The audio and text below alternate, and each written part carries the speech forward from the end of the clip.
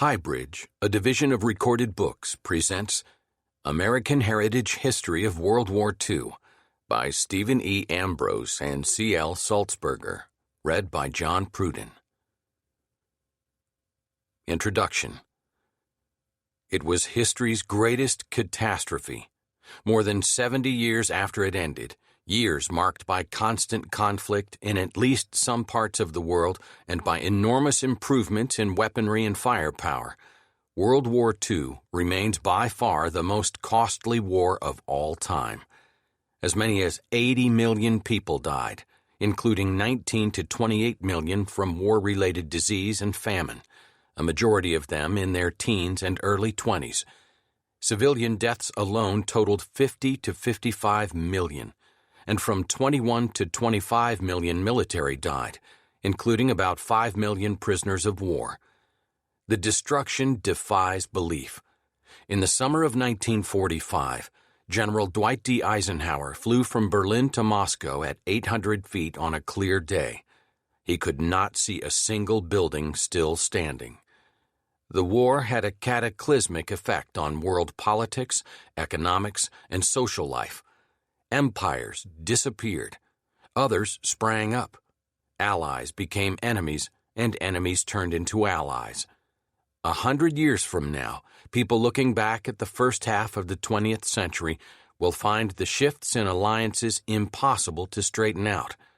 But they will also have an overview. The great struggles of World War I and II were fought over ideology. In World War I, it was autocracy versus democracy. In World War II, three contenders, fascists, communists, and the proponents of democracy, battled it out, each dominated by turn. In the 1930s, the communists and fascists looked like sure winners. From 1940 to 1942, the fascists took the lead. And by 1944, the democracies and communists had clearly come out on top. World War II, for all its cost, did not settle the ideological dispute. It took 50 years of Cold War to do that. Meanwhile, the various captive peoples in the Soviet Empire were consigned to a life as horrid as their lives under Nazi occupation from 1941 to 1944. So were the peoples of China and North Korea, where communist rule could be as brutal as the Japanese occupation. In science and technology, the war saw the birth of the modern age with a tremendous burst of activity from physics, chemists, engineers, and scientists around the world. Responding to the demands of war, governments gave scientists unlimited funding, and the payoff was spectacular. Radar, computers, jet aircraft, rocket-launched missiles, atomic weapons, and nuclear power all got their start in World War II. No innovation would have advanced as rapidly without war, and one might not have been realized at all. Minus the threat posed by Adolf Hitler, would the United States have put such a huge investment into so risky a project as the atomic bomb? For everyone, everywhere, World War II had a deep impact, and it continues to seize the imagination.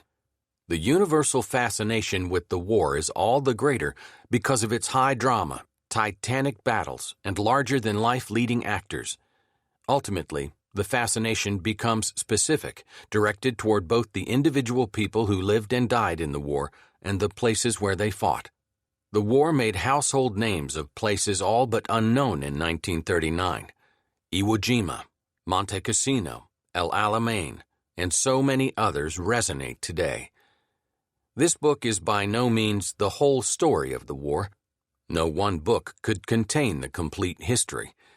Our aim here is to cover the essential history of this greatest of human tragedies and to recreate a feeling of what it meant in terms of the people who were swept up by it.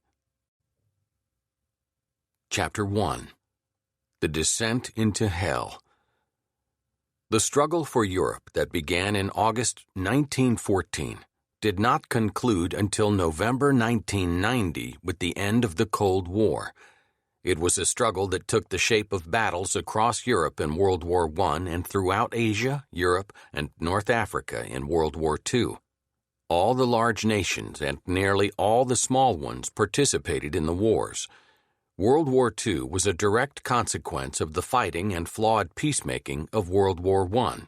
Indeed, historians in later centuries will write of a world war that began in 1914, had a long armistice from 1919 to 1939, and was resumed and continued until 1945. What Woodrow Wilson hoped would be the war to end all wars turned out to be only a starting point for an even greater, more terrible war. Although World War I caused the disappearance of three great empires, the Austro-Hungarian Habsburg Empire, the Romanov-Russian Empire, and Wilhelm's German Empire, it lacked a decisive conclusion. Germany's war-making proclivities and capabilities were weakened but not destroyed. Revolutionary Russia remained independent and fabulously wealthy in natural resources, and Japan was free to turn aggressive. The Allies imposed a harsh peace on Germany, but sent no permanent troops to occupy the country and uphold the Treaty of Versailles that called for the Germans to disarm, make territorial concessions, and pay reparations. Wilson thought the way to eliminate war was to make the world safe for democracy, and he believed one way to do that was through the principle of self-determination, leading toward complete independence of various small nationalities now forming part of various empires. But self-determination proved to be elusive. Nowhere did stable democracies spring up. Throughout the former German, Russian, and Austro-Hungarian empires, small wars followed the Great War as various ethnic and political groups fought for control of their regions. In Asia and Africa, meanwhile, where Wilson never intended the principle to be applied, it set aflame the peoples of European-dominated colonies. Almost everything done at the Versailles Convention was a colossal mistake. The treaty made Germany pay for the war, estimated at 132 billion marks, that forced the Weimar Republic to take such drastic economic measures that it had almost no support at home.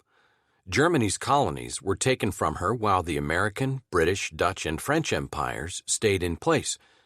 The peoples of Central and Eastern Europe had boundaries created for them that made little ethnic, economic, or political sense. Wilson created a Poland free of German and Soviet occupation, but without an outlet to the sea and without any protection from her rapacious neighbors to the east and west. And the League of Nations, supposed to enforce the treaty, never had a chance because Wilson had misjudged his political support at home and was unable to lead the United States to membership of the organization. Germany and the Soviet Union, the two most powerful states in Europe, were initially excluded from the League and thus eventually were thrown into each other's arms. On April 16, 1922, Germany and the Soviet Union had signed the Treaty of Rapallo, where each renounced all territorial and financial claims against each other. But on July 29, 1922, they entered into a secret military alliance through an addendum to the treaty that allowed German troops to train with heavy weapons in Soviet territory, something forbidden in the Versailles Treaty. The economic consequences of Versailles were also a disaster. The new century's early economic expansion was totally disrupted. The revolution in Russia made European investments there worthless, tariffs rose, and world trade was badly disrupted. Germany was engulfed by the worst inflation ever suffered by an industrialized economy. At the end of the First World War, the German mark was worth about 25 cents. By November 1923, its value had shrunk 1 billion times. Workers in Essen took their pay home in barrels, and some 300 paper factories and 150 printing establishments were unable to turn out notes fast enough to keep the economy off a barter basis. Eventually, Hjalmar Schacht, later Hitler's Minister of Economy, introduced a device called the Rentenmark, based theoretically on a mortgage of all Germany.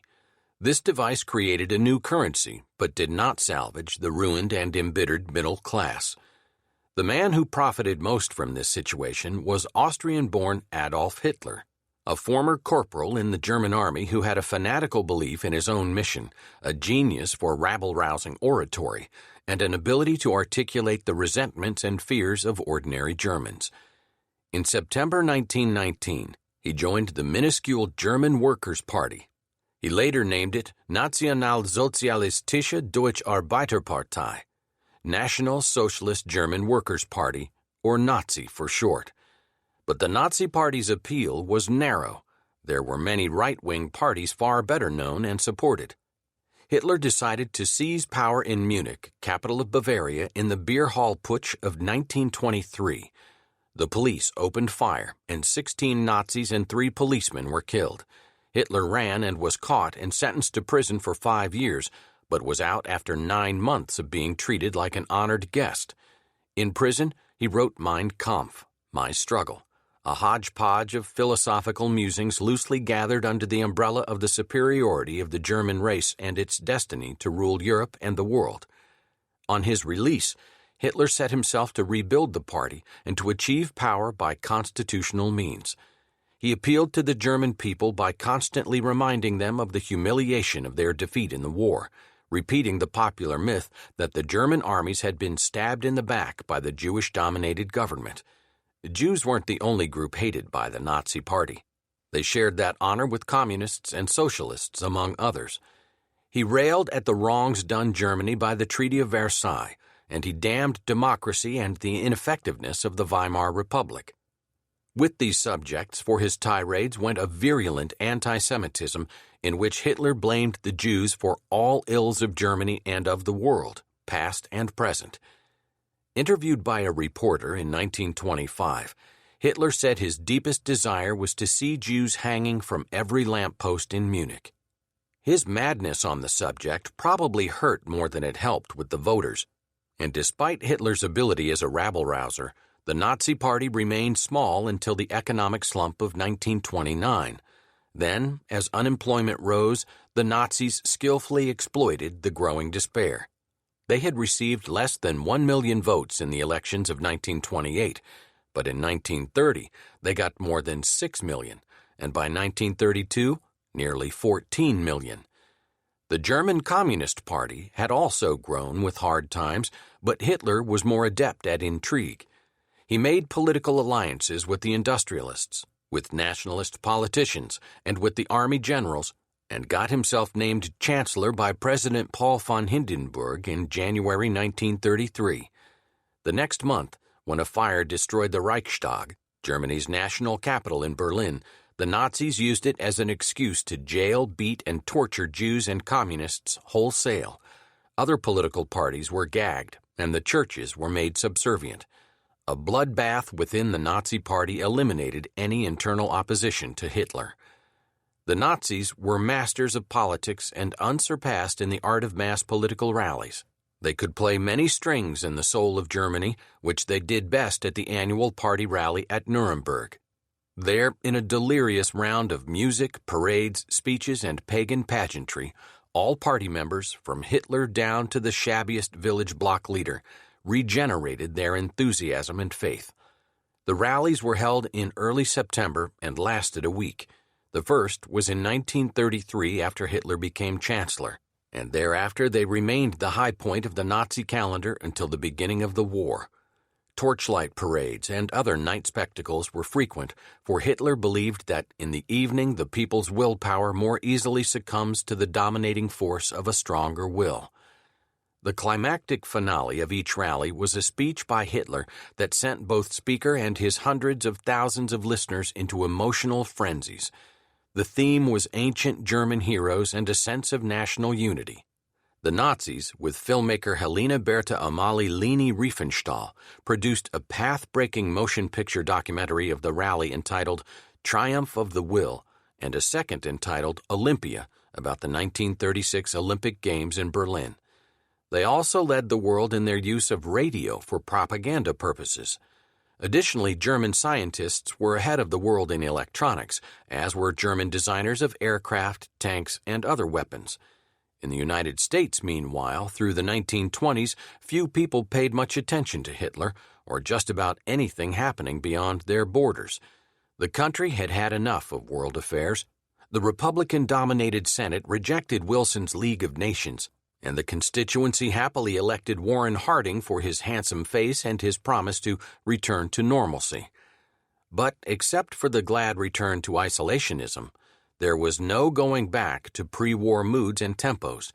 Old verities had been questioned and old patterns were broken during the war, and nothing could ever be the same again. The 20s are remembered for Prohibition, the speakeasy, and home brew. It was the decade of jazz and the Charleston, when the collegian's coonskin coat and the flapper's rolled stocking symbolized a flaming youth that took advantage of relaxing moral standards and the multiplying automobile to discover sex. It was the heyday of Al Capone and rival gangster mobs, and it was the time of million-dollar boxing gates, home run kings, and general sports mania. It was a period of prosperity when Calvin Coolidge could say, "The business of America is business." But fact and legend about the 20s are becoming blurred. The decade was not universally prosperous.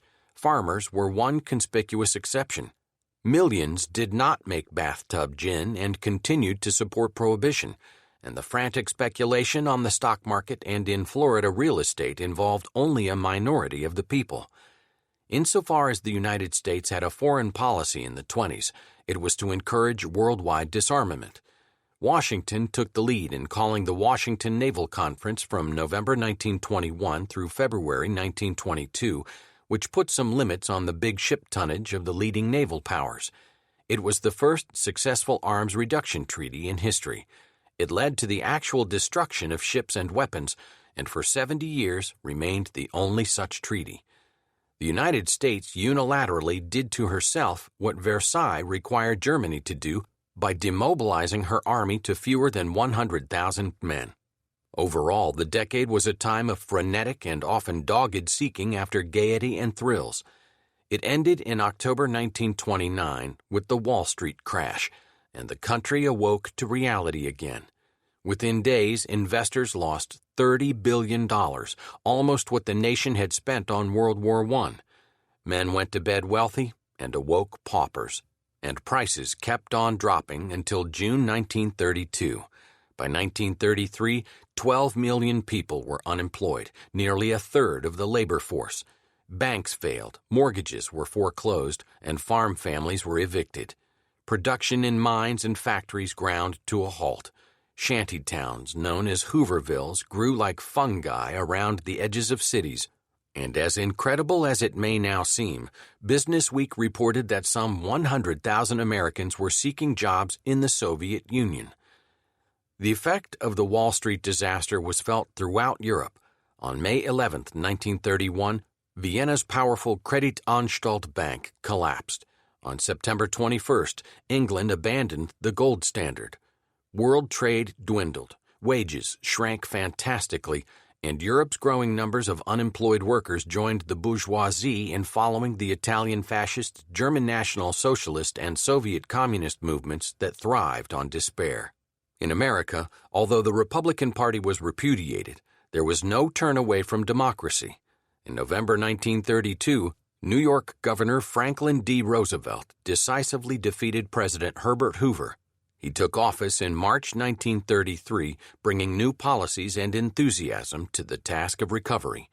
Thus, in 1933, the pattern of leadership among the world's three most powerful nations was set for the next dozen years with the arrival in office of Roosevelt in Washington, Hitler in Berlin, and Joseph Stalin in Moscow.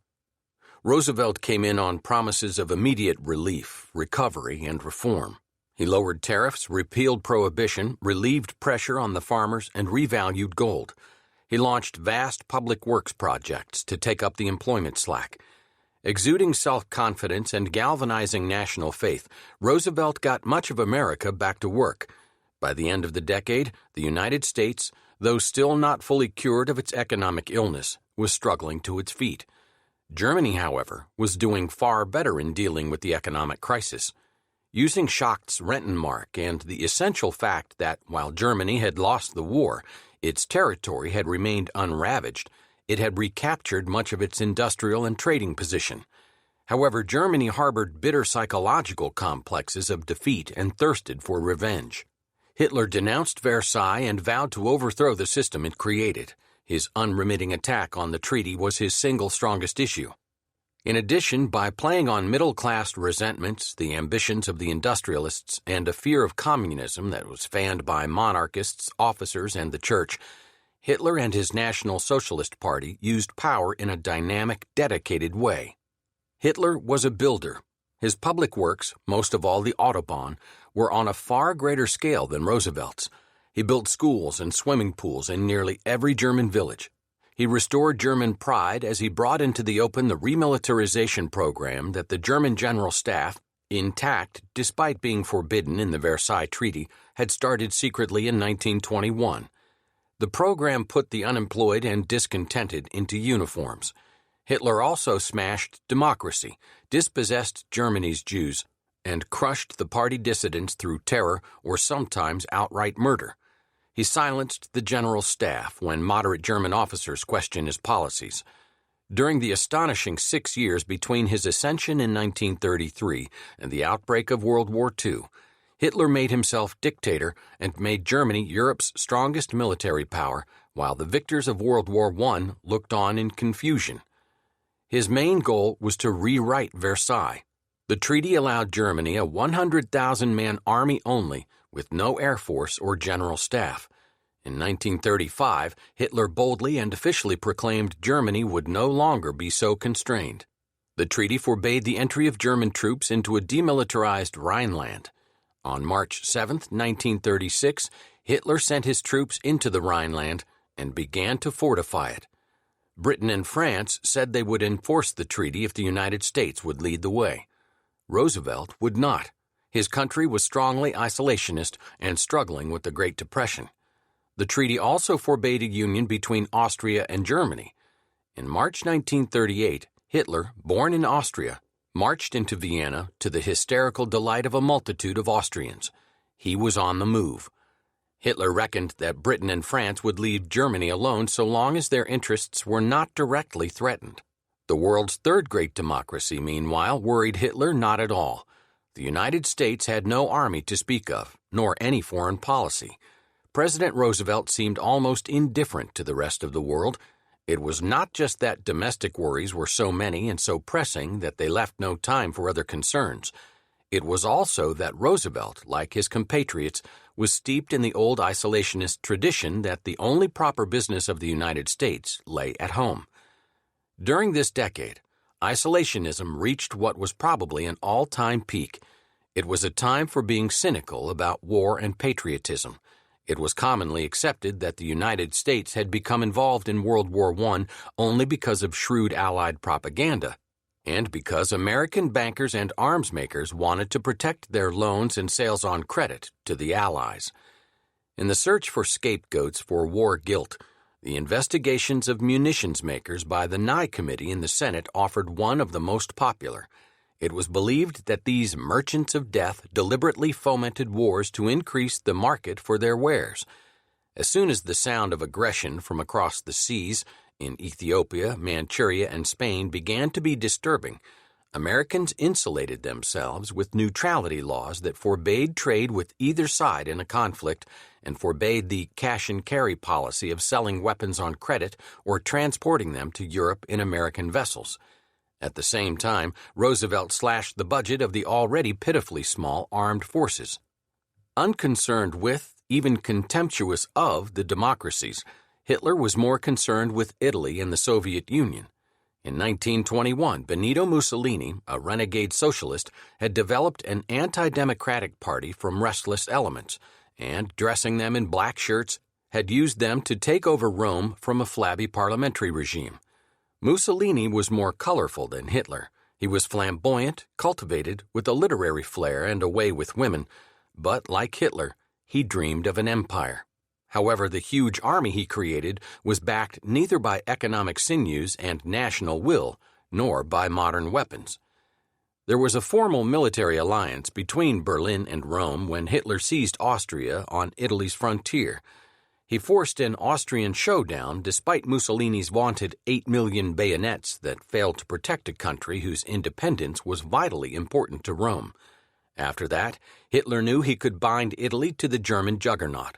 On March 11, 1938, Hitler explained to Mussolini why he had grabbed Austria And on September 29th, they signed an agreement that gave Hitler a free hand in Eastern Europe and gave Mussolini nothing except an alliance with the devil who was threatening to drag Italy into a war for which it was not prepared.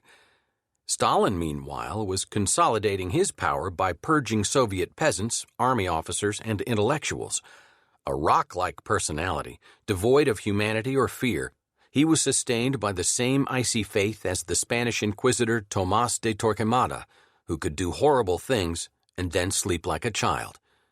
Stalin's small frame, his withered left arm, and pocked face concealed a mixture of strength, vision, and murderous intent.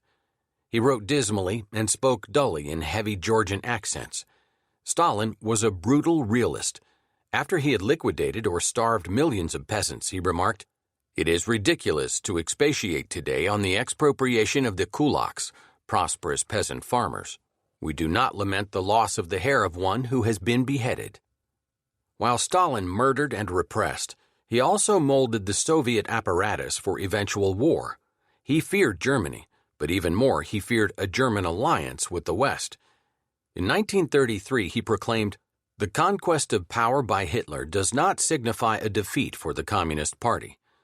It is possible this assertion contained the first hint that Stalin wished to renew the old German-Soviet ties despite the clash of ideologies. There is evidence that Stalin tried in 1936 to discuss a partition of Poland with Hitler, but of course the dictators could not trust one another. Each side prepared war plans even while negotiating. The world must be made safe for democracy, President Wilson had told Congress in his war message. But war-prostrated Europe proved sterile ground for the growth of democracy and produced instead the new tyranny of totalitarianism. Hitler, Mussolini, Stalin were the dynamic leaders, welcomed by many because of their promise of law, order, and jobs, never mind that totalitarianism was directly opposite to everything democracy stood for. In the Soviet Union, in Germany, and in Italy, a police state, answerable to but one man, controlled the economic, political, and cultural lives of its citizens. Americans generally chose to ignore the obvious and instead openly expressed admiration for Mussolini, who had made the trains run on time. Japan, too, became a totalitarian state when the military seized control and embarked on aggression. During the 1920s, the political parties and commercial interests in Japan had tried to assert themselves in support of a rational, non-aggressive foreign policy. But with the coming of hard times after 1929, the military offered the tempting panacea of conquest abroad. In September 1931, the Japanese army used a minor incident as a pretext for seizing Manchuria. 5 months later, the huge province was proclaimed the puppet nation of Manchukuo, governed under a form of constitutional monarchy. Meanwhile, divided China stood by helplessly. The League of Nations debated, and the United States expressed disapproval but did nothing. More of North China was occupied in 1933, and in Japan, by terror and political pressure that included assassinations of its opponents on a regular basis, the military took complete control of the government. U.S. Secretary of State Henry Stimson denounced the Japanese aggression and issued the Stimson Doctrine that refused to recognize Manchukuo specifically and gains made by aggression in general.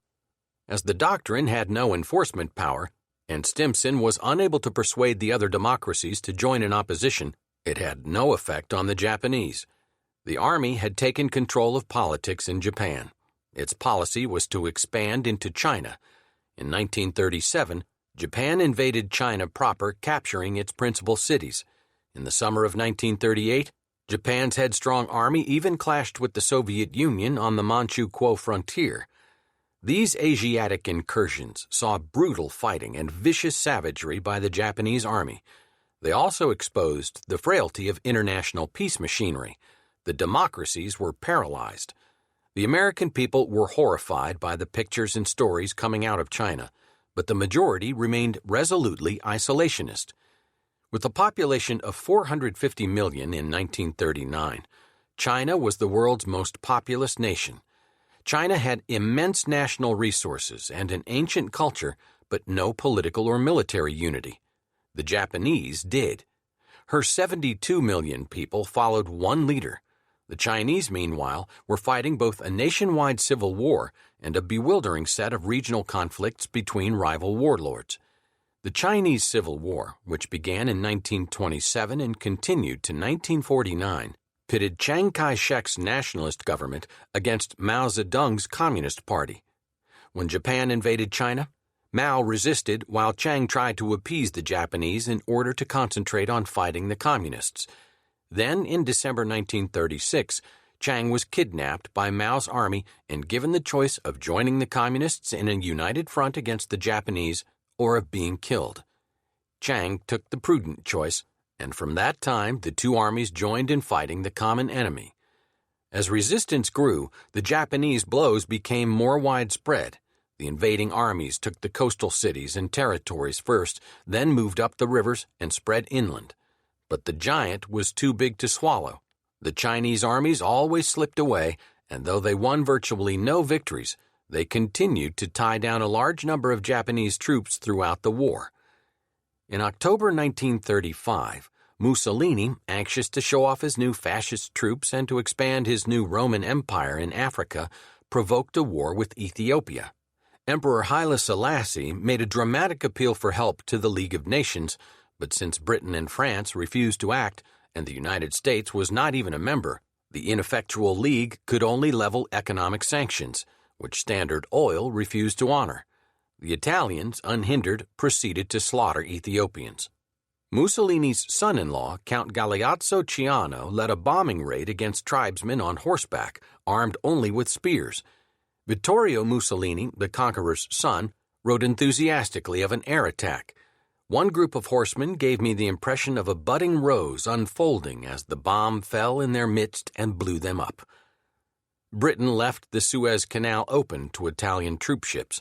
Italian forces, helped by a remarkable engineering corps, marched across swamps and mountains to Addis Ababa. Haile Selassie fled the country. The wildest, bloodiest, and most heart-rending of these lesser conflicts was the civil war in Spain, where Germany, Italy, and the Soviet Union tested weapons, tactics, and commanders. On July 18, 1936, a handful of well-financed right-wing generals, headed by 44-year-old Francisco Franco, led a military revolt against the weak Spanish Republic. Communists and liberal groups throughout the world joined to support the Republic's militia, while fascists, the Spanish Catholic Church, and conservatives backed Franco. The Germans sent him tanks, planes, and 20,000 men. The Italians another 40,000 to 60,000 men. A full 40% of Franco's forces were German or Italian. Meanwhile, the Soviets sent planes, tanks, and ammunition to the Republic forces, plus some of their best officers operating under aliases. The Soviet and pro-Republic volunteers numbered approximately 50,000 men. Spain aroused infinite passions and came to represent in some way the ideological fanaticism of communists and fascists that would characterize World War II, so soon to explode. Before their own bodies and souls were torn on far greater battlefields, millions of people were caught up in the emotional and symbolic Spanish vortex. Pablo Picasso painted one of his greatest works, Guernica, after Hitler's Luftwaffe first practiced mass bombing on that city. American Ernest Hemingway wrote For Whom the Bell Tolls, one of his finest novels about Republican guerrillas. Spain's famous author Miguel de Unamuno died of a broken heart, and the poet-playwright Garcia Lorca was murdered by national forces in 1936 at the beginning of the Spanish Civil War. Bulgarian Georgy Dimitrov, later head of the Comintern, Communist International, and Josip Broz Tito of Yugoslavia, later called Marshal Tito, gained conspiratorial experience working for the Republican cause. French novelist André Malraux led an air squadron against Franco. Yet what the Spanish War lacked was another painter and illustrator like Francisco de Goya. Only a Goya could show the horrors committed by both sides: burned churches, raped nuns, massacred labor leaders, tortured intellectuals, the slaughter in a bull ring, the shooting of prisoners on the cold Castilian killing ground of Cuenca, and the savagery of Spaniards against Spaniards in the name of ideologies that were foreign to Spain. While German tanks, bombers, and tacticians were being tested, Hitler turned his attention to the great Slavic plains that the Germans long had coveted as living space, or Lebensraum, territory developed as racially homogeneous, excluding people who were deemed to be of inferior races. By seizing Austria, he had managed to outflank a ring of fortifications erected by conglomerate Czechoslovakia, a nation created by Versailles that contained not only Czechs and Slovaks, but also a sizable ethnic German minority. Turning the principle of self-determination to his own uses, Hitler applied massive new pressures on the Czechs to turn over the Sudetenland to Germany. When Edvard Beneš, the solemn soccer-playing Czechoslovak president, turned for help to his French allies and British friends, they cynically ignored him and their pledged word. Initially, Beneš was resolute. C.L. Sulzberger, a prize-winning foreign correspondent for the New York Times, was in Prague much of that fateful summer of 1938, and he remembered how, on one hot afternoon in his Baroque palace, Beneš unrolled a large map and with the pointer showed Sulzberger which German cities he intended to bomb if Hitler invaded. He recited impressive military production figures from his famous Skoda and Tatra ordnance works, but Paris and London feared Hitler and were more than willing to allow him to expand in Eastern Europe if he would leave them alone. Unctuous French statesmen, cautious generals who hoped to gain strength with time, and pressure groups in the British establishment persuaded French Premier Édouard Daladier and Prime Minister Neville Chamberlain to sell out the Czechs, with whom France had a mutual defense treaty, and proclaim they had preserved peace. What they did was give away Czechoslovakia because the country was indefensible without the mountainous fortified Sudetenland. British politician Winston Churchill, not then in government, put it perfectly: "You have gained shame, and you will get war." The Munich Conference of 1938 has come to symbolize the pre-war policies of the democracies, policies of appeasement bordering on abject surrender. The conference had been called by Mussolini, who feared war in Europe, as opposed to in Ethiopia, and was attended by Chamberlain, Daladier, and Hitler. Neither the United States nor the Soviet Union was present. The United States did not want to be involved. The French and British were unwilling to make an alliance with Stalin, perhaps the only move that could have saved Czechoslovakia. Munich was the last time for almost 50 years that the Europeans dealt with their own border disputes. In all subsequent Cold War summit meetings of heads of government, it was the United States and the Soviets who made the decisions. Hitler's bold, aggressive moves had paid off. He was more contemptuous of the democracies than ever. Certainly, they would never act.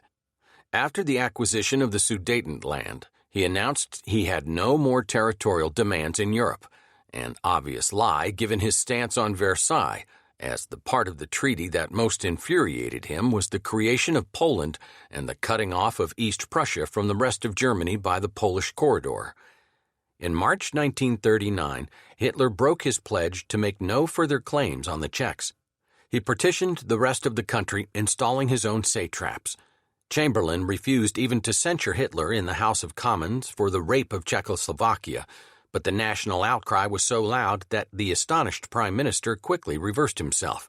And so, after having yielded every position where Hitler might have been turned back, Great Britain, with France reluctantly concurring, announced at last that they would defend the integrity of Poland against any threat from outside. British and French warnings were meaningless, however, as neither country could in any way come to Poland's aid except by attacking Germany from the west, and they had neither the will nor the means to do that. The obvious course was to enlist the Soviet Union in an anti-Nazi alliance. The British and French did ask the Soviet Union to help stop Germany, but Stalin was still angered at the way he had been ignored during the Munich crisis. Moreover, he had little faith in the Allies after their record of appeasement. Even more important, the Red Army, as a result of Stalin's purge of its officer corps, was in a state of near chaos. The Soviet Air Force, meanwhile, was no match for the Luftwaffe. Worst of all, Stalin suspected with good cause that Chamberlain's and Daladier's policy was to encourage Hitler's embroilment with the Soviet Union by urging his attentions eastward across Czechoslovakia. Stalin wanted to urge Hitler westward, hoping to see his capitalistic enemies destroy each other. Free to choose, Stalin chose Germany. Hitler made it possible. He was attracted by the thought of another German-Soviet deal in the tradition of Rapallo. He could eliminate potential threats from Eastern Europe by partitioning it with Stalin and then invade the West. On August 23, 1939, Russia's Vyacheslav Molotov, chairman of the Council of People's Commissars, and Joachim von Ribbentrop, Hitler's foreign minister, signed a non-aggression pact in Moscow that arranged to divide Poland between Germany and the Soviet Union, gave the Baltic nations to the Soviets, conceded a potential Soviet sphere in Finland, and gave Moscow a free hand to take Bessarabia from Romania when it wished. Under a further secret protocol, the Soviet Union promised to supply Germany with raw materials and food in exchange for manufactured goods. The Nazi-Soviet pact stunned the world. One day Nazis and communists were the bitterest enemies, the next day they were allies. In a century full of political surprises, this was the greatest. Free from the threat of the Red Army, Hitler's demands for the return of the Polish corridor increased. The French mobilized, sending their troops into the Maginot Line fortifications on their border with Germany. Britain also mobilized and finally began to rearm. But gloom and disappointment swept London and Paris. Without the help of the United States and the Soviets, the British and French felt rightly that they could not match Germany's armed forces. In the United States, the cynosure for most eyes was the 1939 New York World's Fair with its Trilon and Perisphere modernistic structures, its Town of Tomorrow, its General Motors show, and a Japanese Shinto shrine enclosing a replica of the American Liberty Bell made of diamonds and pearls. The news from Europe was dark, but most Americans felt Europe was far away, a distant continent from which the United States had sensibly withdrawn. Chapter 2. Blitzkrieg. No one man can be blamed for the greatest cataclysm in history, but the man who started the war in Europe in 1939 was Adolf Hitler, and although he hardly did it on his own, it would not have happened without him. His generals were opposed. They wanted more time to recruit, train, and equip the Wehrmacht, and they remembered the Great War all too well. His economists were opposed. They knew what the Great War had done to the German economy, and they too wanted time to produce and build. His diplomats were opposed. They warned that if he continued his aggressive course against Poland, England and France would declare war on Germany. His people, including some of the Nazi Party, were opposed. Like the generals, they remembered the Great War, and everyone feared a two-front war. Hitler avoided this last threat with his August 23rd alliance with Stalin. Then he plunged ahead. His action was predetermined. The whole point to his moves in the Rhineland, Austria, and Czechoslovakia of rebuilding the Wehrmacht and of walking out of the League of Nations was to rewrite the Versailles Treaty. Appeasement as a policy had the same goal. By the 1930s, the Allies had decided the treaty was unfair to Germany and were willing to modify it. One part of Versailles that Hitler and his people hated was the creation of the Polish Corridor, a strip of land that ran through Germany, separating East Prussia from the rest, and the taking of Danzig from Germany to give the Poles a seaport.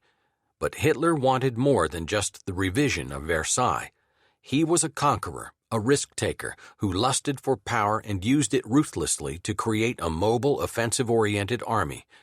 Like Napoleon, he soon became too fond of war, of booty, of adulation, of the sweet taste of victory, and of occupying and exploiting rich foreign lands. Like Napoleon, he came to believe himself an infallible genius. Like Napoleon, he was born outside the nation he led into world war, asserting that he did so, that he was the greatest patriot of all, only to reveal in the end that he always put his needs ahead of the needs of his adopted country. And like Napoleon, he was lucky in the ineptness of his enemies, whether in Moscow, Paris, London, or Washington. Hitler boasted that he had an army such as the world had never seen. He didn't really.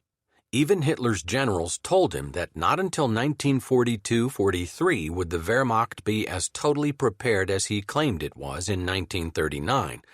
But his claim was believed, which was what counted, and his boasts terrified the British and French, while the Americans had unilaterally disarmed and were incapable of playing even a minor role in European affairs. One of the great myths of the war is that England slept while Hitler rearmed. In fact, the British and French spent as much as the German on rearmament.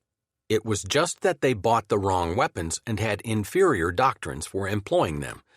The mystique of the Wehrmacht was symbolized by two new weapons, the Stuka dive bomber and the tank. They made possible a new kind of war, blitzkrieg, or lightning war. The Stukas could protect the flanks of tank columns penetrating far behind the enemy front lines. When the columns joined, the enemy was surrounded and had to surrender. This use of tanks in an independent role was first developed by English officers, especially J.F.C. Fuller, but was rejected by the British and French armies that held the role of tanks was to support infantry.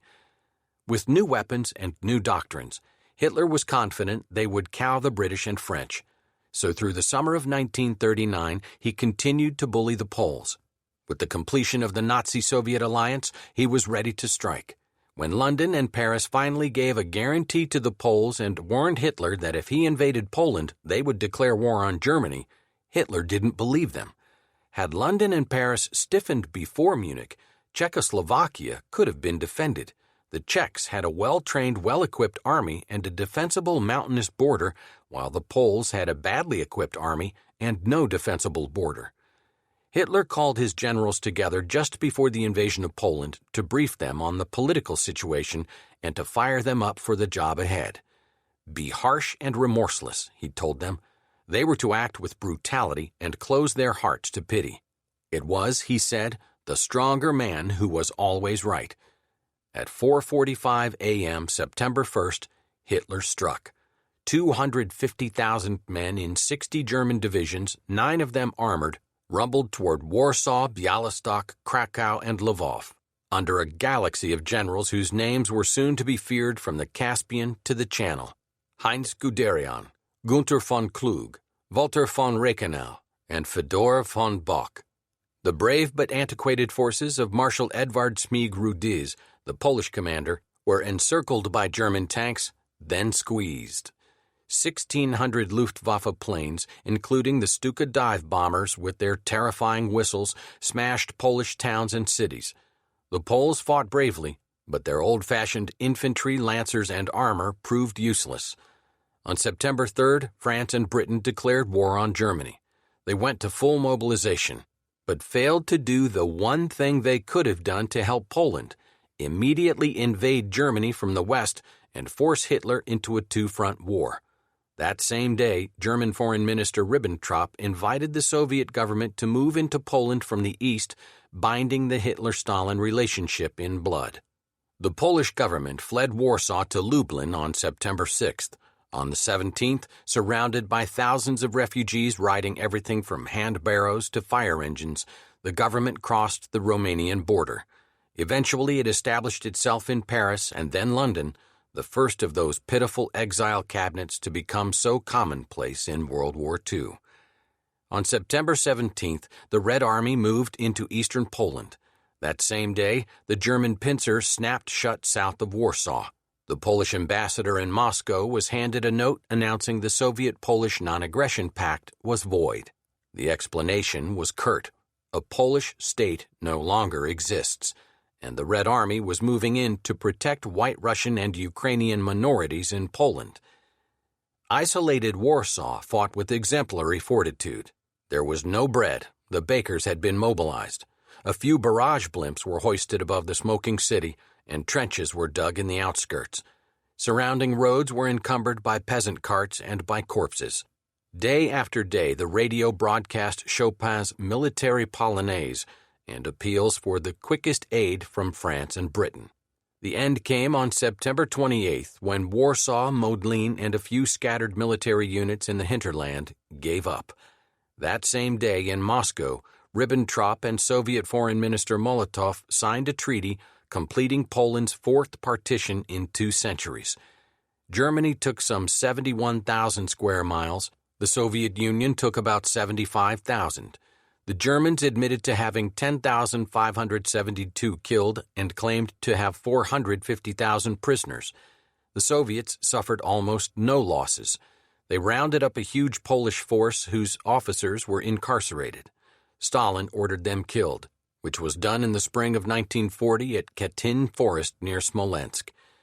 This massacre eliminated 15,000 young Polish leaders, all of them as anti-communist as they were anti-Nazi. A reign of terror descended on Poland, the likes of which the world has seldom seen. The Nazis were worse than the Communists, but only because they were in occupation of Poland for 5 years and the Red Army for just 1.5 years. While Stalin was murdering Polish officers, Hitler was slaughtering Polish Jews, Gypsies, Socialists, and Democrats. Between September 1939 and May 1945, Poland suffered 5.5 million dead, overwhelmingly civilians, about 16% of the population. Yugoslavia was the second worst hit by the war, with 10% dead. The Soviet Union lost about 5% dead. In October, Stalin, who was Hitler's ally but potential victim, moved to strengthen his defenses in the north by taking territory from Finland. Provocation was non-existent, and the formula was blunt. The Soviets invited Helsinki to send a negotiator to the Kremlin on October 5, 1939, to discuss Moscow's demand for cession of territory on the Karelian Isthmus, exchange of woodlands in the north, and the right to establish a Soviet naval base in the Finnish Gulf. The Finns said no. On November 30th, Soviet planes bombed Helsinki and Viborg. The Red Army rumbled across Finland's border at 5 different points. The vapid League of Nations responded by expelling the Soviet Union. It was evident from the start that the Red Army would eventually overwhelm the tiny Finnish army, but the Finns proved to be hardy warriors while the enormous Soviet army was badly trained, ill-equipped, and above all, poorly led. Stalin's purge of his officer corps had eliminated almost every Red Army general and caused chaos in the command structure. Furthermore, the Soviets, deceived by their own propaganda, had expected to be hailed as liberators by an enthusiastic proletariat. Instead, they were slaughtered by careful artillery barrages and expert marksmanship. Their loosely organized supply lines were easily severed by the Finnish ski patrols. White-uniformed Finnish infantry knifed Soviet patrols in the long nights and blocked off entire battalions on the edges of frozen lakes. There, the Soviet troops congealed into awkward agonies of death. One eyewitness wrote, "For 4 miles the road and forest were strewn with the bodies of men and horses. The corpses were frozen as hard as petrified wood." Despite their valor, the Finns could expect only limited aid from the slow-moving Allies and the wary Scandinavian neutrals. The Swedes transgressed their neutral affirmations by sending eager but limited numbers of volunteers. The British and French permitted a few adventurous handfuls to participate, the Americans cheered lustily, and the Soviets won. The sheer weight of their materiel, of their massive if clumsy gunnery and their aerial onslaught, plus the bravery of their bewildered infantry, managed an ultimate penetration. Helsinki capitulated. It forced the Finns to concede far more than those concessions originally asked. The Soviets both lost and gained by this dismal experience. They lost prestige, but acquired hard-won understanding of their own defects. Old-fashioned officer ranks were restored after years of experimentation with less formalized discipline. Attention was paid to the need for modernizing equipment and training, and above all, for revising fundamental concepts of strategy. The costly and humiliating Finnish campaign, in a sense, could be said to have saved the Soviet Union from absolute disaster when the final German onslaught came in 1941. The Winter War also showed Hitler what a paper tiger, threatening but ineffectual and unable to withstand challenge, the Red Army supposedly was. This perhaps convinced him that a total military defeat of the USSR was possible and could be obtained with relative ease at low cost. By treaty, France had promised to launch a major offensive against Germany within days of an attack on Poland. Hitler's Siegfried Line facing France was largely a fraud, constructed of a minimum of concrete and a maximum of propaganda. Its garrison was fighting in Poland, and only 23 second-class divisions faced the Maginot Line, where there were 110 Allied divisions, mainly French. But the French had grown timid with memories of their losses in World War I and did not attack.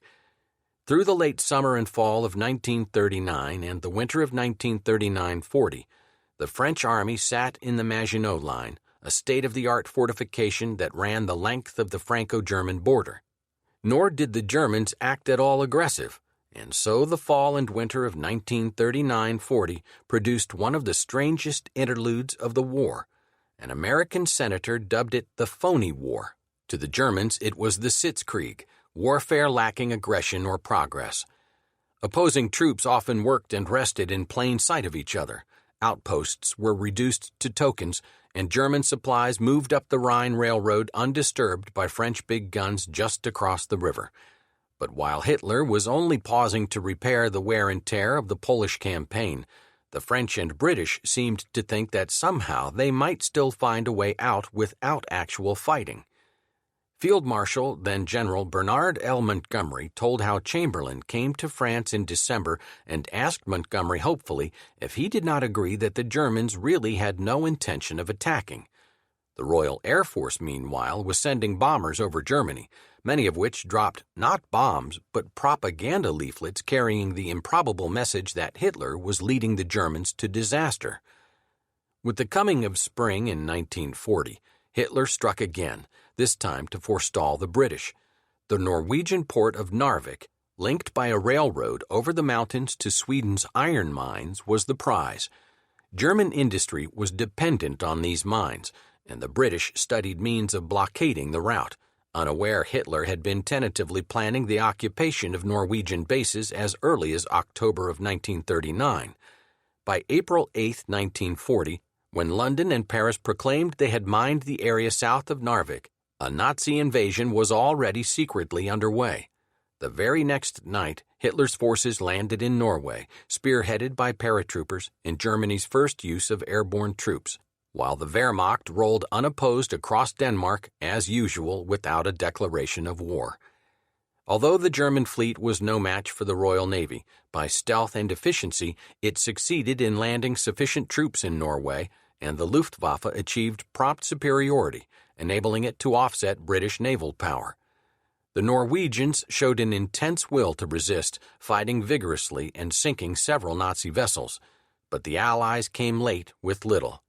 Vidkun Quisling, a Norwegian army officer, arose to help the Nazis' aggression, thereby adding his name to history's leaden roll of traitors.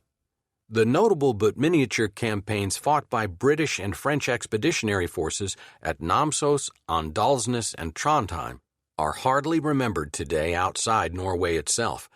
The Royal Navy managed to land a considerable army around Narvik, but the RAF was based too far away to provide the desperately needed air cover.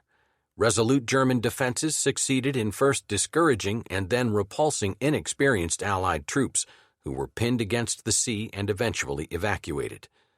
The King of Norway, Haakon VII, fled with his government to London, and the few French and British, aided by disorganized Norwegian bands, found themselves doomed along the northern fjords.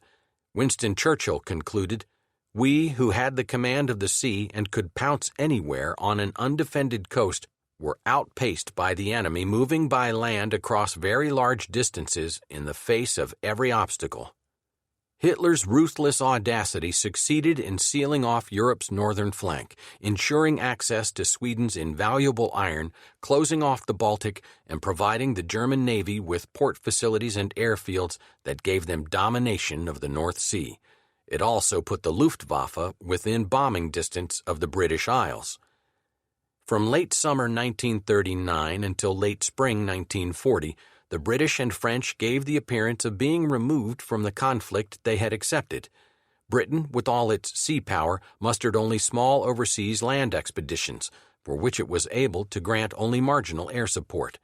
The French, comfortable in their casemates, sent a gallant group to Norway, talked of their audacious army, and waited for the inevitable showdown.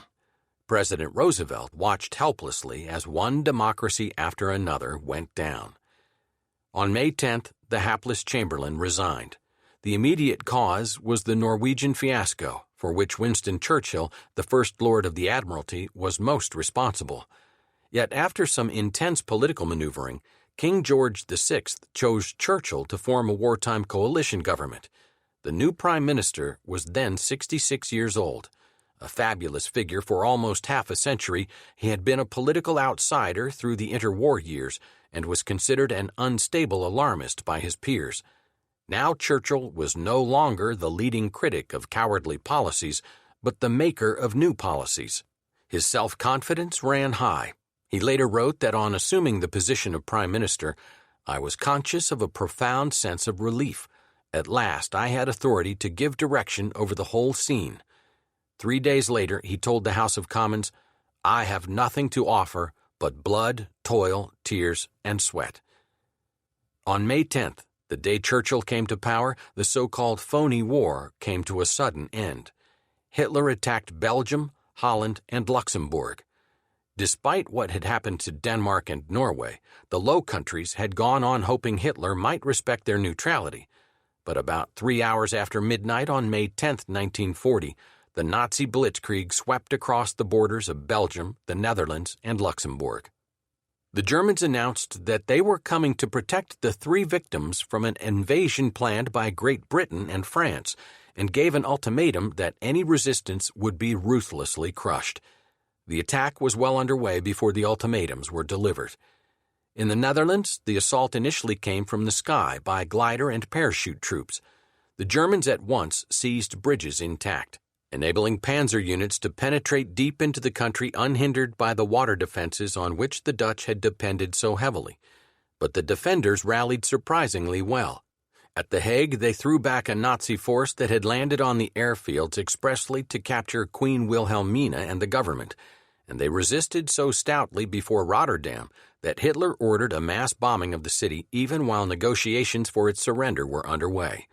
Rotterdam's heart was wiped out. Some 800 were killed, several thousand injured.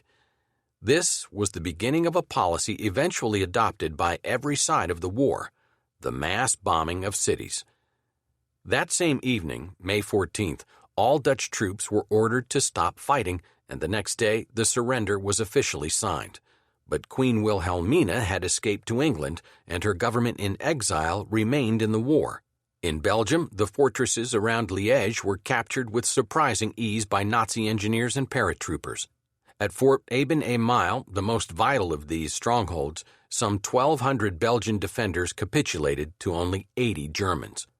Britain and France sent forces to join the Belgian army on a strong defense line between Antwerp and Namur. Over most of this front, the combined forces outnumbered the Germans, but they were immobile and ineptly led. German columns forced crossings of the difficult Meuse River. Then, as the Allies struggled desperately to plug the gap by sending armed formations into Belgium, King Leopold III surrendered the Belgian army on May 28th with virtually no warning to his allies. The German panzers pushed onward to the Channel, and the Allied forces in the north, now cut off, retreated toward the one remaining port of Dunkirk.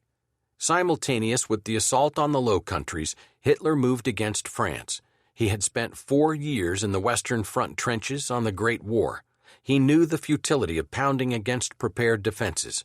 He directed his tanks to avoid the Maginot Line by going north through the undefended Ardennes of Belgium, considered to be too rugged for tanks, to reach the English Channel at Abbeville and cut off the British and French forces in Belgium. Tanks, followed by motorized infantry and protected by Stuka dive bombers, drove through the Ardennes virtually unopposed. 75 divisions took part in the initial attack under Generals Fedor von Bock and Gerd von Rundstedt. The offensive stunned the world. For 4 years in the Great War, the British and French held back massive German thrusts. The carnage had been awful. Nothing like a decisive advance had been achieved by either side despite millions of casualties.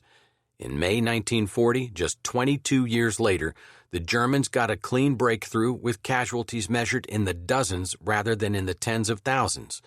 The French army, widely considered to be the best in the world, was simply pathetic. Despite its 2.5 million men, it was immobilized in the Maginot Line and hardly fired a weapon. The German panzers, meanwhile, led by Erwin Rommel, had reached the coast.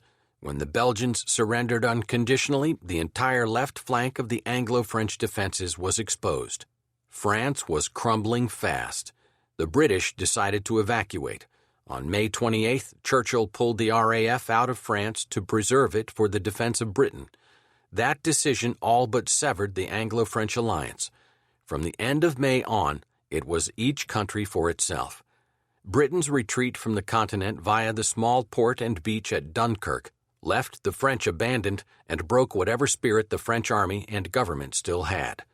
France felt betrayed, with cause, as their alliance contained a pledge to fight it out side by side. They made last-second pleas to President Roosevelt. Where was the United States? Roosevelt commanded an army of 160,000 men, ranked 16th in the world. The Army Air Forces was a fledgling. He had to stand by uninvolved as the democracies of Western Europe fell one by one. In an era of depression, when defense spending would have been a great help to the economy, not to mention to the nation's ability to help her friends and defend herself, Roosevelt kept the military budget at absolutely minimum levels. He did so right on through the late 1930s, when the rest of the world was arming itself in historic proportions. His defenders argued that the isolationist majority of the public tied his hands. True, but it is also true that he never chose to use his persuasive powers to tell the American people that Western civilization was at stake and that the United States had to participate in its defense. France felt understandably let down by America's failure to help. With a single stroke, Hitler had achieved what the Kaiser had not. He had splintered the alliance of his enemies, driven Britain off the continent, defeated the French army, and rewritten Versailles. Had Hitler died at that moment, he would be remembered today in Germany as the greatest German of all, greater than even the military leader Frederick the Great, who was King of Prussia 1740 to 1786, or Otto von Bismarck, who unified the German states, excluding Austria, into the German Empire. The British, meanwhile, managed to cheer themselves up over Dunkirk. They had good reason. The evacuation had been one of the remarkable moments of British history. By a miracle of improvisation, an Allied army of 338,226, which appeared to be hopelessly cut off on the French Channel coast, was taken away by more than 1,000 hastily mustered boats. Dunkirk was typical of a British strategy that specialized in losing battles and winning wars. It was a dreadful affair, but the survivors, and their number was astonishing, became the heart of a new army that would one day march through London in the Victory Parade. The total British casualties were 68,111. On May 26th, it had looked as if the total might be more like 300,000.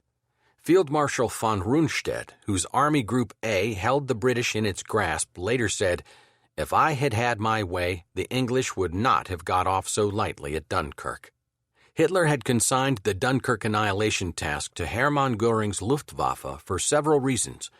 He feared the cost to his straining tanks of direct ground assault over difficult terrain, while the French armies to the south had not yet been destroyed. He overrated the destructive power of air bombardment, especially against troops on a sand beach protected by anti-aircraft fire. And finally, he seems to have had vague thoughts that perhaps, once France had fallen, he could force a swift peace upon the British. Hitler's misjudgments concerning Britain were profound.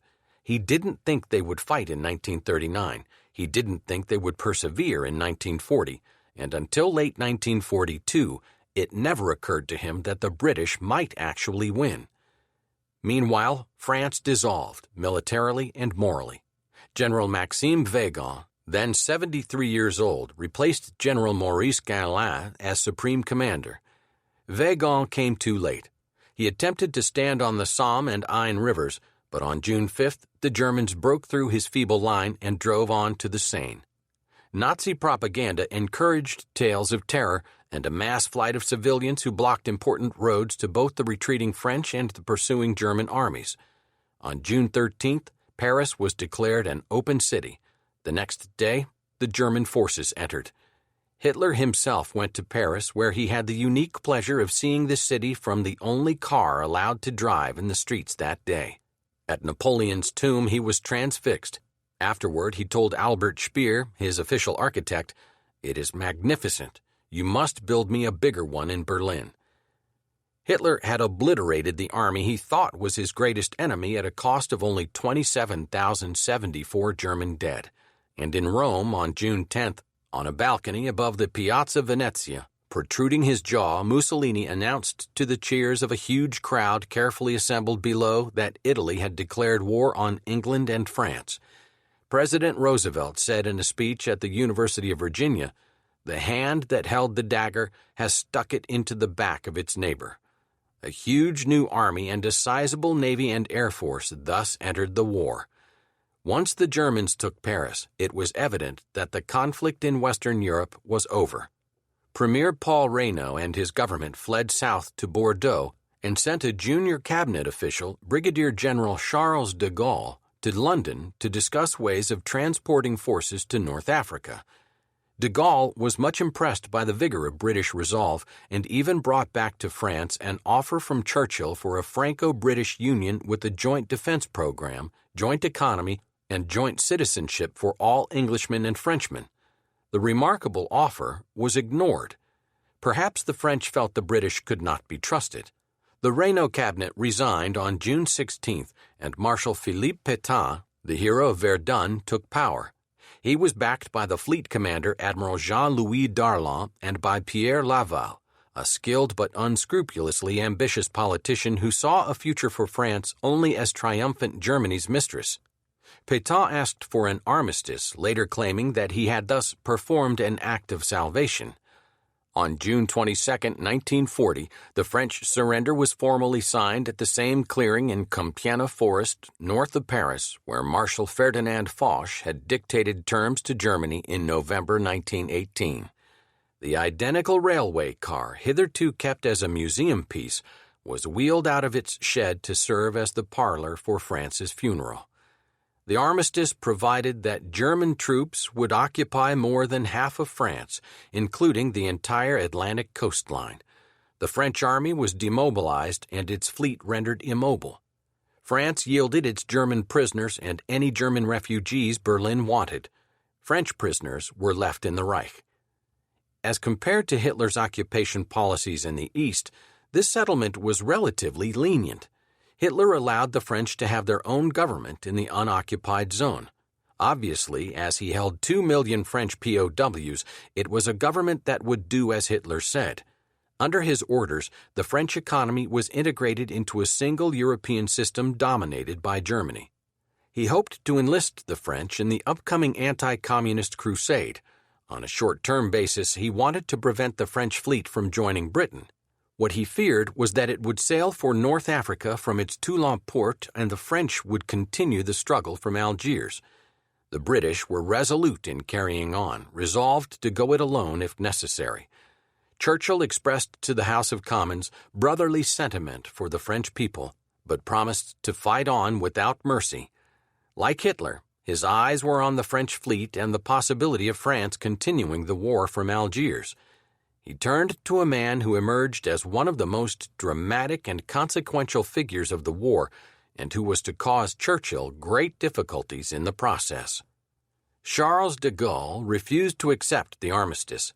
He flew to London, where he planned to gather up the French troops evacuated from Dunkirk, induce the Navy to sail to Algiers, and continue the war.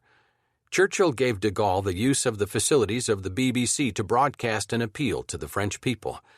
As de Gaulle boarded the small plane to return home, Churchill wrote, "He carried his bag in one hand and the honor of France in the other."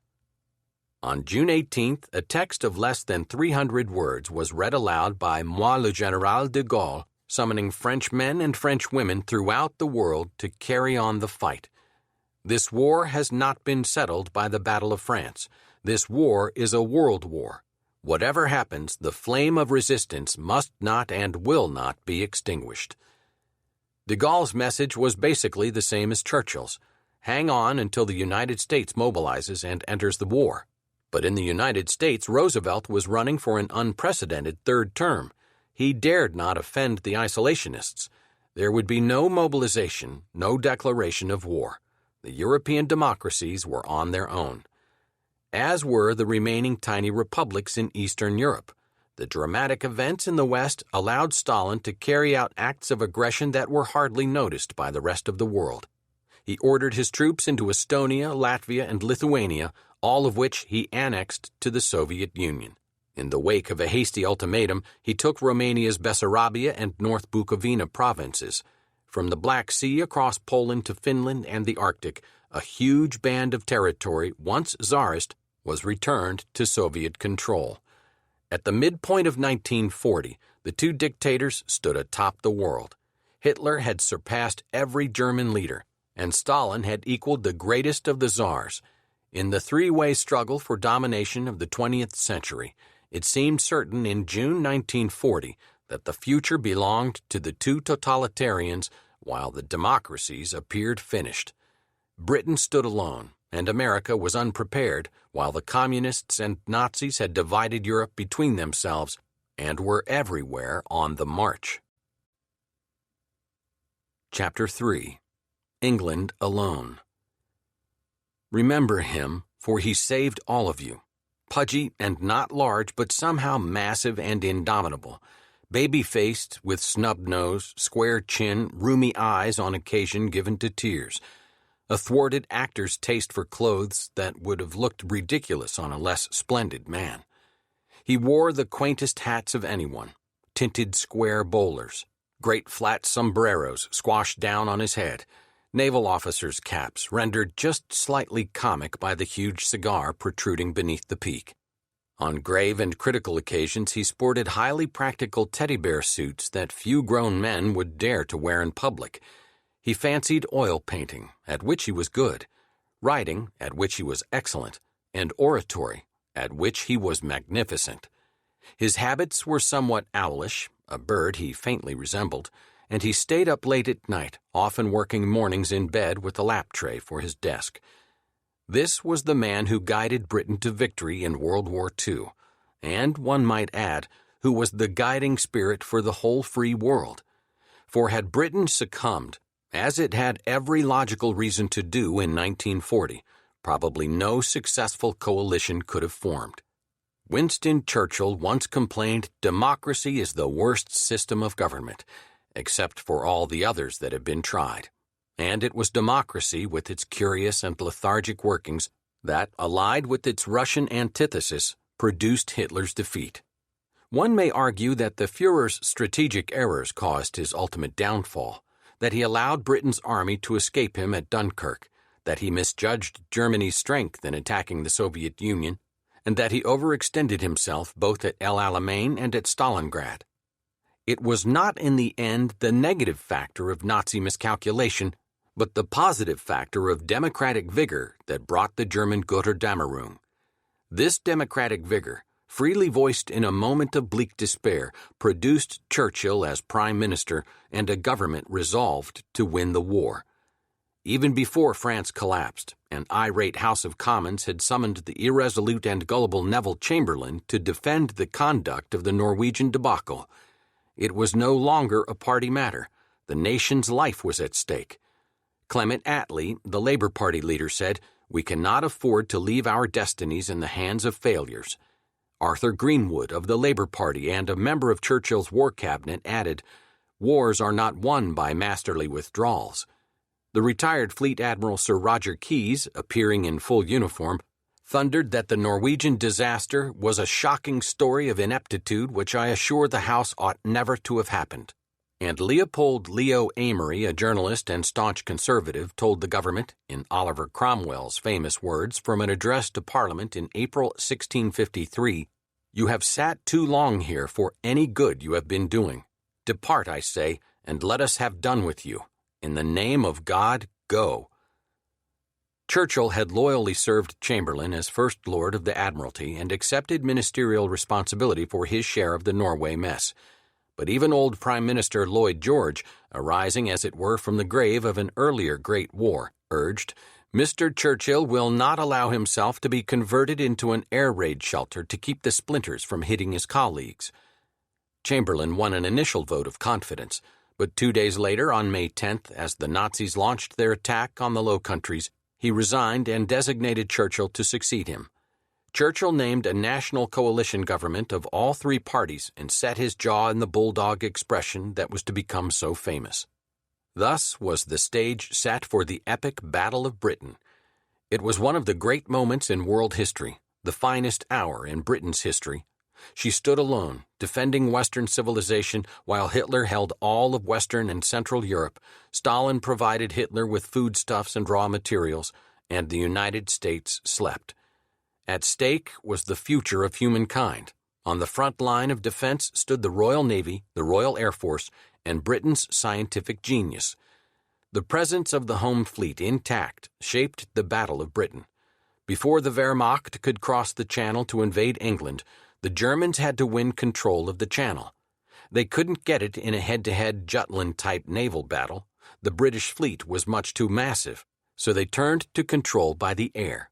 If the Luftwaffe could achieve air supremacy over the Channel, the Royal Navy could be pinned down in port or harassed so badly as to be ineffective for the 24 hours the Germans needed to ferry their army across to the British Isles. So the point to the Battle of Britain was to gain command of the air over the Channel. The battle that raged over Britain in the summer and fall of 1940 was a titanic struggle for the highest possible stakes. It brought into play every aspect of German and British life, including productivity, management techniques, organizational structure, scientific capability, and the skills, dash, bravery, and vigor of the young men the nations put into the cockpits. At the end of the day, it was British scientists and pilots who excelled. When Churchill said in his famous tribute to the RAF pilots that never in the field of human conflict was so much owed by so many to so few, he was not able to include the scientists as a crucial part of those few because they made their contributions in the secret war of code-breaking and surveillance. Without them, Britain surely would have gone down, but because of the nature of their work, their names are hardly known. Reginald V. Jones was one of them, along with Sir Henry Tizard, Sir Robert Watson Watt, and many others. Their contributions gave the British radar superiority, critical to the RAF. With radar, the RAF knew about each incoming wave of bombers without wasting fuel and flying time scouting for them. Radar gave a 15 to 20-minute warning when German aircraft were approaching the English coast, as well as a relatively accurate prediction as to the size of formation and direction of flight. Thus, radar was the source of victory, the first time electronic devices were the decisive factor in a battle. On July 16th, Hitler ordered secret preparations for Operation Sea Lion, a landing on England's southern coast. Planning for it required a leap of imagination into the future, trimphibious warfare. The German army had neither training in amphibious operations beyond crossing rivers nor any landing craft. The Luftwaffe had no training in harassing naval vessels. These were problems Hitler's generals felt were insolvable. To prove to them that the problems had to be faced and solved, and apparently with the hope that the British might sue for peace, on July 19th, Hitler delivered a speech to the Reichstag that seemed to imply he was ready to cut a deal. The British could keep their independence and their empire if they would sign an armistice that recognized German conquests in Poland and Western Europe. Churchill refused. Hitler sent the Luftwaffe to pound the British into submission. Initially, the targets were military ones, the ports of southern England and their surrounding radar stations. Thus, the battle had begun. Each side had certain advantages. The Luftwaffe had more planes, 1,892 bombers and 1,290 fighters to the RAF's 620 fighters. The Germans knew where and when they were going to attack, but thanks to radar, the RAF knew the strength and direction of the German planes soon after they took off from their airfields in France. RAF fighters, Hurricanes and Spitfires, were better armed and more maneuverable than those of the Luftwaffe that were speedier and climbed faster. The Luftwaffe had veteran pilots while the RAF suffered from a shortage of pilots. But the RAF pilots were fighting for their homes, some of which were in occupied Europe. 10% of the RAF pilots were Polish, another 10% were from the Western European nations. They were young, overwhelmingly between 18 and 22 years of age, and daredevils. Perhaps the greatest advantage to the RAF was Hermann Göring's impatience. He kept switching targets, hoping to find the right mechanism to force Churchill to his knees. First it was ports. Then, after Göring realized how valuable radar was to the RAF, it was radar stations. But after an August 12th strike of 1,000 bombers destroyed one station and damaged 5, Göring decided the plan had been rendered useless. The RAF figured that 2 more such attacks would have rendered radar blind. His next target was the airfields and their communication facilities. On August 15th, up to 1,000 bombers opened Operation Eagle. Losses were heavy on both sides, with the Luftwaffe losing 65 planes and the RAF losing 34. Beginning August 24th, the Luftwaffe sent an average of 1,000 planes per day against RAF Fighter Command. British pilots operating on adrenaline went up again and again after landing only long enough to refuel and replenish ammunition.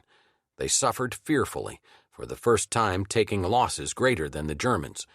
In 2 weeks, some 25% of the RAF pilots were casualties. But the Germans, too, were losing planes and pilots at a rate they could not afford. Daylight bombing was too costly, Göring decided, so he shifted the Luftwaffe to nighttime bombing on September 7th. Meanwhile, on August 24th, the first German bombs had dropped on London. Churchill ordered a retaliation raid on Berlin. Hitler furiously announced, "If they attack our cities, we will simply rub out theirs." So Göring blundered again. On September 7th, he responded to Hitler's demands by switching targets and tactics 2 weeks before the RAF figured it would run out of planes and pilots.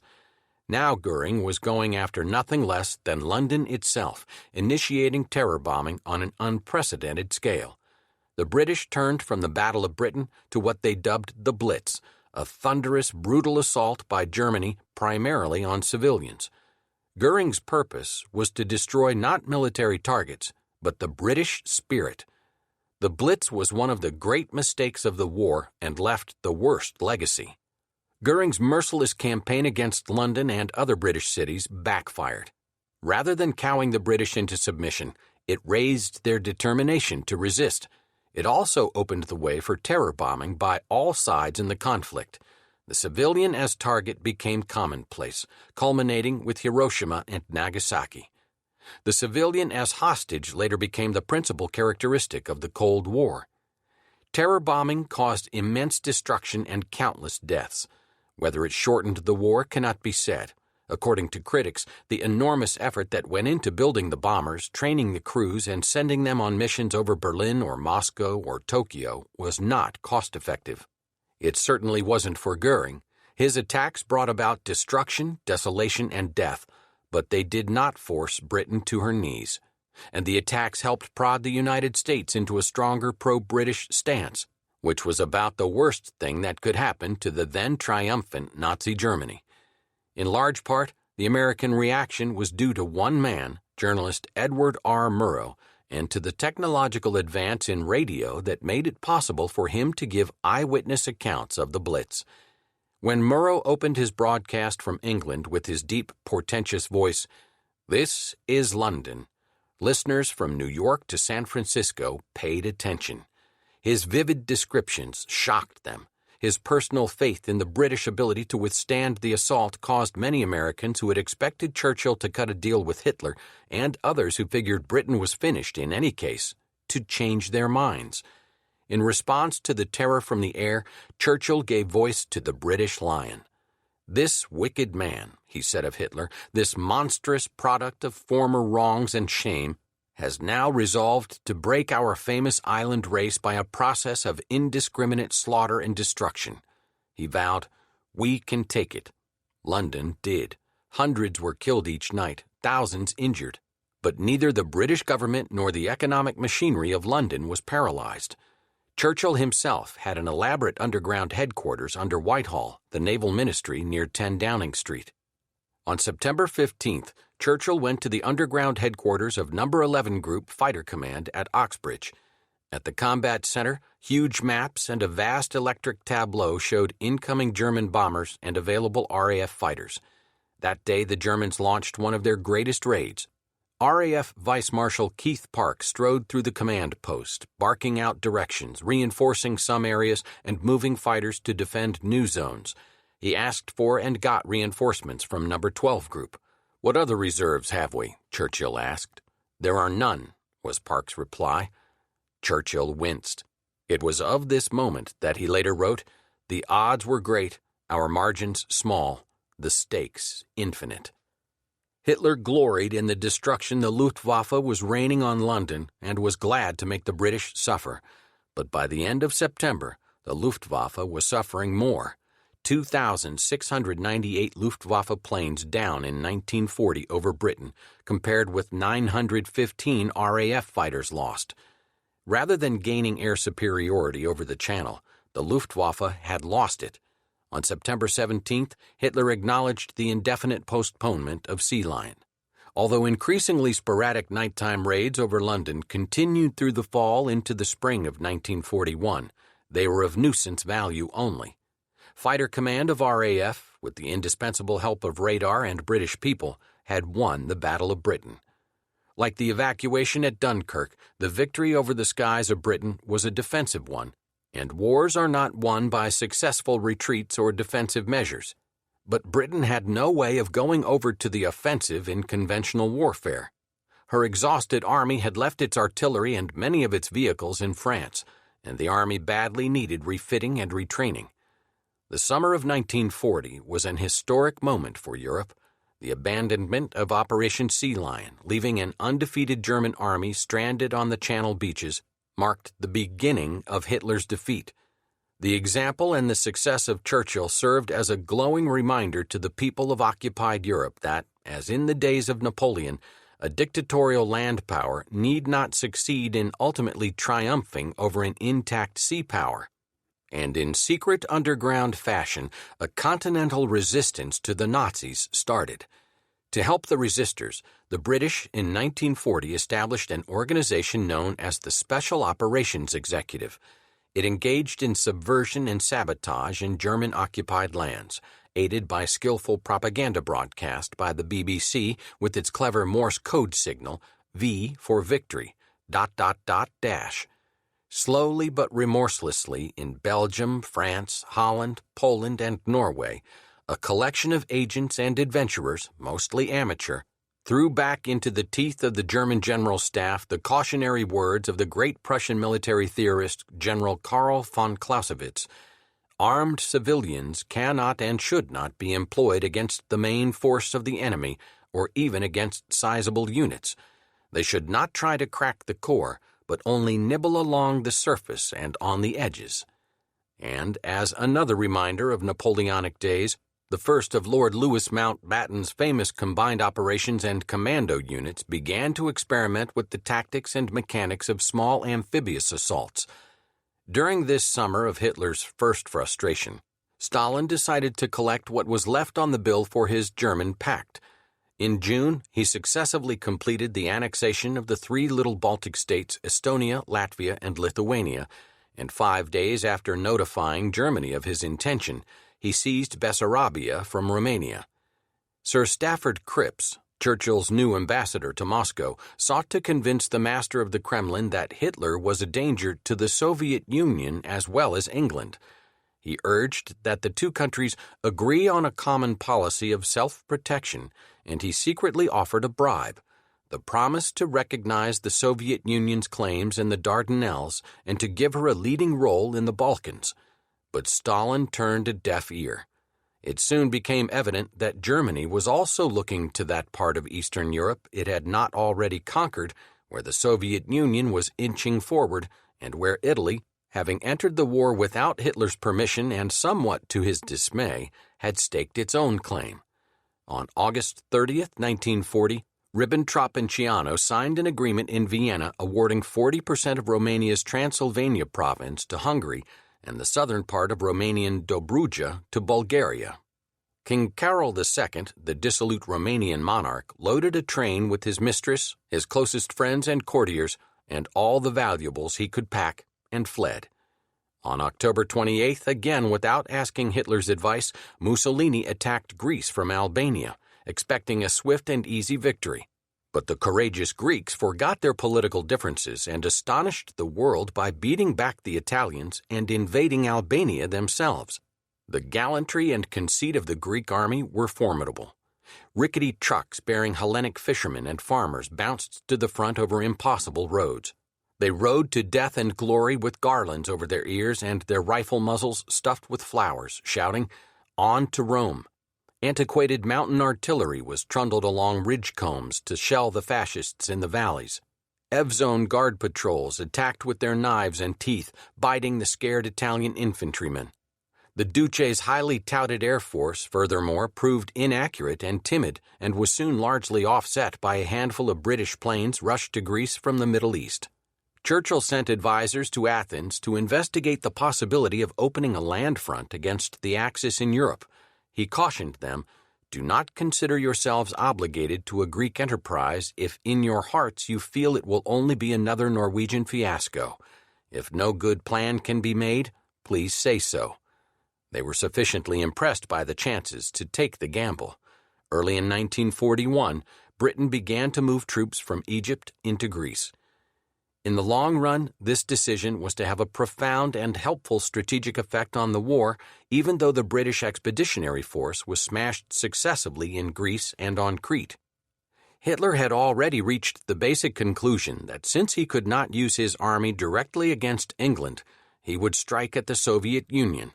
As an initial step, he had begun moving divisions eastward from France into Poland and had signed a transit agreement allowing him to send troops into Finland, although that country had been cynically allotted to the Soviet sphere. The Führer then sent Romania what was called a military mission. The Romanian mission was followed by an accord permitting Germany to send troops into Bulgaria. This surrounding pressure understandably frightened the Yugoslavs. Their cultivated and gentlemanly regent, Prince Paul, sought to stave off trouble by permitting his government to sign an accord with Hitler. But army officers forged the boy King Peter's name to a declaration assuming power and ordering resistance. This was read on the radio amidst wide rejoicing by the warlike Serbs.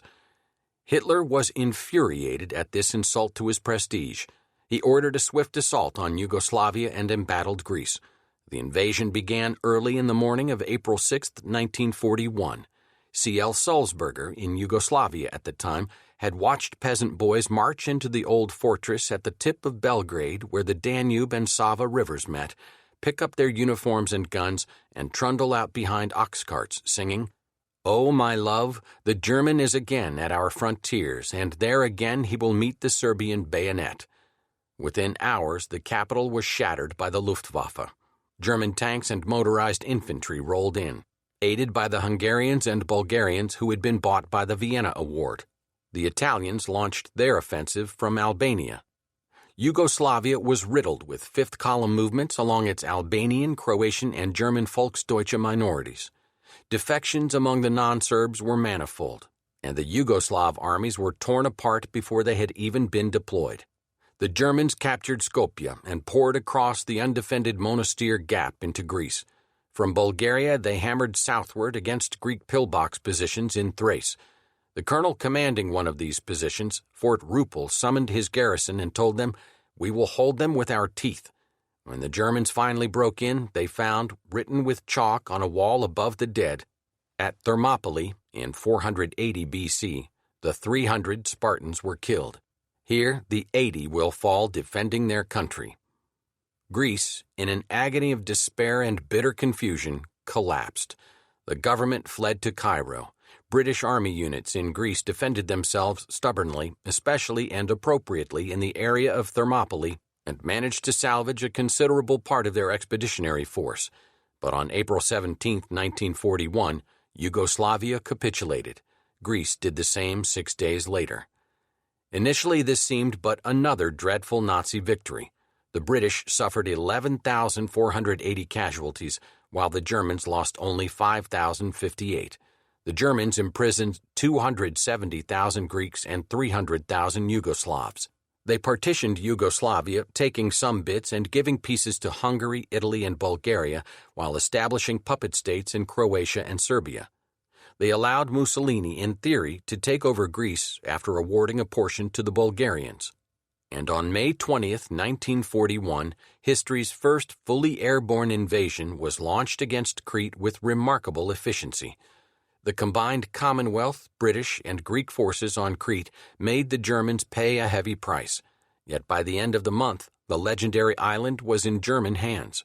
All the Mediterranean's northern shore and central bastions now were under Axis control, save for Gibraltar and beleaguered Malta, which at one time was defended principally by 3 old gladiator biplanes called Faith, Hope, and Charity. The Balkans had been lost, Turkey was trembling, and there were rumors of an impending invasion of Cyprus and the Middle Eastern Arab states. Nevertheless, Hitler paid dearly for this improvised, impressive Balkan victory. It has been argued by his own generals that the time lost in conquering Greece and Yugoslavia delayed by 2 or 3 critical weeks the eventual assault on the Soviet Union. As a consequence, despite the mauling they suffered in June and early July, the Soviets were able to check the Wehrmacht at Smolensk, to hold them at Moscow, and then to drive them backward into the most awful winter the Soviet Union had known for years. Had Hitler not run up a swastika on the Acropolis, he might have succeeded in draping it upon the Kremlin. At approximately this point, a curious incident occurred. 47-year-old Rudolf Hess, the number 3 man in the Nazi hierarchy, flew secretly to England in an unarmed plane that he had persuaded aircraft designer Willy Messerschmitt to lend him. He was seeking out the Duke of Hamilton, whom he had met at the Berlin Olympic Games in 1936.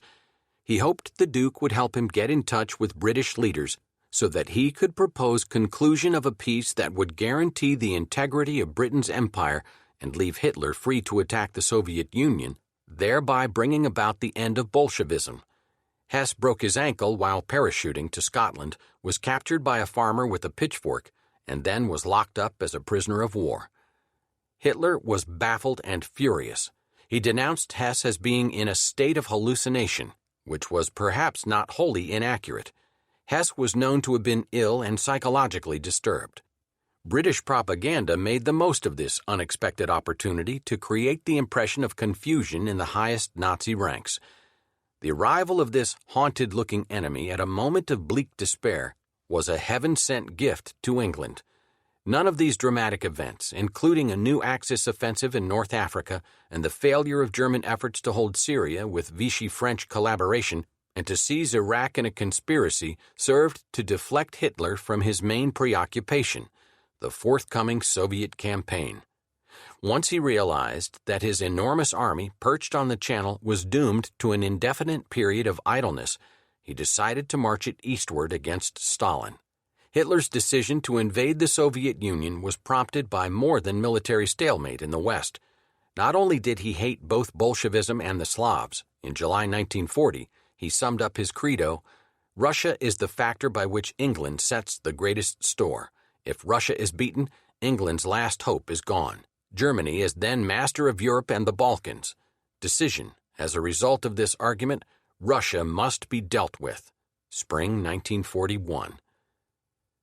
On July 29, 1940, General, later Field Marshal Alfred Jodl, Chief of Staff of the Armed Forces High Command, informed a select group of Wehrmacht planners of the Führer's expressed wishes for an attack on Russia.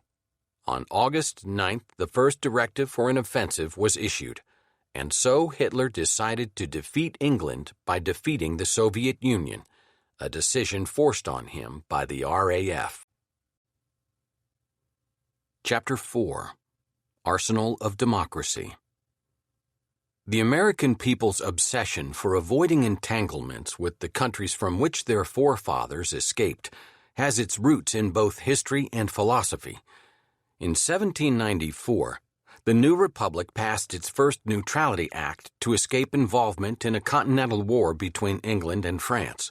2 years later, George Washington warned in his farewell address against interweaving our destiny with that of any part of Europe. Americans considered their nation a noble and moral experiment, removed from the corruption and decay of other lands, and they wished to preserve it untarnished.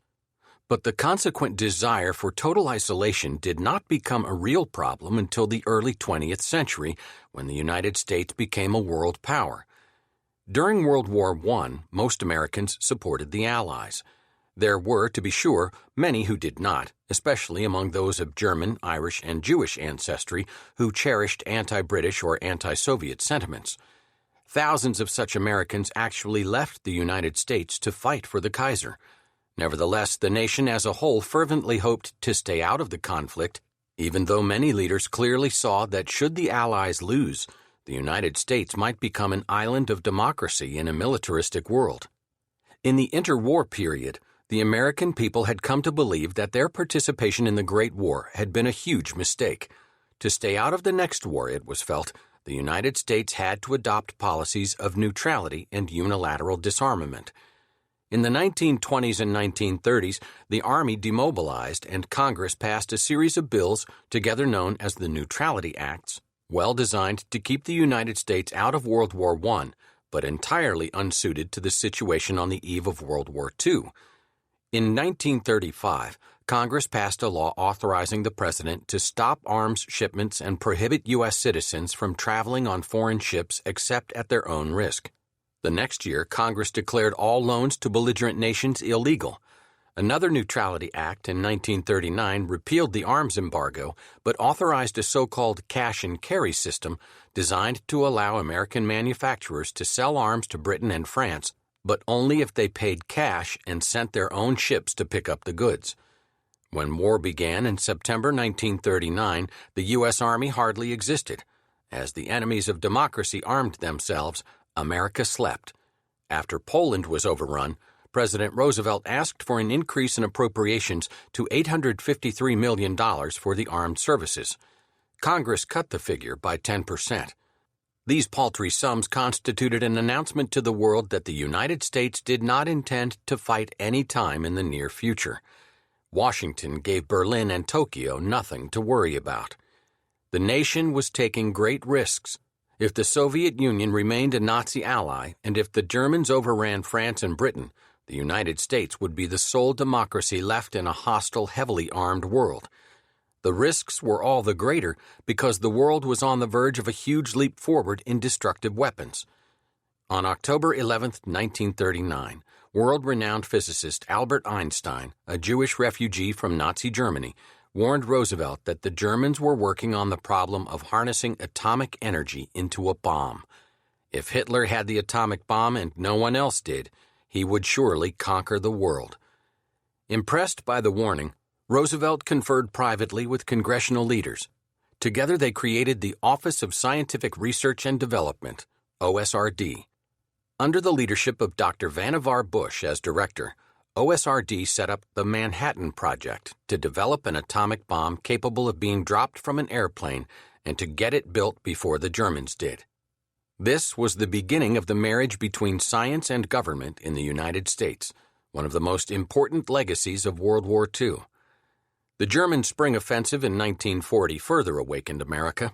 With France overrun, two unspoken assumptions were shattered: that, as in 1914 through 17, the British and French could hold and bleed the German army, and that the United States could safely land troops in France whenever she felt like it to become the decisive factor in the war. On June 10, 1940, as the Germans raced unopposed across France, Roosevelt told the graduating class of the University of Virginia that the United States would follow two obvious and simultaneous courses, extending to Britain and France the material resources of this nation and speeding up the development of these resources so that the U.S. armed forces would also be strengthened. But 4 days later, when Premier Paul Reynaud of France appealed to Roosevelt to send U.S. troops and weapons to Europe in France's hour of need, Roosevelt refused. Even if he had wanted to act, he had no forces available. A few days later, France capitulated. Roosevelt's caution in this crisis was a consequence of the divisions among the American people. Some wanted to fight the Nazis immediately. Others wanted to support Britain but stay out of the war. Many wanted no part of another European war in any form whatsoever. The debate cut through all levels of American life, and the arguments went on in Congress, on the radio, at public forums, in bars, wherever people gathered. Some 700 organizations became involved, most of them isolationist. There were various hate groups, fascist organizations of differing degrees of rabidness, and communist groups that supported isolation because Hitler was Stalin's friend. The largest isolationist group was the America First Committee, which was pacifist, Anglophobic, stained with anti-Semitism, and primarily Midwestern. Charles Lindbergh was a leading member. Roosevelt did give Britain limited help. On July 21, 1940, Churchill made an eloquent plea for U.S. destroyers. "Mr. President, with great respect, I must tell you that in the long history of the world, this is a thing to do now." The British were losing merchant ships in appalling numbers, and the Battle of Britain was on. In September, Roosevelt responded in a destroyers for bases deal that gave the Royal Navy 50 overage destroyers in return for U.S. bases on British possessions, from Bermuda to British Guiana, now Guyana. Congress, meanwhile, authorized the President to call the National Guard and Army Reserves to active duty for 1 year and to institute a draft, but with a 1-year time limit. Further, both measures limited the deployment of troops to the Western Hemisphere. But it was a start, and the first peacetime conscription in American history. The year was 1940, a presidential election year, and Roosevelt was running for an unprecedented third term. The Republicans nominated businessman Wendell Willkie, who was more pro-British than was Roosevelt, on a platform plank that mirrored the Democratic plank on the subject of foreign policy that was to continue to aid Britain and strengthen U.S. armed forces, but to stay out of the war.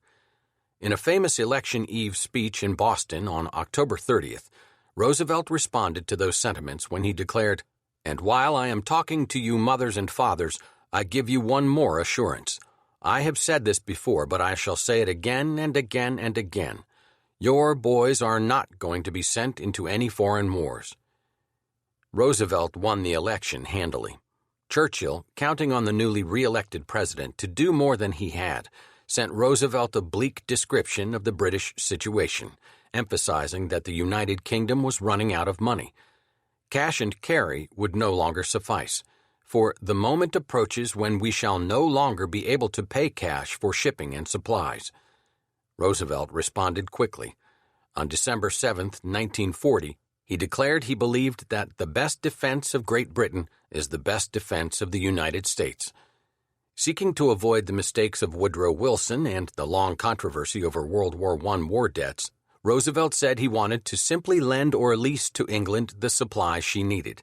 He compared his scheme to the idea of lending a garden hose to a neighbor whose house was on fire. But he also repeated that he had no intention of sending American boys to Europe. His sole purpose was to keep war away from our country and our people. He could do this by making America the great arsenal of democracy.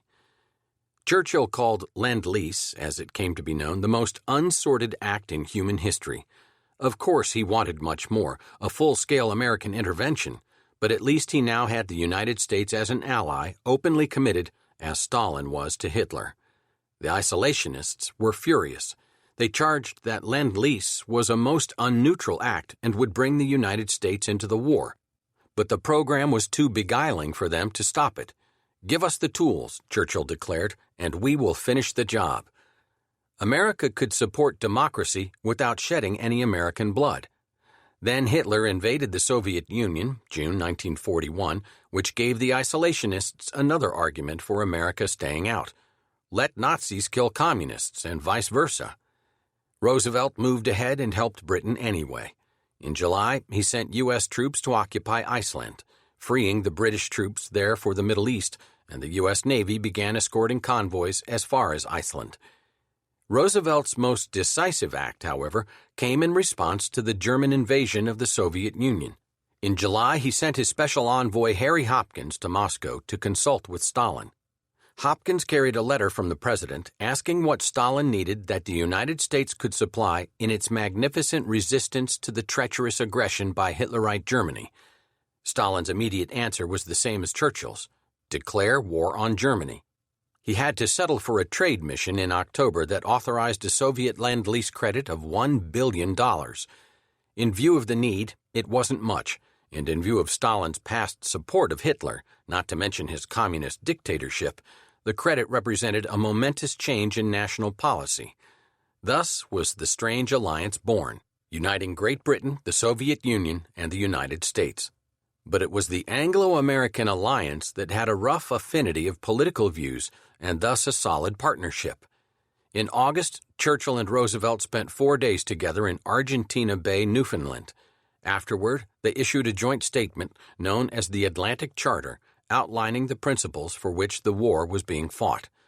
The principles were Wilsonian in form: freedom of the seas, the right of people to choose their own form of government, a United Nations organization to keep the peace. Plus, the charter included a pledge that neither the United States nor the United Kingdom would seek any territory for itself. By September 1941, the U.S. Navy was fully engaged with Germany in the Atlantic, in the first presidential war entered into by the chief executive without the constitutionally required congressional declaration of war. And not only was it undeclared, it was also unknown to the American people. When a German submarine fired a torpedo at the U.S. destroyer stalking it, Roosevelt brazenly denounced the rattlesnakes of the Atlantic for the supposedly unprovoked act, and he ordered the Navy to shoot on sight at all German submarines they encountered. In October, he persuaded Congress to remove nearly all restrictions on U.S. merchant vessels. They were now free to carry weapons and supplies to British ports. Roosevelt never asked for a declaration of war.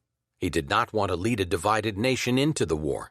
Instead, he wanted the Germans to take the final step, apparently reasoning that Hitler could not long permit U.S. ships to transport goods to Britain. If sufficiently provoked, the Germans would have to order their submarine captains to sink American vessels. The attacks could be presented as an outrage and unite the country behind a declaration of war. But Hitler ordered his captains to avoid U.S. ships and to hold their fire unless absolutely necessary. Roosevelt had done all he could to goad Hitler into war. By late fall of 1941, Roosevelt had run out of options. In a sense, it was the Japanese who came to Roosevelt's rescue and solved his dilemma of how to get America fully involved in the war. When the war broke out in Europe, Japan was already on the march in China. The fall of France in 1940 and Britain's preoccupation with Germany opened the door to Southeast Asia for Japan. Roosevelt moved to cripple the Japanese military through an economic blockade, beginning an on- and off oil and strategic material embargo. Japan decided to overcome her oil shortage through a program of southward expansion. Only the Soviet Union and the United States were potentially strong enough in the Pacific to interfere. Japan moved politically to minimize these threats. On September 27, 1940, she joined Germany and Italy in the Tripartite Pact that obliged the signatories to come to each other's aid should one be attacked. 6 months later, Japan signed a 5-year non-aggression pact with the Soviets, an agreement that Stalin, fearing Hitler might turn on him next, was eager to sign. Thus, for a short period, it looked as if World War II would pit the Axis nations, Japan, Germany, and Italy, supported by the Soviet Union, against Britain and the United States. That possibility dissolved in June 1941 with the German invasion of the Soviet Union. The new situation prompted a great debate in Tokyo. Should Japan take advantage of the Soviet Union's desperate position vis-à-vis Germany and attack the Soviet Union through Siberia? Some military leaders thought so. Others argued that because of Hitler's involvement in the Soviet Union, Germany no longer posed a serious threat to Britain. This strengthened the Anglo-American position in the Pacific, because Churchill was now free to send part of the Royal Navy from the Home Isles to Britain's Asian colonies, as he in fact did in the second half of 1941. Japan, therefore, should seek to reach an agreement with the United States, making such concessions as it were necessary to prevent war.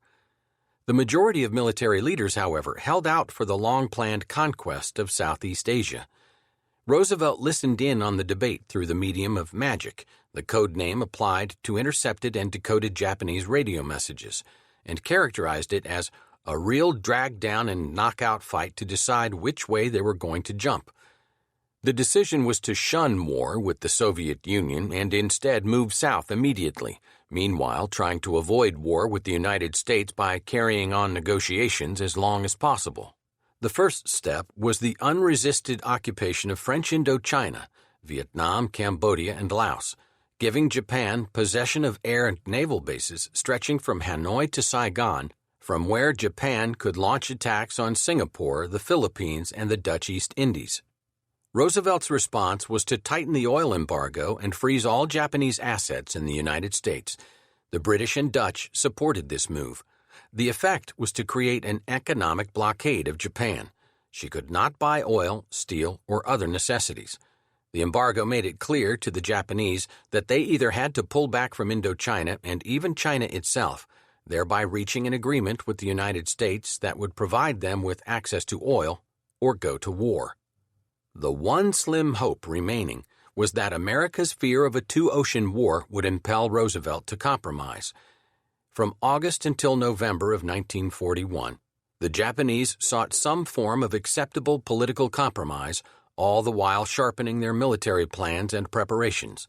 If the diplomatic offensive worked, the military offensive could be called off, including the planned attack on the U.S. fleet at Pearl Harbor. In essence, the Japanese demanded a free hand from the United States in Asia. The central points included an end to American support for China, an Anglo-American promise not to meddle in nor interrupt a settlement between Japan and China, a Western recognition of Japan's special position in French Indochina, an Anglo-American agreement not to reinforce their bases in the Far East, and a resumption of commercial relations with Japan. Granting these demands would have been a humiliating defeat for Roosevelt and the United States. In October, when the U.S. government made it clear that these concessions were unacceptable and the Japanese military refused a partial withdrawal from China, moderate Prime Minister Fumimaru Konoe resigned, hoping that his action would save us from the crisis of a Japanese-American war. His successor was General Hideki Tojo, who was willing to continue the negotiations with the United States but only until late November. If no progress was made by then, Japan would strike. The United States, meanwhile, had gotten started on becoming the arsenal of democracy in fact, as well as in self-proclaimed name. By mid-1941, Congress had appropriated $37 billion for rearmament and aid to the Allies, a sum larger than the total cost of World War I. Deficit financing, which had seemed out of hand during the New Deal, grew by a factor of 10.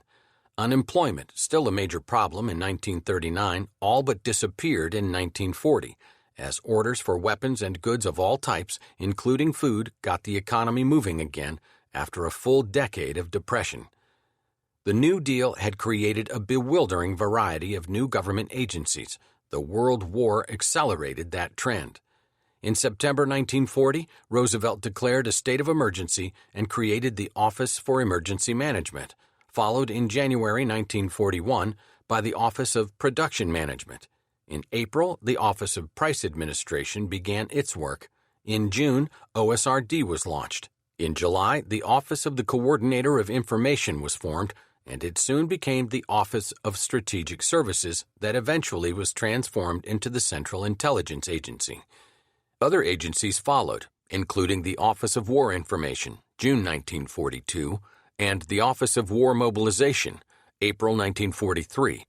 But the basic pattern of government control of the economy in wartime had been set even before Pearl Harbor. Much had been done. Much needed to be done. In December 1941, the generals and admirals in charge of America's pell-mell mobilization believed that by late 1943, the nation would reach the strength U.S. commitments required. If the Axis powers were going to win the war, they would have to do it before that time. The sleeping giant was waking up. Chapter 5. Japan Strikes. The businessmen, generals, and admirals who ran Japan during World War II were perhaps the most irresponsible leaders in a war characterized by irresponsibility. They initiated a war they could not hope to win if their foes fought to the end, because those opponents had 20 times the productivity and 100 times more natural resources than did Japan. And they started it with a victory so humiliating to the vanquished that the Americans vowed to fight on until retribution was total, thereby sealing Japan's fate. 3.5 years later, those same Japanese leaders fought to the finish a war that brought down on the Japanese people a reign of ruin the likes of which the world had never seen. It was as if the country had been taken over by madmen. In the summer of 1941, the Japanese military had only enough fuel on hand for a few months of hard flying and hard sailing. They either had to retreat from China and Indochina so that Roosevelt would lift the embargo, or find their own oil. Oil fields were located to the south, principally in the Dutch East Indies. But the Philippines lay directly athwart their line of advance. Roosevelt had already sent some 50 B-17 heavy bombers to the Philippines as a deterrent to the Japanese. The Japanese took this as proof that the United States was determined to keep them a second-class power. They decided to destroy the bombers on the ground in a surprise attack, thus securing their supply line to the south. Admiral Isoroku Yamamoto insisted on a second surprise attack, this time against the U.S. fleet at Pearl Harbor, also sent to the Pacific in May by Roosevelt to deter the Japanese. He reasoned that if he could destroy the fleet, Japan would have 2 years of control of the Pacific, during which time she could build an impenetrable defense ring based on airfields throughout the various island groups. The United States, Yamamoto felt, would be unwilling to pay the cost of breaking through the ring and might negotiate a peace that would leave Japan in possession of her conquests. What he did not realize was that a surprise attack on Pearl Harbor would so completely unite the American people that no negotiated settlement would ever be considered. He won a big victory, but made one of the biggest mistakes of the war. By November, the Japanese carrier fleet was ready. Yamamoto assembled his commanders on the Nagato and told them that without a triumph at Honolulu, Japan could neither make war nor aspire to great power rank. But he warned his subordinates, "The Americans are adversaries worthy of you."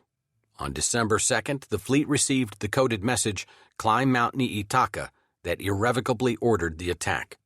Officers and pilots listened to their instructions, then bowed in prayer before the Shinto shrines aboard their carriers. On December 7th, they struck. What was especially galling about the surprise attack was the deliberate duplicity of the Japanese diplomats in Washington. Even as the carriers sailed to their launch point, Tojo's special envoy Saburo Kurusu and Ambassador Kichisaburo Nomura were seeking a negotiated settlement. They had not been told that an attack on Pearl Harbor was underway. At 2:05 p.m. December 7th, Kurusu and Nomura called upon U.S. Secretary of State Cordell Hull 20 minutes late for their appointment. They arrived just after Roosevelt had telephoned Hull to tell him of the attack on Honolulu. The secretary coldly accepted the document presented by his visitors, which outlined the Japanese formula for a Pacific settlement. When he had finished reading it, he said, "In all my 50 years of public service, I have never seen a document that was more crowded with infamous falsehoods and distortions on a scale so huge that I never imagined that any government on this planet was capable of uttering them." At that moment, early in the morning by Pearl Harbor time, the U.S. fleet was smoking in disaster. 353 Japanese bombers, torpedo bombers, and fighters had within a few hours knocked out half of the U.S. Navy. The surprise was total. Soldiers were taking their Sunday ease outside their billets, and sailors were sauntering along the decks of their moored vessels. When the first enemy aircraft swept out of the morning haze above Diamond Head, few people paid attention. Passengers on an incoming U.S. liner were pleased to be able to witness what they thought to be remarkably realistic preparatory exercises. Then the intruders leveled off. The torpedo planes, armed with special shallow-running devices, headed for the moored battleships, their prime targets. High-flying bombers blasted crowded Hickam Field. 6 great battleships, West Virginia, Tennessee, Arizona, Nevada, Oklahoma, and California, were sunk or seriously damaged. The Army Air Corps was left with only 16 serviceable bombers. The Japanese had achieved one of the greatest surprises in naval history. U.S. striking power in the Pacific was virtually paralyzed. The U.S. Army and Navy had been badly damaged and seriously humiliated. Tokyo newspapers proclaimed the United States had been reduced to a third world power. But the Japanese had achieved surprise only by doing something that made no sense, starting a war with the United States, and they made some mistakes of their own. The first was to neglect the oil storage depots. The second was to forego a series of strikes. Pearl Harbor from December 8th to the end of the year had virtually no defenses. The third was to not have prepared an occupying force to take Hawaii.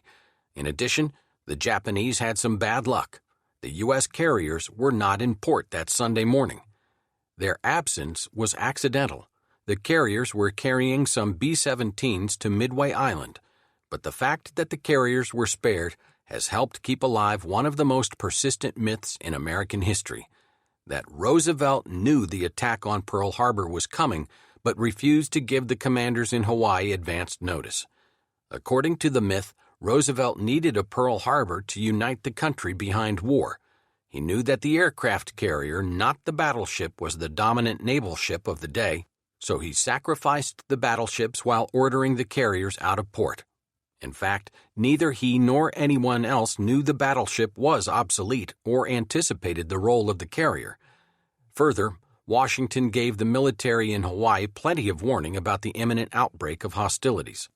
One December 2nd message opened, "This is a war warning," but there was no specific warning about an attack on Pearl Harbor because no one imagined the Japanese were capable of such a daring raid.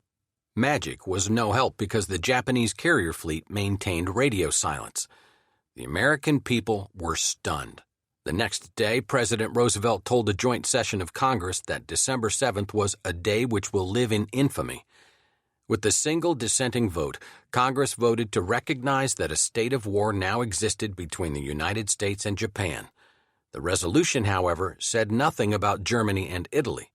It had never occurred to anyone that America might go to war with Japan without also going to war with her Axis partners. The United States military had held staff talks with the British High Command throughout 1941 into 1942, and they agreed that when America got into the war, she would direct her major effort against Germany, holding a defensive position in the Pacific until after victory in Europe. But Pearl Harbor had riveted all eyes on Japan, and the cry for revenge was sweeping the country. What Roosevelt might have done cannot be known, but he never had to face the issue of fighting Japan and not Germany because Hitler declared war on the United States on December 10th. Mussolini fell into line and did the same. This was an inexplicable action on Hitler's part. He was not required to do so by the terms of the Tripartite Pact. Japan had not come to his aid when he attacked the Soviet Union, something he very much wanted, and he did not discuss his action with his own military leaders or Foreign Office. He just did it. Thus Hitler, after a long string of successes, made two fatal errors between June and December of 1941, going to war with both the Soviet Union and the United States. Of course, on December 10th, the United States had no military force available for Europe, and her Pacific Fleet, save the carriers, and her air base in the Philippines were all but destroyed. Pearl Harbor ended the debate between isolationists and interventionists. Leading isolationist Senator Burton K. Wheeler said, "The only thing now to do is to lick the hell out of them." Lindbergh asked to be reinstated in the Air Corps. Since Hitler had attacked the Soviet Union, communists and other left-wing pacifists were now enthusiastic warriors. The government saw to it that the pro-Nazi organization, the German-American Bund, was dissolved, but a wholly unjust penalty was paid by the Nisei, Americans of Japanese ancestry, who were forcibly relocated from their West Coast homes because of exaggerated spy fears. As Hitler's armies fought the Battle of Moscow in December 1941, the Japanese onslaught continued with simultaneous attacks against Hong Kong, Malaya, and the Philippines, where the U.S. Far East Air Corps was crippled in a catastrophe almost as bad as that of Pearl Harbor, and one for which there was even less excuse, for there had been sufficient and accurate advance notice. General Douglas MacArthur had reason to expect an assault on at least Luzon. Nevertheless, just hours after Pearl Harbor, Japanese planes succeeded in destroying 18 of the 35 B-17s at Clark Field, as well as 56 fighters and 25 other planes. They only lost 7 aircraft in the process. Within 3 weeks, strong amphibious forces under Lieutenant General Masaharu Homa had landed on the northern and southern shores of Luzon and were driving on to Manila. The U.S. Asiatic Fleet withdrew with large convoys of merchant shipping to safer and more southerly waters. By January 2, 1942, Manila had fallen, and American and Philippine troops were retreating to the Bataan Peninsula. While the United States reeled from these savage blows, the Japanese had unleashed a multiple offensive on the Asian mainland. The Indo-Chinese colonies of defeated France had already been occupied. Now it was Britain's turn. As the hitherto dominant Western nations faltered, the Asiatic peoples were subjected to Japanese propaganda. The Royal Navy adhered to obsolete tactics. Hong Kong was entirely isolated and fell on Christmas Day. Singapore, vaunted island citadel of the East, had all its guns and fortifications facing seaward and lay open to the Malayan land side, from which the attack developed. Wearing sneakers, carrying small sacks of rice and riding bicycles, venerating their emperor, and believing implicitly in their commanders, some 200,000 Japanese soldiers rushed through the Malayan jungle. The British kept falling back, only to find their enemy already installed behind them. "It's like trying to build a wall out of quicksand," said one despairing officer. Within 6 weeks, the Japanese had taken the peninsula. The British withdrew into Singapore, swarming with refugees, but Sir Arthur Percival, the commanding general, found himself outnumbered, outmaneuvered, and out of nerve. With more than 70,000 men, Percival surrendered on February 15, 1942. It was the worst military disaster ever suffered by any European nation in Southeast Asia. Even before that great island city fell, Britain had suffered an unmitigated naval catastrophe. A flotilla of 6 ships, including the heavy cruiser Repulse and the powerful new battleship Prince of Wales, was cruising openly in Malayan waters, hoping to deter Japan. There was no aircraft carrier in the flotilla, and its commander, Sir Tom Phillips, an old-fashioned battle-wagon admiral, easily reconciled himself to the lack of support from land-based planes. When the Royal Air Force notified him, "Regret fighter protection impossible," Phillips merely remarked to an officer on the bridge, "Well, we must get on without it." Soon he found himself being shadowed by Japanese observation planes. By the time he turned back, it was too late. On December 10th, the Prince of Wales and the Repulse were both sunk by Japanese bombers and low-flying torpedo planes. Phillips went down with his ships. Churchill told Parliament, "In my whole experience, I do not remember any naval blow so heavy or so painful." The Japanese swarmed southward across Malaya toward the Dutch East Indies and far off Australia and westward over Thailand to Burma and the edge of India. In Burma, the British were aided by a Chinese force under Chiang Kai-shek's chief of staff, the redoubtable U.S. General Joseph Stilwell. But his troops were soon cut off and had to make a difficult forced march out of Burma to northeast India. Stillwell confessed in his usual unabashed fashion, "The Japs ran us out of Burma. We took a hell of a beating." The Burmese, like many other Asians, were pleased to see the Western overlords defeated. A Tokyo newspaper, commenting on the extent of the collaboration in Mandalay, observed, "We do not have to reward our friends with posts in the government. They had taken them before we arrived." One of the principal objectives of the Japanese strategic plan was the Dutch East Indies, now Indonesia. Japan desperately needed petroleum, and after Holland's occupation by the Nazis, Tokyo had applied increasing pressure on the Dutch colonial administration in Java. Even before the fall of Singapore, the Japanese landed troops near the Borneo oil fields, and shortly afterward, the invasion of Java began. To oppose this, the Allies assembled a small flotilla of American, Australian, and Dutch ships that met the Japanese on February 27, 1942, in the 3-day Battle of the Java Sea. The Allied force was destroyed. By March 9th, the whole archipelago was gone, and nearly 100,000 prisoners were marching off to Japanese POW camps.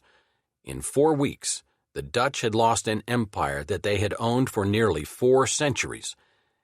One consequence of this sensational advance was to expose the entire continent of Australia to invasion. The Japanese pushed across the mountains of neighboring New Guinea and bombed Darwin, the northern Australian port. A landing seemed imminent. A member of Parliament at Canberra warned, "We are facing the vile abomination of a Jap invasion." The country was placed on a war footing, but there was a dangerous shortage of troops because of the units sent to North Africa. Australia looked to the United States for help, but the Americans couldn't defend their own Pacific installations.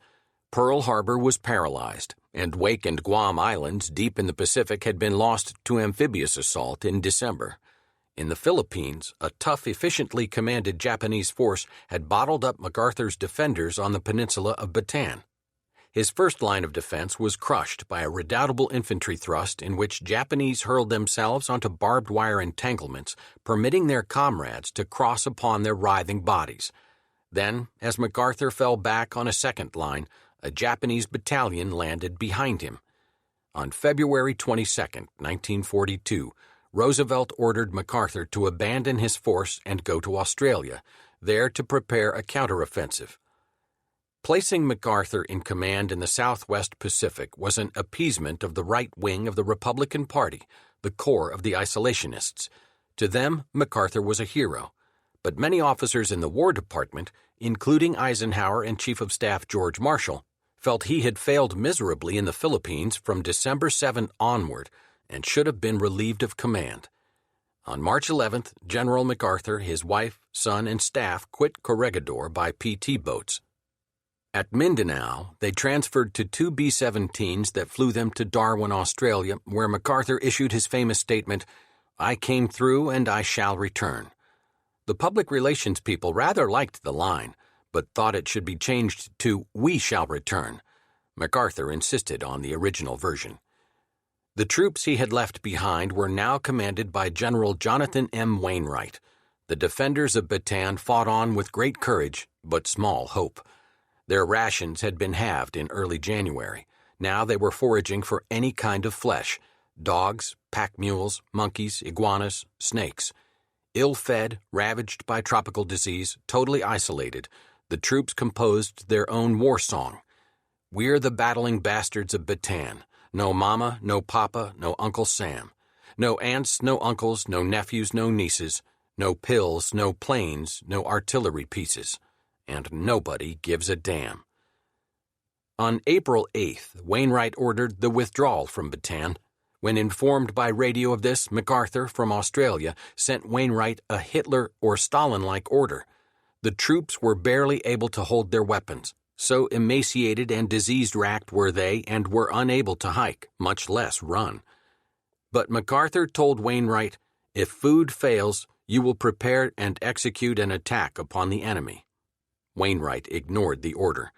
After destroying Bataan's ammunition dumps, the general and a few others retreated to the island fort of Corregidor. The rest of the troops surrendered. The Japanese displayed particular callousness toward the American and Filipino soldiers they captured at Bataan, marching them 65 miles to a railway junction from which they were to entrain for an internment camp. Dazed and weak from thirst and starvation, the prisoners were formed into columns of fours, then driven forward under a blinding sun. Thousands of them died from disease and exhaustion, or from Japanese brutality in what became known as the Bataan Death March. After the withdrawal from Bataan, the Japanese assault turned on Corregidor, where some 13,000 defenders braced themselves. The island fortress, like all American outposts in the Pacific, was a formidable work. Called the Rock, there had been driven through its central height Malinta Hill, a long tunnel whose many laterals provided living quarters, storage, hospitals, and other necessities of life under siege. Barracks and other outside quarters were abandoned as everyone moved underground. Only those who manned artillery positions or other defense posts went into the open to face the enemy bombardment. Dust and dirt constantly sifted down into the tunnels as the earth shook from shell explosions. The air was bad. Hunger was constant because rations had long since been cut in half, and quarrels flared over trifles in the tense atmosphere. Some men were so terrified of the dangers outside that they refused to take their tours of duty there. They became known as tunnel rats and were bitterly resented by those who did go out. By May 4th, enemy shells were falling at the rate of 1 every 5 seconds for 24 hours, a total of 16,000. Corregidor's big guns were wrecked. Little more than the beach defenses remained. Japanese landing forces came ashore on the night of the 5th and, after terrible losses, moved toward the tunnel. General Wainwright, fearful the enemy might advance with guns firing into the tunnels among the nurses and wounded, had his men lay down their arms. But he had previously released other commanders in the Philippines from further compliance with his orders, and General Homa refused to accept surrender under these conditions. Wainwright, almost distraught and with visions of the Japanese reopening hostilities against his now disarmed troops, took to the radio to plead with the commanders elsewhere to lay down their arms. After weeks of uncertainty, all surrendered, although many of their men took to the hills to continue the war as guerrilla fighters. The summer of 1942 was a very dark time. The Germans were on the offensive in the Soviet Union again, this time headed for Stalingrad and the Caucasus oil fields. In the North Africa desert, the Africa Corps threatened Egypt. On the Atlantic, the German submarines seemed unbeatable. In the Pacific, the Americans and their allies had taken a terrible beating. In 6 months, the Japanese had occupied a huge area. It covered more than the surface of the globe than any other empire in history. The Japanese armed forces were everywhere triumphant. Their armies had beaten the Americans in the Philippines, the British in Malaya, and the Dutch in Java. Their ships had defeated every American and Allied ship that dared to fight. Their Air Force had destroyed a fleet at Pearl Harbor, America's biggest bomber fleet at Clark Field, and 2 British battleships. But they had failed to get the U.S. aircraft carriers operating from Pearl Harbor. One of these, Hornet, made possible the first American counterattack of the war. The idea originated with a submarine staff officer, Captain Francis S. Lowe, who submitted a plan for using Army bombers from aircraft carriers. General Henry Hap Arnold, head of the Army Air Corps, asked Lieutenant Colonel James Doolittle to study the project. Doolittle ascertained that, properly modified, B-25 medium bombers could carry 1-ton bomb loads and still manage the risky short takeoff. 16 planes with specially selected 5-man crews were prepared for the dangerous mission and loaded aboard the carrier Hornet. On April 18, 1942, some 670 miles from Tokyo, they flew off one by one in a strong wind that helped lift them from the short deck. Their orders were to strike the enemy capital and head for a small airfield deep inside unoccupied China. The resolute bombers swung in over Japan, spending some 6 minutes over the target where, ironically, a practice air raid drill was going on. All but one of the planes later crashed or were abandoned in China or off the coast of China. One landed at Vladivostok, and its crew was interned by the Soviets. 2 came down inside enemy territory, and 3 of their crewmen were later shot in reprisal for American bombing of Japanese residential areas. Of the 80 flyers on the mission, 71 eventually returned to the United States. The other 2 carriers, Lexington and Yorktown, played the critical role in one of the most historic naval battles in history, Coral Sea, on May 7th and 8th. It was historic not because it was decisive, it was a draw, but because for the first time 2 opposing fleets fought a battle without any ships seeing each other. And even though a draw, it contributed to the Japanese admiral's decision to withdraw from the Southwest Pacific in order to fight in the Central Pacific.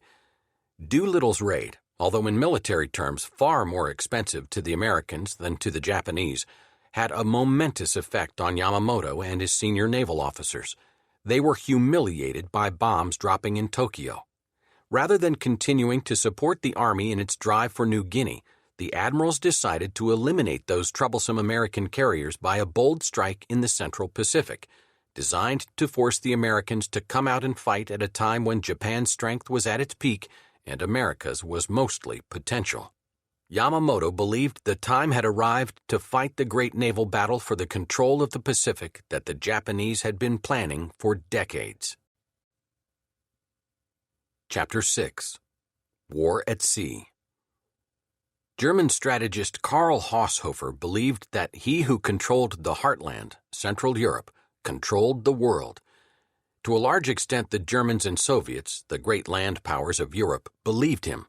But American strategist Alfred Thayer Mahan, in his book The Influence of Sea Power Upon History, 1660 to 1783, published in 1890, argued that he who controlled the seas controlled the world. The Americans, British, and Japanese, all maritime powers, believed him. None of the countries, of course, put all its eggs in one basket. The Germans had a considerable fleet of warships, including battleships and submarines, U-boats. The British and Japanese had large armies. The Americans, by 1944, had both a two-ocean fleet and a two-continent army. The truth was that Haushofer and Mahan were both right and wrong. World War II was a war fought on land, at sea, and in the air. Only on the Eastern Front, in the titanic struggles between the Wehrmacht and the Red Army, was sea power relatively unimportant, although still necessary to get Lend-Lease supplies to the Soviet Union. Only in the Central Pacific was land supremacy relatively unimportant, although still necessary to hold island bases. And on land and sea, air power was critical. But the British and Americans could neither mount nor support land and air operations in the Mediterranean, in Europe, and in the Pacific without control of the sea. So for them, sea power came first. How to achieve it? Going into the war, the admirals and political leaders who were veterans of World War I had Jutland, the greatest naval battle in history, on their minds. They wanted battleships, the bigger the better, but only once in the war did these behemoths hurl their 12, 14, and 16-inch shells at each other. The fighting ship that was responsible for keeping the main battle fleets out of sight of one another was the aircraft carrier. It brought a whole new dimension to war at sea. Under the sea, the weapon that almost had been decisive in World War I, the submarine, was much improved and more deadly. Together, the carriers and the submarines dominated the war. When Hitler began his onslaught in 1939, he reckoned that sea power was not a crucial military matter. Unlike the favored Luftwaffe, the German Navy was ill-prepared. Not even Germany's redoubtable U-boat fleet was ready for a long campaign. But it was the sea, the narrow English Channel, that inevitably thwarted Hitler's ambitions for total domination of Europe and led him to turn his armies eastward into the disastrous Soviet snows. In North Africa, where Rommel almost broke the British on the verges of the Nile, failure to control the Mediterranean narrows cost the Germans still another important triumph. And ultimately, from across the seas came a huge U.S. armada. As time passed, even the U-boats began to lose their efficacy. Japan made no such basic miscalculation. As a sea people, the Japanese were instinctively aware of the maritime key to victory, and they boasted a massive fleet that included the world's two largest battleships, the 72,908-ton Yamato and the Musashi. The flaw in Tokyo's thinking was the belief that an initial advantage attained at Pearl Harbor would gain sufficient time to ensure an impregnable economic and military position, and that this in turn could ward off eventual counterattack. As General George Marshall reported in 1945, such assumptions proved erroneous because the Japanese had reckoned without the shipyards of America and the fighting tradition of the United States Navy. In 1939, when the conflict started, the world was accustomed to regarding Britain as the dominant sea power, but its command had gradually succumbed to a hierarchy of class and was more preoccupied with tradition than with technology. Despite admirable equipment made available by British scientists, its tactics often were outdated, and the Royal Navy was not sufficiently strong for the immense combination of duties it had to face. Had the Germans produced a rational and consistent strategy, they might have capitalized upon British weakness. But Hitler began full-scale naval preparations only in 1939. Admiral Erich Raeder, commander-in-chief of Hitler's Navy, had hoped there would be no conflict before 1942, by which date he planned to have ready a prodigious fleet that would include 250 U-boats, 13 battleships, and 4 aircraft carriers. When Hitler precipitated the war, Raeder was forced to abandon this program and concentrate on the immediate construction of submarines. Because the British were spread so thin and because the German fleet was inadequate, the naval potential of Italy and France assumed heightened importance. The Italians had fast ships, but showed more dash in maneuvers than in battle. They were never able to control the eastern Mediterranean even when British power was at its ebb. Had the Axis gained the use of the French Navy, however, the balance might have been dangerously turned. Its main strength lay in Toulon, with substantial forces also anchored at the Mers el Kabir base of Oran in Algeria. On July 3, 1940, unwilling to risk the possibility that Hitler might force the French Navy to turn over the ships to him, the British sent an ultimatum to the Oran flotilla. When the French commander failed to respond within 6 hours, the British then attacked and seriously damaged 3 French battleships, a seaplane carrier, and 2 destroyers.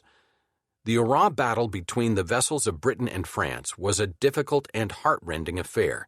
More than 1,000 French sailors were killed, but it was made necessary by British determination to retain the upper hand at sea. Inflammatory Nazi propaganda sought to persuade the French to join the campaign against Britain. Nevertheless, as Churchill later recalled in his history of the war, the genius of France enabled her people to comprehend the whole significance of Oran and, in her agony, to draw new hope and strength from this additional bitter pang. General de Gaulle, whom I did not consult beforehand, was magnificent in his demeanor, and France, liberated and restored, has ratified his conduct. The first dramatic confrontations of the war at sea were between conventional surface vessels. The earliest of these was the hunting down of the Admiral Graf Spee, third and last of those German pocket battleships so neatly designed to get around the regulations of the Versailles Treaty: fast, light, heavily gunned. Like the U-boats, its purpose was not to challenge the British battle fleet, but rather to engage in commerce raiding, always the strategy of the nation with inferior fighting ships. When hostilities started, Graf Spee dashed out for the South Atlantic to prey on Allied shipping and soon sank 9 cargo vessels off the coast of Latin America. On December 13, 1939, the Graf Spee appeared near Uruguay, where it was surprised by 3 British cruisers, Achilles, Ajax, and Exeter. For 14 hours, the ships pounded away at one another. Then the Graf Spee turned away to seek haven in Montevideo. It was summarily ordered out by the neutral Uruguayans. On December 17th, the Graf Spee blew itself up on the broad River Plate while 300,000 spectators lined the shore to watch. Captain Hans Langsdorff, a veteran of Jutland, was interned in Argentina with his crew. 3 days later, he draped around him the old German Imperial Naval flag, ignoring Hitler's swastika, and shot himself dead. A second Great Sea encounter came in the spring of 1941, when the German battleship Bismarck, accompanied by the cruiser Prince Eugen, sailed from occupied Poland through the British blockade, intent on sinking as much tonnage as possible on the cold, gray North Atlantic. 6 U-boats were assigned to help the mighty surface raider. The British first spotted the Bismarck when it was refueling at Bergen, Norway, on May 21st, and began to mark its passage through the fog and clouds.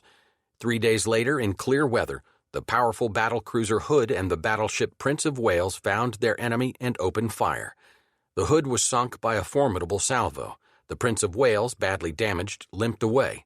But the Bismarck, also seriously wounded and leaving a steady oil trail, turned back at reduced speed to seek haven at Saint-Nazaire in occupied France. Without air cover, the Bismarck was a toothless tiger. On the morning of May 26th, a Royal Air Force flying boat spotted the great ship, still 700 miles from the French coast, much too far out for land-based airplanes to reach. The British sent carrier-based torpedo planes to delay its escape. Bismarck was struck twice, once in the rudder. The next morning, a squadron of British ships encircled their victim like yapping hounds and opened concentrated fire. They were unable to pierce the Bismarck's armored deck or destroy its engines, but one by one they smashed the machinery of its turrets. Finally, unable to proceed, the German captain scuttled. In a strategic sense, this was a British naval triumph because Hitler lost his greatest and irreplaceable battleship. But in the process, Britain also lost the Hood and suffered damage to 2 other battleships, a destroyer, and many planes. Furthermore, much of the British fleet had been diverted from important Mediterranean assignments in order to encompass the elusive Bismarck's end, and this weakened the defense of Crete at the moment of its invasion on June 1st. The victory proved to be an expensive one, second only in naval importance to the home fleet's task of supplying and guarding the United Kingdom itself was Britain's Mediterranean role. The sea served as a lifeline to British possessions in the Middle East, to Suez and the route to India, and to the Army of the Nile that had been concentrated in Egypt in 1939. From Gibraltar to Malta and on to Alexandria, their bases were now directly menaced. German land-based air power denied the Mediterranean to British convoys. To supply its forces in the Middle East, Britain sent convoys by the long and costly route around the Cape of Good Hope. The Royal Navy was further weakened during the Battle of Crete and the consequent need to evacuate British and Greek troops when that island fell. But the British were able to hold on in Malta, and although the island suffered terribly, planes from its airstrip continued to hamper the flow of supplies from southern Italy to Rommel's Africa Corps in the desert. The Mediterranean Naval War was a desperate and hemmed-in affair which land-based aircraft played an increasingly prominent role. But at least it had the advantage of being fought in an agreeable arena. When men jumped from their sinking ships, they stood a chance of surviving. The war in the Atlantic was another story. There, a dreary, lengthy, and far more strategically vital battle on a much bigger scale was fought to decide whether Britain would survive and become the marshalling point and base for the ultimate European assault. Britain was the node between triumph and disaster, and its safety, as it had for centuries past, relied on its ships. The Battle of the Atlantic endured through two stages.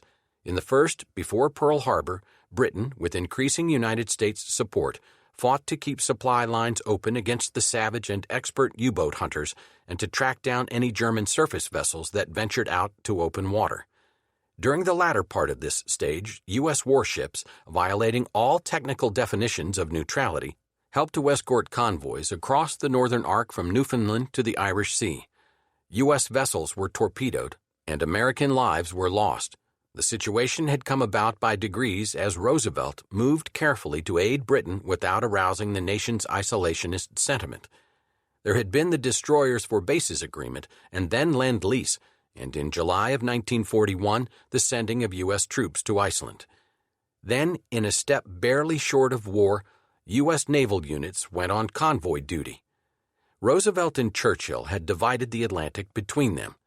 The ocean west of Iceland was the American defense zone, and through its waters the U.S. Navy shepherded the convoys.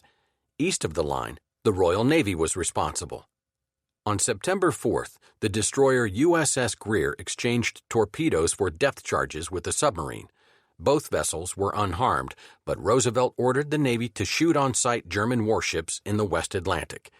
In mid-October, the Carney was torpedoed with 11 killed, but did not sink, and just after dawn on October 31st, the first United States warship was sunk, the Reuben James. A trim but obsolete U.S. destroyer, the Rube was helping out the short-handed British in the protection of a convoy west of Ireland when its direction finder locked on U-boat signals. Moments later, it was hit by a torpedo. The magazine exploded, and the ship was blown in two. 115 men, including the captain and all the officers, were lost. Robert E. Sherwood, a Roosevelt advisor, observed that the public seemed more interested in the Army Notre Dame football game. Roosevelt hardly needed to hide the secret war from a public so indifferent to world events. With the fall of France in June 1940, Germany became a power in the Atlantic. Suddenly, Hitler had a 2,500-mile coastline from which to launch his U-boats, and his reach into the Atlantic had been extended some 450 miles. Now even his smallest 250-ton subs could prowl the Atlantic shipping lanes. All that summer and fall, while Britain fought for its life against the Luftwaffe, the U-boats had their best hunting season of the whole war. The threat of invasion kept British destroyer forces close to home. Convoys went out virtually without escort.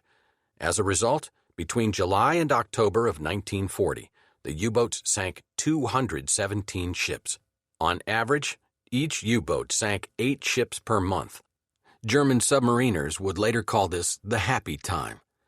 But the number of U-boats in operation was relatively small, and despite the urging of his top naval commander, Erich Raeder, Hitler had refused to step up submarine production. The subs he had were doing very well, and there was still hope that Britain might come to its senses and make peace. It was one of Hitler's crucial mistakes. Although he had lifted all restrictions on submarine production in July 1940, it was not until the following summer that the building program was really underway. By then, the British had worked out more effective defenses, especially in code breaking. The Ultra, the designation adopted by military intelligence for breaking encrypted communication, enabled them to read Admiral Karl Dönitz's orders to his captains at sea and gave the British a great advantage, but one that was lost for the first few days of each month following Germany's change in the Enigma settings. Enigma, invented by German engineer Albert Scherbius at the end of World War I, was an electromechanical rotor cipher machine used for encrypting and decrypting secret messages. But the Germans were also breaking Royal Navy codes. The result was a direct correlation between how the battle was going, how many subs lost, how many cargo vessels, how many destroyers, and who had most recently broken the other guy's code. Through 1941, first one side, then the other, was winning the Battle of the Atlantic. In early 1942, the Battle of the Atlantic came to America's shores, where the German skippers found an inexcusably unprepared U.S. Navy and an abundance of fat targets, many of them oil tankers sailing along the Gulf and Atlantic coastlines of North America, easy targets at night thanks to the lights on shore. This was a second happy time for the U-boats. Eastern ports such as Boston, New York, and Norfolk had to be protected with mines, nets, and booms. Coastal convoys were established, blackouts ordered, and ship radios restricted after U-boat packs operating initially in northern waters off Newfoundland and then moving south to warmer bases in the Caribbean achieved astonishing initial successes. Insofar as the Americans had given any thought to the possibility of combat operations on their shores, they had thought of the Pacific coast. The surprise achieved by the German U-boats in early 1942 was almost as great and costly as Pearl Harbor. In the first 4 months of 1942, 87 ships went to the bottom of the Atlantic coast. When the U.S. Navy finally got convoys organized along the Atlantic line, the German subs moved into the Gulf where they sank another 41 ships. Eventually, the Americans won this phase of the Battle of the Atlantic by building enough destroyers and escorts to make convoys possible everywhere and by putting together an air-sea team to search for and destroy U-boats. Allied merchant ship production was so great that the available U-boats could not sink them fast enough. The big ungainly patrol bomber naval aircraft was a mainstay in the effort. In the first 7 months of 1942, German submarines sank an appalling total of 681 Allied ships at small cost. This was the year in which Admiral Dönitz devised his Wolfpack tactics. A number of U-boats would lay in wait across the shipping lanes. The first to locate a convoy gave the signal, and all closed in for the kill. Beset from all sides, its protecting escorts unable to fend off so many simultaneous attacks, a convoy thus struck suffered heavy losses. Nevertheless, as U.S. radar improved and U.S. planes came more and more into play, the ratio changed to Germany's disadvantage. Long-range aircraft operating from Newfoundland, Northern Ireland, and Iceland hunted down enemy raiders and blasted them into the depths. As the Germans lost their best submarine commanders, replacements proved less expert and less resolute. By late spring 1943, Dönitz was forced to conclude, losses, even heavy losses, must be borne when they are accompanied by corresponding sinkings. But in May in the Atlantic, the destruction of every 10,000 tons was paid for by the loss of one U-boat. The losses have therefore reached an unbearable height. They had indeed. By mid-1943, nearly 3/4 of the original submarine force had perished at sea. Churchill proudly reported to the House of Commons that, at sea, June 1943 was the best month from every point of view we have ever known in the whole 46 months of the war. German submarine losses were at 80%. Moreover, Roosevelt and Churchill, honoring their promises to Stalin, managed to start convoying vast amounts of material along the so-called Murmansk Run, a dangerous route from Scotland north of Nazi-occupied Norway and on to the northern Soviet ports of Murmansk and Archangel. Nowhere was the Battle of the Atlantic worse than on the Murmansk Run. The most direct route between Britain and the Soviet Union was by convoy around the northern tip of Norway to Murmansk. But to get there, convoys had to run a gauntlet of U-boats, surface raiders, and aircraft based in Norway, as well as appalling seas and cold.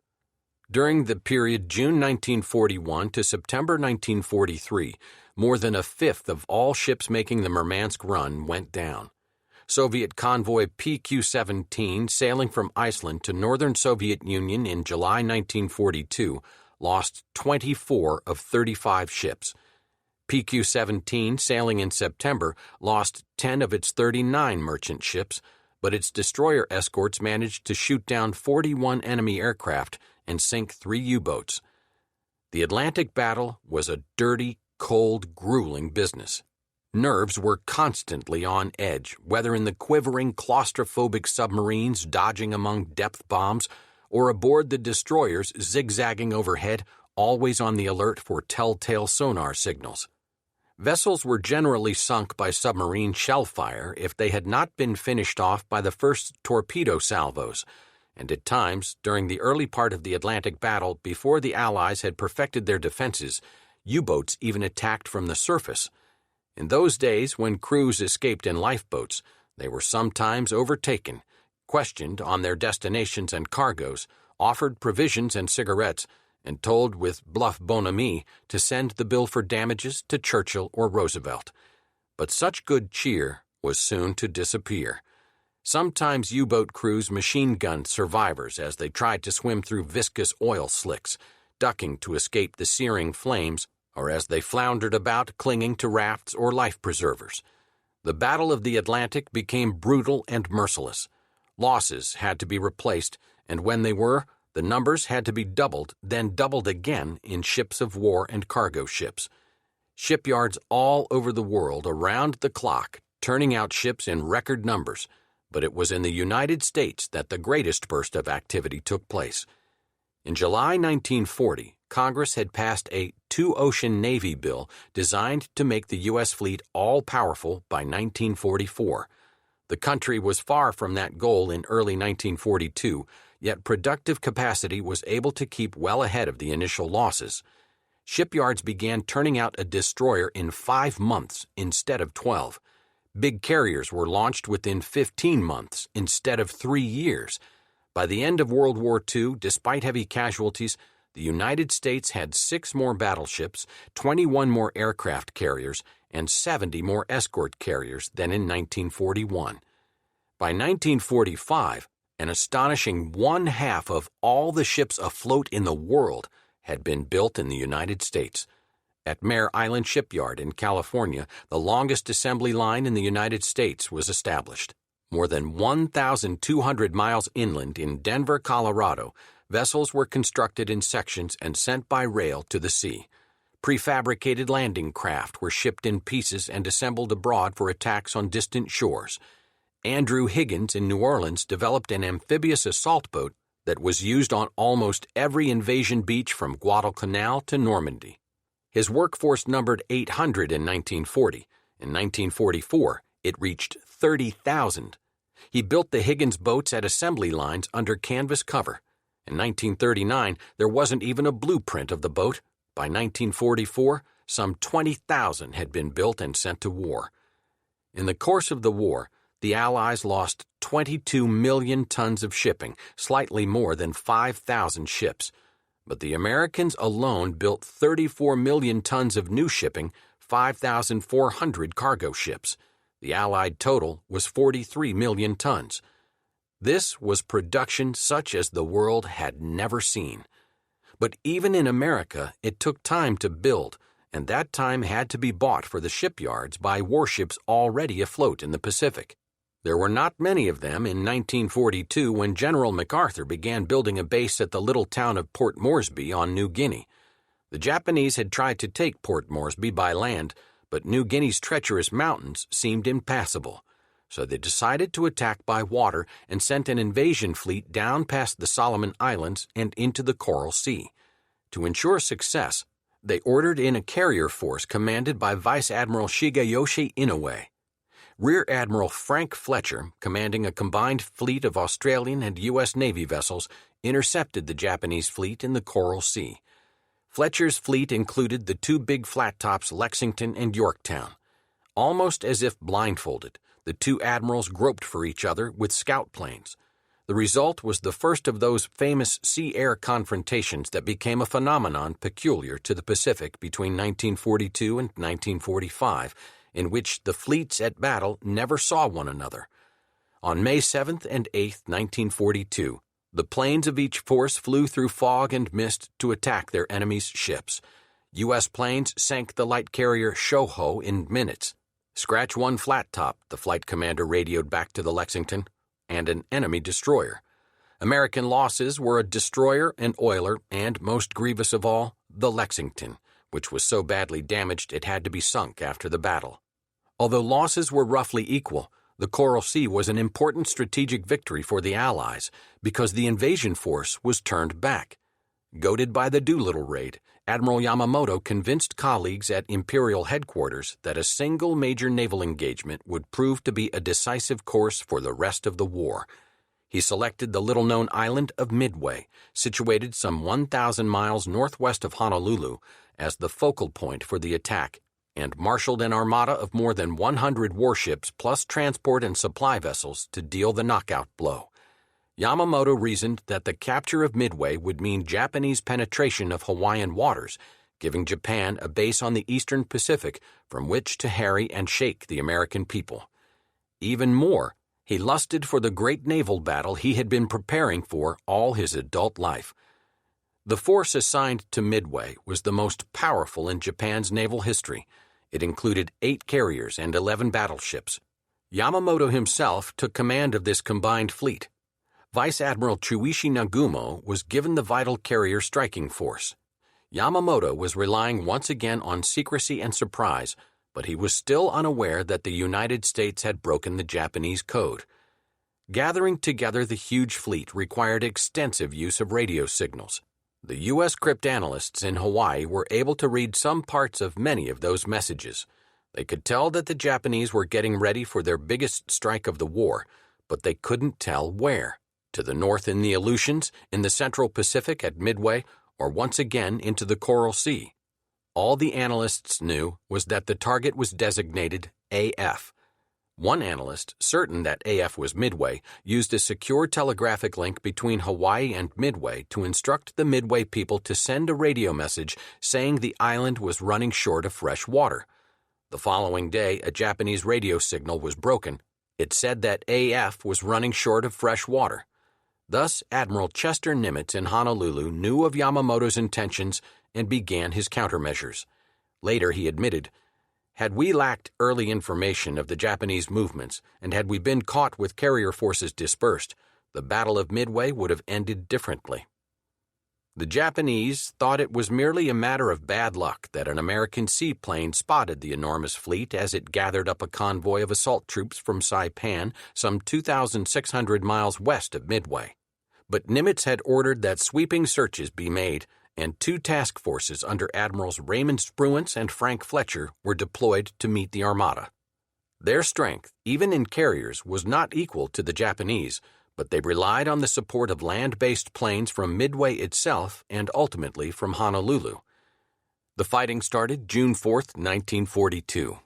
Japanese planes swept from their carriers to hit the little island target, and U.S. planes retaliated by seeking out the invasion force. The fighting raged for 4 days. Again, as in the Coral Sea, aircraft battered ships that were always too distant from each other to fire their customary broadsides. One group of 15 U.S. torpedo bombers continued to press home their attack until all had been shot down by a curtain of anti-aircraft fire thrown up around the huge Japanese carriers. Only one man survived. For a brief time, it looked as though the Japanese had triumphed. Then, from 14,000 feet up, U.S. dive bombers roared down on their targets, catching the Japanese carriers at their most vulnerable moment, when the flight decks were crowded with planes refueling for another strike. Those dive bombers changed the course of the war in what has come to be known as the Fatal 5 Minutes. They sank 3 Japanese carriers, Soryu, Kaga, and Akagi, and the next morning a fourth, Hiryu. It was the planes that did all the fighting. Yamamoto's dozen battleships held in reserve never engaged. Yamamoto finally decided to turn homeward before his entire force vanished. As it was, he had suffered a smashing defeat, losing 4 carriers and a heavy cruiser plus many damaged vessels. The Americans lost 1 carrier, the Yorktown, 1 destroyer, and more than 100 planes. But this was a small price to pay. The Japanese Navy had forced a showdown with superior strength, and it was decisively beaten. Instead of threatening Hawaii and the West Coast, Japan suddenly found itself on the defensive for the first time. From that historic instant, the U.S. counteroffensive began to gain force and to move relentlessly toward the home islands of Japan. Midway, named so for being the Pacific's midpoint between Japan and the United States, was one of World War II's critical battles and one of history's greatest naval battles. The tiny atoll group was indeed properly named, for the contest marked a dividing line in strategy, if not in time. Everything before Midway was an immense Japanese success, and everything afterward a failure. At Midway, the rising sun that had shone so suddenly and so ferociously over all Asia slowly began to set. The Japanese had suffered their first naval defeat in history. Their long, impressive sea offensive had ended. Chapter 7. The Desert War. The war in North Africa was fought over a featureless desert where the waves of sand sparkled in the sunlight like whitecaps at sea, and indeed the tactics employed in the great tank and infantry battles that were fought there resembled naval warfare more than any traditional land campaign. Away from the coast, there were no roads. Ports were few and small on the southern coast of the Mediterranean, which made them critical, just as in sea war. Tanks and trucks needed to refuel like ships at sea. The tanks swept around their foes in long looping encirclement maneuvers, threatening to get between the enemy and his supply depots. Places other than ports had no strategic significance. Only the enemy force mattered, and the whole reason for the campaign was to protect one of the world's most important waterways, the Suez Canal. The canal was Britain's lifeline to India and the Far East, and it was in Egypt that the British made their biggest commitment of men and materiel after the fall of France. When the war began, Britain had assembled in Egypt a force named the Army of the Nile, under the overall command of Sir Archibald Wavell, a one-eyed general who boasted diplomatic skill and strategic talents more lavishly admired by his contemporaries than by history. It was Wavell who planned the first success in the famous Western Desert Campaign.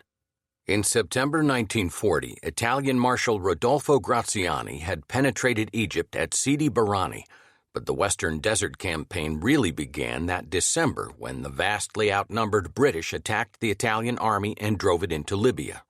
It was an unqualified British victory.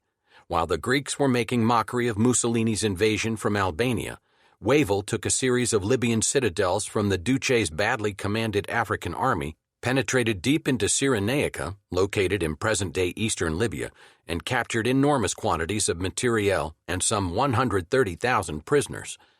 As a result of Italy's humiliations in Albania and Libya, Hitler was forced to spread his forces by dispatching aid. General Marshall later concluded that this overextension subsequently became one of the principal factors in Germany's defeat. The Führer sent his paratroopers to stiffen the Italian Air Force. Then, in command of a German armored corps, he sent in Rommel. Field Marshal Erwin Rommel was one of the great figures of the war. A brilliant tactician, he became the acknowledged master of armored warfare in a desert campaign. U.S. tankers in the Persian Gulf War of 1991 avidly studied his tactics and techniques.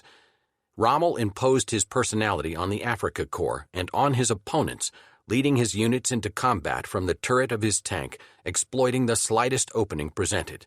His men idolized him, and to the dismay of British officers, when the Tommies, British soldiers, approved of or were delighted by something, they would say, "That's a Rommel." Even Churchill said, "His ardor and daring inflicted grievous disasters upon us. He was a great general." Although Hitler only wanted Rommel to hold the line in the desert, Rommel opened his first offensive on March 24, 1941, a few weeks before Hitler overran the Balkans. The British hardly knew what hit them. Their lines had been thinned down to about half strength in order to send aid to Greece. In a matter of days, they were outflanked, outfought, and chased back to Egypt, leaving an isolated British garrison scaled off in the Libyan port of Tobruk. From bases in Sicily and Tripolitania, the Luftwaffe started to raid Alexandria, Port Said, and Suez, where they intensively mined the canal, thus cutting off the main route to India and hampering Wavell's normal supply lines. But the improvised fortress at Tobruk held out on Rommel's flank. It was reinforced by General Sir Alan Cunningham of the newly named Eighth Army. The overall commander for the Middle East was now General Sir Claude Auchinleck. In June, Churchill had decided that Wavell needed a rest from desert campaigning and had sent him to India. All through the summer and autumn of 1941, coastal ships from Alexandria scurried along the dangerous North African shore to strengthen Tobruk. During the 14 months following Rommel's arrival in Libya, the Desert War was a seesaw affair. There were lengthy advances and retreats, but no crucial victory in what the Tommies called miles and bloody miles of absolute damn all. Soldiers learned to navigate like sailors, reckoning the featureless spaces by map, compass, speedometer, and stars. At night, formations of each side would encamp, unsure just where the other's hull-down tanks lay. Acres of flatness were marked by countless tracts left by the treads and tires of past battles, littered with piles of steel fuel containers and discarded tins of food swarming with insects. Drivers sought to steer to the windward of each other and thus escape the dust. Desert boots to goggles were generally covered by a beige coating of sand, dust, and sweat. Supply services were hard-pressed to provide enough water for the thirsty vehicles and men. From the start of this extraordinary campaign, the naval-minded British realized the critical importance of Malta to the desert fighting. They kept the island bastion alive, losing vast shipping tonnage in the process. But the price was not too heavy. Rommel's need for supplies and reinforcements could not be satisfied so long as Axis convoys were being smashed from Malta. The British pilots were enormously helped by Ultra that picked up and read the Enigma-coded radio signals flashing across the Mediterranean from Germany's supply bases in Italy to Rommel in North Africa, making it possible for the RAF to intercept slow-moving ship convoys or heavily laden transport planes carrying fuel to Rommel. In the desert, victory went to the side with the most gasoline. The war ran on gasoline, and like nearly everything else, it had to be brought from a long way off and at great cost. The main British supply route to North Africa ran 3,000 miles around the Cape of Good Hope, while the Axis had only to cross 300 miles of Mediterranean. This should have given Rommel a big advantage, but Malta and Ultra negated it. Hitler and Mussolini agreed the British air and naval bases there had to be destroyed and the island taken before Rommel made another and, they hoped, final drive on Egypt. Churchill and his commanders agreed Malta had to be held at all cost. The Luftwaffe gave the island a merciless pounding. In December 1941, the Germans flew 169 bombing raids on Malta. The next month, there were 262 raids. The British did everything possible to keep Malta supplied, at a terrible cost in men and ships. The situation grew desperate. Axis convoys began getting through, and as a result, Rommel set off on a new offensive toward the end of January 1942, driving the Eighth Army back to the Gazala Bir Hakeim line. Churchill urged a strong counteroffensive to stop Rommel and to relieve pressure on Malta, but Auchinleck did not think his army was ready yet. Then in May, Rommel struck again. By June 19th, he was outside Tobruk. 2 days later, Tobruk fell. For Churchill, it was one of the worst moments of the war. Rommel was made a field marshal, and his army took possession of huge dumps of ammunition, food, and, best of all, gasoline. His supply problems, it appeared, were suddenly solved. Why stop now for an invasion of Malta, he argued. Hitler agreed. The invasion was canceled, and Rommel pushed on toward Egypt. But Auchinleck was fighting back with terrific determination now, and by July, near El Alamein, Rommel called a halt for the time being. In August 1942, Churchill flew to Cairo in order to weigh the military prospects before meeting Stalin for the first time. Rommel by then had established a new forward position deep inside Egypt. The British Prime Minister, in one of his most significant military decisions, reorganized his command. He named General Sir Harold Alexander to replace Auchinleck as head of all Middle Eastern forces. Then, to take over the Eighth Army after the officer slated for that post, W.H.E. Strafer Gott, died when his plane was shot down, Churchill picked Lieutenant General Bernard Montgomery. Monty, as he became known to his soldiers, was a highly unlikable figure, detested by many officers, yet deeply admired by others. He was lean, tough, conceited, insolent, and often patronizingly haughty. His tastes were plain. He was a stern disciplinarian who forced his staff to keep strenuously fit, frowned on smoking and drinking, fired many of the commanders he had inherited, and injected into his dispirited army a sudden surge of confidence. His troops began to cherish the label desert rats, first accorded with contempt, and took for their own the Afrika Korps' favorite song, Lily Marlene.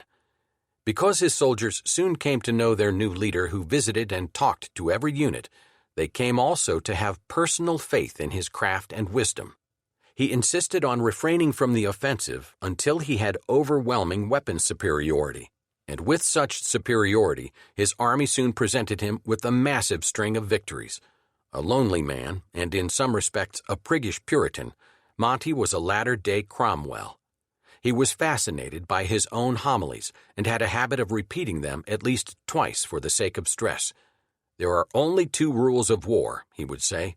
"Only 2 rules of war. Never invade Russia, never invade China.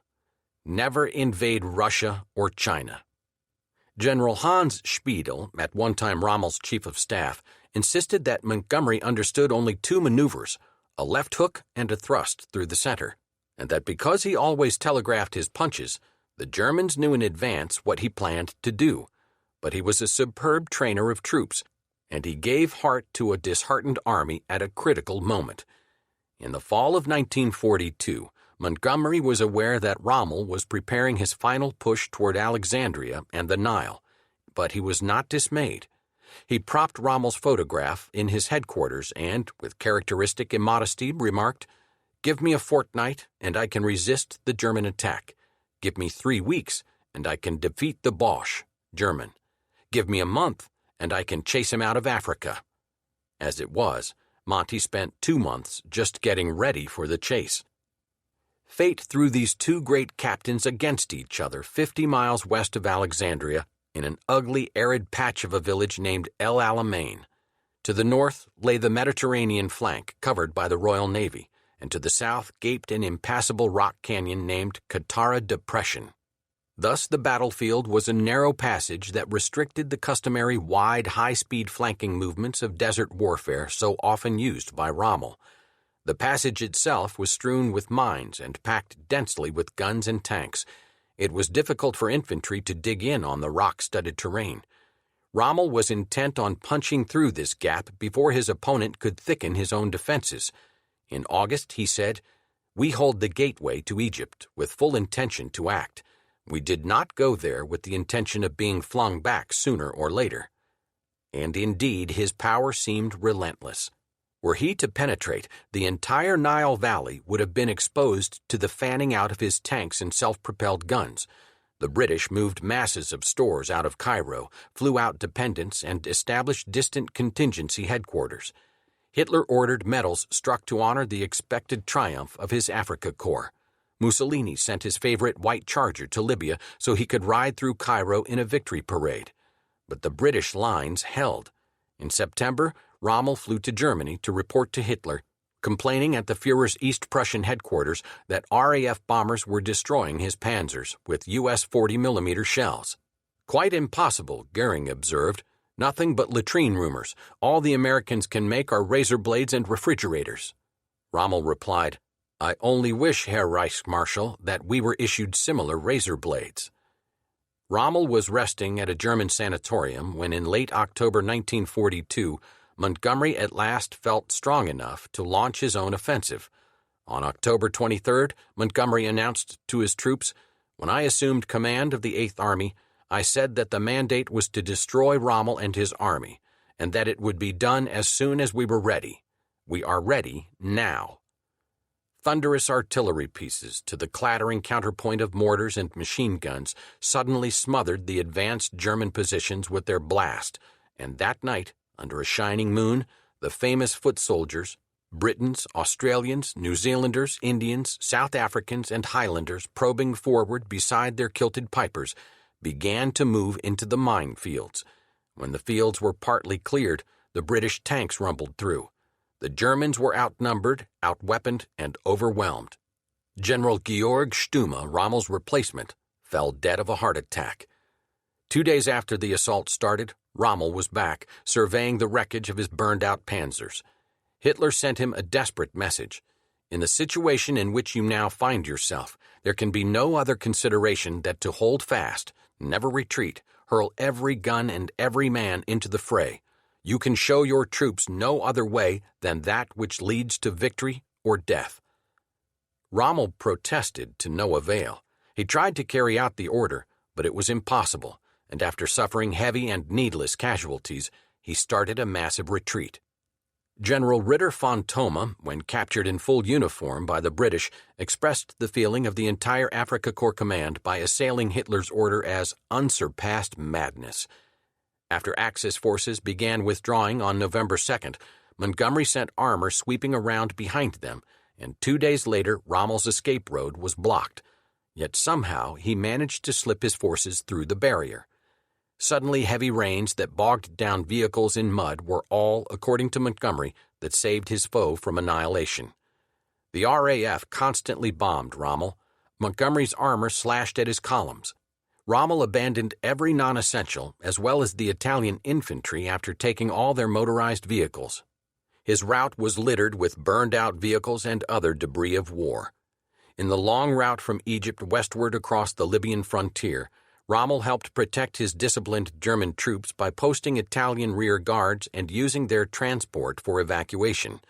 He lost approximately 60,000 men, as well as most of his guns and tanks before, under cover of a rainstorm, he managed to establish a temporary holding position. And then, on November 8th, came word of an Allied landing in French North Africa. Not only was Egypt irrevocably lost, but now an enormous pincer started to close in on the Afrika Korps.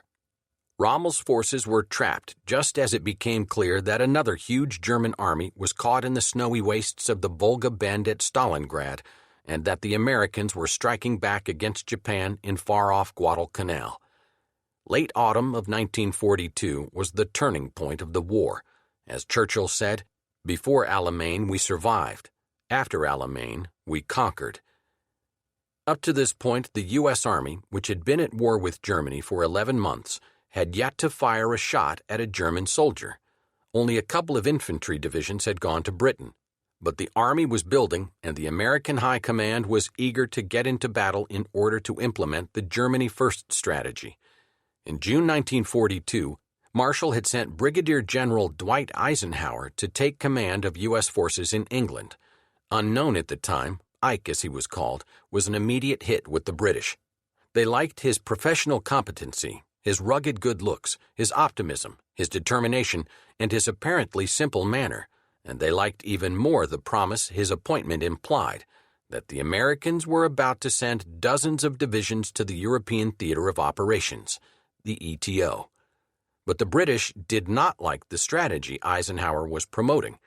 He and Marshall wanted to spend the next 6 months building up the assault force in Britain, then launch a cross-channel invasion of France in the spring of 1943, codenamed Roundup. Churchill and his generals were absolutely opposed. They argued the Allies were not ready to fight the Wehrmacht in France and refused to participate in Roundup. Instead, they proposed a fall 1942 invasion of French North Africa, codenamed Torch, with the aim of driving the Germans off the African continent. As the British were the stronger partner at this time, they got their way. When he learned of the final decision, Eisenhower wrote in his diary that July 28th could well go down as the blackest day in history. What he and Marshall feared was that Torch would fail to help the besieged Red Army, And if a desperate Stalin made a separate peace with Hitler, the Western Allies would never get back on the European continent. Whether Roundup could have worked remains one of the great controversies of the war. Marshall and Eisenhower remained convinced that it would have succeeded and ended the war much sooner. As it was not tried, no one can ever know. There was a stiff political price to pay for Torch. Ever since Hitler's invasion of the Soviet Union, Stalin had been demanding that the Allies mount a second front in France so as to take the pressure off the Red Army. Roosevelt had promised Molotov that the second front would be opened in 1942. Torch was no second front. The invading forces would not even be fighting Germans, only French colonial troops defending France's North African empire, troops they hoped would come over to the Allied side. Torch therefore strengthened Stalin's already great suspicion of his capitalist partners.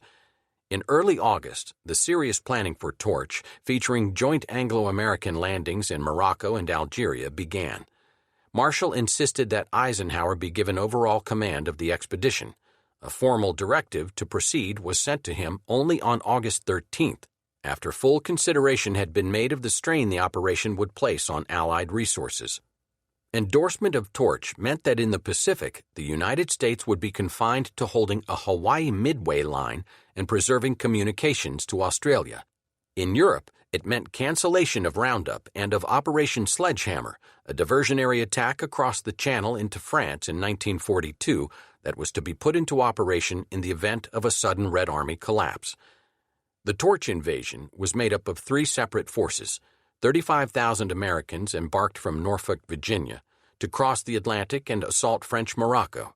39,000 Americans embarked from England to take Oran in western Algeria, and a third force of 10,000 Americans and 23,000 British also sailed from Britain to seize Algiers. All were transported and protected by the U.S. and Royal Navies. Eisenhower wrote of this extraordinary undertaking, "The venture was new. Up to that moment, no government had ever attempted to carry out an overseas expedition involving a journey of thousands of miles from its bases and terminating in a major attack." The operation was further complicated by the confused situation in France itself, part occupied, part under Pétain's Vichy regime, part in a colonial limbo. Some French officers in North Africa were longing to join General de Gaulle's movement in England. Others were conspiring to back General Henri-Honoré Giraud, who had just escaped to France from a German prison camp. Still others were pledged to their Pétainist commanders, especially the Vichy commander-in-chief Admiral Jean Darlan. Philippe Pétain, a French military leader in World War I, was appointed by President Lebrun as Premier of France in 1940 with the fall of France imminent.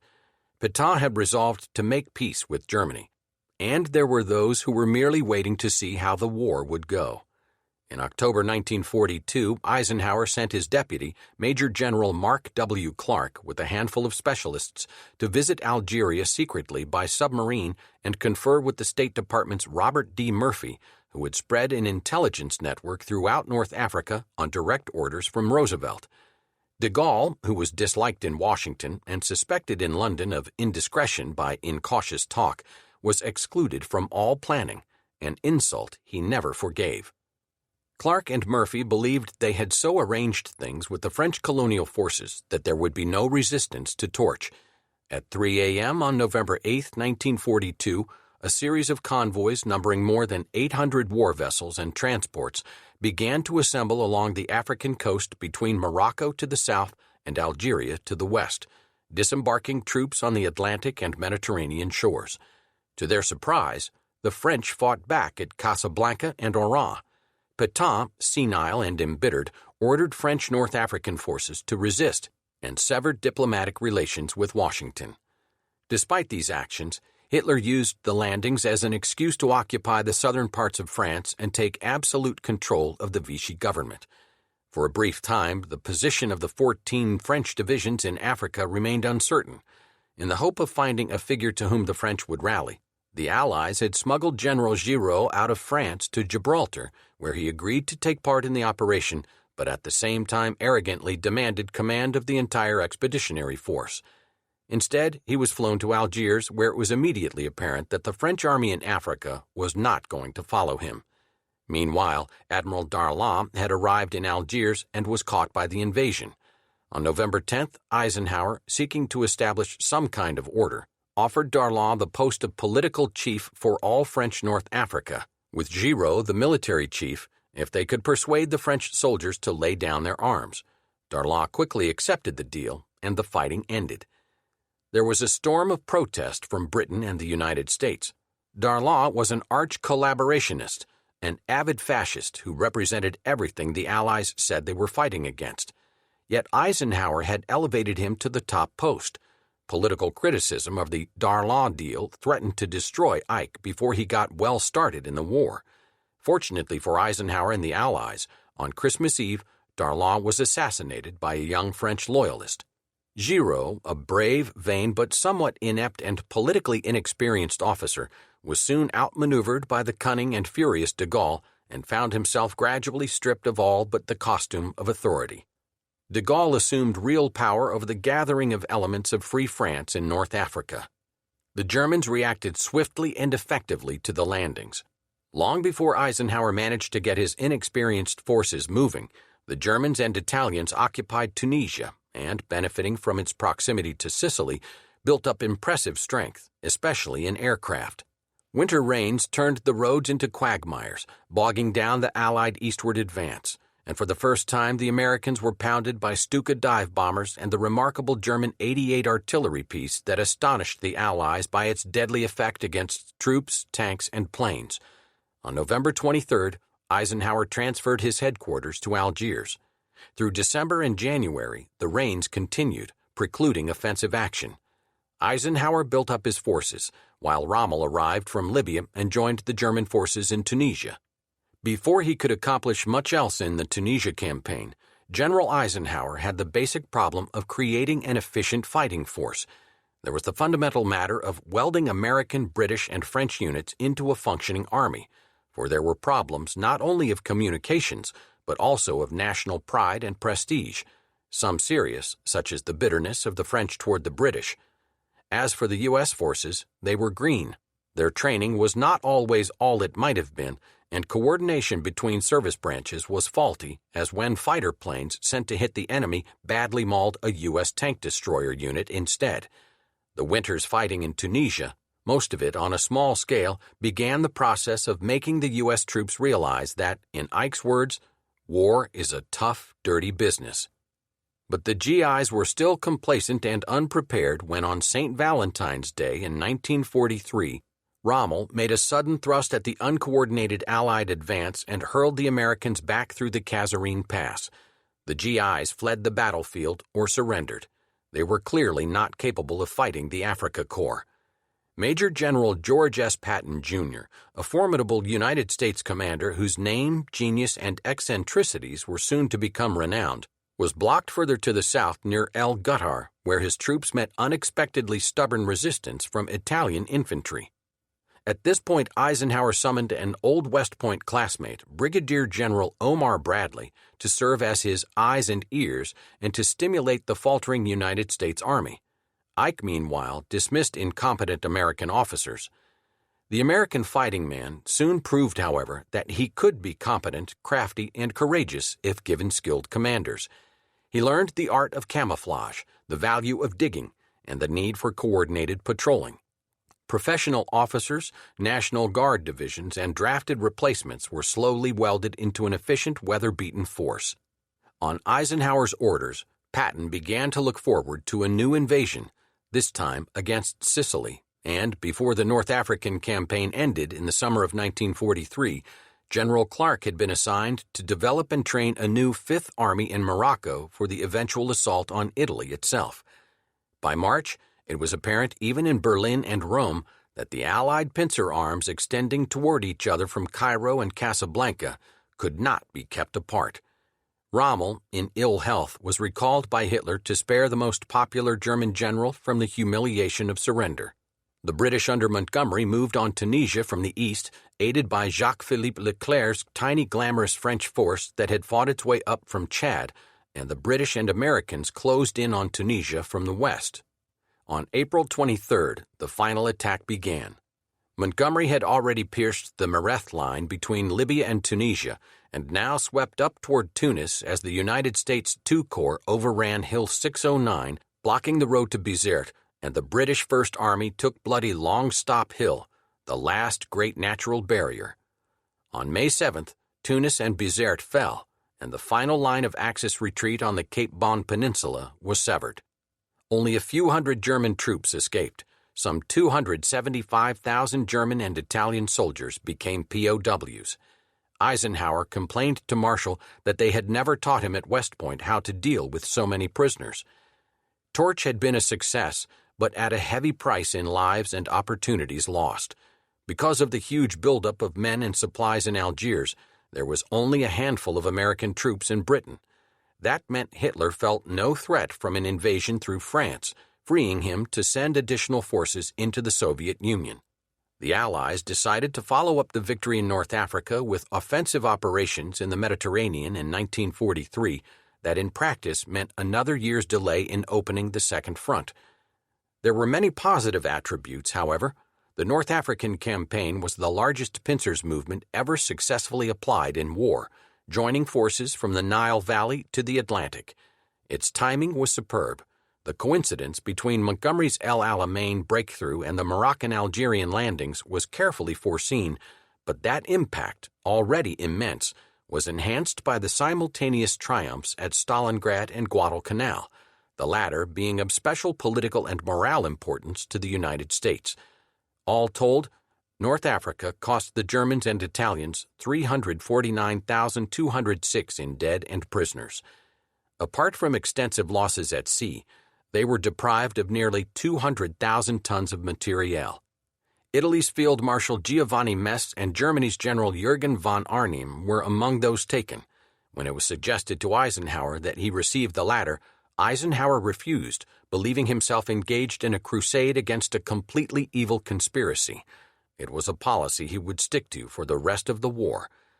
Mussolini's vision of a new Roman Empire dissolved in blood where Rome had once obliterated its Carthaginian enemy. Soon the Duce would lose Italy itself. And for Hitler, it was a catastrophe. Montgomery analyzed the Führer's strategic error accordingly. From a purely military point of view, the holding out in North Africa once the Mareth line had been broken through could never be justified. I suppose Hitler ordered it for political reasons. It may sometimes be necessary, but they will generally end in disaster. Rommel commented on the crucial El Alamein battle with justifiable acerbity. The fact is that there were men in high places who, though not without the capacity to grasp the facts of the situation, simply did not have the courage to look them in the face and draw the proper conclusions. They preferred to put their heads in the sand, live in a sort of military pipe dream, and look for scapegoats, whom they usually found in the troops or field commanders. Looking back, I am conscious of only one mistake, that I did not circumvent the victory or death order 24 hours earlier at Alamein. The African victory gave resurgent confidence to the weary British. The experience proved the effectiveness of a new team of United States commanders and broke in an American army. It forged an alliance that, at Eisenhower's insistence, was led by an integrated international staff. It prepared the foundation for a liberated Gaullist France. For de Gaulle, ignored in planning the invasion, then thrust aside in favor of Darlan and Giraud, forced his way by willpower and artful maneuver to the leadership of French North Africa. From there, he moved into France, carrying all his bitter memories. Most of all, it was in North Africa that the U.S. Army gained invaluable experience from the lowest private to the highest commander. Leaders emerged at the non-commissioned officer, junior officer, and general levels. Incompetents were weeded out, while men who would lead the drive in Europe were discovered. Eisenhower, with his amazing ability to get men from different nations and traditions to pull together. Patton, with his swashbuckling style, and Bradley, quiet, competent, a soldier's general. Chapter 8. The War in the Soviet Union. From August 1939 to June 1941, Stalin and Hitler were allies. The Soviet Union sent large quantities of minerals, oil, food, and other materials to Germany in an apparently endless line of trains. But despite the advantages to the Nazis, Hitler wanted more. He wanted direct control of the vast resources of the Soviet Union. He wanted Lebensraum for the German people in the East. He feared and detested communism and was determined to destroy it. And he regarded the Slavs as subhuman and intended to make them into slave labor for Germany. Never did he doubt that he would one day invade the USSR. His question was when. The loss of the Battle of Britain and cancellation of Sea Lion answered the question. What else was he to do? He had the best army in the world and no place to send it. He couldn't get across the English Channel. He already controlled Western and Central Europe. Demobilization of his army was unthinkable. The Red Army was in sad shape as a result of Stalin's purges. It all made sense to Hitler. Hitler had made only a few minor mistakes in his conduct of the war up to June 1941, and he was full of himself. The greatest general who ever lived, German officers said scornfully of him, but only behind his back. The first lesson of history is don't invade Russia, his generals told him when he outlined his strategy of conquest. But he was sure he could attain what had eluded Napoleon. Thus was set in motion the greatest campaign ever waged, involving millions of men, tens of thousands of planes and tanks, and a front line that stretched from Leningrad on the Baltic Sea to Sevastopol on the Black Sea, a distance of well over 1,000 miles. The first preparations were made even as the Battle of Britain raged on July 29, 1940. Colonel General Alfred Jodl, chief of German operations, told a conference of staff officers that the Führer had decided to attack the USSR in the spring of 1941. 2 days later, Hitler himself revealed this plan to his leading generals. Colonel General Franz Halder took down Hitler's words at the briefing, wiping out the very power to exist of Russia. That is the goal. That November, Stalin sent Molotov to Berlin to demand further extension of Soviet influence in Eastern Europe. The request only reaffirmed Hitler's decision to double-cross his partner. On December 18th, he issued Military Directive No. 21 outlining Operation Barbarossa, named in honor of the medieval German emperor who had won great victories in the East. The object of Barbarossa was not merely to occupy the Soviet Union, but to destroy the Red Army in huge battles of annihilation along a fantastically large front. Assuming his panzers would advance as rapidly as in France, the Führer reckoned that within 8 weeks they could capture Leningrad, Moscow, and the Ukraine, putting an end to organized resistance. He decided the campaign could not be conducted in a nightly fashion and authorized Gestapo chief Heinrich Himmler to use his SS troops independent of the army in conquered territories to terrorize and slaughter civilians. And on March 21, 1941, Hitler drafted his infamous Commissar Order. All Soviet commissars, political officers, who were captured would be shot. In the original timetable, Barbarossa was to begin in May to ensure the conquest of Leningrad and Moscow before the first Soviet snows set in. But Mussolini's misfortunes in Greece and the Belgrade coup d'etat caused Hitler to postpone the date by 1 month. This distressed many German generals and has been cited as one of Hitler's big mistakes. But it may have been lucky for the Germans because by the time they did attack, the unpaved roads of the Soviet Union had dried out, making blitzkrieg possible. In May, columns would have been hip-deep in mud. In late June, they sped ahead. German soldiering genius accomplished miracles in preparing this offensive. The Wehrmacht deployed 207 divisions, 25 of them armored, fleshing out gaps with more than 50 satellite divisions, largely Finnish, Italian, Hungarian, and Romanian. The 2,000-mile front was divided into 3 main thrusts under Field Marshal Wilhelm Ritter von Lieb, aiming at Leningrad, Field Marshal Fedor von Bock aiming at Moscow, and Field Marshal Gerd von Rundstedt aiming across the Ukraine. At 6 a.m. on June 22nd, after initial bombings and barrages had begun, Count Werner Graf von der Schulenburg, Hitler's ambassador in Moscow, handed Molotov a note officially declaring war. Pale, tense, silent, the Commissar for Foreign Affairs took the document, spat on it, tore it up, and then rang for his secretary. "Show this gentleman out through the back door," he said. Despite some indications of Hitler's decision, Stalin had made few moves to meet an attack. The onslaught came with terrible surprise, smashing an incompetently led Red Army that was still engaged in routine border exercises. The speed of the Nazi advance was impressive on all fronts. Hundreds of Soviet aircraft were destroyed on the ground. Siege guns were trundled up to demolish fortresses of the so-called Stalin Line as they were successively isolated by German panzers. 3 Red Army marshals, Kliment Voroshilov in the north, Semyon Budyani or Budeni in the south, and Semyon Timoshenko in the center faced Bach, Lieb, and Rundstedt. Of the 3, only Timoshenko showed any ability. Indeed, officer competence at any level was lacking in the Red Army, a consequence of Stalin's purges.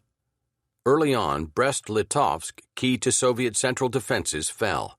Confused, cut-off Soviet units radioed each other, "We are being fired on. What shall we do?"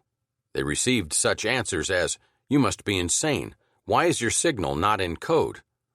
On June 27th, Minsk fell, and Bach crossed the Berezina River, heading for Smolensk.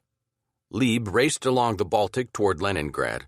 Rundstedt paraded into the Ukraine against Budyani's inept cavalry. Stalin, apparently, was in a daze. During the first week of the campaign, he made no public appearance and gave no orders. His being caught by surprise was inexcusable but understandable. Like the Japanese at Pearl Harbor, the Germans surprised the Soviets because what they did made no sense. Stalin knew as well as Hitler the historical consequences of invading the Soviet Union. Willy-nilly, Stalin was now a partner of Churchill and Roosevelt. Both Democratic leaders embraced him and his cause within hours of the invasion. This came as a surprise to Hitler. The Soviet Union was the only communist nation in the world. It had no natural allies, and Hitler could not imagine the capitalist West coming to the aid of the communists. When Barbarossa commences, he predicted, the world will hold its breath and make no comment. But Churchill and Roosevelt took the common-sense view that the enemy of my enemy is my friend. Churchill remarked that if Hitler invaded hell, he would go to the House of Commons to say a kind word about the devil. America and Britain committed themselves to all-out aid for the USSR and began to send tanks, trucks, planes, food, and other contraband to Murmansk. Thus, the Big Three was formed. Only Hitler could have brought together this strange alliance, whose members had little in common except for their determination to destroy Hitler and his party. Once that was accomplished, they could, and in the end they did, go separate, antagonistic ways. But first, they had to hang together. No member of the Big Three was powerful enough to defeat Hitler on its own. Indeed, no 2 of the members could do that. Final victory would require supreme effort from all 3, as Stalin knew perfectly well. When he was assured of both Churchill's and Roosevelt's support, he began to recover from his initial shock. On July 3rd, Stalin spoke over the radio to his people for the first time. To their amazement, he called them brothers and sisters, or friends, rather than comrades. Nor did he call on them to make a supreme effort to save communism, which, after 23 years in power, was widely hated. Instead, he appealed to their nationalism, urging everyone to do everything possible to save the motherland from the horror of a German occupation. He gave the conflict its official Soviet name, the Great Patriotic War. This was perhaps his single greatest contribution to the ultimate Soviet victory. A wave of patriotism sprang up all across the country. No sacrifice was too great to save Mother Russia. Moscow itself, basking in the summer sun, had been draped in camouflage. The Bolshoi Theater and other buildings easily identified from the air were hung with huge scenic curtains depicting woodland villages. Principal squares were painted to give the wholly unsuccessful impression of rural countryside. When the Luftwaffe came over the capital, it was met by thunderous anti-aircraft barrages whose fragments clattered down upon the streets. A few bombs struck the Kremlin compound, and one knocked a corner off the Bolshoi, leaving its pitiful camouflage curtain flapping like a torn dress. Moscow's fears were realistic. Nothing seemed to slow the Germans. Even as Stalin spoke, they came on.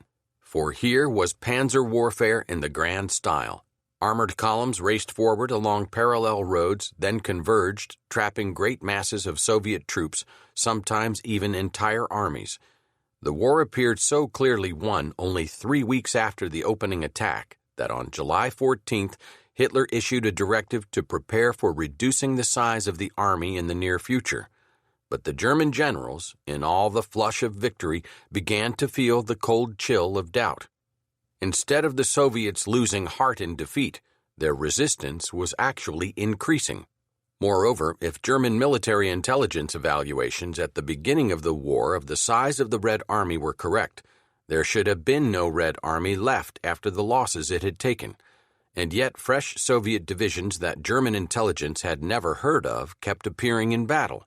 An even bigger shock came with the appearance of the Soviet T-34 tank that no one had a hint of, and that proved to be as good as anything the Germans possessed. It was not until mid-July that the Germans met their first serious opposition. At Smolensk, heavy fighting developed as Timoshenko threw in trained reserves, and by the time the city fell 3 weeks later, it was in ruins. Hitler's plan to encircle and destroy the Red Army had achieved considerable success. There were huge losses all along the front. At Kiev, the Germans claimed to have captured 600,000 Soviets. At Smolensk, the Germans claimed 348,000 prisoners. By the end of September, Stalin had lost 2,500,000 men, 22,000 guns, 18,000 tanks, and 14,000 planes. Nevertheless, the German advance was slowing down. Soviet resistance hardened. Nazi brutality, the ravaging of towns and hamlets, and the torture and execution had combined to turn against the invaders a population that had welcomed the Germans as their liberators from communist terror. What the Soviets discovered was that the Nazis were worse than Stalin. Gangs of SS troops roved behind German lines, murdering Jews and others in incredible numbers with unbelievable brutality. This was one of Hitler's worst mistakes of the war. Had he chosen to bring to the Ukraine and other areas the kind of mild occupation policies he followed in Western Europe, millions of Soviet citizens would have rallied to the Nazi cause. Instead, he turned the populace against him. When Smolensk fell, Major Hans von Luck, commanding a reconnaissance unit, was the first German officer into the city. He was approached by a priest who was the caretaker for Smolensk's cathedral. It had lost the roof and suffered other damage, but the walls and altar were intact. The priest told Luck that he had not been allowed to celebrate Mass in the church for 23 years. Could he do so tomorrow? Of course, Luck replied. The next day, Luck went to the cathedral where he saw tens of thousands of worshippers crowded into every available space inside and outside, praying and singing hymns. But their joy at liberation quickly turned to tears, for as Luck and the combat troops moved out, SS groups moved in. Nazi conduct guaranteed the growth of resistance groups, often formed around encircled units far to the German rear, and in occupied Poland and France, local communists, who had been pro-German up to Barbarossa, responded to a Moscow summons to sabotage German bases and supply lines. The deeper the Germans got into the Soviet Union, the longer and more vulnerable their supply lines became. It was a man-wasting job for the Germans to defend their rail and road lines. When Barbarossa came, the USSR was incompletely mobilized, but with 150 understrength divisions deployed. The Soviets possessed some 21,000 tanks, more than 4 times the number opposing them, but few were of recent manufacture. The new medium model, T-34, was not thrown against the Germans until Smolensk. Yet the traditional soldiering qualities of the Soviets and the traditional Soviet strategy of trading space for time slowly rectified the balance. Moreover, manpower was ever plentiful. The Germans began to realize that the Soviets could afford to trade lives at a rate of 5 to 1, making up their losses from a population that was 3 times the size of Germany's. And the Soviets were fighting for their homeland and were on one front only. Further, the Soviets fully mobilized women, while Hitler insisted that a woman's job was to have blonde-haired babies and raise them to be good Nazis. Soviet women worked in the factories, which had been moved east of the Ural Mountains, 12 hours a day, 7 days a week, for 4 years. Women and old men did the farming, and they did it well enough to feed as many as 20 million young men a year. For the first time in his dictatorship, Stalin gave the people things they deeply yearned for. He accorded religion a new role. Privileges and honors that had not existed since the revolution were returned to officers. He sponsored the film Alexander Nevsky, one of the classics of movie-making. It depicted the triumph of the Russians over the Teutonic Knights in 1410. The film was seen by almost all Russians. It ran continuously in Moscow through the war, and there were always lines day and night. People came away inspired, not to be better communists, but to be better Soviets. Heinz Guderian, the German panzer general, recalled meeting a former Tsarist general at Orel who said, "If only you had come 20 years ago, we should have welcomed you with open arms, but now it's too late. We were just beginning to get on our feet, and now you arrive and throw us back 20 years so that we will have to start from the beginning all over again. Now we are fighting for the Soviet Union, and in that cause we are all united." German losses were both heavy and hard to replace. Halder estimated that by the end of November 1941, Hitler had forfeited 743,112 men, or 23% of the total originally thrown into the Soviet campaign. And as the German advance lost momentum, the Soviets managed to assemble quantities of artillery. Since 1936, a new series had been under mass production, guns of 76, 122, and 152 millimeters, tremendous 280, 305, and even 406 millimeter howitzers. The famous Katyusha rockets that rolled up to the line on trucks for the first time on September 12, 1941 at Kondrov outside Leningrad and harassed the Germans with their multiple whistling explosions. Stalin organs, the Red Army called them. The infantry was re-equipped with Degtyaryov machine guns and Shpagin machine pistols, and the Soviets maintained a cavalry force of 600,000 men that, though it took terrible losses, disheartened the Germans by filtering through snowbound forests or suddenly sweeping out of dawn fogs.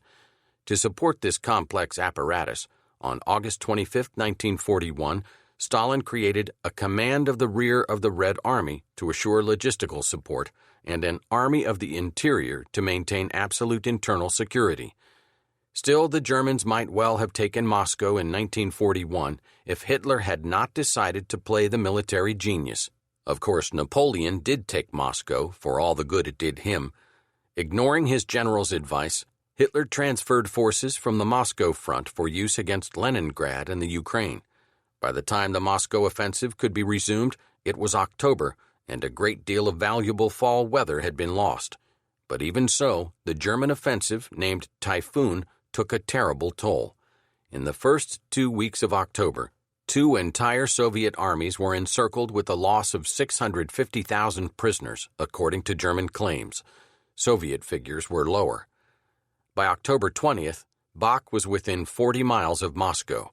A week earlier, Stalin had decided to evacuate his main ministries and the diplomatic corps to Kuibyshev, a ramshackle provincial town 550 miles to the southeast on the Volga, although he himself and his chief lieutenants remained in the Kremlin. The evacuees drove to the Kazan railway station through a city consumed with panic. The usual police units had been taken from the streets and rushed into line to plug a gap on the main highway from Vyazma. Families with bundles were hurrying to rail depots. Trucks loaded down with old men, women, children, and deserting bureaucrats were heading eastward. Crowds were looting bakeries and food stores as the usual stern order crumbled into chaos. At the Kazan station, every inch of the platform and track sidings was littered with huddled families and their pitiful belongings. Fortunately, the first heavy snow was feathering down, obscuring the evacuation from the Luftwaffe. Boxcars and flat cars moved westward with silent troops and eastward with rusty machinery from Ukrainian and Soviet factories, which, with astonishing success, were being reassembled in distant Soviet Asia. By November, some 2 million people had either been shifted from the capital or had somehow managed to flee. Many were later ashamed of their desertion. This was the Soviet Union's moment of truth. A Red Army communiqué admitted, "During the night of October 14-15, The position of the Western Front became worse. The German fascist troops hurled against our troops large quantities of tanks and motorized infantry, and in one sector broke through our defenses. German soldiers came close enough to Moscow to set their watches by the bells of the Kremlin. The official Soviet history of the war later said, "It was the lowest point reached throughout the war." From the Kremlin itself, Stalin personally conducted the battle on his doorstep.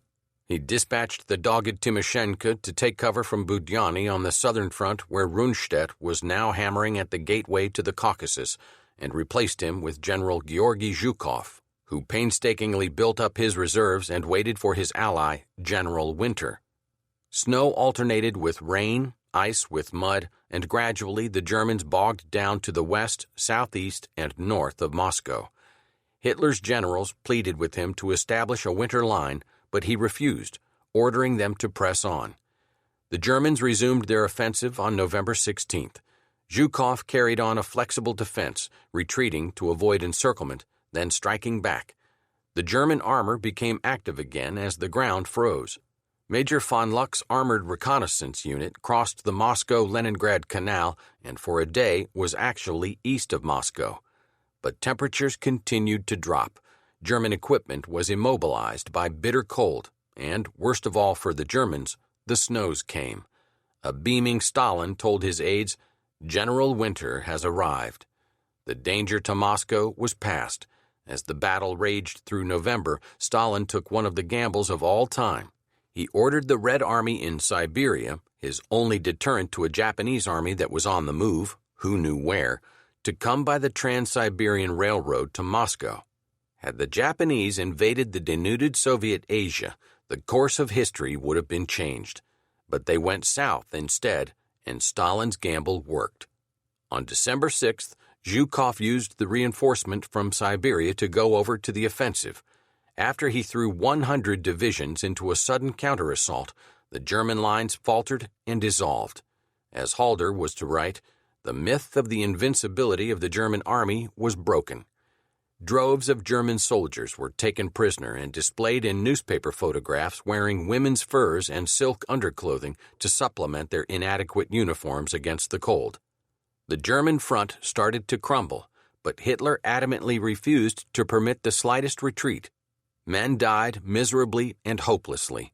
Field commanders forced to pull back were relieved and publicly disgraced. And on December 19th, Hitler took over personal control of the army by making himself the commander-in-chief. Hitler's commanders were bitter about his fanatical demand that they die rather than retreat.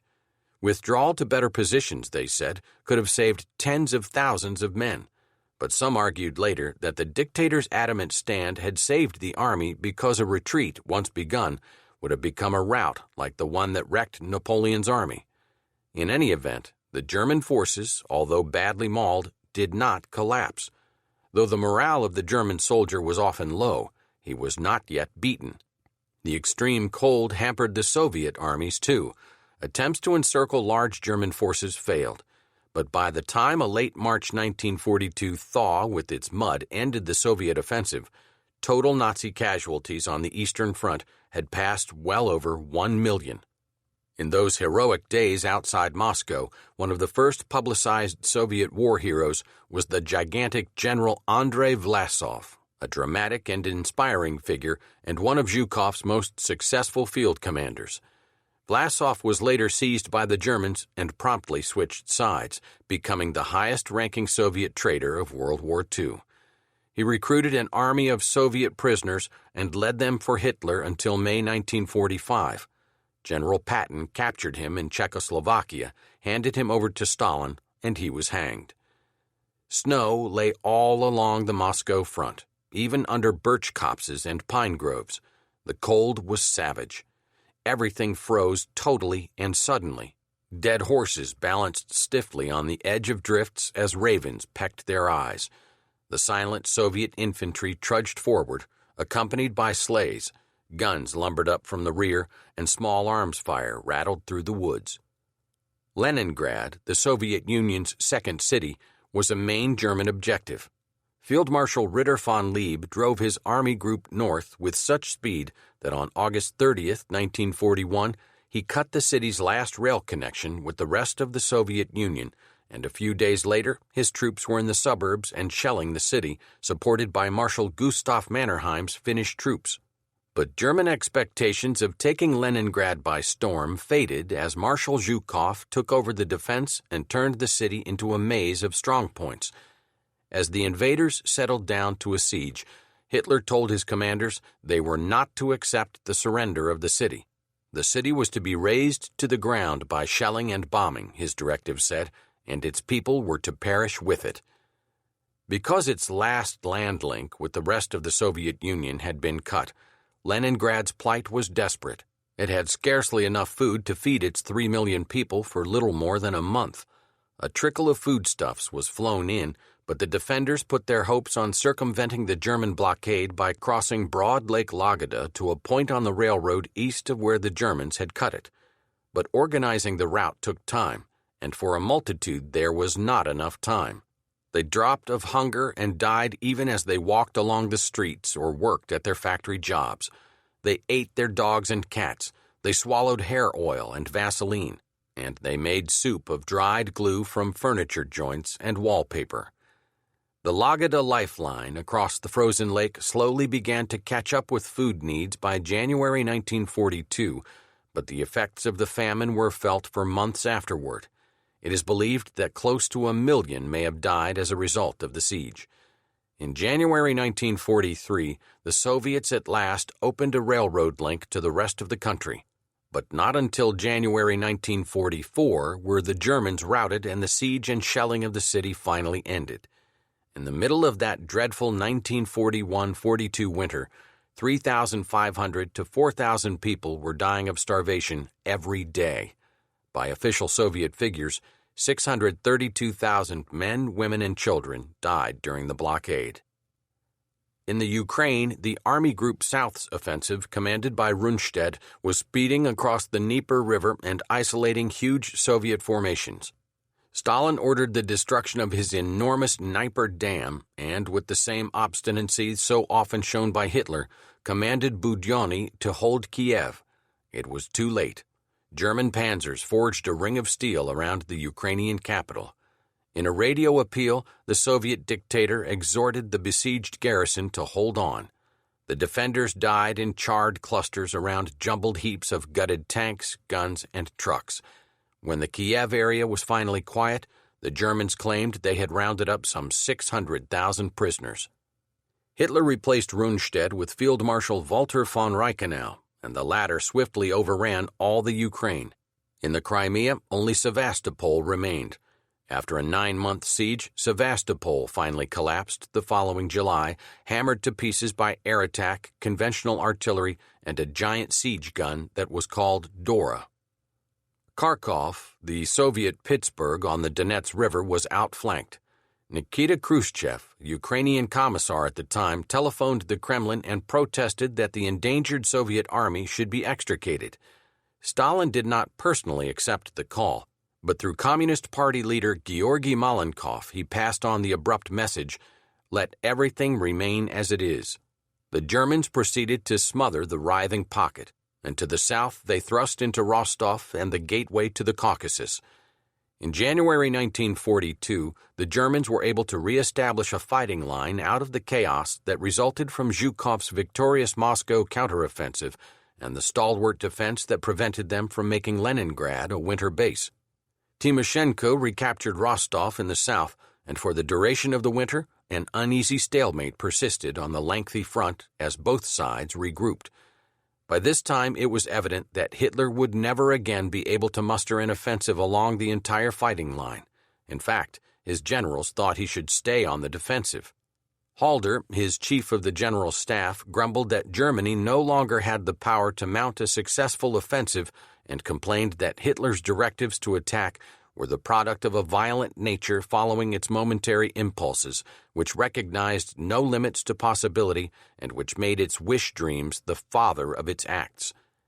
Once Halder said, when a report was read to the Führer of Stalin's reserve strength, Hitler flew at the man who was reading with clenched fists and foam in the corners of his mouth and forbade him to read any more of such idiotic twaddle. The Wehrmacht had lost an enormous number of fighting men, 1.3 million casualties in 12 months. These were veteran troops, men who had been through Poland and France, the cream of the German army. Even so, Hitler's plans for his 1942 summer offensive were ambitious enough. Hold fast on the Central Front, capture Leningrad in the south, and make the main assault in the south where Stalingrad would be captured or bombed into ruins.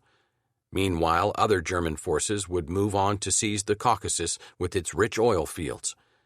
To flesh out its depleted forces, the Nazi High Command went to its allies and associates and obtained 52 divisions, Hungarian, Italian, Romanian, Slovakian, and even one Spanish division. The German offensive opened in early June, and at first it looked like the old story of blitzkrieg advances through bewildered Soviet defenders. But Hitler, with his vaulting ambition, now decided to capture both Stalingrad and the Caucasus at the same time, although his commanders warned him that the Wehrmacht did not have the strength for two such ambitious projects. Hitler was about to blunder the German army into catastrophe.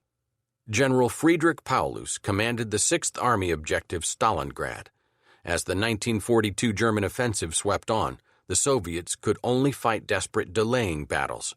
The German 6th Army advanced rapidly toward Stalingrad during July and August 1942, when Soviet morale sank and the Soviet front threatened to collapse.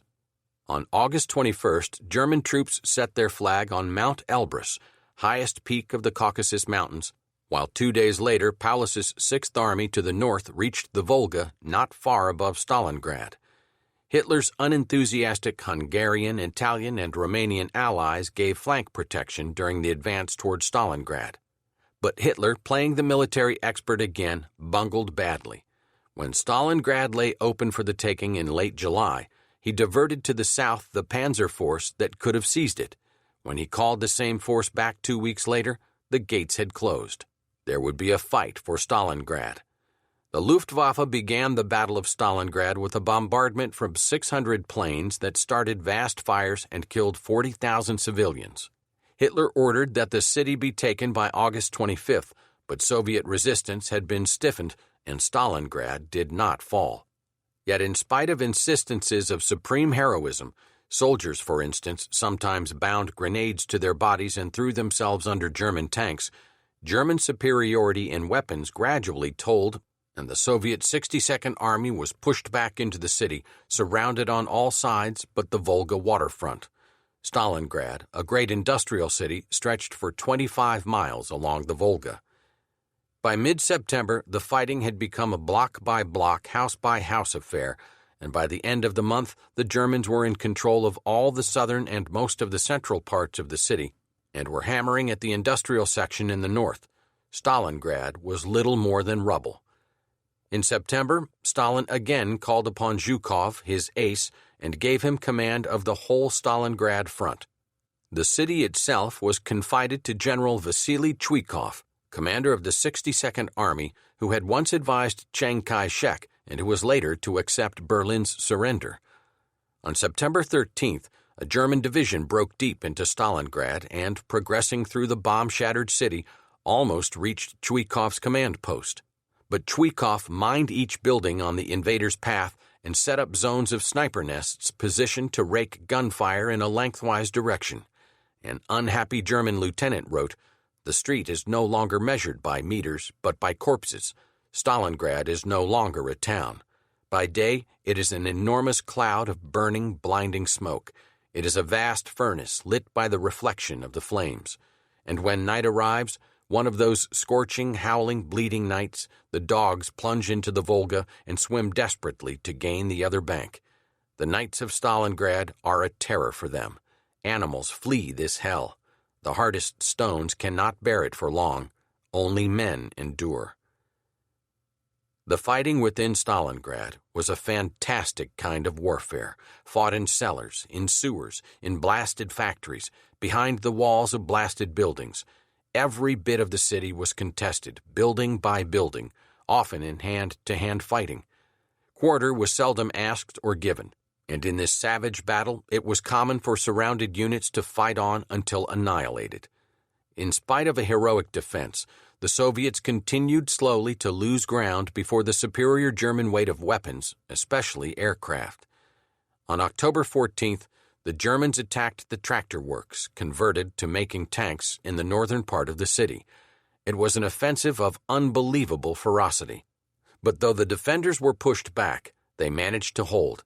Fighting raged within the factory. Tanks came off the assembly lines, firing their cannon and machine guns at German soldiers.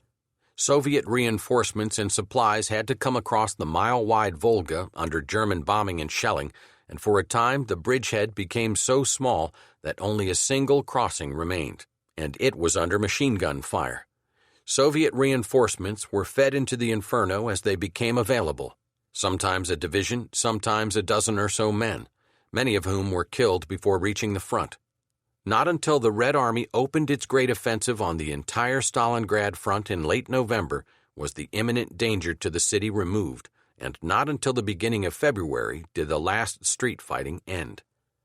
While Chuikov held on, Zhukov brought up massive reinforcements and launched still another counterattack. On the morning of November 19, 1942, a tremendous Soviet offensive surprised and overwhelmed the Romanian Third Army that held the Axis flank northwest of Stalingrad.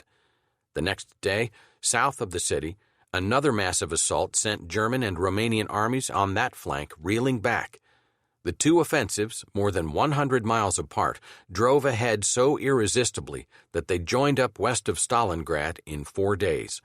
General Paulus's Sixth Army was cut off and isolated in Stalingrad. The Nazi command urged Hitler to let Paulus break out while the Soviet cordon was still relatively weak, but the Führer refused. "I won't go back from the Volga," he shouted. He did create a special army corps to rescue the Sixth Army and put the exceptionally gifted Field Marshal Erich von Manstein in command, but he refused to let Paulus fight his way to a junction with Manstein.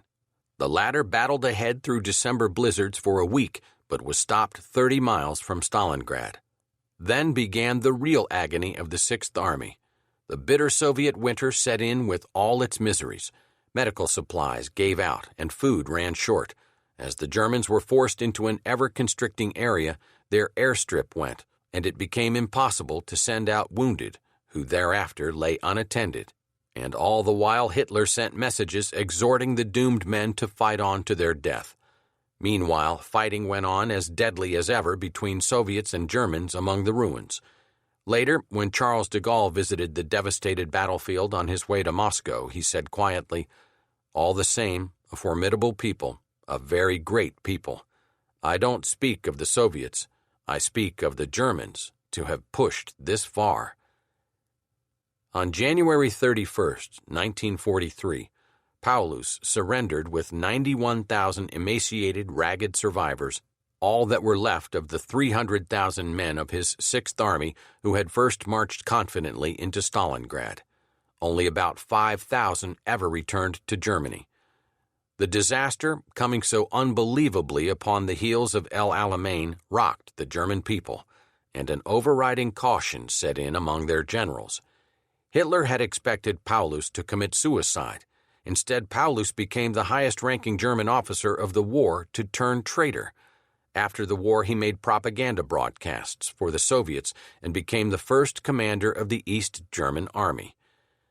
In February 1943, following his unsuccessful attempt to rescue the Sixth Army, Manstein urged widespread withdrawal in the hope of enticing the Soviets into traps. But Hitler, fearing the political consequences in an Eastern Europe now crawling with guerrillas, spurned such a strategy. He summoned his Wehrmacht to one final battle of annihilation, choosing the Kursk salient, a bulge in the Soviet lines that stretched 150 miles from north to south and protruded 100 miles westward of the German line. He built up a new force of 500,000 men, including 17 panzer divisions equipped with the new Tiger tank. On July 4, 1943, this last initiative, what was to be the greatest of all tank battles, began. The guileful Zhukov, forewarned by Soviet intelligence and familiarity with German strategy, had begun preparing for a Kursk battle as early as April. Almost certainly there was a mole in the German High Command who was feeding information to the Red Army. In addition, the Soviets may have broken the Enigma code. Zhukov laid thick minefields along stretches suitable to German tank advances and built up an immense artillery force of nearly 20,000 guns and 1,000 Katyusha rockets. A Czech deserter tipped off the Soviets on the exact date of the German assault, and Operation Citadel was shattered by crunching barrages. Then, deliberately choosing his time, Zhukov attacked. He launched the Red Army's first massive summer offensive and put an end once and for all to the widely held belief that the Soviet soldier was good only when he was on the defensive. The entire German front began to crumble. Orel, Kharkov, Smolensk, and Kiev were retaken before autumn ended.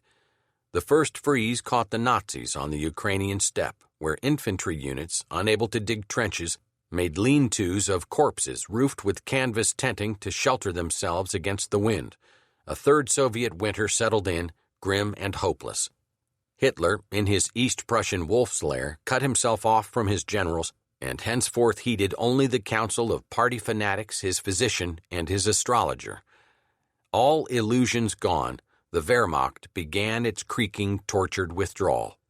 The Red Army that now headed toward the Führer's fortress Europe was a vastly different army from that which had fallen apart in 1941. It was a strange mixture, an army of quantity, slogging along with antiquated guns behind horse-drawn transport, and an army of quality, spearheaded by magnificent tanks. Huge amounts of materiel had been brought around the Arctic capes by British convoys and out of Iran by the American Persian Gulf Service Command. But useful as these tremendous numbers of trucks, planes, tanks, munitions, and shipments of food proved to be, they were nevertheless still fractional in importance. The USSR itself had developed a huge ordnance industry, both around Moscow and in the Siberian reaches where evacuated machinery was reassembled. From 1942 to 1944, Soviet factories manufactured 360,000 artillery pieces alone. The heavy Stalin JS tank replaced the old KV-2 and was supplemented by self-propelled guns and howitzers. 4 aeronautic designers, Sergei Ilyushin, Alexander Yakovlev, Vladimir Petlyakov, and Semyon Lavochkin, were responsible for the production of improved series of fighters and bombers. Although in the Great Encirclement of 1941 and 1942, the Red Army had lost 3,500,000 men in prisoners alone, by the time of the Kursk counteroffensive, Stalin had built a fresh force of 409 divisions. To direct this ponderous array, Stalin created hundreds of generals and, ultimately, 29 marshals. Promising officers like Konstantin Rokossovsky, who had been purged in 1937 and was in a concentration camp when the invasion came, were forgiven of trumped-up offenses and awarded high commands. Even the professionally minded Germans conceded the prowess of the Red Army soldier and the talent of his top commanders. They gave high marks to Ivan Konev, the commander who led the Red Army forces on the Eastern Front, who first bloodied their noses at Yelna as part of the Battle of Smolensk. However, they reserved their fullest admiration for the short barrel-chested Zhukov, who came to symbolize Soviet military power that had been held in contempt when World War II began, and would be contesting global primacy when it ended. Chapter 9. The Politics of World War. The politics of World War II were as dazzling and confusing as a pinball game. The West at first tended to equate the evil of Stalin's communism with that of Nazism, and then after June 22, 1941, discerned in communism previously unseen Jeffersonian qualities. Hitler insisted on the superiority of the Aryan race, but his closest allies were the Italians, and he accorded the Japanese the dubious accolade of honorary Aryans. Before Pearl Harbor, the United States joined Britain in planning grand military strategy and fought the Germans at sea, all under the banner of neutrality. The Soviet Union was first Germany's partner and then its most deadly enemy. Italy changed sides. Roosevelt violated custom to win a third and fourth presidential term. Churchill, having led Britain through its toughest struggle, was voted out of office before its end. Military requirements always took precedence over ideology. Washington successfully coddled France's General Giraud and Admiral Darlan before begrudgingly accepting de Gaulle. London went to war to preserve Poland's integrity and then, when the conflict ended, grudgingly agreed to Soviet demands to change Poland's borders and to abandon the Poles to communism. Communists around the world endorsed Hitler until he invaded the USSR. Then they played a major part in resistance to the Nazis. Until 1942, Stalin supported Tito's opponents in Yugoslavia. He consistently favored Chiang Kai-shek over Mao. Britain backed an émigré king for Greece and opposed an émigré king for Yugoslavia. Japan allied itself to Germany but told Berlin nothing about its plans for attacking Pearl Harbor and honored its non-aggression pact with Stalin even while fighting Hitler's other enemies. Allied generals squabbled with one another and yet joined in an unprecedented international command. Mussolini's and Hitler's generals squabbled less, but they quit the former and tried to murder the latter. The final showdown in Europe was run on one side from an East Prussian bunker by a madman listening to osteopaths and astrologers, and on the other side by a combined chiefs of staff whose strategy evolved from a series of conferences among heads of government and was based on facts. It's not so difficult to keep unity in time of war, Stalin acknowledged, since there is a joint aim to defeat the common enemy, which is clear to everyone. The difficult time will come after the war when diverse interests tend to divide the Allies. But such interests, though always evident, were deliberately repressed. The principal arguments were about the time and place of a second front. The Soviets demanded it in 1942 in France. The Americans wanted to invade France in 1943. The British were not sure they wanted such an invasion at all, but certainly did not want it in 1943. Churchill wanted to go after the Nazi Empire's so-called soft underbelly, meaning its operations in the Mediterranean and the Balkans. He had political motives to get to Czechoslovakia, Greece, and Yugoslavia before the Red Army did, but the Americans and the Soviets felt that British cautiousness resulted from timidity. Having been kicked off the continent in 1940, the British were reluctant to challenge the Wehrmacht in France again. The Americans could see little point in going to North Africa to fight Frenchmen when the German enemy was but 20 miles away across the Channel. But Churchill persuaded Roosevelt that something had to be done in 1942 and that it could not be done in France. Torch, the invasion of French North Africa, was the only alternative. The political repercussions of Torch were far more important than the military results. Torch cleared North Africa of the Germans, but did nothing to hinder their efforts in the Soviet Union or to threaten their defenses in France, and it caused bitter recriminations. Churchill tried to sell Stalin the idea that Torch opened a second front, but as the Germans never had more than a handful of divisions in North Africa, while the Red Army faced 200 and more divisions, Stalin wasn't buying. Further, the British and Free French in the Mediterranean were fighting to retain their colonial empires. Roosevelt said he hoped to end them, but Stalin had his doubts. Still, Stalin could no more go it alone than could Churchill or Roosevelt. So, despite all the contradictions and underlying mistrust, the Grand Alliance held together. The reason it cohered, General Lord Hastings' Pug Ismay, Churchill's military assistant, later observed, was perhaps partly because the Axis nations never coordinated their own actions. Ismay wrote, "As we look back on that period, we can never be sufficiently thankful that the three Axis powers had from the start pursued their own narrow selfish ends and that they had no integrated plan." The Tripartite Pact never was much of an alliance, and by the beginning of 1943, it was hardly more than words on paper. There was no coordination, no cooperation, just one Adolf Hitler who busied himself as supreme commander of the Wehrmacht as well as the absolute dictator of the Reich. Hitler had tried to get his old fascist friend Francisco Franco to join the fight, telling him they would all be in the same boat should the Allies triumph. But Franco wisely decided to sit this one out. Hitler had also tried to get the Japanese to attack the Soviets, but he had no luck there either. About all Hitler was left with were the Vichy Frenchmen Pierre Laval and Mussolini. By then, Mussolini was a sick man, living on a diet of milk and rice, whose political strength at home was growing feebler by the day, In late 1942, he had tried to talk Hitler into making peace with the Soviets. It was their only chance to avoid disaster, he argued. The Führer would have none of it. About all Mussolini was good for now, it seemed, was strutting about in one of his snappy get-ups. But then, at least, he still looked like he amounted to something. The Allies, on the other hand, hammered out their overall strategy in dramatic meetings between Roosevelt and Churchill, Churchill and Stalin, the three together, and, on one occasion, Roosevelt, Churchill, and Chiang. They agreed that Germany must be defeated before Japan, and Stalin promised to help the Western powers in Asia within 3 months after Hitler's destruction.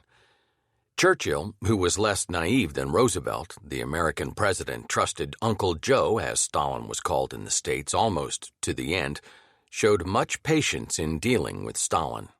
As Churchill later wrote, "I tried my best to build up by frequent personal telegrams the same kind of happy relations which I had developed with President Roosevelt. In this long Moscow series I received many rebuffs and only rarely a kind word. In many cases, the telegrams were left unanswered altogether or for many days. The Soviet government had the impression that they were conferring a great favor on us by fighting in their own country for their own lives. The more they fought, the heavier our debt became. This was not a balanced view." Twice, Churchill flew to Moscow for private Kremlin talks, in August 1942 and again in October 1944. The first time he explained why an Allied landing in France was being delayed in favor of the North African invasion.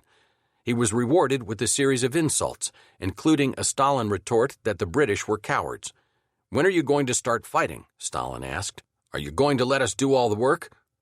The deal the Allies struck with collaborationist Darlan heightened Stalin's suspicions. It was beginning to look to him as if his capitalist allies had agreed to fight to the last Soviet.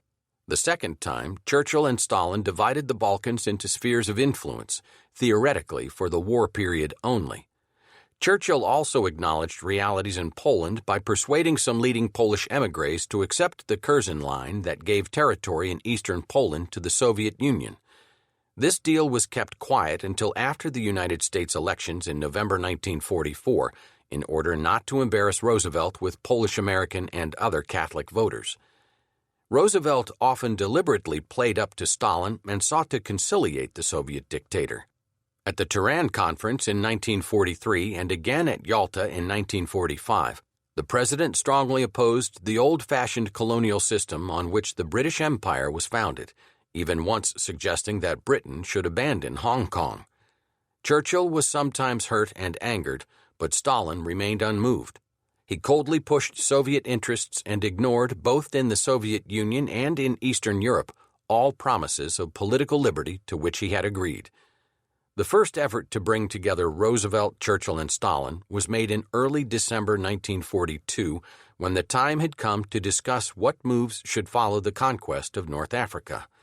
Roosevelt and Churchill invited Stalin to meet them at Casablanca on Morocco's Atlantic coast, but the Soviet premier, although he professed to welcome the idea, said he could not leave the USSR even for a day, as it is just now that important military operations of our military campaign are developing.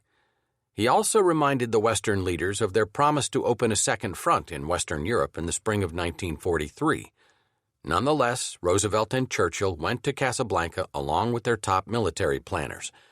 The Americans reluctantly accepted British arguments that the 1943 cross-channel assault roundup was out of the question and that their victory in Africa should be succeeded as quickly as possible by offensives in the Mediterranean.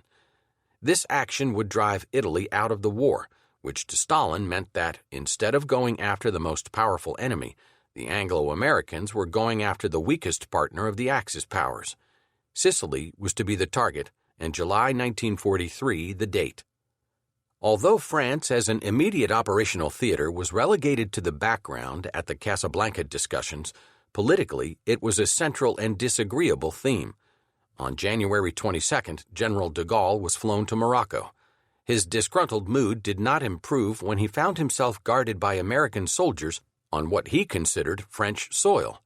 General Giraud was already at Casablanca. Roosevelt later insisted, "My job was to produce the bride in the person of General Giraud, while Churchill was to bring in General de Gaulle to play the role of bridegroom in a shotgun wedding. Roosevelt heartily disliked de Gaulle, who the president thought saw himself as a new Joan of Arc, with whom it is said one of his ancestors served as a faithful adherent. Churchill is said to have replied, "Yes, but my bishops won't let me burn him." Churchill admonished the general, "You claim to be France. I do not recognize you as France. Then why," de Gaulle interrupted, "and with what rights are you dealing with me concerning her worldwide interests?" De Gaulle wrote of this tense encounter, "I was starting from scratch. In France, no following and no reputation. Abroad, neither credit nor standing. But this very destitution showed my line of conduct. It was by adopting without compromise the cause of the national recovery that I could acquire authority. At this moment, the worst in her history, it was for me to assume the burden of France." At the close of the Casablanca meeting, Roosevelt and Churchill mischievously contrived to have de Gaulle and Giraud sit with them at a press conference at noon on Sunday, January 24th. Churchill later confessed, "We forced them to shake hands in public before all the reporters and photographers. They did so, and the pictures of this event cannot be viewed even in the selling of these tragic times without a laugh." When pondering de Gaulle's subsequent actions, one wonders who laughed last. After their handshake, which they repeated for the benefit of photographers, the two French generals retired while the president and the prime minister talked to the press. Roosevelt, discussing the conference, said, "Peace can come to the world only by the total elimination of German and Japanese war power.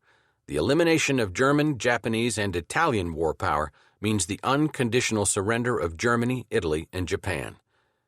The British, particularly Churchill, disliked the phrase. Churchill said afterward, "I would not myself have used these words." He felt that the absolute and categorical expression could only stiffen enemy resolve. Many Americans came to agree with him. They felt that because the enemy had no incentive to surrender, the Germans and Japanese fought harder and longer than they otherwise would have fought, indeed, until they could fight no more. Roosevelt never explained the details of unconditional surrender. Presumably, it meant the Allies would fight until such time the Axis governments put themselves into the hands of the Allies. But beyond that, what? What kind of governments would replace those of Mussolini, Tojo, and Hitler? Obviously, there would be a period of military occupation, with control invested in an Allied military governor. But then what? A communist government? A democratic government? A monarchy? Roosevelt never said.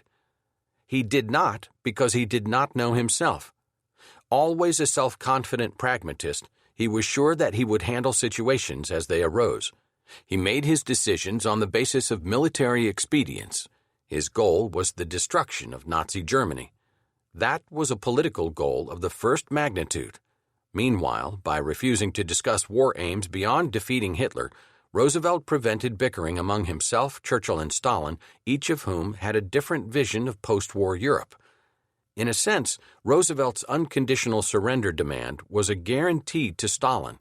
When the Darlan deal was made, Stalin had to wonder if the Anglo-Americans might cut a similar deal with the German generals, perhaps even implementing a switch in sides, as Darlan had done with the French armed forces, that would bring on Stalin's worst nightmare, a German-American-British alliance directed against the Soviet Union. By announcing unconditional surrender, Roosevelt lessened Stalin's fears. In late 1943, a second series of conferences was held. From November 22nd to 26th, Roosevelt and Churchill met with Chiang Kai-shek in Cairo. The talk centered on Far Eastern problems, and it was agreed to strip Japan of all her 20th century conquests, starting with Formosa, Korea, and Manchuria. The atmosphere was not happy. General Stilwell used the occasion to lobby savagely against Chiang. Chiang himself fought back, extracting concessions from Roosevelt, while his beautiful Wellesley-educated wife occupied herself with shopping and with casting conversational darts while attending the meeting's numerous social gatherings. But the serious negotiations were held with maximum secrecy, and little was made public. Roosevelt first met Stalin at Tehran, the Big First Three Conference, or, as such gatherings would be called during the Cold War, the First Summit Conference. It lasted from November 28th to December 1st, 1943. Roosevelt, who had looked forward to meeting the communist boss, reported afterward to Congress that he got along fine with his host. Ismay less exuberantly recollected, "It is doubtful that many of those who listened to the discussion grasped the significance of Stalin's determination to keep Anglo-American forces as far as possible away from the Balkans. It was not until later that we realized that his ambitions were just as imperialistic as those of the Tsars, whose power and property he now enjoyed, but that he was capable of looking much further ahead than they had ever been." Stalin was single-minded. When and where will the Second Front be opened? Roosevelt assured him it would come in the spring of 1944 in France, codenamed Overlord. It would be supported by a landing from Italy on the south coast of France and a stepped-up Soviet offensive in the east. For his part, Stalin agreed that 3 months after Germany surrendered, the Soviet Union would enter the war against Japan. Further discussions centered on Eastern Europe. The three agreed henceforth to support Tito's communist partisans and give parts of eastern Poland to the Soviet Union. Stalin opposed suggestions that Turkey be brought into the war and opposed Churchill's wish to invade the Balkans. France featured at Tehran as a disagreeable footnote. On his way to the conference, Roosevelt told his Joint Chiefs of Staff that France would certainly not again become a first-class power for at least 25 years, and that Britain was supporting the French in order to use their future strength. Roosevelt also advanced the strange theory that no Frenchman over 40 should be allowed to hold office in post-war France. He agreed with Stalin that the French must pay for their criminal collaboration with Germany. At Tehran, Roosevelt raised the subject of France's most important Asian colony, Indochina. Pointing out that the French have been there for 100 years and the people are worse off for it, he suggested that Cambodia, Laos, and Vietnam be placed under a four-power trusteeship, the powers being the Big Three plus China, and placed on the road to independence. Stalin immediately endorsed the proposal. Only Churchill, fearful for the British Empire, objected to snatching away Indochina from France. While the great power leaders were meeting in Cairo, Casablanca, and Tehran, a contest was taking place for influence in the enormously rich Middle Eastern petroleum fields. Stalin was not a prominent figure in the intra-Allied oil competition. He had made an unsuccessful effort to move into that area back in the days when he was courting Hitler. On November 26, 1940, he had virtually offered to join the Axis in exchange for dominance of the Persian Gulf, but Hitler had by then resolved on Barbarossa. Less than a year later, on August 25, 1941, Soviet and British troops moved into Iran to end German intrigues with the Shah. However, the southern oil fields fell within the British occupation zone, and at that time, the Soviets were preoccupied with German efforts to capture Soviet oil wells located around Grozny and the Absheron Peninsula. The British possessed extensive petroleum fields in the Arab provinces of the former Ottoman Empire, but in Saudi Arabia, a potentially huge development had been started by a United States company, California Arabian Standard Oil Company, later Aramco, that had been granted a concession in 1933 by King Ibn Saud. Although Washington had opened diplomatic relations with Ibn Saud to ensure adequate reserves for the U.S. Armed Forces, Aramco rejected a proposal by Interior Secretary Harold Ickes that the U.S. government become a shareholder in the operation. Nevertheless, rapid extension of American petroleum holdings for the first time engendered an active State Department involvement in the Middle East. Oil was but one aspect of wartime economic competition.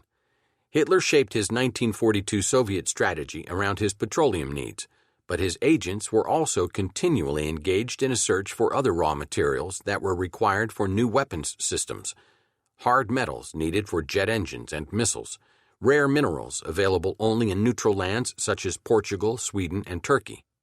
The income of those countries zoomed as Axis purchasers competed with Allied preemptive buying missions for chromium, wolfram, tungsten, and cinnabar. There was global competition, too, for public opinion. In this area, the Axis sacrificed their initial advantage through their occupation policies. As noted, millions of Soviets were ready to welcome the Germans as liberators from the Communists. In Asia, People were equally ready to welcome the Japanese as liberators from the European and American colonial occupiers. Asia for the Asians was the Japanese slogan, but the Chinese, Filipinos, Vietnamese, and others found that some Asians were going to be more equal than others, just as the Soviets discovered that the Nazis were at least as bad as the Communists. Radio by this time had become a major weapon. Stalin, Roosevelt, Churchill, Hitler, and Mussolini all were using it with powerful effect. The Axis found a pitiful chorus of traitors ready to echo its cause on the airwaves. Axis Sally, Lord Haw Haw, Jane Anderson, Fred Kaltenbach, and Otto Koschwitz. Broadcasts featured American and British popular music, which got the soldiers to listen to them. They were supplemented by leaflets fired by artillery or dropped from bombers that counseled soldiers to desert.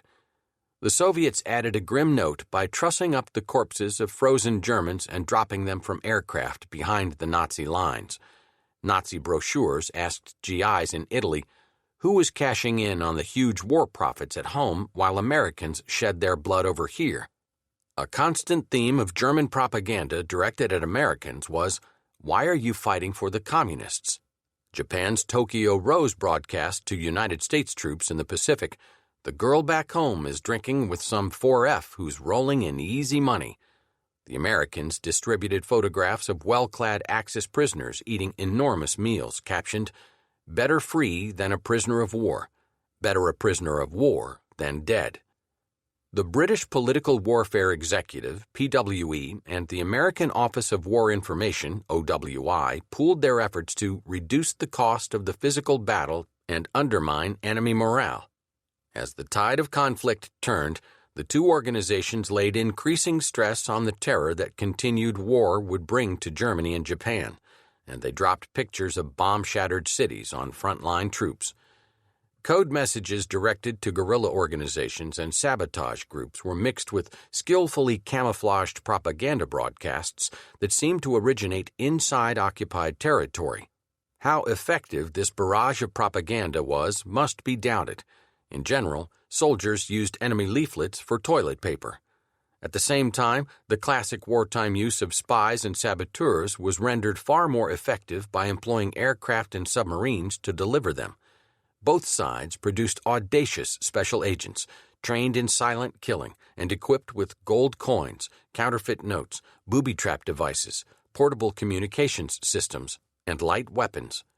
Albania, Greece, North Italy, Yugoslavia, and most of France contained teams of Englishmen and Americans who fought beside local partisans and transmitted detailed information on enemy dispositions to airstrike forces and commando assault groups abroad. The U.S. Office of Strategic Services, OSS, transformed after the war to the Central Intelligence Agency, had nearly 11,000 persons on its roster around the world by the time peace came. One OSS agent planted a microphone on the Luftwaffe's Paris headquarters. Alan Dulles, in charge of OSS operations from Switzerland and later head of the CIA, managed to penetrate the Abwehr, the German intelligence bureau of Admiral Wilhelm Canaris, an anti-Hitler officer garroted after the 1944 attempt on the Führer's life. On the German side, Nazi killers spread terror from Tehran to the Ardennes, and German spies were dropped in England, where every one of them was rounded up and forced to become a double agent, shipped by yacht to South Africa, and landed by submarine in the United States. The FBI arrested 31 Nazi agents on August 1, 1941. The following year, 8 German saboteurs brought by U-boat to Long Island and the Florida coast were discovered, and 6 of them were executed. Victory in war usually goes to the side that is best organized to use its assets most effectively. Only politicians can get a nation organized properly. In World War II, it was the Allies who produced the politicians who could get the human and material resources of their nations to pull together for the supreme effort. The United States took the lead. President Franklin Roosevelt was the guiding genius of the war effort, even though little in his background had prepared him for running a war. He had never worn a uniform, nor had he received any military education. It was true he had served with much enthusiasm in the Navy Department during World War I, but his profession had always been strictly politics. It was a line of work few men were better at, and perhaps because of that, he recognized from the first that victory would depend on American productivity and unity among the Allies. The United Nations was his phrase, and he used it often with great effect. But he also knew that real unity would take some tall doing. Stalin wanted a second front right away. Churchill did not, and there was strong feeling at home for punishing the Japanese first. Although Roosevelt decided for torch, he simultaneously insisted that there was going to be no American straying from the beat Germany first strategy. Despite immense strain, that decision, reinforced by the unconditional surrender demand, held the Big Three together. Roosevelt's other great contribution stemmed from his ability to judge people. Whether he may have lacked for the job of commander-in-chief was more than made up for by those he called on to help him. They were men cut from much the same cloth as the boss himself, male, white, Anglo-Saxon, members of what would later be called the establishment. Of the 8 principal high-ranking government officials, all were from the eastern half of the country. 4 had attended FDR's own Harvard, and 4 were from his home state, New York. With few exceptions, they were Democrats from the worlds of finance, diplomacy, and the law. Lend-Lease executive and later Secretary of State Edward Stentinius, Jr. had been head of U.S. Steel. Secretary of State Cordell Hull had been a senator from Tennessee, and Undersecretary of the Navy James Forrestal was a Wall Street financier. 2 other high-ranking officials were prominent Republicans. Secretary of War Henry Stimson, who had been a partner in the Wall Street firm Root and Clark, and Secretary of the Navy Frank Knox, a newspaper editor and publisher. But while the overall pattern was predictable, the level of competence was unpredictably high. All of them, the military men included, were remarkably able. Some were among the best leaders the country ever produced. The quiet, patient Army Chief of Staff George Marshall was almost universally regarded as the best man in the country. Admiral Ernest J. King, although a difficult personality, was almost as respected. Through all the war, a cabinet shakeup was never necessary. Every man but 3 stuck to his job. Undersecretary of State Sumner Welles resigned in September 1943 after a rift with Hull. Knox died in March 1944, and Hull resigned that same year because of illness. The Roosevelt lieutenant who did the most to give the war regime its zest and direction, and who stirred up more controversy than all the rest combined, was the son of an Iowa harness maker, Harry Hopkins, Roosevelt's brash, brilliant, sometimes devious, always resourceful troubleshooter, hatchet man, and alter ego. But more than anything else, he was the prime mover behind FDR's every maneuver to bring about a solid working relationship first with Churchill and then with Stalin. Roosevelt's team did a superb job of guiding America through the war. Under its direction, U.S. industry, operating at half capacity or less in 1939, performed miracles of production. The U.S. government expanded enormously. So, of course, did the armed services. Together, the political and military leaders of the United States used the weapons and manpower produced by the nation to bring about victory, aided immeasurably by the cooperation between the Americans and the British. Although the President and the Prime Minister often disagreed, and their military chiefs disagreed among themselves even more, overall the Anglo-American alliance of World War II was the strongest that was ever seen. Together with the Soviet Union, they took on a government of criminals who were out to loot Europe and kill every Jew. In Germany, an awful internal rot ran through the Nazi regime from top to bottom. Hitler and his minions wanted to annihilate Jews and other undesirables, destroy communism and democracy, make the Slavs into slaves, subordinate Western Europe to German domination, overrun England, and leave to the next generation the problem of conquering North America. These were contradictory and wildly unrealistic goals, far beyond Germany's capabilities without solid and trustworthy allies, something Hitler's personality and politics precluded. It was he who scorned the Japanese and Italians and made the United Kingdom, the United States, and the Union of Soviet Socialist Republics into enemies. Hitler believed that the strange alliance could never hold together, but it did, because of him, and it ensured his defeat. Chapter 10. The Secret War. The secret war captures the imagination. Spies, electronic intelligence, physicists in their labs, disinformation campaigns, new weapons, the beginning of the space age, and other aspects of science and technology played a central, if unknown, role in World War II. People were aware, at least in a general sense, about the development of new weapons. One popular saying had it that this war is being fought on the drafting boards and in blueprints. Once a weapon was used, whether a guided missile or the T-34 tank or a jet airplane, its existence was immediately disclosed, if not yet fully understood. But there was a still more secret war, most of all in atomic development and electronics, that only a tiny number of experts knew of or understood. The realm of secret weapons became the war's richest target for espionage. A combination of spy reports and expert interpretation of aerial photographs provided the Allies with important data about German weapons, missiles, and robot aircraft, and enabled them to bomb the experimental rocket center at Peenemünde. Allied and Axis scientists, who had shared a common fund of atomic knowledge before the war, kept watch on each other's subsequent efforts through intelligence reports rather than scientific journals. In 1933, the year Hitler and Roosevelt came to power, the world's most famous physicist, Albert Einstein, left Germany to live in the United States. He was one of the first European Jewish scientists to flee the Nazis.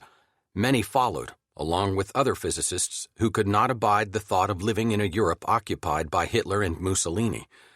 In January 1939, Otto Hahn and his German associates had achieved the first stage of nuclear fission, and French and American physicists were seeking to emulate his experiment as the war clouds gathered. The British were working on an atomic bomb too under the direction of a committee of physicists with the code name Tube Alloys.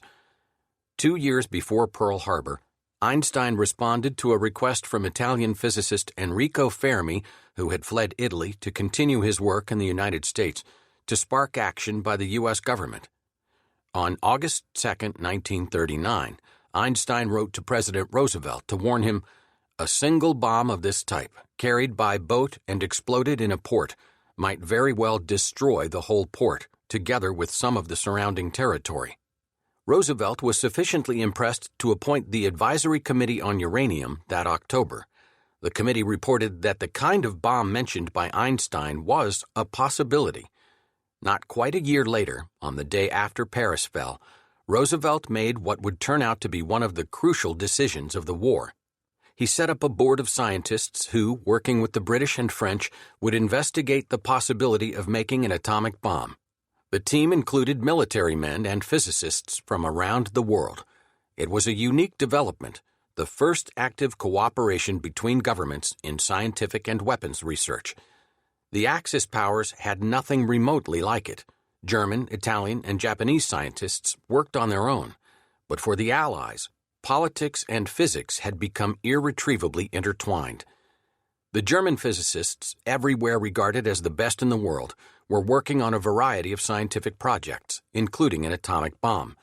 But Hitler was never willing to give his bomb program the kind of budget it required.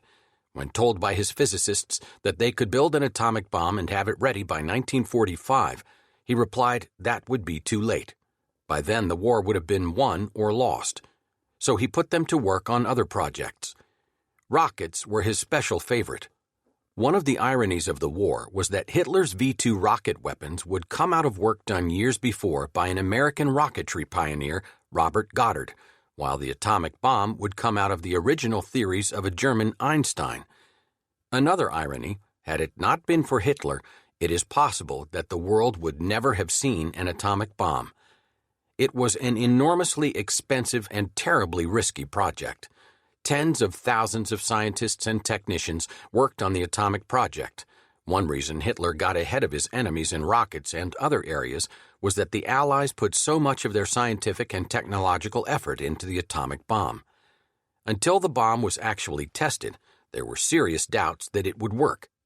Had there not been the threat of Hitler getting an atomic bomb, it can be doubted that any country would have made such a huge investment on such a chancy undertaking. Never were new weapons of such vital importance as during World War II. Had Hitler been able to wed a nuclear warhead to his missiles, he could have achieved at least a stalemate. Had the United States not possessed atomic bombs, hundreds of thousands of American lives might have been lost in the assault on Japan's home islands.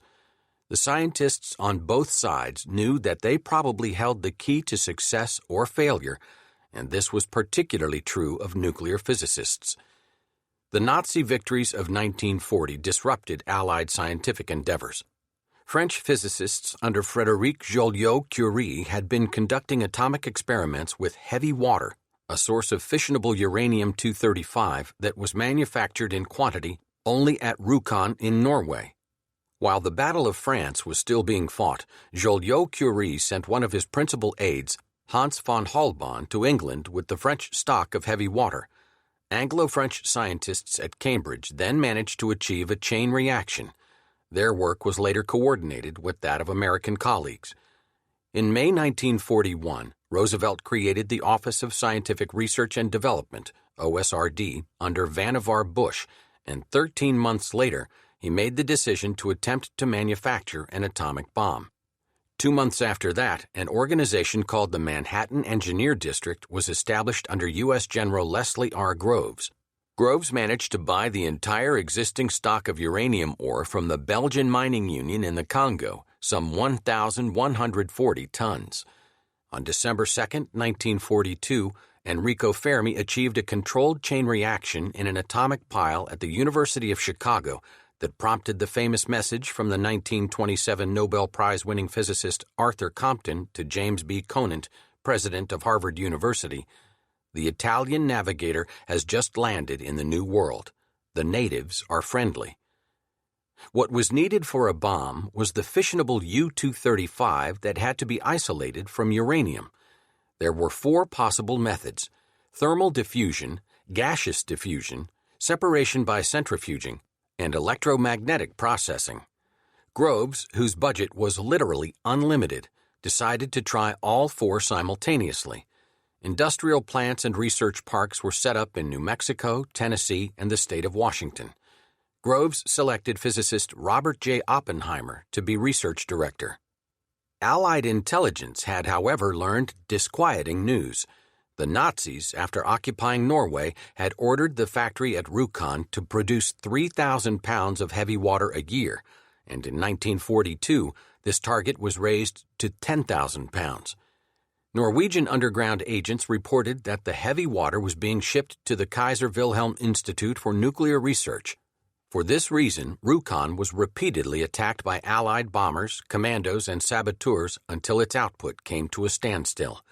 The Nazis decided to move the entire store of heavy water to Germany, but the ferry boat on which it was shipped was sunk by a Norwegian saboteur's time bomb. It was one of those awful decisions people had to make during the war. The ship had hundreds of Norwegian civilians aboard, all of whom perished. Despite Hitler's indifference and the heavy water raids, German physicists, led by Werner Heisenberg, might have developed an atomic weapon had they had access to uranium, but General Groves had all the uranium then known to exist in the world. For the most part, therefore, the Germans concentrated on building what Hitler wanted, his V-weapon program.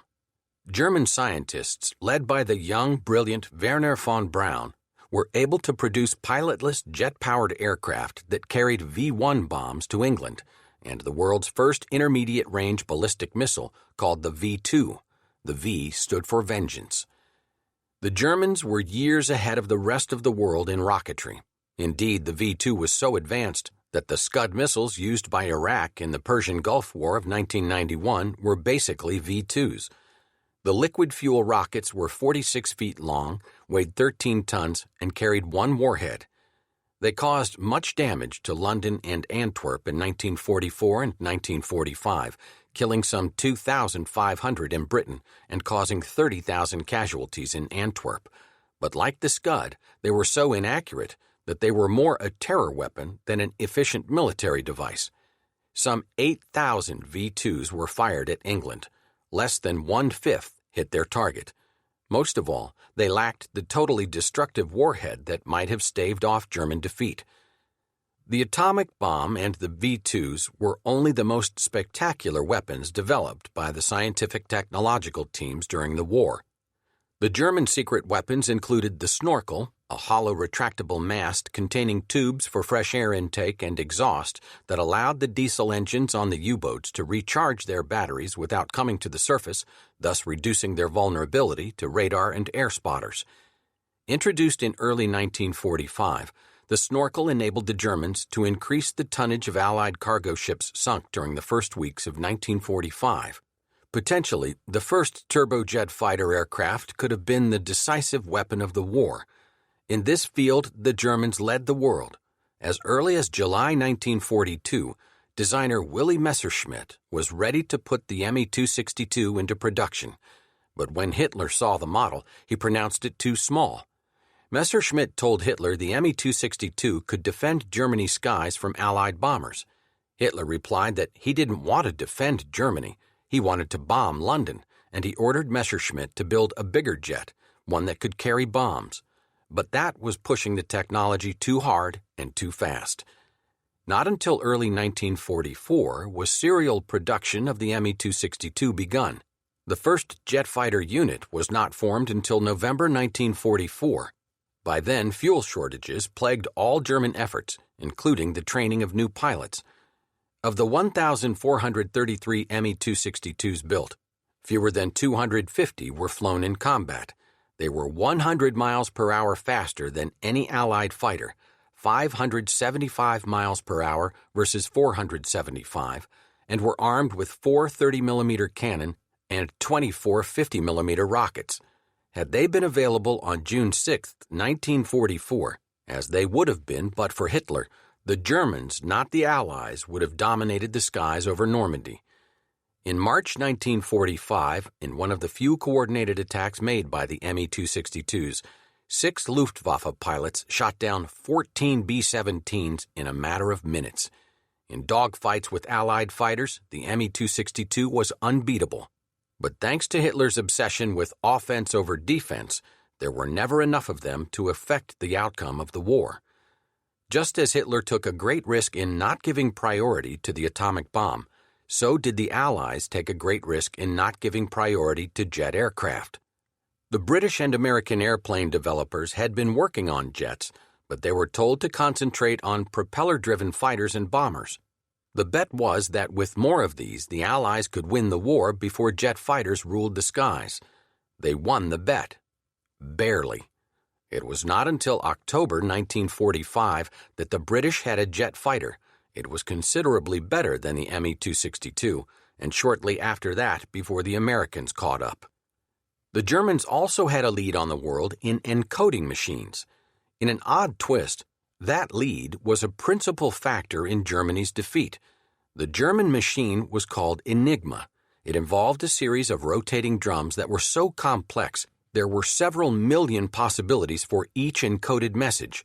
Listening to the message was simple. It was sent by radio. Breaking the message, however, required 2 things: an exact duplicate of the Enigma machine and the key to the settings. Although the Germans were certain the Allies had neither, in fact, the British had 2 Enigma machines given to them by Polish intelligence agents in 1939, just as Poland was being overrun. And at Bletchley Park in Buckinghamshire, England, the British built what has been called the first computer, which allowed them to break into the key and thus read the German messages. They called the system Ultra.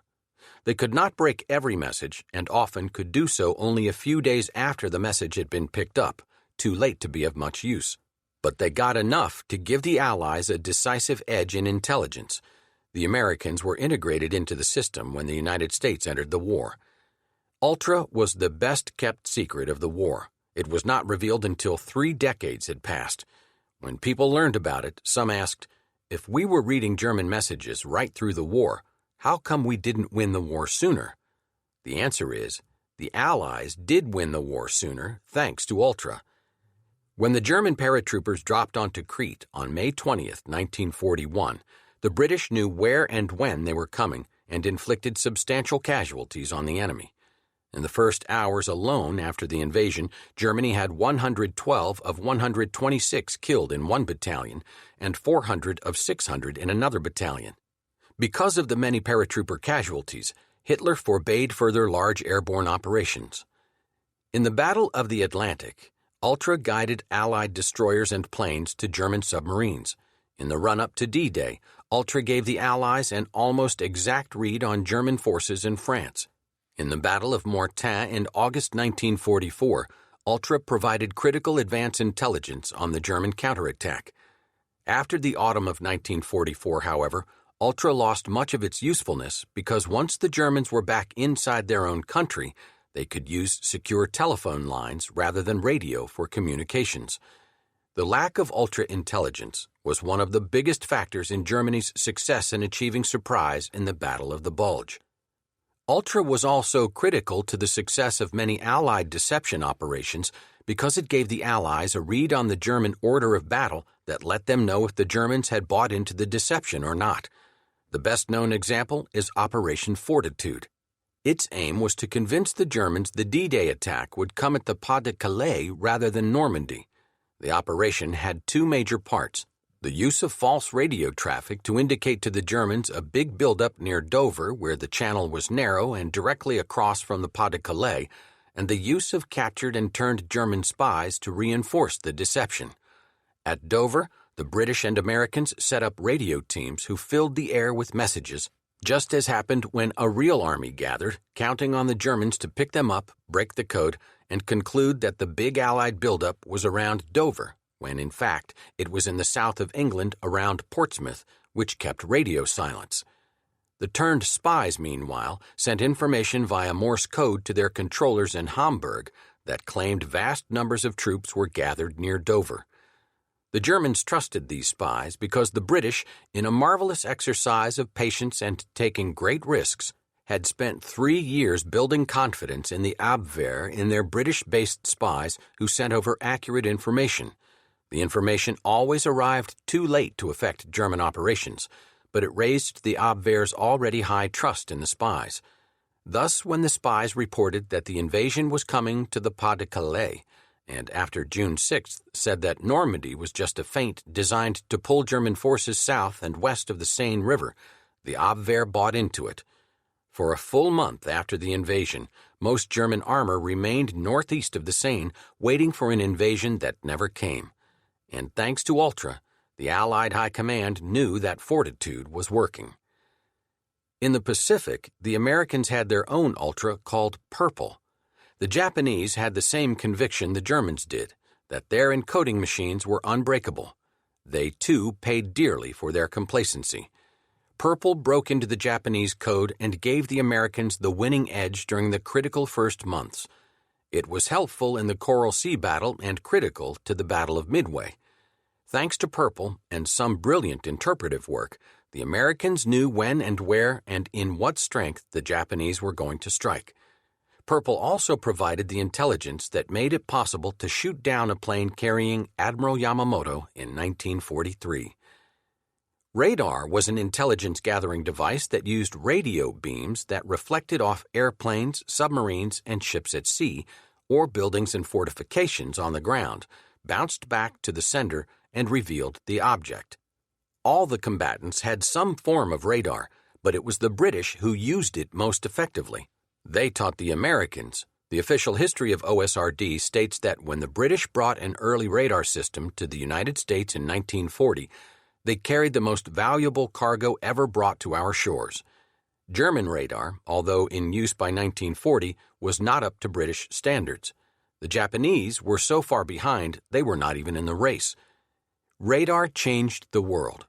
From it sprang digital computers, cathode ray displays, television, particle accelerators, microwave spectroscopy, microwave ovens, and other modern devices. But it made its greatest contribution in saving the world from Hitler because it was crucial to the victory in the Battle of Britain. Unquestionably, without radar, Britain would have lost the battle.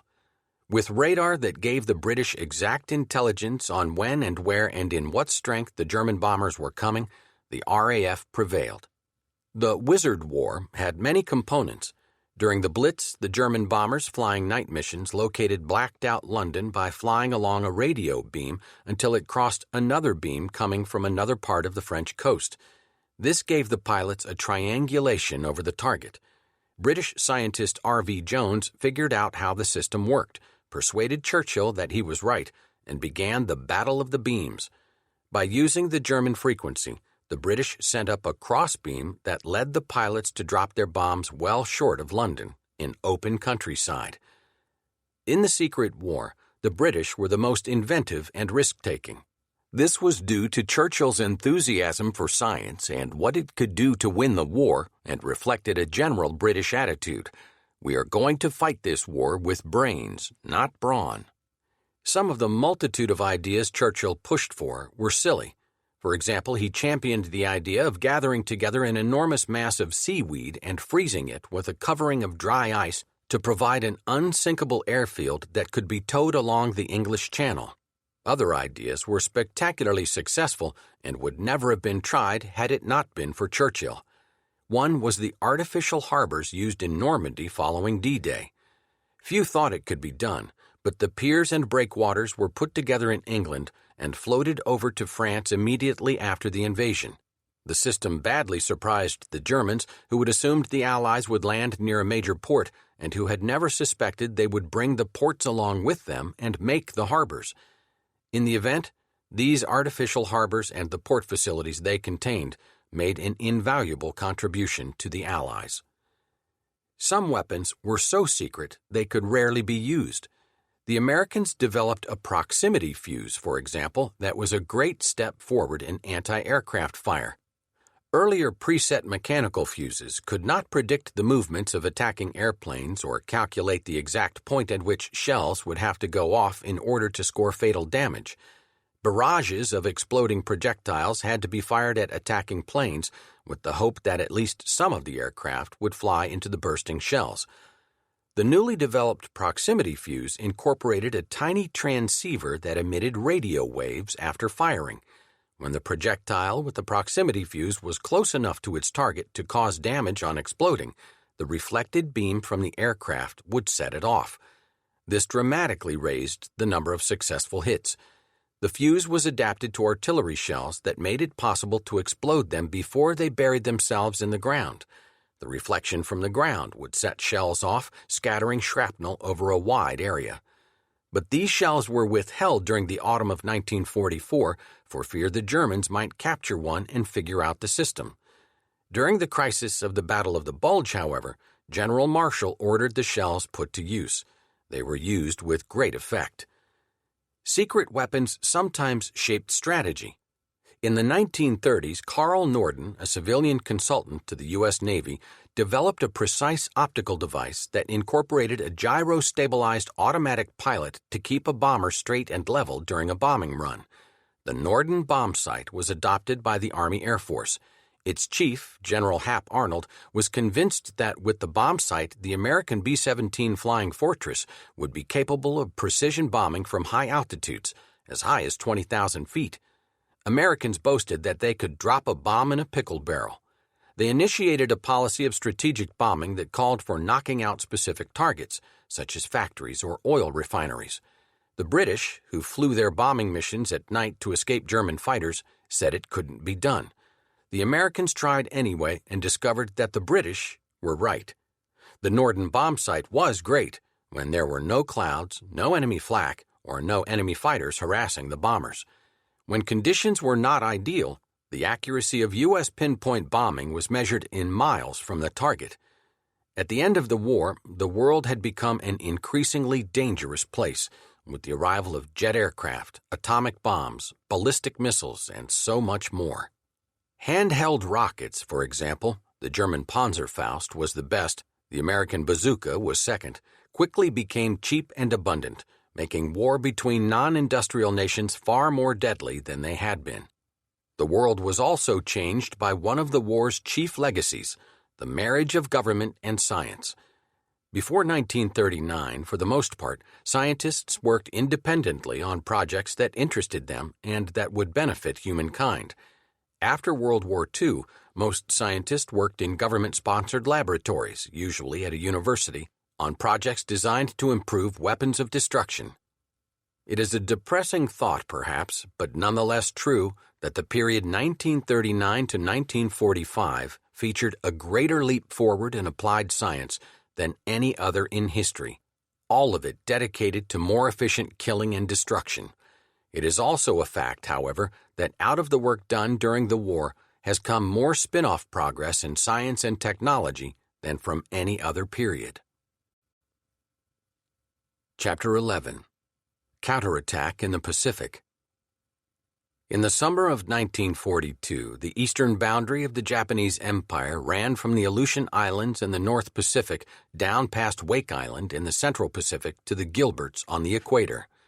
Its western boundary ran from the Manchurian Soviet border through eastern China and Burma to India. On the south, it took in Sumatra, Java, Timor, half of New Guinea, and all of the Solomons. In square miles, the Japanese held the largest empire ever seen in the world, although mostly water.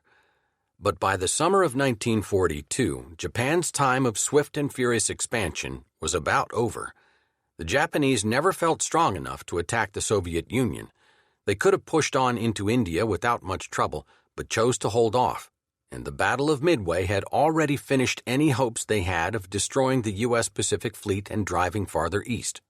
There was, however, one front left for them where the prospects for conquest still looked promising. If they could drive across the Owen Stanley Mountains on New Guinea and take Port Moresby on that island's southern coast, and if they could set up airfields on the southern Solomons, they would have bases almost on top of Australia and the supply lines from the United States. Australia was the place where the Allies were organizing for a counterattack, and the buildup there under MacArthur was moving fast.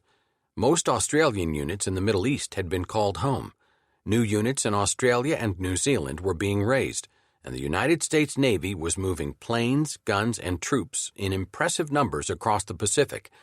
Germany may have been the priority target according to official U.S. strategy, but in the first half of 1942, about 4 times as many men and twice as many ships and supplies were being sent to the Pacific as to Europe. So when it was discovered that the Japanese were constructing an airbase on Guadalcanal, one of the southernmost of the Solomon Islands, and that the lifeline to Australia might soon be cut by land-based bombers, an amphibious assault already agreed on in Washington was rushed into action. At dawn on August 7th, exactly 8 months after Pearl Harbor, the first Allied invasion armada of the war appeared off the coast of Guadalcanal and its steaming little satellites Tulagi, Florida Island, and Gavutu. After an intensive 3-hour bombardment, combat groups of the 1st Marines went ashore. Although there was sharp fighting on the offshore islets, the initial Guadalcanal landing was unopposed. The Marines, commanded by Major General Alexander A. Vandegrift, swiftly captured their main objective, the still unfinished airstrip, and renamed it Henderson Field. Thus, the road to Tokyo began on an island in the Pacific that few Americans had ever heard of, and none of the military planners knew much about. To their surprise, the Marines discovered great quantities of gasoline, ammunition, tents, and rice. The Japanese, it seemed, had fled in panic. But on the night of August 8th, 9th, the United States Navy took one of its worst whippings ever near Savo Island just off Guadalcanal and withdrew, leaving the Marines all alone. Then, to the astonishment of the beleaguered Allies, the enemy commander called off the attack and disappeared without touching a cluster of defenseless transports loaded down with reinforcements. But within days, the Tokyo Express, the name the Marines gave the fast Japanese ships that came down the slot between the Solomon Islands, began pouring in fresh troops and supplies. The fighting was fierce and kept up for 6 months. For a long while there was doubt as to which way it would go. Throughout August and September, the beachhead was built up until some 17,000 Marines occupied a 7-by-4-mile strip, including Henderson Field. The Japanese decided that Guadalcanal had to be cleared and sent shiploads of reinforcements from Rabaul to the island. Japanese cruisers and destroyers hammered at the Marines and at American and Australian convoys trying to supply them. In mid-October, the Japanese moved a task force that included 4 carriers north of Guadalcanal. On the night of the 26th, the Battle of the Santa Cruz Islands began when 2 U.S. carrier forces, led by the Hornet and the Enterprise and commanded by Admiral Thomas C. Kinkaid, went to meet them. The battle cost the Japanese 2 destroyers sunk and several heavier units damaged, including 2 carriers and 2 battleships. But it also cost the United States the Hornet, which was sunk by Japanese destroyers after it had been badly damaged by dive bombers. Finally, on the night of November 13th, the Imperial fleet staged a dramatic sortie. This, the most furious sea encounter of the Solomons, became known as the Naval Battle of Guadalcanal. Led by 2 battleships, a Japanese force came down the slot to land more troops and delivered a heavy shelling attack on a much smaller U.S. task force. All night, there was a tremendous mix-up, with the smaller, more maneuverable U.S. ships pressing the attack. Ships sometimes drew so close that they had trouble depressing their guns. The Americans lost 2 cruisers sunk, including the Juno, that went to the bottom with 700 men, including 5 brothers named Sullivan, and 2 cruisers damaged that they could ill afford. But the Japanese lost a battleship. The following night, a second Japanese flotilla was located by planes from the Enterprise and was heavily punished. Bombers from Henderson Field took off in daylight and sank 7 and damaged 4 of 11 Japanese transports ferrying reinforcements. On the night of November 14th, the Japanese mustered their remaining naval strength, led by a battleship and 4 cruisers, in an effort to cut off the beachhead. At this moment, a U.S. flotilla commanded by Admiral Willis A. Lee roared up Iron Bottom Sound, so named for the number of ships already rusting beneath its greasy surface. Lee sank another Imperial battleship and damaged 2 more cruisers, repelling Japanese efforts to build up their land forces. By dawn on November 15th, it was clear that the attempt had failed. The land campaign, which lasted until February 1943, was the first Marine experience in that particular kind of jungle warfare with which they were to become so intimately acquainted during the next 3 years. They had to learn how to hack their way through tangles of roots, always on the lookout for snipers lashed to tree branches or hidden in the underbrush. They became familiar with malarial mosquitoes, scorpions, and snakes as they learned to distinguish the cries of animals from those of enemy sentries. They fought their way forward through intense heat and the foul slime of decomposing vegetation. Worst of all was the enemy. He came screaming out of the jungle at night in wild suicide charges. He fought according to no code an American could understand. He was tricky and deadly. He seemed to the Marines to live in the jungle like an animal, and he moved through it just as silently. The only way to beat him, the Marines quickly decided, was to kill him as one did with the rabid animal. Progress at first was painfully slow and nerve-wracking. However, once it was clear that the Imperial fleet had been driven off and that the flow of enemy reinforcements was dammed, the jungle advance gathered momentum. The Army's 24th Division had replaced the 1st Marine Division. The GIs proved to be as good as the Marines. Finally, in the first week of February, the Japanese managed to bring destroyers in at night and evacuate about 12,000 troops at Cape Esperance on the island's northwestern tip. By the 9th, not a single living enemy was left on Guadalcanal. The Japanese had suffered their first land defeat of the war, and the first American offensive was a success. By the time the last enemy sniper was silenced, there were 24,000 dead Japanese. The dead Americans totaled 1,752. Tokyo was still 3,000 miles away. When MacArthur arrived in Australia from Bataan in March 1942, he found scant forces there for the defensive action needed if the Japanese were to be stopped in their surge southward. Even so, he decided that the best way to protect Australia was to throw as much strength as he could into New Guinea in order to hold the Japanese on the far side of the Owen Stanley Mountains and secure the vital Australian base at Port Moresby.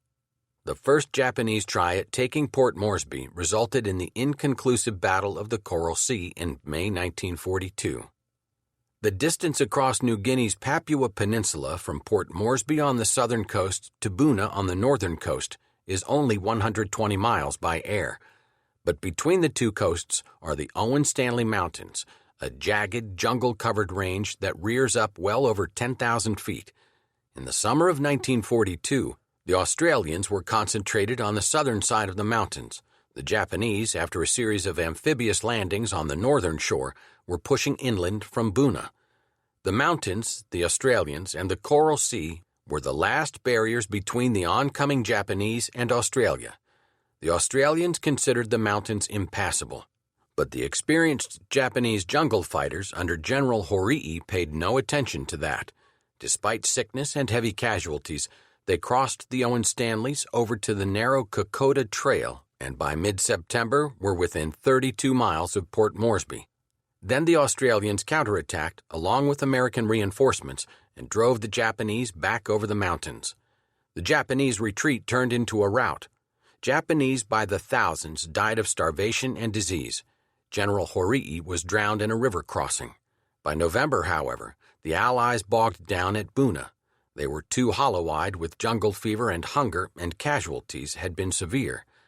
MacArthur airlifted in some 15,000 fresh troops to help turn the tide. Then, in December, he sent in a new general, Robert L. Eichelberger, telling him to take Buna or not to come back alive. By the end of January 1943, Buna was in Allied hands. The Buna campaign was an army show and did not get as much notice as Guadalcanal, but the fighting was every bit as savage, and the cost in dead and wounded was even higher. The long push up the northern coast of New Guinea, the world's second biggest island, began next. The campaign would take 2 more years. The long drive up the northern coast of New Guinea was to be one side of a giant pincers movement that would eventually isolate Rabaul, Japan's Gibraltar of the South Pacific. MacArthur had stopped the Japanese advance in New Guinea. The Japanese now tried to save their New Guinea forces by reinforcing the garrison at Lae and Salamaua. On March 1, 1943, United States reconnaissance planes spotted a powerful Imperial convoy carrying 7,000 troops and trying, under cover of bad weather, to make from Rabaul through the Bismarck Sea to Lae, on New Guinea's northeastern coast. 2 days later, on March 3rd, in the major action of the 3-day Battle of the Bismarck Sea, Major General George C. Kenney's 5th Air Force, operating from Papua, smashed the convoy and Japanese plans for holding New Guinea. The U.S. planes were equipped with slow-fused bombs that enabled them to roar in masthead high, skip their bombs into the enemy, and pull out before the explosion. The technique was astonishingly effective. By the time the Americans finished, they had sunk or damaged most of the 10 warships and 12 transports in the formation, drowning all save a handful of the reinforcements. The Japanese lost 102 aircraft. This was the last time the Japanese would try a major seaborne troop movement. Kenney's B-17s and B-25s had given, as Churchill put it, a striking testimony to the proper use of air power. Thus, at last, Japan found its dynamism checked at its outermost fringes. Thrust back from Guadalcanal and New Guinea, it withdrew from the borders of India and the sea around Ceylon, now Sri Lanka, when those crucial areas lay open for the taking. Across the mainland Asian battlefront, Japan's energies continued to be drained in a brutal war with China that produced few, if any, definitive results. By midsummer of 1943, MacArthur had 4 U.S. divisions and 6 Australian ones supported by Admiral William F. Bull Halsey's South Pacific Fleet. Admiral Chester Nimitz, Commander-in-Chief of the Central Pacific Theater, MacArthur was head of the Southwest Pacific Theater, had 9 U.S. Army and Marine divisions. Divided command came about because of the intense rivalry between the U.S. Army and Navy. The admirals were damned if they would serve under the egotistical MacArthur, while the generals felt the same about Nimitz. In the European Theater of Operations, ETO, there was one supreme commander. In the Pacific, there were 2. Inevitably, this arrangement, made for personnel rather than solid military reasons, led to a competition between the Central Pacific and the Southwest Pacific operations for ships, planes, men, supplies, and publicity. It led a 2-pronged counteroffensive against the Japanese, one led by MacArthur up the New Guinea coast to the Philippines, the other led by Nimitz across the Central Pacific toward Japan.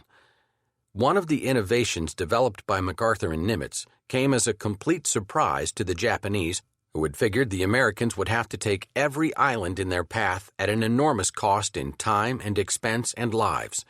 The Americans instead took advantage of their growing fleet, which gave them air and sea superiority, to bypass the more strongly fortified islands, outflanking them, cutting the garrisons off from resupply or reinforcement, and leaving them to wither on the vine. The strategy was called island hopping. It enabled the Americans, with relatively small forces, to counterattack even as they bypassed the heavily fortified bases. They moved up the Solomons and New Guinea and inward across the little-known savage Gilberts, Marshalls, and Marianas. Island after island, the story was nearly always the same. Japanese troops holed up in their elaborate bunkers, listening to distant radio broadcasts, dreaming of girlfriends and wives, and waiting for the inevitable storm of fire and death from offshore. Outside were the clear Pacific and endless rhythm of the surf. And all the while, lumbering through swells, were the gray ships filled with sweating GIs and Marines, no smoking on the blacked-out decks, the dull thud of engines, the rattling of planes being readied by their mechanics, the creaking of davits and the hum of ammunition lifts in the quiet pre-dawn. And then the sudden and terrible explosion of light and sound, turning paradise to fury. When the last bomb and shell had fallen and the last machine gun barrel cooled, swarms of Seabees, U.S. Navy construction battalions, came with their monstrous machinery to sweep away the mess and carve still another base for the inexorable advance.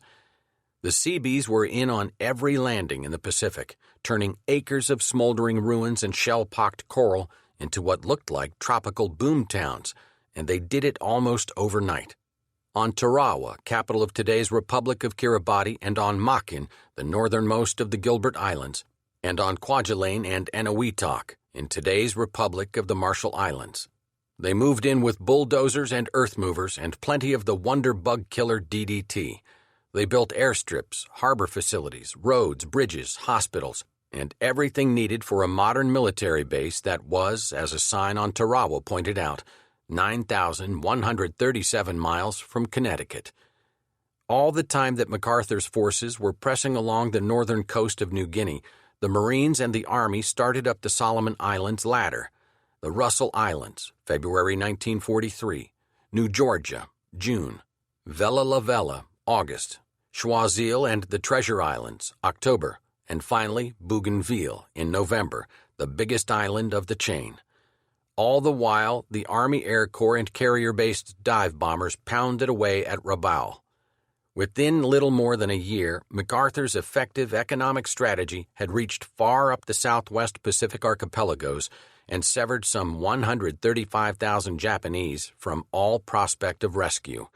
Simultaneously, Nimitz guided Spruance's Fifth Fleet westward, encompassing the Gilberts, the Marshalls, the Carolines, and the Marianas, ravaging enemy ships and garrisons with the power of their carrier planes, and asserting a freedom of maneuver that seemed unimaginable less than 2 years after Pearl Harbor had temporarily crippled the U.S. Navy. Makin and Tarawa in the Gilberts, where the Central and Southern Pacific Commands met, were now assailed by Nimitz. On November 20th, his carriers started a heavy bombardment of Makin. A few days later, the island was overwhelmed in a short, sharp series of amphibious assaults marked by fanatical defense by a garrison fortified with rice wine. Tarawa, an atoll of some 24 islets linked by coral reefs, was a more difficult objective. Tokyo had boasted that it could not be taken by assault. The principal strong point at Baichio, held by 3,000 crack Imperial Marines, comprised hundreds of connected pillboxes made of concrete and coral work reinforced with steel beams and coconut logs. These positions were intensely shelled and bombed by the Americans. Nevertheless, when the Marines waded ashore, they were met by withering fire. The battle was one of the bloodiest fights of the whole Pacific campaign. U.S. ships maintained a steady artillery barrage as landing barges discharged troops and supplies, and Marines stormed each bastion with flamethrowers and grenades. Hydrographic experts had warned Admiral Kelly Turner about tricky tides around the Gilbert Islands.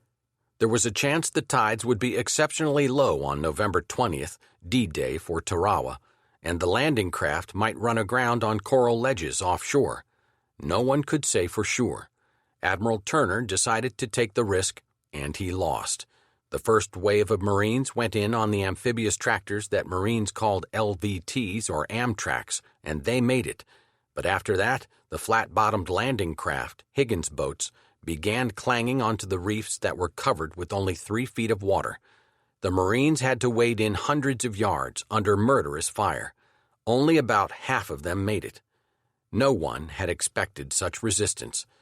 The island had been pounded for hours from the sea, and it had been bombed for a full week. But what no one knew before Tarawa was just how well 4,500 Japanese inside their sand-covered and reinforced bunkers could hold out under bombardment. Nearly all the killing had to be done by Marines. Colonel David Shoup, commander of the U.S. 2nd Marine Regiment, reported to the flagship standing offshore, "Our casualties heavy, enemy casualties unknown. Situation, we are winning." 4 days later, his optimism proved warranted. The Americans had won, but the cost was terrible. 991 U.S. Marines dead and 2,311 wounded. Of the more than 4,000 Japanese troops, only 17 came through alive. Promptly, the ingenious CB set to work constructing a base for an attack on the Marshalls to the north. There, the main target was the atoll Kwajalein, 66 miles long and 18 miles wide. This time Nimitz took no chances before sending his men ashore. His ships and planes dropped 15,000 tons of explosives on Kwajalein before the first landing craft touched ground. The atoll was a mass of dust-covered rubble when the invasion began, but the Japanese, who were for the first time defending a piece of pre-war imperial territory, fought savagely from the debris. Again, the American advance was initially painstakingly slow, as each fortification had to be reduced, blasted, or burned out. But by early 1944, Nimitz's task forces had succeeded in mastering all the Gilberts and Marshalls, and his carrier raids had so shattered the Great Carolines Air Base of Truk to the west that its garrison of 50,000 could be easily bypassed. For the rest of the war, Truk lay useless. While the new technique of amphibious fighting was proceeding in the tropical Pacific, an odd, militarily unimportant but politically and emotionally vital campaign took place along the northeastern edge of the Japanese Empire in the Aleutian Sealing Grounds. In 1942, when Yamamoto led his fleet to Midway, he simultaneously sent a small force to occupy the barren islands of Attu and Kiska. The move was, in fact, a strategic feint, but it was also a check to any designs the Allies might have for using the Aleutians as an invasion route to Tokyo. American public opinion saw it as just the opposite. Alaska and the Pacific Northwest were now, it seemed, seriously threatened. The American High Command wished to choke off any such possibilities and to clear the way for Lend-Lease shipments to the Soviet Pacific port of Vladivostok. It was decided to eject the Japanese. On May 11, 1943, U.S. 7th Division troops began landings on mountainous, treeless Attu. They fought for 18 days amid fog and rain that hampered aerial and naval support and imprisoned armor in the cold-sucking mud. On May 29th, the desperate Japanese defenders staged a suicide charge. Colonel Yasuyo Yamasaki led his surviving forces down from a ridge into the American lines, screaming, "Japanese drink blood like wine." Those who were not butchered along the slopes held hand grenades to their bellies and blew out their intestines. Among letters found in the pockets of the dead, one said, "I will become a deity with a smile in this heavy fog. I am only waiting for the day of death." The liberation of Kiska 3 months later was a different story. A large force, including 5,000 Canadians, nervously crept about the island for 5 days looking for the enemy, sometimes shooting at each other among exploding booby traps. At the end, the astonishing discovery was made that prior to the landings, shielded by the dank boreal mist, the Japanese had quietly evacuated their entire garrison. Though command arrangements for the war against Japan were often enormously complicated, the overall idea was simply that the United States had the responsibility for the entire Pacific area while Britain took charge of South Asia and the Middle East. But even so, China had to be accorded a special position as it was regarded as a region of special U.S. interest. Chiang Kai-shek was recognized as supreme commander, but his chief of staff was an American general, Joseph Stilwell. Stilwell also commanded U.S. forces in what became the China-Burma-India Theater, CBI, and thus had the dubious distinction of being simultaneously responsible to Washington, to Chiang, and to the British commander in India. Stilwell was not ideally suited to the task. He was brave and aggressive, but almost without tact. He quarreled with the British and denounced Chiang for his stupid, gutless command.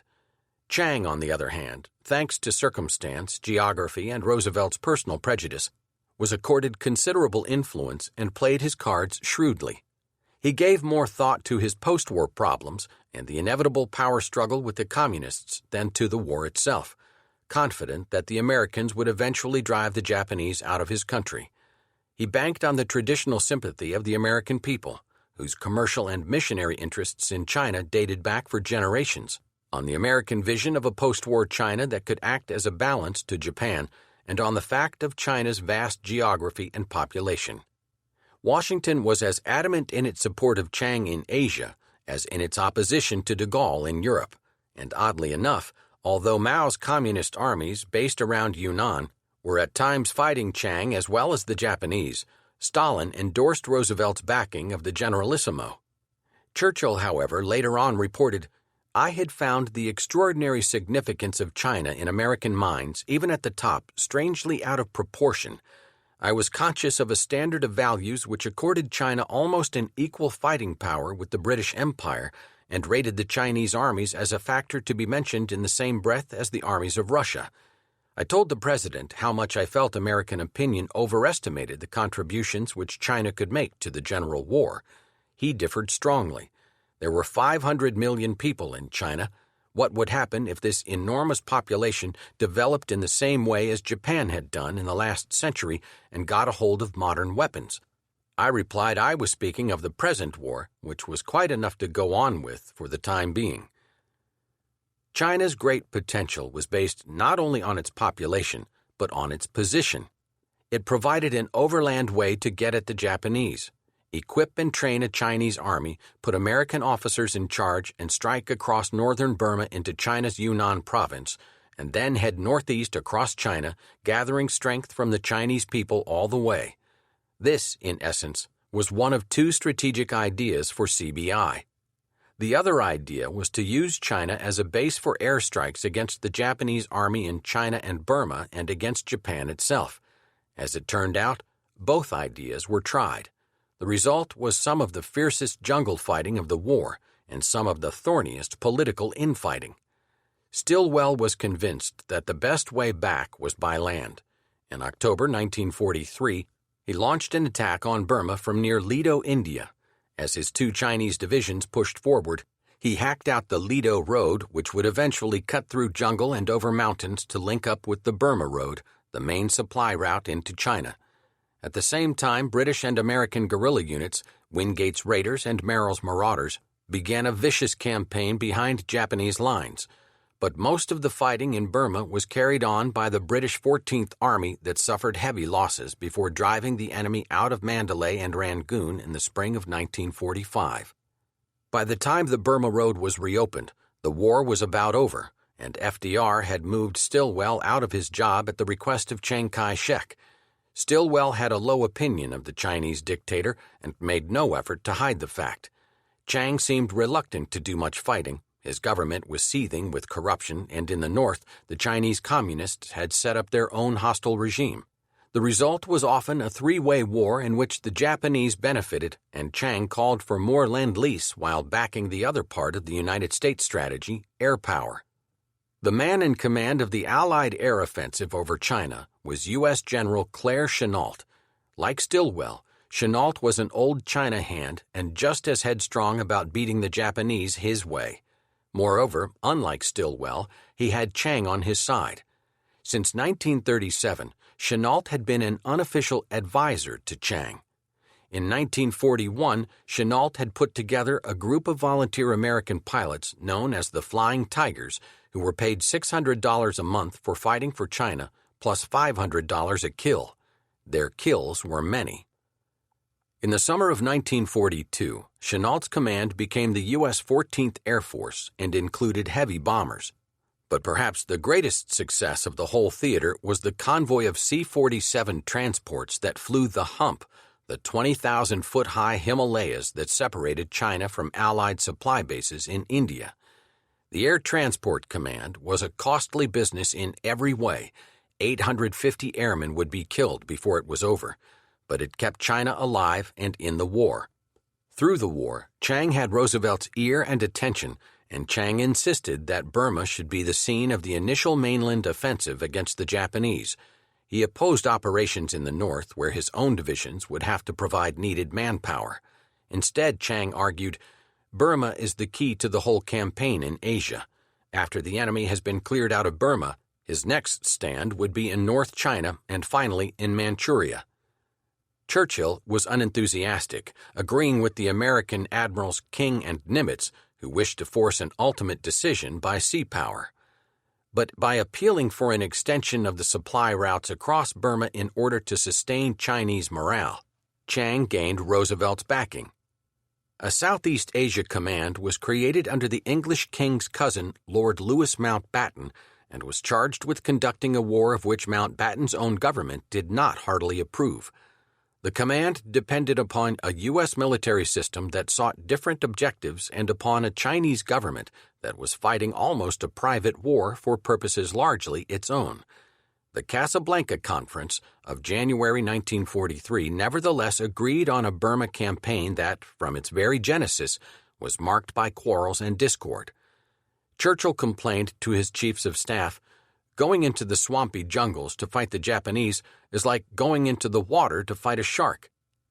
Mountbatten viewed Burma as a subsidiary objective. Stilwell favored a Burmese drive, but only in the north, where he wished Chiang would do some serious fighting. General Chennault agreed with Chiang that divisions were less important than aircraft, but wanted the Japanese to be bombed out of Burma. No one was satisfied. Stilwell and Chennault carried their acrimonious debate right to the Trident Conference in Washington in May 1943. The irascible Stilwell shouted, "It's the ground soldier slogging through the mud and fighting in the trenches who will win the war." Chennault hollered back, "But God damn it, Stilwell, there aren't any men in the trenches."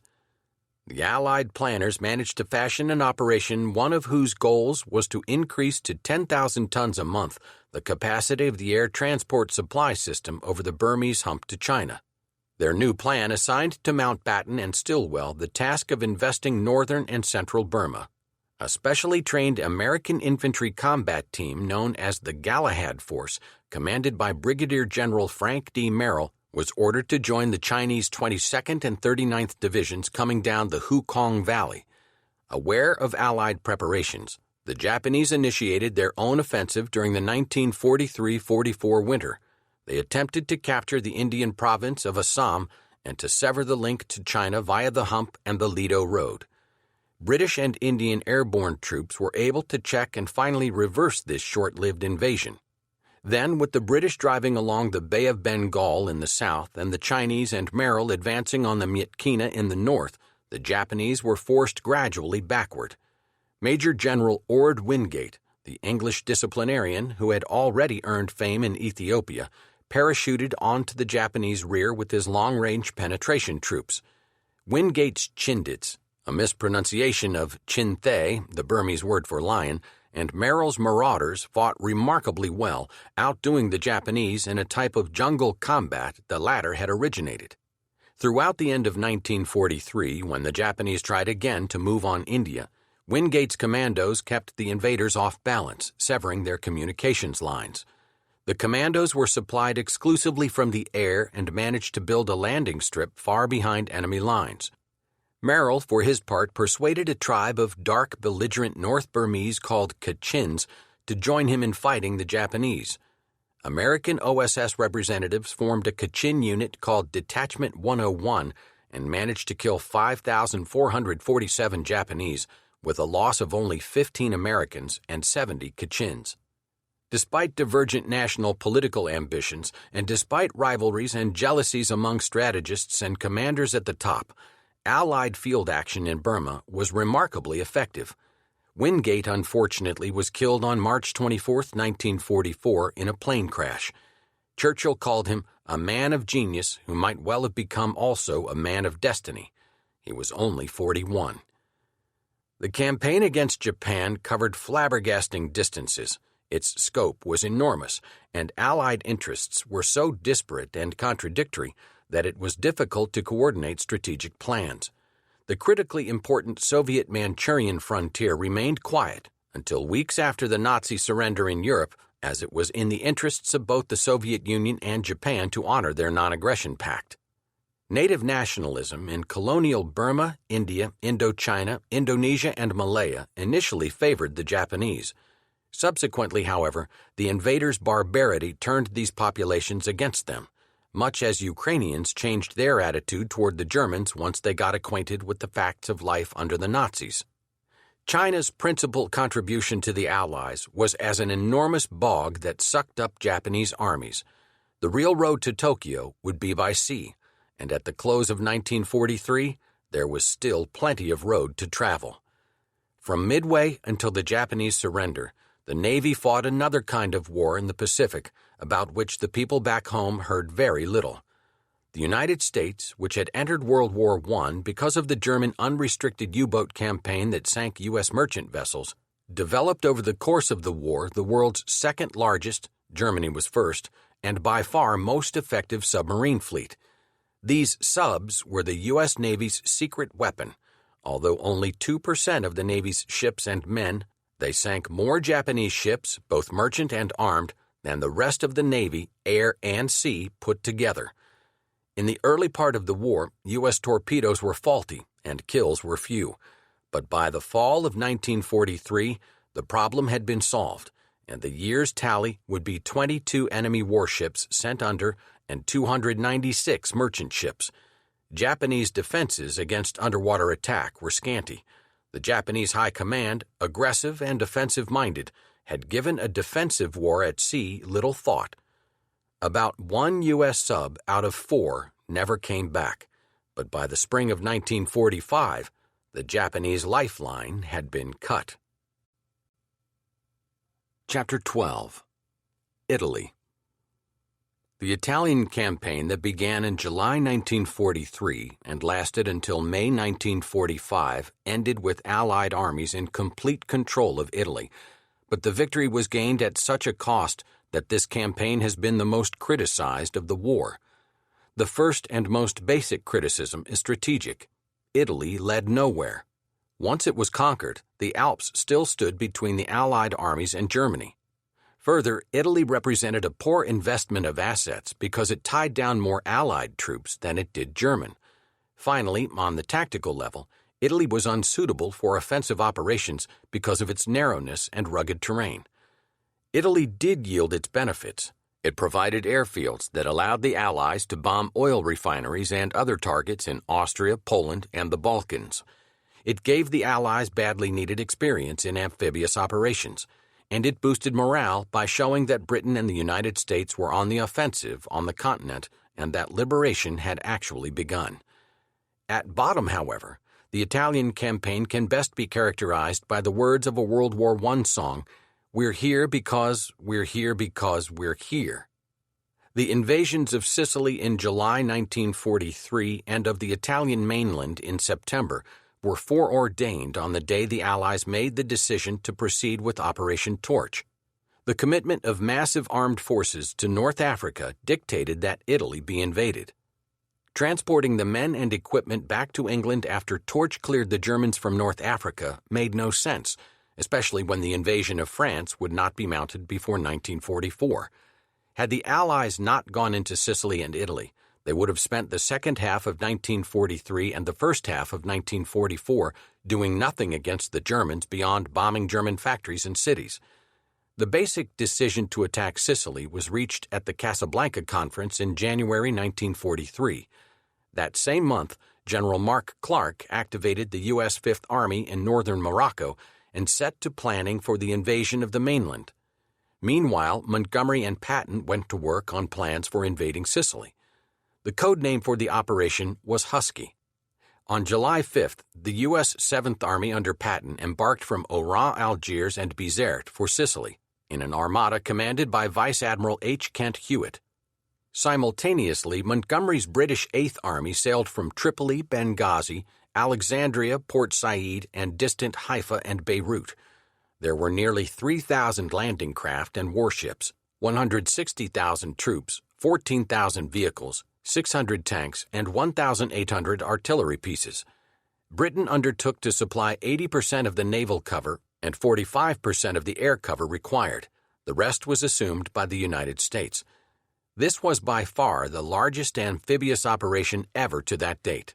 Enemy defenses had been softened by continued bombing on Sicily, South Italy, Sardinia, and the little cluster of offshore islands that included strongly fortified Pantelleria. Eisenhower had decided to invade Pantelleria as a first step, but the Italian garrison surrendered on June 11th without a fight after heavy aerial bombardment. The only Allied casualty was a private bitten by a mule. Sicily itself was a far tougher nut. Barren, mountainous, and held by 300,000 Italian and German soldiers under Field Marshal Alfred Kesselring. Kesselring thought that if Sicily were Eisenhower's next target, the landing must come on the southwest coast opposite Tunisia, or on the north coast close to Messina, the escape route to the mainland. Instead, Patton and Montgomery were landing on the south coast with Monty on the right, Patton on the left. On the afternoon of July 9th, the invasion armada for Husky converged south of Malta, in the midst of heavy seas and 35-mile-an-hour winds.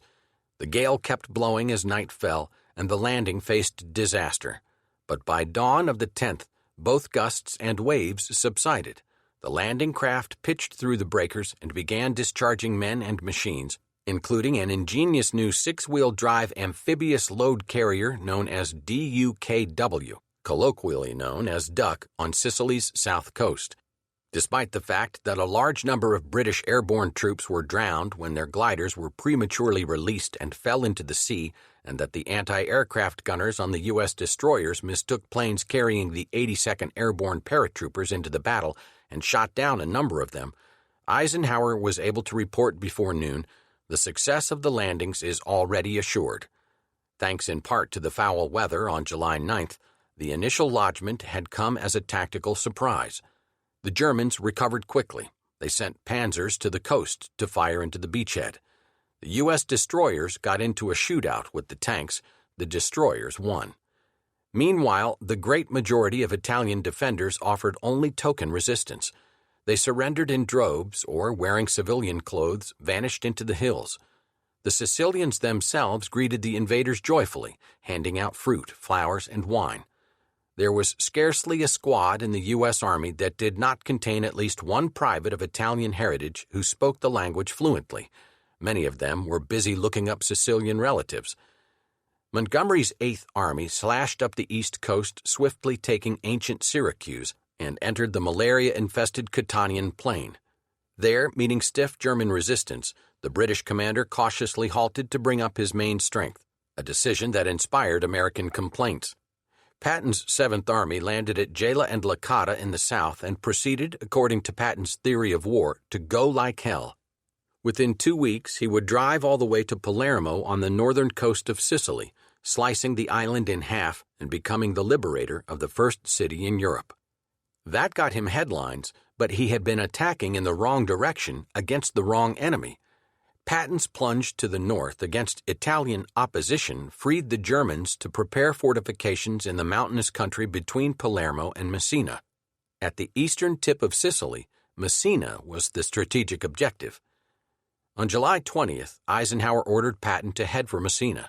The Germans withdrew slowly toward the northeast, fighting a dogged defense. This was the final and toughest phase of Operation Husky. Pursuing the elite German troops from crag to crag, U.S. forces pushed toward Messina. Allied engineers performed miracles, throwing trestles over deep gaps after the retreating enemy had destroyed bridges. Masses of heavy equipment had to be moved over narrow, primitive roads. At Troina, more than a dozen desperate German counterattacks were thrown back, but Patton was so frustrated by the slow progress that he was in a furious state of mind when he visited a field hospital and saw a soldier who had nothing apparently wrong with him except that he was shaking and crying. Patton accused the GI of cowardice and slapped him, twice, hard. As it turned out, the soldier had malaria and a fever of 104 degrees. Patton was in trouble.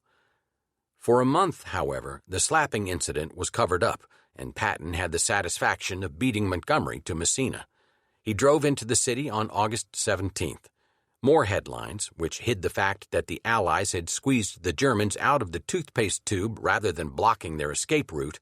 Some 60,000 German troops escaped via the Strait of Messina and took up positions in Italy, ready to fight another day.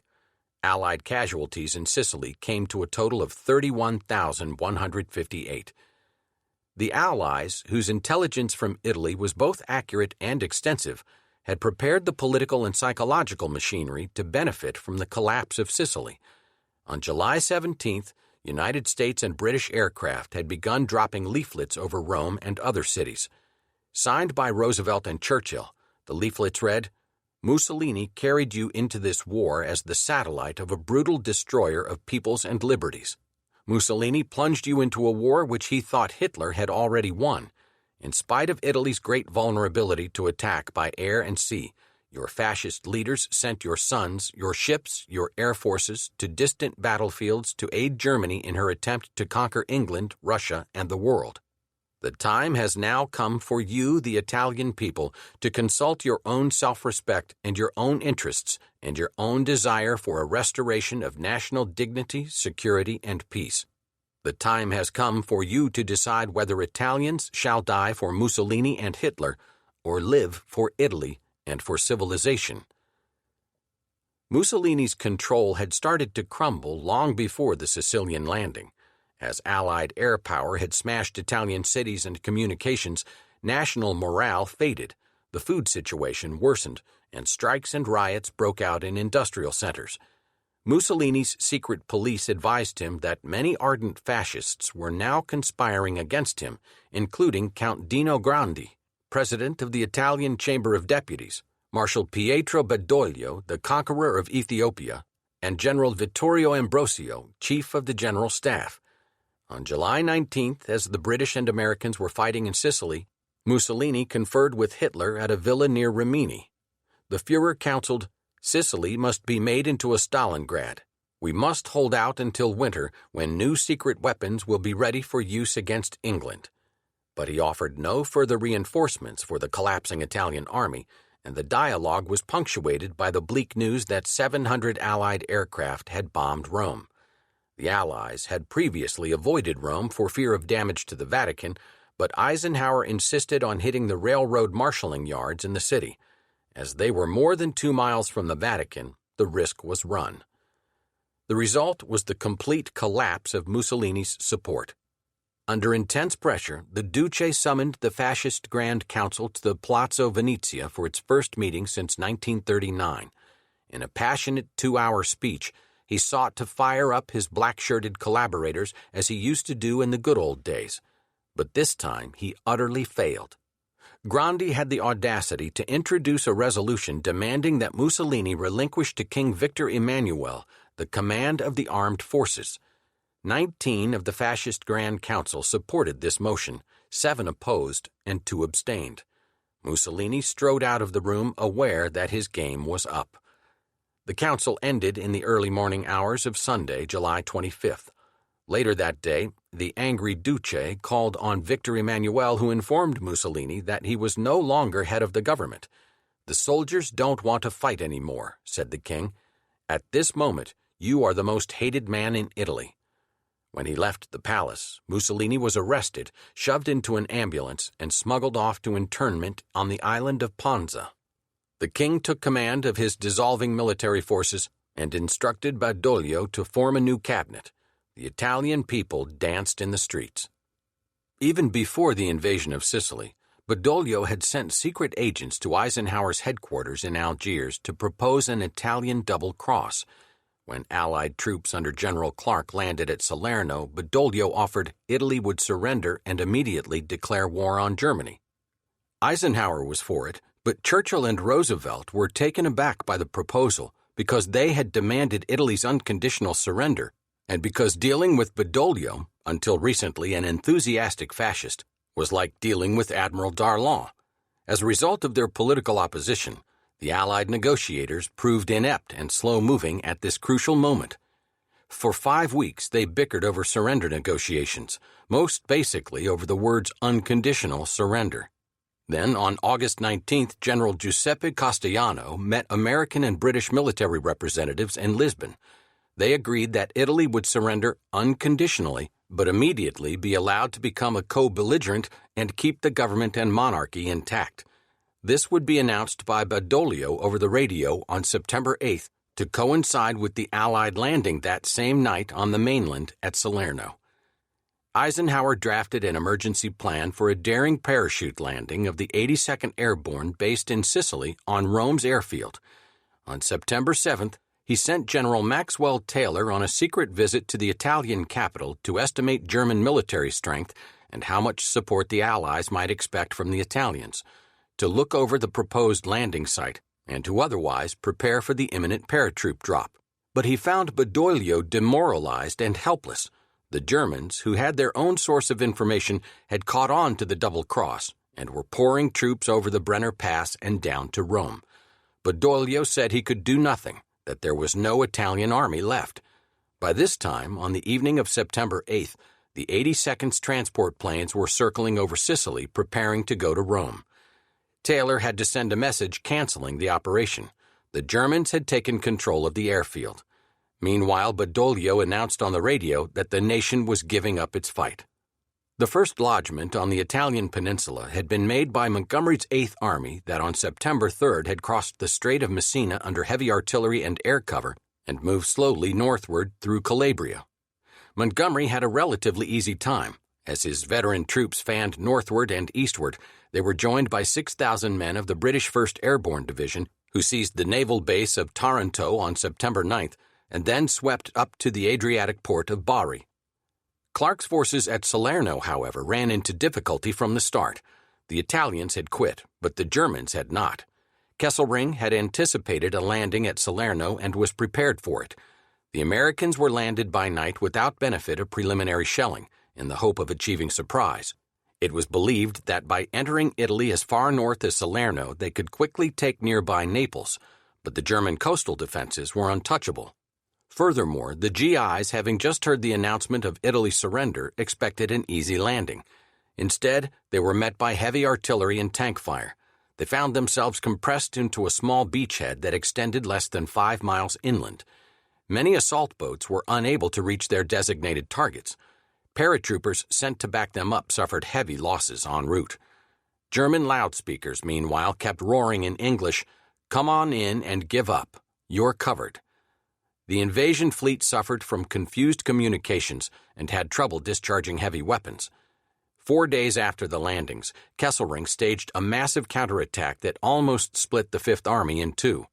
Clark contemplated withdrawal from the beachhead, and Berlin radio began hailing the prospect of another Dunkirk.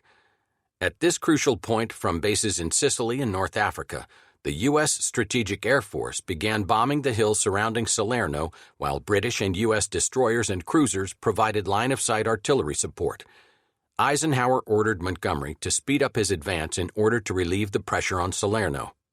Clark organized everyone into fighting units, truck drivers, mechanics, and even a regimental band that defended a hill thenceforth called Piccolo Peak. Under the pressure of air and sea bombardment, the Germans began to waver and finally, on September 15th, to withdraw from Naples. Clark seized the initiative.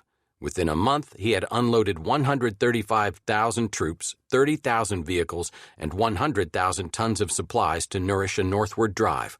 At the same time, French forces of the interior, aided by local guerrillas, captured Corsica, and the Germans abandoned Sardinia. The bulk of the Italian fleet sailed into Malta for internment. Italy had by now become a battleground in which the Italians themselves figured only as doleful victims. Rural Italians found it difficult to comprehend why young Germans should be fighting young Britons and Americans in Italy. Badoglio's and the king's scheme to switch sides and thus avoid disaster had backfired. In 1940, Mussolini had said, "If the Germans ever get there, they will never go home." He was right. Hitler left Kesselring to fight the campaign in the south, sent Rommel to organize northern Italian defenses, and took ruthlessly effective control of all the area not already in Allied hands. Badoglio and the royal family had fled Rome in a panic on September 9th and had reconstituted the semblance of a government in Brindisi, far to the south. A week later, Badoglio summoned his countrymen to fight the Germans in every way, everywhere, and all the time. According to Eisenhower, calling on the Italians to rise up against the Germans was like beating a dead horse. There was no fury left in the war-weary Italians. On October 13th, Victor Emmanuel formally declared war on Germany, and Italy was recognized by the Allies as a co-belligerent. Italy was promised that the country's punishment would be lessened according to the amount of help Italy gave the Allies.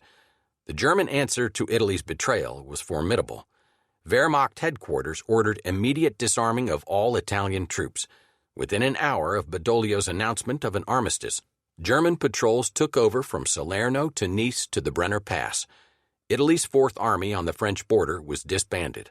Rommel seized Trieste and the routes to Yugoslavia, thus completing the isolation of 32 Italian divisions. Most of these capitulated. It has been estimated that Germany took 640,000 Italian prisoners on the peninsula and in the Balkans. The majority were shipped to slave labor camps in Germany, where some 30,000 died. On September 11th, Kesselring proclaimed all Italy a war theater under German control. The Nazis seized Italy's gold reserves and began immediate persecution of those Jews who had managed to survive Mussolini's half-hearted restrictions. Mussolini himself had one more great adventure in store. From Panza he was removed to a small mountain resort in the Abruzzi from which Hitler swore to save him.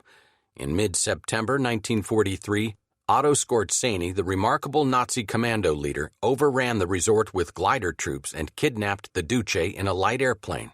He was thenceforth set up as the puppet head of a fascist republic in the north, proclaiming, "I, Mussolini, resume supreme direction of fascism in Italy." No one paid any attention. Mussolini was now in the ash can of history. Meanwhile, General Clark's Fifth Army had successfully passed its test at Salerno and now drove on the port city of Naples, the most important single prize in South Italy. The Germans, fighting a skilled defense, did not bother to defend the city, but, taking vengeance for Italy's defection, smashed it and withdrew northward. When the Americans and British entered Naples early on the morning of October 1st, they found that the port and everything within 300 yards of it had been destroyed. The population was half-starved, frightened by looters, and bullied by criminals released from prison by the departing Germans. The grand old university had been deliberately wrecked, hospitals had been looted, and a number of hostages had been taken. The citizens of Naples gave their Allied conquerors a wild welcome. American engineers set to work on the wreckage and soon had the harbor and neighboring airfields in operation. To the northeast, Montgomery's Eighth Army had succeeded, against relatively slight opposition, in achieving its initial objectives. The extensive network of airfields at Foggia began furnishing fighter cover to advancing Allied troops as well as dispatching bombers over Austria and the Balkans. But Kesselring, with his fine eye for terrain, established a new position to frustrate Clark on the north bank of the Volturno River, where Italian General Giuseppe Garibaldi had won a significant victory in 1860. There began the slow hacking campaign in which, pushing between rock ridges and along muddy valleys through Italy's worst winter in decades, the Allies inched toward Rome and Tuscany. To pursue this strategy, the Allies installed another team of commanders. Eisenhower had been recalled to England to prepare for the Normandy invasion. With him, he took his most renowned generals, Bradley, Montgomery, and Patton. By this time, reporters had printed accounts of the Patton slapping incident, and Eisenhower had been forced to remove him from command. But he brought Patton with him to England, explaining to the press that he had to have Patton at his side for the assault on France. Sir Harold Alexander, who had with minimal fanfare supervised Montgomery's operations from the Nile to Tunisia, was left behind as commander in Italy. Under him were Clark and the calm, little-known Sir Oliver Leese, who headed the British Eighth Army on the Adriatic. General Ira Eaker, a tough, poker-faced American, took over the Allied Mediterranean Air Forces. British Field Marshal Henry M. Jumbo Wilson replaced Eisenhower at the top in the Mediterranean theater. Hitler likewise reordered his command. He sent Rommel to France and left Italy to Kesselring, ordering him to hold Italy at all costs for the sake of the political consequences which would allow a completely successful defense. The Führer expects the bitterest struggle for every yard. Kesselring did what he was told.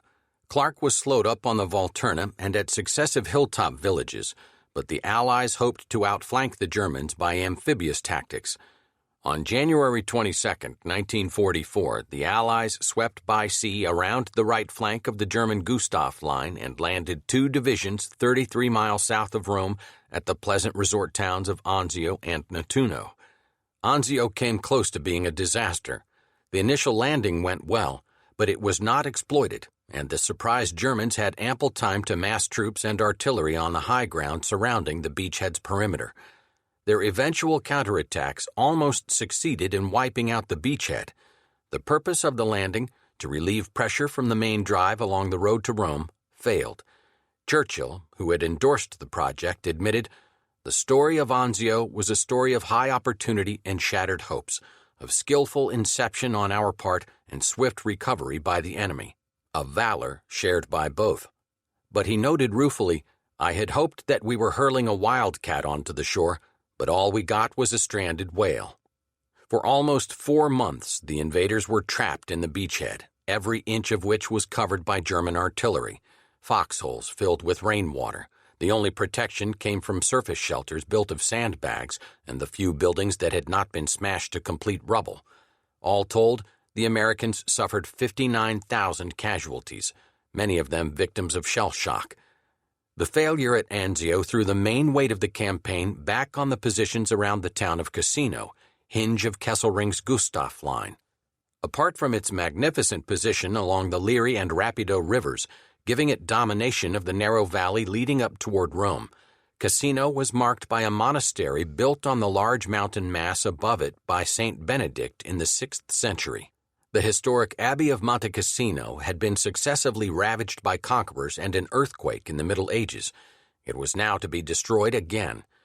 From the heights around the abbey, German 88s were picking off Allied armor, while mortars and Nebelwerfers, multiple rocket launcher dubbed Screaming Mimes by the Americans, were plastering the advancing infantry. The Allied command concluded that the advantages posed by the monastery could no longer be ignored. There was a suspicion that German outposts actually had been established within the abbey, although this was later disproved. At any rate, a conclave of generals resolved that the fortress sanctuary must be destroyed. Leaflets were dropped over enemy lines saying, "Against our will, we are now obliged to direct our weapons against the monastery itself. We warn you so that you may now save yourselves. Leave the monastery at once." And on February 15th, the vast abbey was bombed by 254 planes. Only the cell and tomb of Saint Benedict escaped damage. The attack on this holy shrine achieved nothing but a worldwide wave of protest, which was carefully fanned by Nazi propaganda. The German defenders moved into the ruins and set up impregnable positions amid the shattered masonry. The town of Cassino itself was hit again and again by Allied guns and aircraft. One raid involved more aircraft than had yet been used on any operation. The entire town was obliterated in a cloud of flame, smoke, and shattered stone. Yet despite the attacks, when Allied patrols sought to enter Cassino, they were promptly driven back by the expert German 1st Parachute Division, its men emerging from the cellars to fight. Between Anzio and the Gustav Line, General Kesselring held off the Allies through the hard winter of 1943-44. From well-fortified positions in the mountains, the Germans poured their fire down on the attackers day after day. For all the modern weapons used by both sides, it was a strange old-fashioned kind of war. Trucks and tanks were rendered virtually useless by mud, snow, and mountains. Supplies were moved by mules, and men lived not unlike they did in World War I. For both sides, it was a bloody, nerve-wracking, and seemingly endless business. It was a winter of deep discontent for Alexander's armies, which included Americans, British, Canadians, French, New Zealanders, South Africans, Poles, Indians, Brazilians, Greeks, Moroccans, Algerians, Senegalese, a brigade of Palestinian Jews, and a handful of royalist Italians. The mud was like glue at midday and like iron in the freezing nights. Cold winds and snow swept the jagged crags. Dead GIs lay in the cratered valley they called Purple Heart, their throats eaten out by scavenger dogs. Trenchfoot and frostbite were common. A force of Nepalese Gurkhas was cut off for days on an outpost below the abbey. Each day, in this little battle in a bowl, American fighter bombers dropped gaily colored parachutes with canisters of ammunition, food, and water to the isolated hillmen who scrambled to secure them amid withering machine gun fire. Among the most disheartening sights of all was Vesuvius, far to the south of the battle line. The volcano exploded in a sudden eruption that cast an ashen cloud far exceeding anything the Allies, with all their aircraft and artillery, could produce at Cassino. But with the approach of spring, the Allies moved to break the stalemate. In April, the strategic air forces flew 21,000 sorties against bridges, railroads, and other German supply lines. The British Eighth Army relieved parts of the American Fifth Army at positions along the Gustav Line so that the Americans could move up the Turanian Sea coast toward Anzio. The big offensive started on May 11th. The next day, the Allies crossed the Gariano and Rapido rivers. The crossing of the Rapido was routine. An earlier attempt in January had been terribly costly both in American lives and to General Clark's reputation. The German Gustav Line began to crumble. Then, on May 18th, came word that Cassino had fallen. The Polish troops of General Władysław Anders, reassembled from prisoner-of-war camps in the Soviet Union and allowed to join the British in the Middle East, led the way into the abbey. Their role is still marked by a cemetery filled with Polish names. Once again, the Germans began a difficult but orderly withdrawal. The Fifth Army thrust out from its separated Cassino and Anzio positions, entering Rome at last on June 4, 1944, and marching through the Piazza Venezia. Clark, who rode into Rome with the vanguard on June 5th, recalled, "There were gay crowds in the streets, many of them waving flags as our infantry marched through the capital. Flowers were stuck in the muzzles of the soldiers' rifles and of guns on the tanks. Many Romans seemed to be on the verge of hysteria in their enthusiasm for the American troops. It was on this day that a doughboy made the classic remark of the Italian campaign when he took a long look at the ruins of the Colosseum, whistled softly, and said, 'Gee, I didn't know our bombers had done that much damage in Rome.'" The fall of Rome marked the beginning of the last phase of the European War. 2 days later, Eisenhower's forces landed in Normandy and burst through the front door of the Führer's fortress, Europe. Chapter 13. Over There. The figures are staggering. In 1939, the U.S. Army and Army Air Corps, after 1942 the Army Air Force, numbered 190,000 men and women. By 1945, it had grown by a factor of nearly 44 to 8,300,000. The U.S. Navy jumped from 125,000 to 3,380,000, and the U.S. Marines from 19,000 to 475,000. These stark figures speak to a point then Colonel Dwight Eisenhower made the day the war began with the German invasion of Poland. Hitler should be aware the fury of an aroused democracy.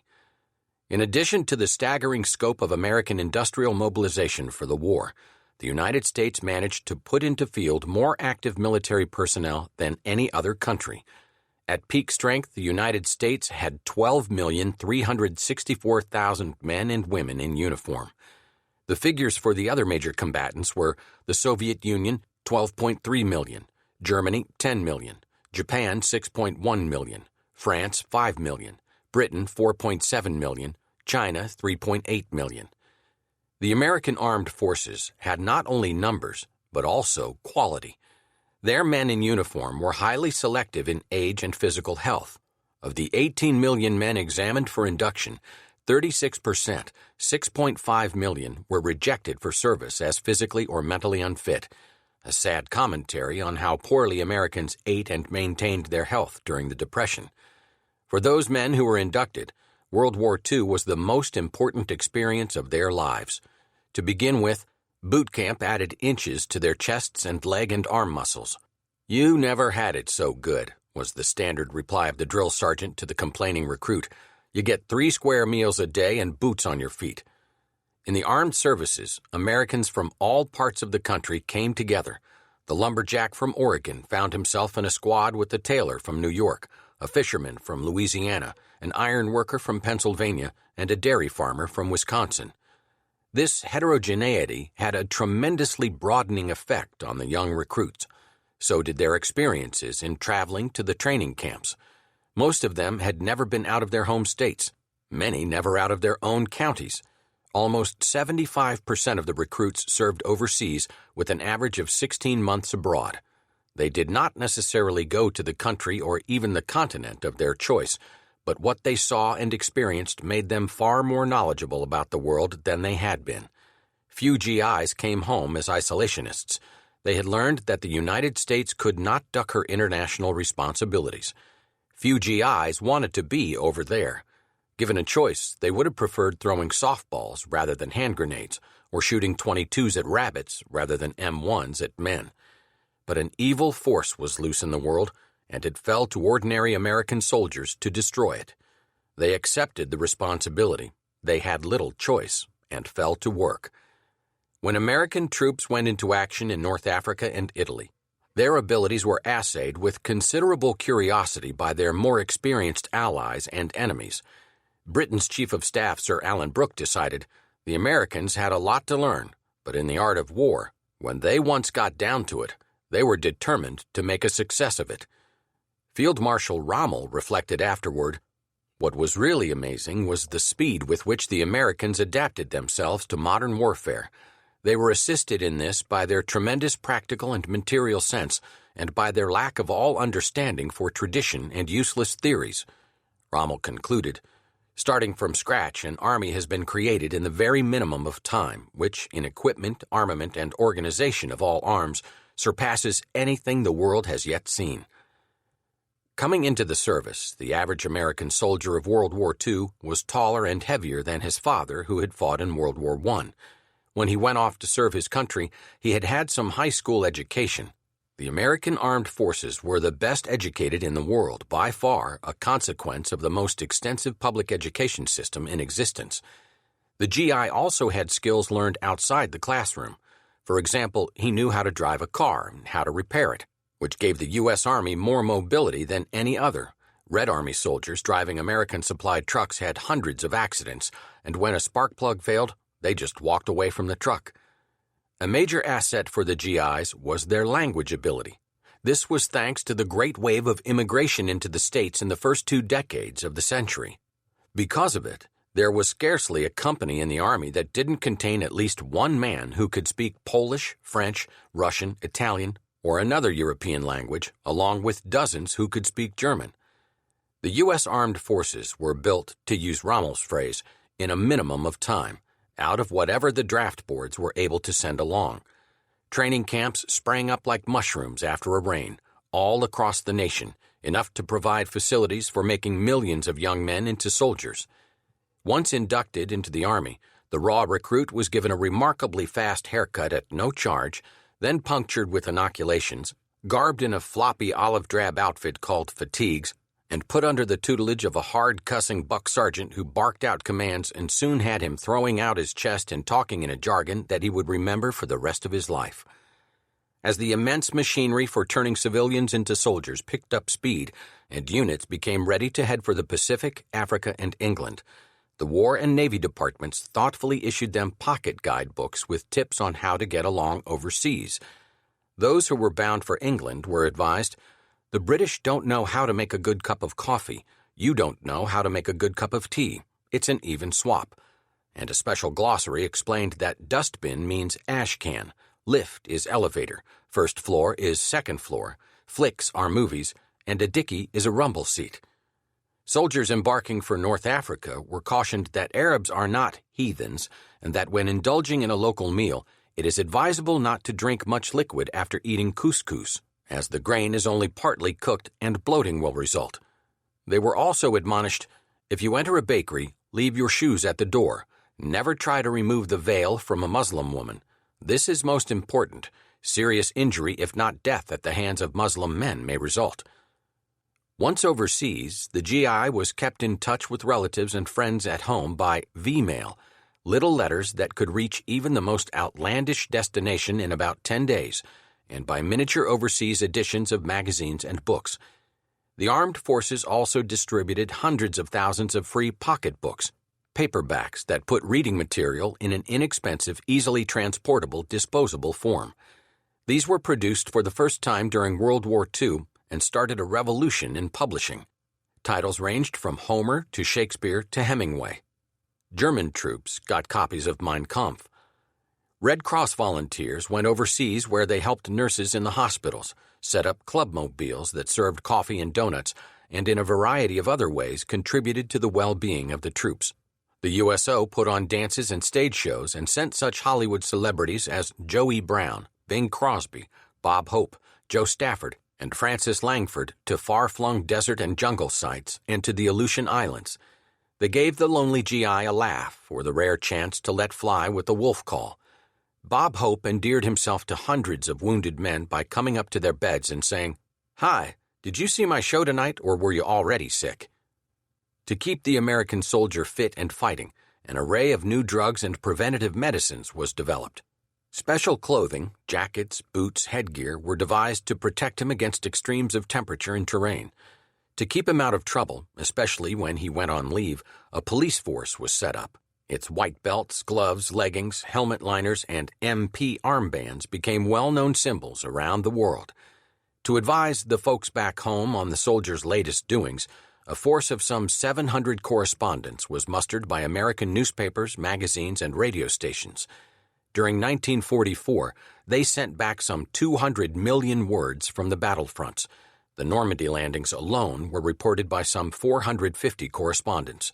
Traveling by landing craft, tank, truck, jeep, mule, and on foot through Italy, France, Germany, and island by island across the Pacific, the correspondents wrote about the men who were making the decisions that affected the GI's life. Eisenhower, Bradley, Patton, Arnold, and Spaatz in Europe, MacArthur, Nimitz, Halsey, Smith, and Vandegrift in the Pacific. For millions of mothers and fathers, wives and sweethearts, knowing just who these commanders were was vitally important. But the man about whom the most was written, inevitably, the man who was himself commanded, who did the bulk of the fighting even in an age of mechanized war, the nearly always uncomfortable, unromantic, anonymous infantrymen. Correspondents described the terror of war, its filth, fear, and loneliness, its comradeship, heroism, and humor, the hours and hours of boredom, and the moments of indescribable exhilaration. There were John Hershey on Guadalcanal and Joe Liebling in North Africa. There were John Dos Passos, Ernest Hemingway, John Steinbeck, Ed Murrow, and others less famous. Some were killed. Of these, perhaps the best and certainly the GI's own personal favorite was a middle-aged newspaperman named Ernie Pyle, who wrote with compassion and distinction and who followed the mud, rain, frost, and wind boys, as he called them, right up until the day that he was shot and killed by a sniper's bullet on the Pacific island of Iwo or Ieshima, during the Battle of Okinawa. Pyle wrote, "I believe that I have a new patience with humanity that I've never had before. I don't see how any survivor of war can ever be cruel to anything ever again." When he was buried, the following inscription was put on his grave marker. At this spot, the 77th Infantry Division lost a buddy, Ernie Pyle, 18 April 1945. Among the hardiest of those who sought to describe the war were the photographers, many of whom were in the heart of action and who, often as not, remained anonymous.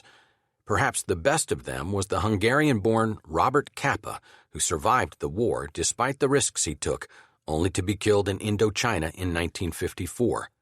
Capa was determined to immortalize the little man whose future was at stake in a world he could not change. The man who did the most to immortalize the American infantrymen was Bill Mauldin, a boyish-looking GI who drew cartoons for the Army newspaper Stars and Stripes. Mauldin was only 20 when he went overseas, and he rapidly became the best-known American war cartoonist. He captured the grim wit of the foxhole in a way loved by the enlisted men themselves and detested by some of their officers. The secret of his humor and of its impact among the men was that it was caste-conscious. It said to the enlisted men, "I'm with you, and only we together know what it's all about." His two cartoon characters, Willie and Joe, became the heartbreaking and hilariously funny heroes of an army that was fighting as hard as it could, with little fanfare and a lot of griping, to get the job over with and get home alive.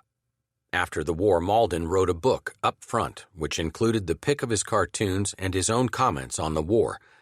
What he had to say, like his drawings, put the glories of life at the front on their proper level. For example, it's a little better when you can lie down, even in the mud. Rocks are better than mud because you can curl yourself around the big rocks, even if you wake up with sore bruises where the little rocks dug into you. When you wake up in the mud, your cigarettes are all wet, and you have an ache in your joints and a rattle in your chest. There were only 3 punctuations to the dreary life of a frontline infantryman: relief, wounds, or death. A Marine's grave marker on Guadalcanal summarized the period in between. And when he gets to heaven, to St. Peter he will tell, "One more Marine reporting, sir. I've served my time in hell." Combat was indeed hell. In their foxholes around the world, the GIs lived in the ground with no sense of past or future. Only the present counted. Fatalism ruled among the veterans. Paul Fussell, a company commander in Europe, described the stages of rationalization combat soldiers went through. Going into battle for the first time, the GI felt, "It can't happen to me because I'm too young, too good-looking, too well-trained, too loved," followed by a realization that it can happen to me unless I'm more careful, dig my foxhole deeper, don't expose myself, followed in turn by a stage of accurate perception. It is going to happen to me, and only by my not being there on the front lines is going to prevent it. For the Marines in the Pacific and the GIs in Italy and Northwest Europe, that was almost always true. Divisions in combat for more than 3 months took 200% casualties. Until the last months of the war, censors kept photographs of dead Americans out of the newspapers. But as the first shiploads of coffins began coming back to the United States, they brought home to America the hard truth of war as nothing else could. Not even those letters and telegrams being delivered to so many front doors. We regret to inform you. As the death toll steadily mounted, little-known villages that were tucked away in obscure corners of the country suddenly felt as if they had suffered from some biblical plague. Salinas, California, with a population of 11,586, and Harrodsburg, Kentucky, with 4,673, respectively contributed 150 and 76 men to the tragedy of Bataan. Bradford, Virginia, lost 14 men in the first 5 minutes of Omaha Beach. There was a determined effort by the U.S. Command and its Graves Registration Service to keep track of all those who died, even when their remains were unidentifiable. Nevertheless, there were places in Europe and on islands in the Pacific where trenches were dug, the bodies dumped in after identification had been removed, a row of crosses put up, and a dog tag hung on each cross. And the sailor's grave, as always in war, was the sea. Before it was all over, 292,131 Americans were killed, more than the battle dead of the Union and Confederate armies combined in the Civil War. Those who lived stumbled back from the edge of the canyon, psychologically neither dead nor alive. Ernie Pyle wrote, "In their eyes as they pass is not hatred, not excitement, not despair, not the tonic of their victory. There is just the simple expression of being there as if they had been doing that forever and nothing else." Pyle also said, "A soldier who has been a long time in the line does have a look in his eyes that anyone who knows about it can discern. It is a look that is a display room for what lies behind it: exhaustion, lack of sleep, tension for too long, weariness that is too great, fear beyond fear, misery to the point of numbness, a look of surpassing indifference to anything anybody can do. It was a look that the GIs called combat fatigue or nervous in the service, and that by 1945 had translated itself into mental collapse for some 500,000 men. The incredible psychological pressures of war produced a strange form of spiritual bends in a good many men who, when granted a momentary release from duty, sought to express their joy in survival, sometimes in the age-old ways of the soldier, other times in fashions that seemed almost inexplicable. With millions of men overseas, far from the restraining influence of their parents, church, and society, living in a situation in which death might come at any moment, the vices that accompany any army were ever present: gambling, womanizing, and most of all, drinking. The GIs indulged in wild ecstasies of gambling, often playing for stakes they never would have believed possible in their civilian days. After all, what was $3,000 or $4,000 when they were used to putting up their lives? As Glenn Gray, a counterintelligence officer in Italy and Northwest Europe, put it, "In campaigns of extreme hazard, soldiers learn more often than civilians ever do that everything external is replaceable, while life is not." In England, and after their liberation started, in Italy and France, the juxtaposition of GIs and old hitherto stable societies produced jealousies and conflict, heightened by emotional strains and contrasting economic levels. Quarrels over women erupted as normal peacetime sexual morality lapsed into confusion, and as different army pay scales gave the Americans an advantage in entertaining that they were quick to use. One sour complaint among Britons was, "The trouble with you Yanks is that you're overpaid, oversexed, and over here." The GIs quipped back, "You're sore because you're underpaid, undersexed, and under Eisenhower." Few of these children of the Depression had much experience with any form of alcohol other than beer. In North Africa, they bought huge quantities of a terrible home brew from Arab traders. In Europe, they helped themselves to the wine available in almost every cellar and certainly in every village. They drank champagne when they could get it, like soda pop, and paid a price in the morning. Out in the Pacific, Marines and sailors improvised every imaginable means of producing a drink with a kick to it. One technique was to filter hair tonic through bread and then mix it with grape juice. Like virtually every other drink devised in the Pacific, it was known as jungle juice. Although the Americans are known to have committed some atrocities against enemy military personnel and civilians, their record of violence comes nowhere close to that of the Germans or Japanese. No other army of such numbers or power ever behaved better or, for that matter, was so well received even among conquered enemies. The GI came not to conquer, but to free people, whether in Europe or in the Pacific. He took home new notions about the earth, about people who were not American, not rich, not powerful, and who represented a different race or faith. He left behind some of his own ideas and a great many dead comrades. He also left behind a curious marking that was chalked on rocks, on city walls, on lavatories. Kilroy was here.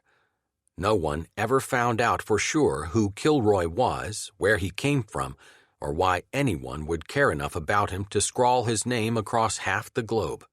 But that Kilroy was there was absolutely certain, and if he had not made the world safe for democracy, he had at least helped to rid it of an inhuman despotism. Chapter 14. The Air War. One of the worst legacies of World War II was the acceptance of civilians as targets, not as individuals nor in small groups, but in massive numbers in the great cities of Europe and Asia. It happened because of air power. Airplanes had grown in size and extended their range through the 1920s and 1930s. By 1944, they were so improved that four-engine bombers, numbering 1,000 or more, could penetrate hundreds of miles beyond the front lines, carrying loads of bombs with an explosive power measured in the kilotons to devastate enemy cities. This development was not wholly unexpected. After World War I, military theorists sought some way to avoid the senseless slaughter in the trenches. They were led by the Italian general and air power theorist Giulio Douhet, whose 1921 book Il Dominio dell'Aria, The Command of the Air, explained his vision of victory through air power. Douhet argued that land armies were a thing of the past. In the next war, victory would come to the side with the biggest bombers, with planes that could not be stopped by fighters or anti-aircraft fire. The bombers would pulverize the enemy cities and induce panic in the civilian population. The civilians would then demand that their governments make peace. The British Royal Air Force, RAF, the first independent air force formed in 1918, adopted Douhet's theory and built a fleet of bombers designed to attack targets far behind the front lines. The U.S. Army Air Corps, after 1942 the Army Air Force, AAF, and after 1947 the U.S. Air Force, also followed Douhet's ideas, putting its major effort into building the B-17, a four-engine bomber that could carry up to 8 tons of bombs. It was called the Flying Fortress, and its proponents said it would always get through because its 13 50-caliber machine guns, mounted on the top, on the bottom, in the nose, and in the tail, could drive off enemy fighters that came in range. In both Britain and the United States, the Air Force generals envisioned a single, separate role for their service, a strategic bombing campaign aimed at enemy morale and enemy factories. The Luftwaffe had a different doctrine. The German generals in charge of the Wehrmacht assigned the Luftwaffe a ground support role to concentrate on fighters and fighter bombers rather than four-engine bombers. In Japan, where the Navy was the dominant service, the main effort went into building fighters and fighter bombers for aircraft carriers. But after rejecting Douhet's advice to build four-engine bombers, the Germans embraced his idea of terror-bombing cities and began the process in the attacks on Warsaw in September 1939 and on Rotterdam in May 1940. In the Battle of Britain, each contestant found it had concentrated too many resources on the wrong kinds of airplanes.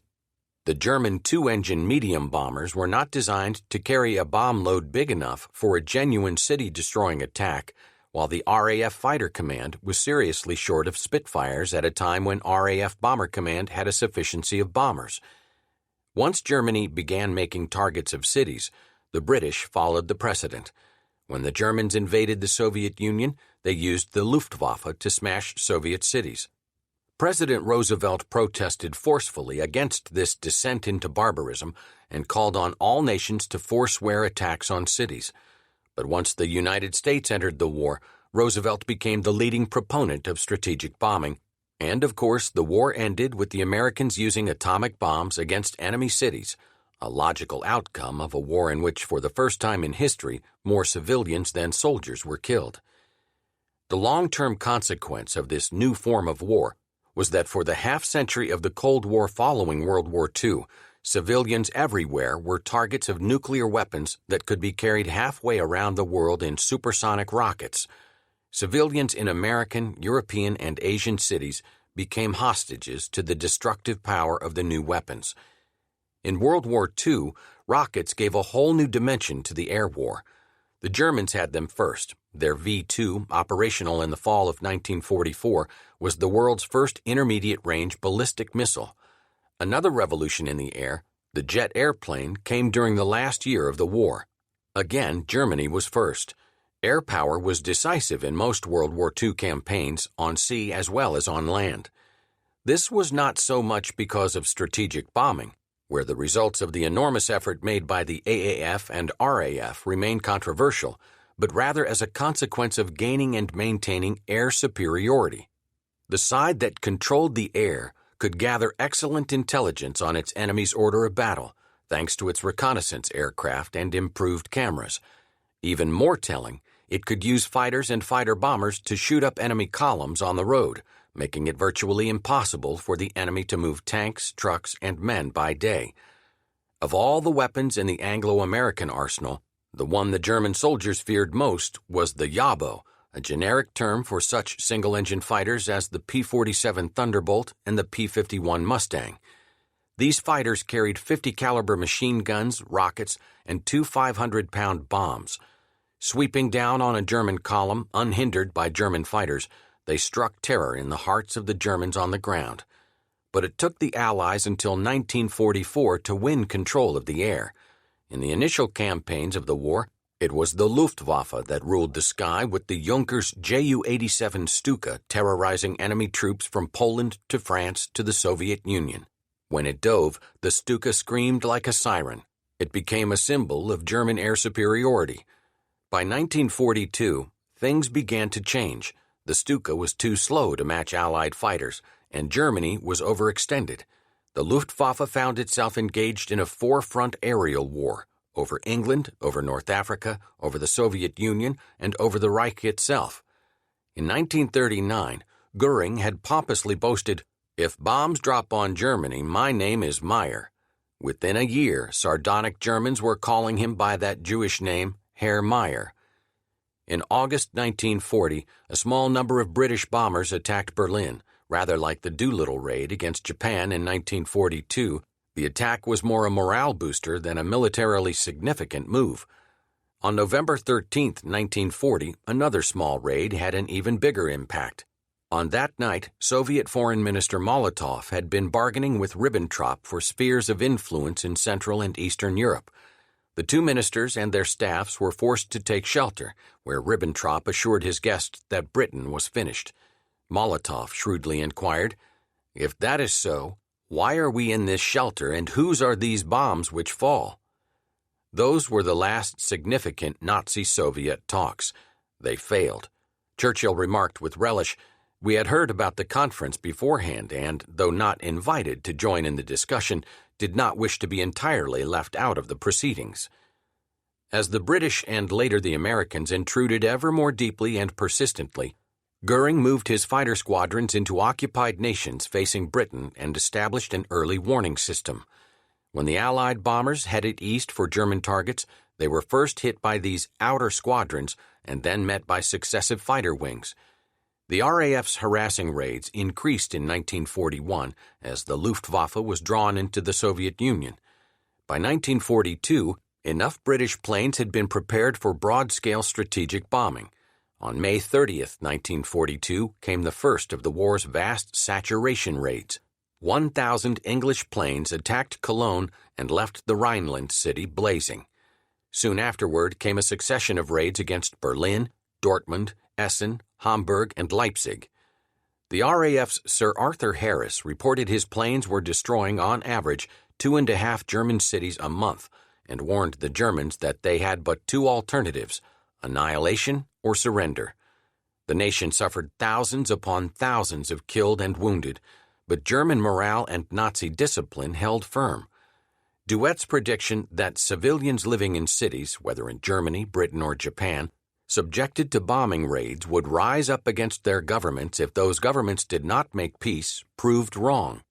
Still, the Luftwaffe was extensively overcommitted by 1942, and the size and scope of Allied raids, smashing railway yards, factories, and cities from Cologne to Berlin, brought the war home to the German nation, making a mockery of all the Nazi regime's grandiose promises of security. There were public calls for retaliatory strikes on Britain, just as the British had demanded similar strikes on Germany during their arduous year 1940-41. But the Luftwaffe no longer had enough planes and pilots to satisfy any such craving for revenge. In October 1942, Goering was forced to confess in a speech broadcast from Munich, "There are those who ask why we do not go in for reprisals. The answer is simple. It is because most of our bombers are needed more urgently at Stalingrad and in the Caucasus." In 1943, Bomber Command of the Royal Air Force and the U.S. 8th Air Force were committed to long-range strategic bombing, but on different principles based on the conflicting visions of Bomber Command's Sir Arthur "Bomber" Harris and 8th Air Force Commander General Carl Toohey Spaatz, who led the American bomber force based in Britain. Harris believed that if German cities were pulverized, German morale would crack. Furthermore, Harris argued, It would be foolish to accomplish the job by day bombing that cost too heavily in planes and trained crews. Spaatz, on the other hand, refused to limit himself to the night bombing methods of Harris or to broad metropolitan targets. He claimed it was unrealistic to assume that the Germans would knuckle under once their cities were smashed, just as it had been unrealistic for the Germans to assume that Britain would quit when it was being hammered by the Luftwaffe. He insisted on pinpoint bombing in long-range day raids that would knock out vital industrial and transportation centers. When it entered World War II, the United States was determined to concentrate on destroying Germany before Japan, but 8 months after going to war with Germany, nowhere were U.S. ground forces in contact with German forces. Only the U.S. Army Air Corps could strike out at the Germans. Its first effective unit in Europe was the 8th Air Force, organized on January 28, 1942, and a few months later placed under the command of Spaatz, who established a series of bases in Britain with headquarters at Bushy Park near London. Initially, Spaatz had crews and a staff, but no planes. The first U.S. action against the Germans took place on July 4, 1942, when American crews flying British planes bombed German submarine pens in France. By the fall of 1942, the planes coming off the assembly lines in the States in record numbers began to arrive in Britain. From the start, the Americans were given wholehearted cooperation by the battle-tested RAF, but there was no let-up to the British argument against daytime raids. They had seen the Luftwaffe defeated over Britain in 1940 when it had employed such tactics, and they themselves had suffered heavy losses from daytime raids on Germany.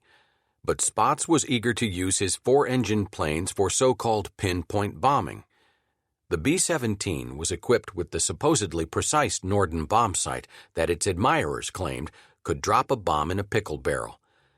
On September 8, 1942, the Washington and London high commands agreed to go ahead with a program of around-the-clock bombing called the Combined Bomber Offensive. When the sun went down over Hitler's Festung Europa, RAF Stirlings and Lancasters rumbled through the Rhineland mists and on to Saxony and Brandenburg. And when, through the swirling smoke, the sun arose in the east again, U.S. liberators and flying fortresses came roaring down the aerial avenues. A complicated timetable was devised to avoid congestion of the narrow airspace above the British Isles. By 1943, the 8th Air Force was growing into a mighty force. Spaatz and his superior, AAF Chief of Staff Henry Arnold, were committed to the idea of precision bombing. They were convinced that if they could find the right target and destroy it, they could force a surrender by making it impossible for Germany to continue the war. But which target should they choose? What was the key? They decided it was ball bearings. Nothing mechanical moved without ball bearings. Destroy the factories making ball bearings, and German tanks, trucks, self-propelled artillery, and all other vehicles could not be made. On August 17th, 376th 8th Air Force bombers attacked Regensburg and Schweinfurt, where German fighters and the ball bearings for their engines were manufactured.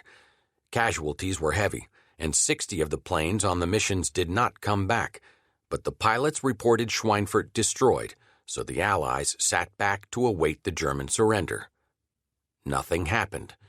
Production of new planes, tanks, and trucks went on unimpeded. It turned out that at the factories building the vehicles were sufficient ball bearings in storage for 2 weeks of production. Furthermore, there were ball bearings in the pipeline, in crates on trains and trucks headed toward the factories, enough for another 2 weeks of production. Then there was the pre-war stockpile in warehouses the Germans could draw upon, and before the month was up, the damaged factories were repaired and manufacturing facilities for ball bearings were back at work. The search for the single target that would lead to victory continued. In 1944, the bombers went after hydroelectric plants, oil storage depots, oil refineries, and other key targets. They never forced a surrender, although they did disrupt German productivity at every level. One reason they did not accomplish more was the sheer number of potential targets that meant they were constantly being sent to new targets before finishing the job on the old ones. Another was weather. The bombers were heavily dependent on good weather, and in northern Europe in the fall and winter, the weather is seldom good. German defenses were much more formidable than Spaatz and Arnold had anticipated. Between anti-aircraft weapons, primarily 88mm cannon, very fast shooting, highly accurate, devastating when they scored a hit, and German fighter planes, the daylight U.S. raids were taking heavy casualties, in some cases as high as 10% on a single mission. Another problem was inaccurate bombing. Flying from 10,000 feet to as high as 25,000 feet, they couldn't come close to dropping a bomb in a pickle barrel. In fact, those free-falling bombs coming down from such altitudes scattered in a radius of as much as 5 miles. Typical of the combined Anglo-American air strategies were the attacks on Hamburg, Germany's principal seaport that housed some of the Reich's biggest oil refineries, and on Ploiești, the Romanian oil-producing center on which Hitler drew heavily for fuel. Hamburg was easily identifiable to bombers coming in across the North Sea's open water or groping up the Elbe. During daylight hours, U.S. bombers battered its refineries and U-boat pens. At night, its docks, refineries, and dwellings were hit by British heavy bombers flying in close formation and employing for the first time a very simple but highly effective method of fouling the enemy's radar. The planes dumped huge batches of tin foil of the right length and width to float slowly down over the target as a shield against radar waves. German fighter defenses and flak directed by radar were thus knocked out of whack. The RAF alone, in 4 raids between July 24th and August 3rd, 1943, killed an estimated 43,000 people in the grand old city. This terrible event became known to Germans as Die Katastrophe. Countless lives were snuffed out by lack of oxygen in the firestorm produced in Hamburg. After Die Katastrophe, one Hamburg woman watched rescue workers stack corpses in trucks, then shivered and said, "If there were a God, he would have shown some mercy to them." An elderly man replied, "Leave God out of this. Men make war, not God." Ploiești in Romania was an obvious target. The German army would surely grind to a halt without fuel. But its importance was as obvious to the Germans as to the Allies, and it was heavily defended. Nevertheless, an initial attack was launched on August 1, 1943, by a force of 178 U.S. B-24 bombers taking off from Libya. They made a 1,500-mile flight across the Mediterranean and the German-occupied Balkans and met successive fighter attacks long before they approached their target. They fought their way through, and soon the refineries and oil tanks were covered with brilliant orange flame and billowing black smoke. The damage wreaked was substantial, but losses were a catastrophe. 446 of the 1,733 men on the mission were killed, and only 33 of the original 178 planes came through fit to fly again. Many planes were shot down over Romania, where 108 men were imprisoned, and Bulgaria, while others gradually collapsed into the Aegean as they struggled to make their way back toward Africa. The damage to the refineries turned out to be repairable. The Americans had lost the Battle of Ploiești. By the end of 1943, the bomber barons, as Arnold, Harris, Spaatz, and other advocates of strategic bombing were called, were close to despair. An enormous effort, the building of the bomber fleets, the training of their crews, the lives lost over Germany, had apparently failed. British night bombing had not destroyed German morale. U.S. daylight bombing had not destroyed German productivity. That rose in 1943 and again in 1944. Germany produced more in March 1945 than in June 1941, and the Flying Fortress had proved to be incapable of defending itself against German fighters. In the fall of 1943, 1 out of 3 bombers sent over Germany suffered battle damage on each raid. The 8th Air Force discontinued raids beyond fighter escort range. Hope returned to the bomber barons in 1944 with the development of a fuel container known as the drop tank that extended the range of U.S. fighters. Thereafter, Thunderbolts, and especially Mustangs, could accompany the lumbering B-17s and B-24s to their targets deep inside Germany. The speedy P-51 Mustang, World War II's longest-range fighter, became known to bomber crews as Little Friend. Historians later said it was one of the weapons that won the war. The British likewise improved the deadliness of their nocturnal armadas. They developed the Beaufighter that could accompany night bombers for 6 hours without refueling and whose sophisticated radar equipment could spot German planes in the foggy dark. Thereafter, without cease, the two air forces roared over Germany. During Big Week, February 19 through 25, 1944, the RAF put 2,300 bombers over Germany at night, and the U.S. Air Force 3,800 during daytime. Desperately seeking to fend off this particular series of assaults, the Luftwaffe lost 450 planes, a rate it could not long sustain. By the end of May, Göring's air fleet had been badly damaged and forced to withdraw to Germany for air defense. Thus, the Allies had won control of the air over France, perhaps the single greatest contribution to the final victory made by the bombers. Eisenhower was able to reassure his D-Day troops in early June, "If you see fighting aircraft over you, they will be ours."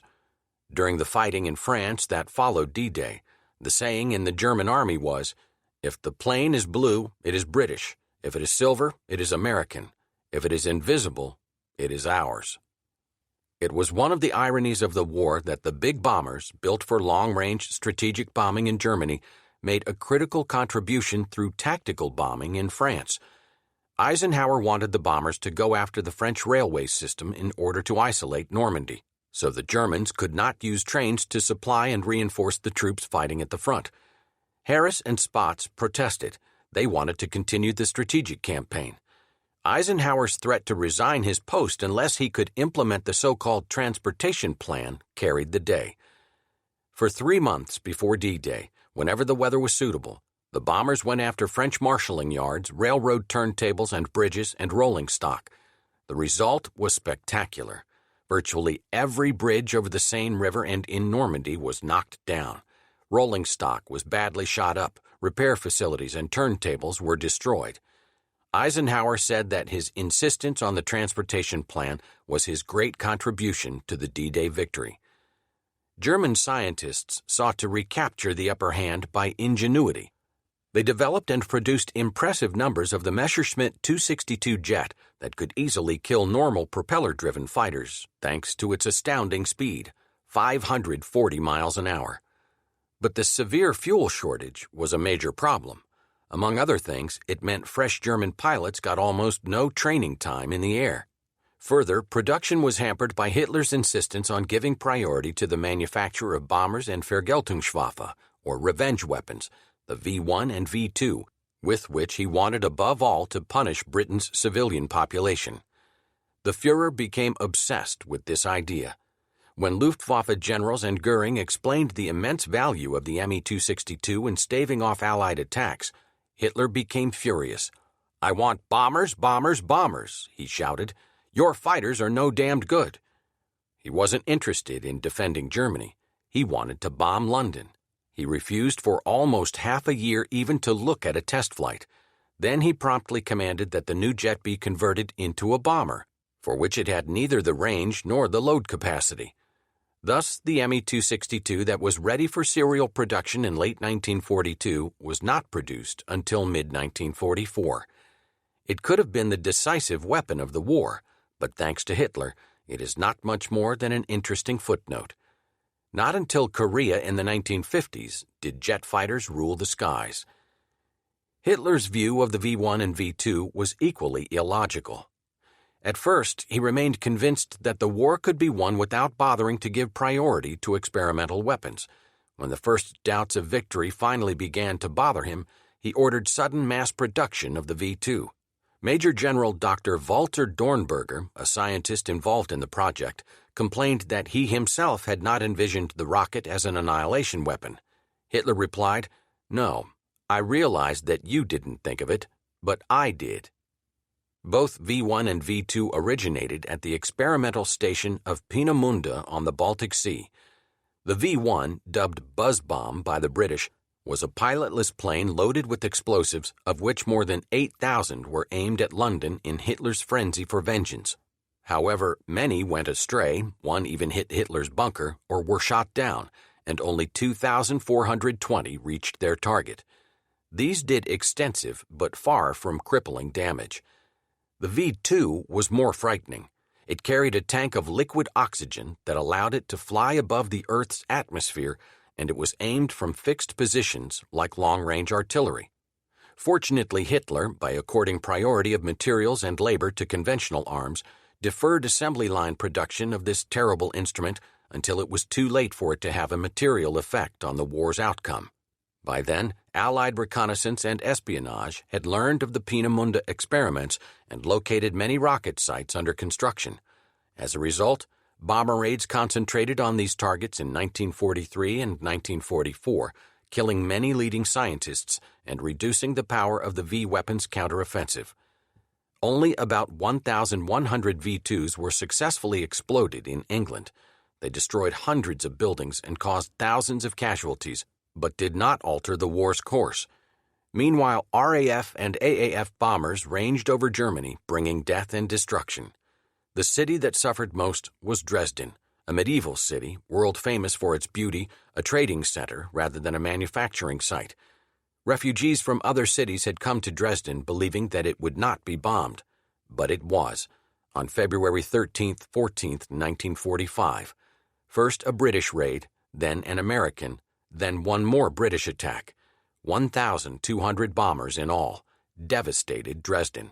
Some 100,000 civilians are estimated to have lost their lives. This was a larger death toll than Hiroshima. The Dresden bombing is frequently cited as the supreme example of aerial overkill. Kurt Vonnegut was there. He later wrote Slaughterhouse-Five about the experience.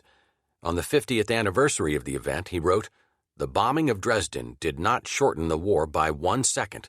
Only one person ever got any benefit from Dresden, and he is me." Dresden was but a prelude to what happened to Japan. Preparations for American involvement in the Asian Air War were going on before the United States actually became a belligerent. A retired Air Corps officer named Claire L. Chennault had formed a Flying Foreign Legion for Chiang Kai-shek in his struggle against Japan. This formation was soon destroyed, but with Washington's permission, Chennault recruited U.S. Army Air Corps pilots for an organization with the cover name of Central Aircraft Manufacturing Company, CAMCO. Washington loaned Chiang the money to buy 100 Curtiss P-40 Tomahawks and to hire pilots. This force, called the American Volunteer Group, AVG, was shipped in small batches to Burma under assumed identities and began training in September 1941. The pilots had scarcely completed their course when Pearl Harbor was attacked, and they went into action as the Flying Tigers, so called for their winged tiger insignia devised by the Walt Disney Studios. These Flying Tigers became romantic heroes, and they were an important morale factor back home. It was somehow comforting to know in December 1941 that a group of American flyers were shooting down Japanese Zeros. The AVG subsequently became the U.S. 14th Air Force. It was the first Pacific Air formation to employ rockets, and it also introduced an internationally integrated unit, the Chinese-American Combat Wing. The air war in Asia was from the start a paramount factor both over sea and over land. Its importance can be summed up simply by two terminal events, Pearl Harbor and Hiroshima-Nagasaki. They signify the enormous change that occurred so rapidly in control of the skies. When the Pacific conflict started in 1941, Japan held a perceptible lead in numbers of planes and crews who were veterans of the China campaign. The Japanese Army and Navy together had some 3,000 operational aircraft and twice that number of pilots with at least 500 hours flying experience. These original pilots were far more skilled than the Americans had imagined, but the quality of their replacements declined. Japan was already producing 425 planes and 225 pilots each month. The United States possessed fewer than 900 planes in the Pacific area. A heavy proportion of these were destroyed in Honolulu and the Philippines during Japan's initial surprise attacks. Furthermore, although the early U.S. fighters were sturdier and more heavily armored, none of them could rival the maneuverability of the famous Japanese Zero. Nevertheless, as the immense United States production facilities began turning out ever greater numbers and even better plane types, the balance began immutably to shift. Japanese aircraft strength attained an approximate top level of 4,000, but by the end of 1944, the United States had about 10,000 warplanes plus 8,000 transports at its disposal in the Pacific. These included the fastest propeller fighter ever built, the Mustang, and in the end, the B-29 Superfortress. From a steadily constricting circle of land bases on the Pacific Islands, from China, from India, and eventually from Burma, the U.S. Army Air Corps moved in ever more menacingly, while Admiral Nimitz's immense carrier task forces sailed closer and closer to Tokyo itself. The B-29 was the ultimate air weapon of World War II.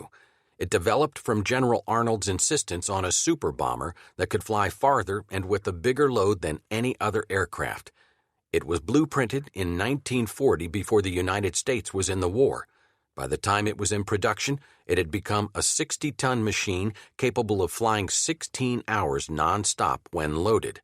The first of these monsters was sent to India in April 1944, and enormous airfields were built for them both in eastern India and in western China. The first actual Superfortress raid was on June 5, 1944, from India to the railroad marshalling yards of Bangkok. 10 days later, another raid took off from the Chinese-based network against Yawata, the Japanese steel center on Kyushu Island. But it was only after the 38-year-old Major General Curtis E. LeMay took over the 20th Bomber Command and began to use it for close-formation daylight raids, a tactic he had mastered while serving with the 8th Air Force in England, that the B-29s began to do their most terrible and insistent damage. The planes were shifted from the China-Burma-India Theater to the 21st Bomber Command on Saipan, Tinian, and Guam as soon as aviation engineers, hard on the heels of the conquering Marines and U.S. Army soldiers, had managed to carve sufficiently large airdromes out of the jungles and atolls of the Marianas. At last, by November 24th, they began their final campaign in earnest with the raid on the aircraft plants outside Tokyo. From then on, relentlessly, they were employed with increasing force against the plane factories and harbors of Japan's home islands, hammering the main cities one by one. The objective, never directly stated, was to burn out the cities and to burn to death Japanese civilians. In 1945, tons of explosives made of jellied gasoline and magnesium, napalm, began to whistle down on Kobe, Nagoya, and Tokyo. On March 9th, 334 B-29s took off from the Marianas, roared over Tokyo, and rained down napalm containers on the city. The devastation was appalling. A quarter of all buildings were consumed by fire, and 84,000 people were killed. On August 2nd, 855 superfortresses wiped out 6 Japanese cities in a single day. LeMay and Arnold were prepared to level every city in Japan, and there was nothing the Japanese could do to stop them. In early August 1945, there were 6,000 B-29 sorties over Japan. Only 136 bombers were lost. It was thus entirely plain before the first nuclear bomb was dropped that the so-called conventional plane using the so-called conventional explosive was, all by itself, a weapon of staggering destructive capacity. The bomber, so long considered the ultimate in strategic might, had reached its moment of total and awful triumph. Chapter 15. The Home Fronts. For millions of people, World War II was a catastrophe. Those who suffered most were the Jews, Soviets, Germans, Japanese, Poles, Yugoslavs, Filipinos, and Chinese. For other millions, World War II was a boon. Those who benefited most were the Americans. For the United States, the cost of victory was relatively low since fewer than 300,000 Americans were killed in combat out of an armed force of some 16 million. Compared with that of most other combatants, this death rate was extremely low. Although there was some destruction of U.S. property in Hawaii and a great deal in the Philippines, there was none in the 48 states. These two facts, a low casualty rate and almost no property damage, meant that the American experience of war was as different from that of the other combatants as it could have been. Around the world, Fear was the most common emotion in the period 1939 to 1945. Hunger was the most common feeling. In the United States, fear and hunger were almost totally absent. During the 6-Year War, no elections were held in Europe, Asia, Africa, or the Middle East. Even in Great Britain, elections were suspended for the duration. But the United States during those 6 years saw 2 presidential, 3 congressional, and hundreds of state elections, all hotly contested. So insulated were Americans from the direct effects of war that the biggest difference between the United States in the 1930s and the first half of the 1940s was that everyone had a job. Unemployment fell from 25% and higher to 1%, and that 1% consisted of people moving from one job to another. Many good things followed from this employment boom. Between 1939 and 1945, per capita income doubled, rising from $1,231 to $2,390. Thanks to effective wage and price controls, inflation was moderate, so that most of the increase was real gain. Since there were no new cars, new homes, washing machines, or other durable consumer goods for sale, most of the income went into savings that went up from personal savings of $2.6 billion in 1939 to $29.6 billion 5 years later, a more than tenfold increase. A steady job and money in the bank meant financial security, something most Americans under 35 years of age had never before experienced. Another new experience was travel. Most Americans in 1940 had never been out of their home state. Many of them had never been out of their home county. Only a tiny percentage had ever been overseas. But between 1941 and 1945, some 12 million young Americans went overseas into a different culture and part of the world. Within the United States, more than 15 million civilians moved during the war, over half of them to new states, with 17% of the population on the move within a 4-year period. This was a mass migration that dwarfed the westward movement of the 19th century. Nearly all those who left home were in their late teens or 20s or 30s, which meant that nearly everyone in those age groups moved at least once. This had an enlightening effect on U.S. politics and culture. The internal migration helped break down regional prejudices and provincialism. Yankees and Westerners who moved south where most of the Army bases were located, or Southerners who moved west or north where most of the war industries were located, learned to tolerate or understand, if not actually to like, the different mores they encountered. Today, we remember the America of the war years with a certain nostalgia. City dwellers went to shop downtown in solid masonry buildings of 2 or 3 stories. There were no shopping centers, no malls, few drive-ins or suburbs, and almost no air conditioning. Americans had more cars in 1940 than anyone else in the world, but the rule was the same for bathrooms, 1 to a family. There were almost no 4-lane roads. Nearly everyone had a radio, again, 1 to a family. In 1945, there were 34 million households, of which 33 million had a radio, more than the number who had indoor plumbing. Store shelves went empty as goods ranging from facial tissues and hairpins to cameras and alarm clocks disappeared. Cigarettes were scarce, and many people learned to roll their own. The ration stamp was a necessity of life, for among the items on the rationed list were meats, butter, sugar, coffee, almost all canned and frozen foods, gasoline, and shoes. Men's trousers went without cuffs to save cloth, and an old toothpaste tube had to be turned in when buying a new one. There were tin can collections, waste paper collections, and aluminum drives. Homemakers even salvaged grease from cooking. Manufacturers with nothing to sell advertised their contributions to the war effort. Automakers boasted of their tanks, and a typewriter manufacturer bragged about its armor-piercing shells. For young women, the war brought great change. For one thing, unless they lived near an Army or Navy base, there were few to no young men around. This circumstance had many repercussions, the first of which was that the young women spent much more time with each other, providing support, entertainment, and working together than their mothers had or their daughters would.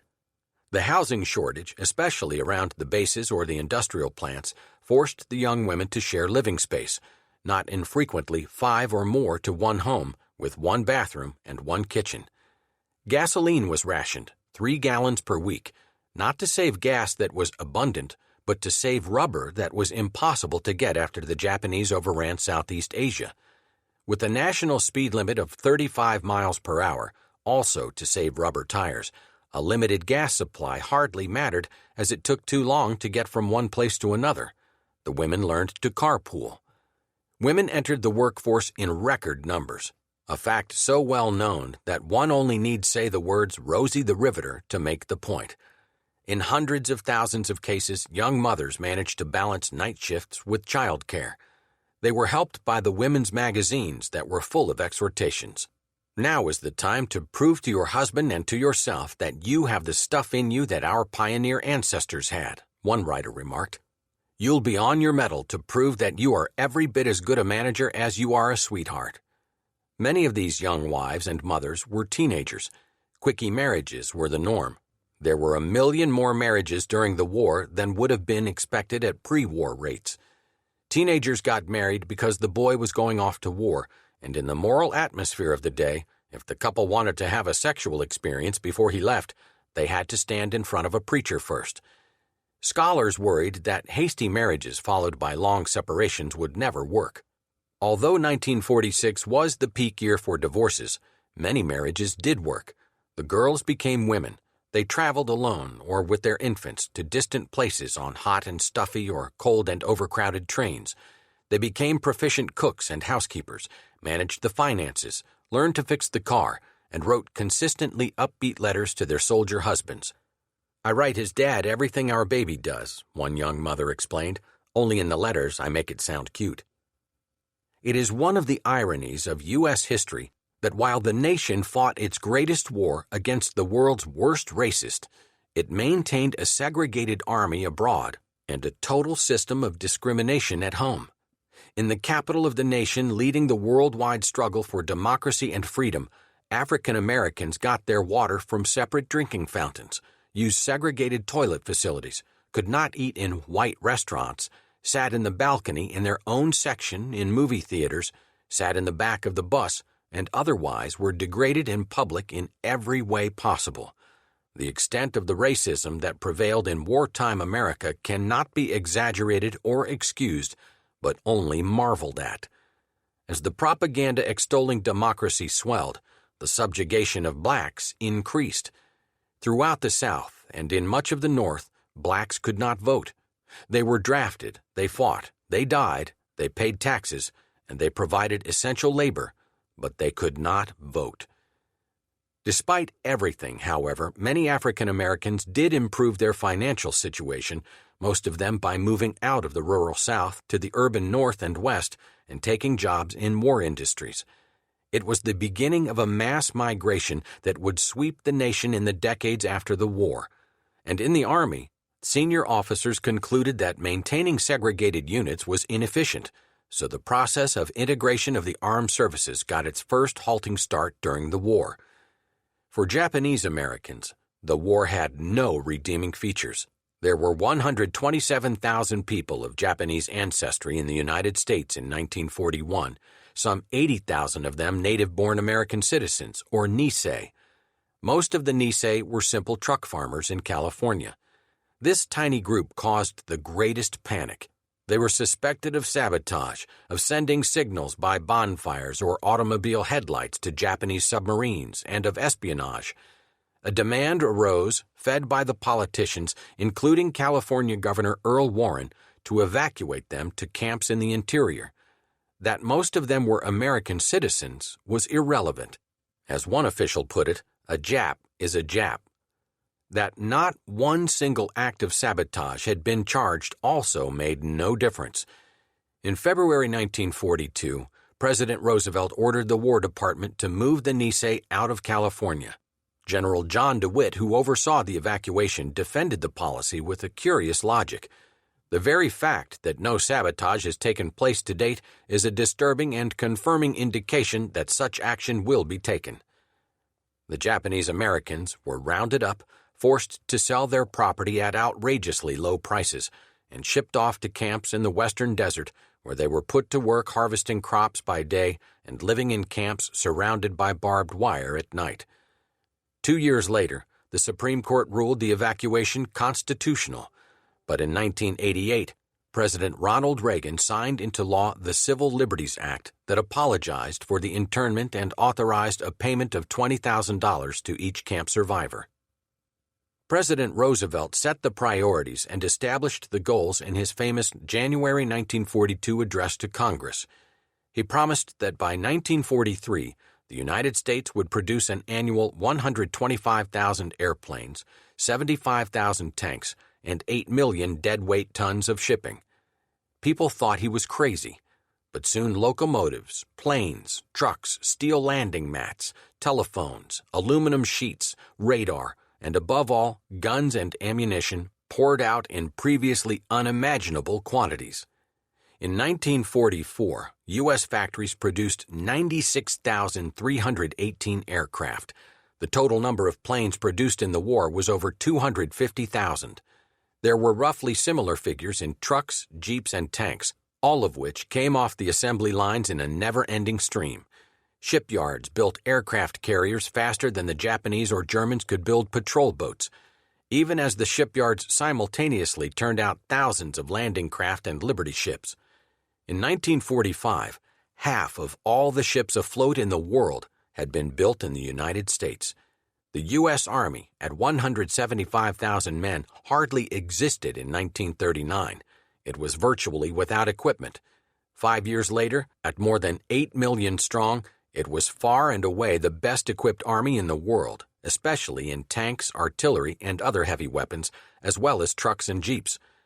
In 1945, U.S. industry built half of all the weapons produced in the world in that year. On October 27, 1944, Roosevelt proudly told his fellow citizens, "The production which has flowed from this country to all the battlefronts of the world has been due to the efforts of American business, American labor, and American farmers working together as a patriotic team." It was a fine statement, even if not entirely accurate, as inevitably there had been friction along the way among labor and management and government. At the start of the war, the AFL and the CIO had agreed to a no-strike pledge, and union officials, if not all unions, lived up to it. One exception was John L. Lewis, who took his coal miners out on strike 4 times during the course of the war. For the majority of Americans, the theme of the war was teamwork. "We are all in this together" was a phrase heard daily. During the Depression, people had felt isolated, alone, and fearful. During the war, people felt a sense of belonging. Obviously in the armed services, but also on the home front, there was a commitment to the notion that society's needs came before individual desires.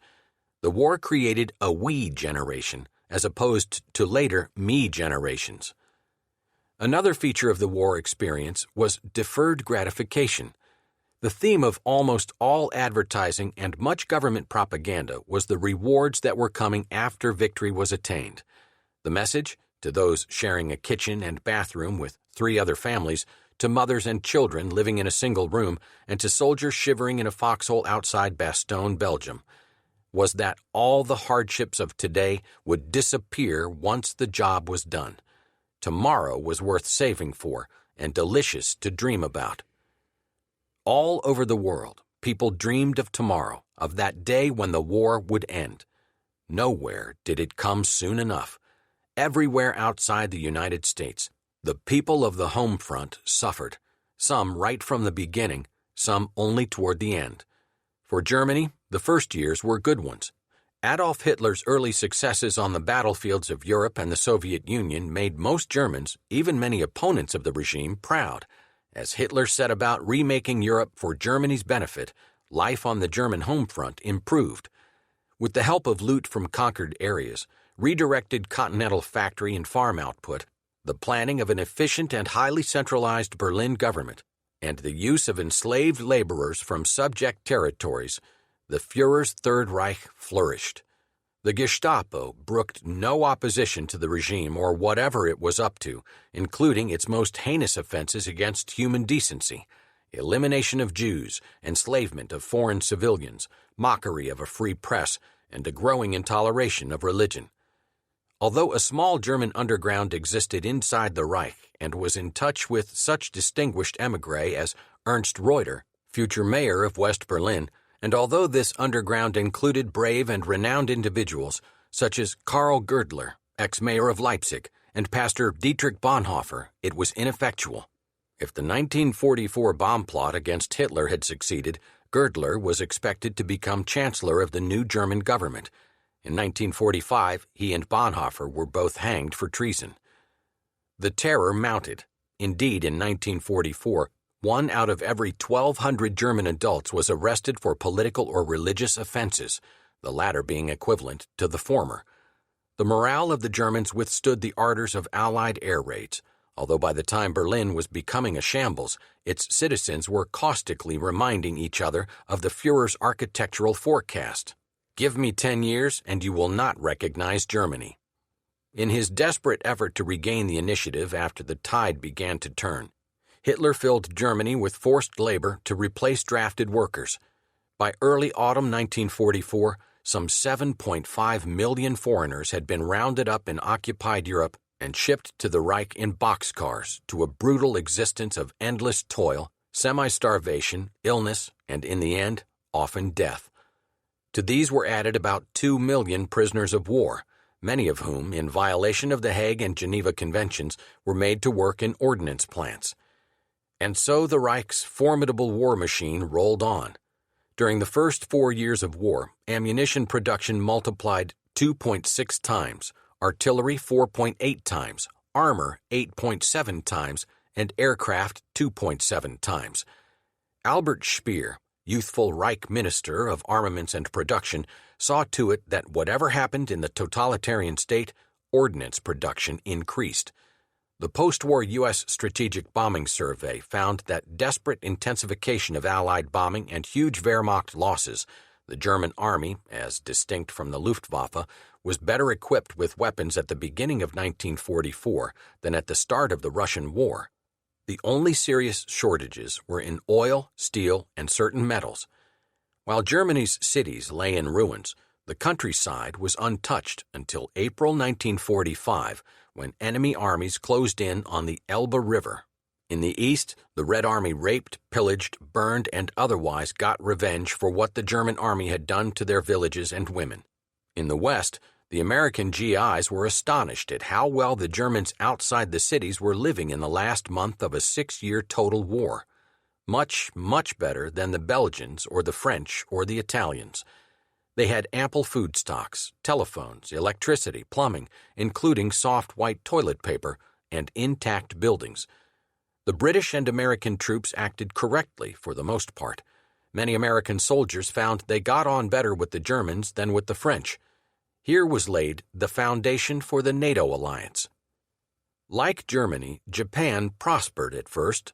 When Japan entered the war, its masses, reared in a heritage that emphasized their superior qualities, were easily subject to propaganda. After their initial startling successes, there seemed to be little anxiety about Japan's future. The first shocking awareness of potential trouble came on April 18, 1942, when Doolittle's bombers suddenly pecked at Tokyo.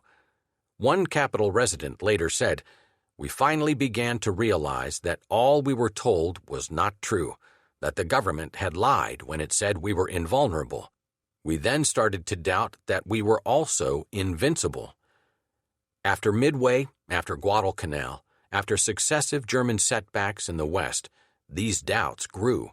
But it was only on June 15, 1944, when 68 superfortresses struck Kyushu, that the Japanese people saw what lay in store.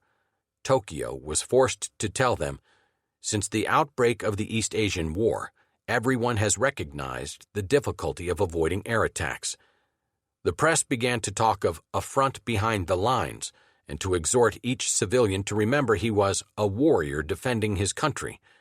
Air raid drills were frequent, even at night. Women were made to practice running uphill bearing buckets of water. Sandbags and pails were placed outside homes, and enormous instruments resembling fly swatters were distributed to beat out flames. Life was more austere by 1943. The rice reserve disappeared. food became perilously scarce, and the hungry were everywhere. Rations of electricity and gas became stricter. Women were asked to do without their colorful kimonos, and civilian consumption of cloth fell 95%. Black market profiteering spread. Until 1944, Tojo's officer-dominated dictatorship remained secure. Backed by the powerful Imperial Rule Assistance Association, it had gained 80% of the seats in the National Diet, House of Councillors, early in the war, and later had persuaded Japan's skeptical financial and industrial barons, the Zaibatsu, that the economic program for subduing East Asia was bound to succeed. The Japanese stock market continued to boom. By 1944, when Japanese industry had achieved maximum efficiency, Allied successes were amputating Japan's access to raw materials. The air offensive against the home islands had cut output by 60% before the war ended. In 1945, life on the Japanese home front was an unmitigated hell. Food shortages, no electricity, and no heat. People gathered pine cones from which an oil could be extracted to power an internal combustion engine. Women and children were trained with bamboo stakes to oppose the U.S. Marines when they landed.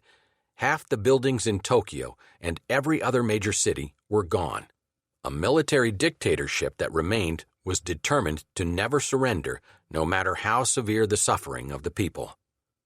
On the Allied side, morale in the Soviet Union was at first severely shaken during the war's early months, although it remained constantly high in Britain and never faltered in the United States.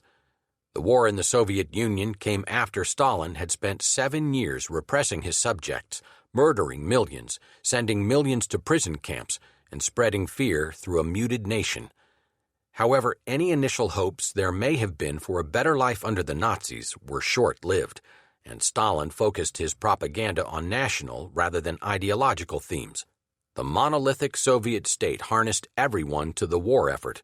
Women were mobilized to run tractors on collective farms. Those not fit for military service, the wounded, and the very old were conscripted into the labor force and were called upon to fight in emergencies like the battles for Leningrad and Moscow. Most Soviet citizens, even those who bitterly resented Stalin, dug in with grim determination, living on the edge of starvation, often cut off from the news of soldier relatives. The Soviet home front was resolute, bitter, and marked by hatred of the Germans that exceeded anything in Britain or the United States. And as the Red Army regathered and surged forward on the attack, a new aura of confidence started to spread throughout the ravaged, suffering nation. At night, batteries around the Kremlin began to boom salutes to victories, and the country's war songs assumed a note of savage joy. The Soviet people suffered, survived, and triumphed. Their diet was inadequate, as was their clothing and shelter, but they worked on their farms, digging anti-tank ditches, at the factories, everywhere for 10 to 12 hours a day, usually 7 days a week. The British worked long hours too, though not so long as the Soviets. The British likewise suffered from bombing and from shortages. They adopted a system of tightly rationing food, shoes, and household goods. Gasoline and textiles were rigidly restricted, and newspapers and magazines were thin. The BBC assumed an immense new importance as the essential organ for both informing and entertaining the English people and their restless allies in occupied Europe. The British survived 2 aerial ordeals, the Blitz and the V1, V2 terror, with courage and endurance. Good-naturedly, they went into shelters or helped local police forces as air raid wardens and firefighting patrols. Somehow, they managed to get to work despite scrambled transportation systems. Beside the ruins of their dwellings, they cheered Churchill as he visited his home front, cigar between clenched teeth, giving his victory signal. As early as 1940, life had become appallingly thin and threadbare, and it was to remain so until long after the war ended. Shipping on which the island depended was almost wholly devoted to essential cargoes, and the treasury was bare. Housing was strained as buildings in cities were destroyed by bombing, families were evacuated to the country to be billeted with others, and the United Kingdom filled with troops mustered by the Americans, Canadians, Poles, and Free French for the final invasion. Women played a far greater role than ever before, taking jobs as chauffeurs, laborers, ferry pilots, wardens, and farmers, and they asserted a new energetic independence of their own. Most important, the old social structures and traditions of personal diffidence were broken down as rich and poor rubbed shoulders in air raid shelters. The atmosphere of the English pub, with all its cozy intimacy, managed somehow to grip the nation in its time of most arduous difficulty. "Roll Out the Barrel" and "Kiss Me Goodnight, Sergeant Major" were sung in dire moments with as much fervor as "God Save the King" when theater curtains rolled down early to allow the audience time to get home before the Luftwaffe arrived. The spirit of England in the spring of 1944, as the Allied invasion force built, was soaring. London, to me, was a magic carpet, Private Gordon Carson of the U.S. Airborne wrote. Walk down any of its streets and every uniform of the free world was to be seen. Their youth and vigor vibrated in every park and pub. The uniforms of the Canadians, South Africans, Australians, New Zealanders, Free French, Polish, Belgium, Holland, and of course the English and Americans were everywhere. Those days were not lost on me because even at 20 years of age, I knew I was seeing and being a part of something that was never to be again. Wartime in London was its own world.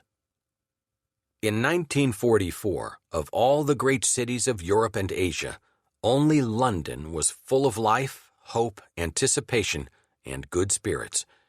Everywhere else, except the United States, life on the home fronts during World War II went from bad to worse to worst. Chapter 16. The Holocaust and Other Atrocities.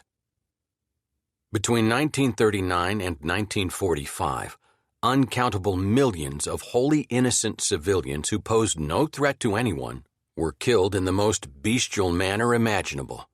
No description of the horrors can approach the reality of what was done by some human beings to other human beings. From the shooting of individual POWs to the mass executions of prisoners, to the systematic slaughter of villages and climaxing with factories of death for an entire race, the scope and scale of savagery in World War II are unsurpassed. Atrocities came in every form, beginning with casual violence, such as the killing of an unarmed soldier holding his hands high above his head, or the rape or shooting of civilians, something done on every front by every army. Atrocities are an inevitable part of war. When nations send their young men to foreign places, far from church or parental influence, arm them with automatic weapons, teach them to kill, and urge them to hate, many bad things are sure to happen. Killing in the heat of combat or immediately after is one thing. The execution of groups of unarmed prisoners under guard is another. This last was done regularly by the Japanese Army, the Red Army, the German Army, by the Croats and Serbs fighting each other in Yugoslavia, by the Nationalist Chinese and the Communist Chinese, and by others. Even by the U.S. and British armies it happened. Not often, but it happened. Lieutenant Paul Fussell was a platoon leader in a rifle company in the U.S. Army in Europe. In his memoir of the war, he recalled that in the November 1944 fighting, his platoon came on a deep crater in a forest where a squad or two of German soldiers, some 15 to 20 men, were gathered.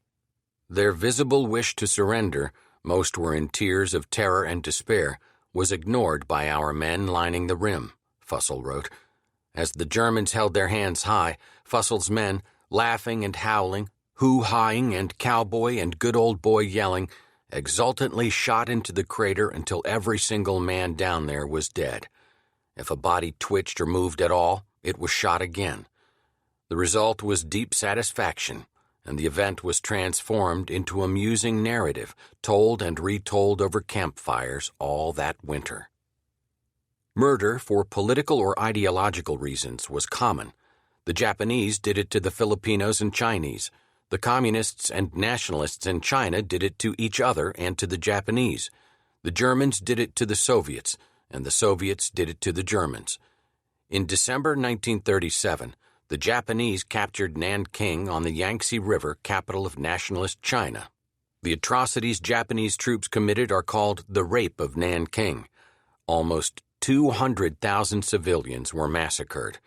In the spring of 1940, Stalin, who wanted to destroy Polish nationalism, ordered the execution of some 15,000 Polish officers who were POWs in the custody of the Red Army. The young officers, the cream of Polish nationhood, had their hands tied behind their backs and were then shot in the head. The shootings took place at Katyn Forest near Smolensk.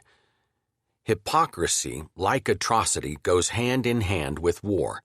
In this case, the British and U.S. governments joined Stalin in the cover-up as they felt that the need to maintain the alliance with the Soviet Union was greater than the need for truth.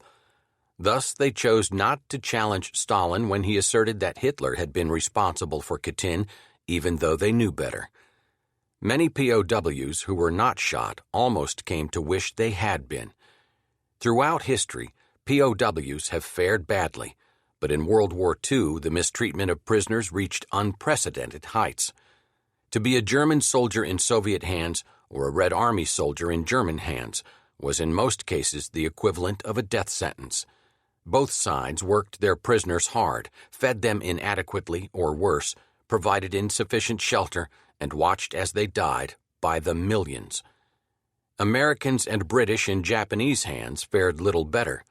For comparison's sake, between 34 and 38% of Americans held as prisoners by the Japanese died. Some 69% of Soviet prisoners held in Germany died. The proportion of Germans captured on the Eastern Front who died in Soviet captivity has been estimated as high as 80%. By contrast, in their treatment of French, British, and American prisoners, the Germans made an attempt to live by the rules of the Geneva Convention regarding prisoners of war. As a result, only 0.7% of the Americans held as POWs by the Germans died. The Americans brought German prisoners captured in Tunisia in May 1943 to the United States, where they were put to work as migrant agricultural labor. That was the best place of all to be in the winter of 1944-45 for a German male born between 1910 and 1927. There, the German soldiers had security, shelter, and ample sustenance, along with humane guards and a decent camp administration. The terrible place for anyone to be during the war was in a Soviet, Japanese, or German concentration camp. These places were worse than hell. They contained political prisoners, religious prisoners, common criminals, and certain classes of people such as gypsy bands and physically handicapped or developmentally retarded people. In these camps, no inmate had any right whatsoever. The power of the commander and his guards was absolute, and the guards, brutal to begin with, were encouraged to beat, rape, torture, and degrade the prisoners. These generalizations are true of Stalin's Gulag in Siberia, where hundreds of thousands of Soviet citizens suffered and died, of the Japanese camps holding Filipinos, Chinese, American, British, and Dutch civilians, and of the Nazi camps. Comparisons are odious, especially when one is comparing the odious, but it would be difficult to say of Stalin, Hitler, and the Japanese warlords which one brought more misery and suffering and death to the largest number of people.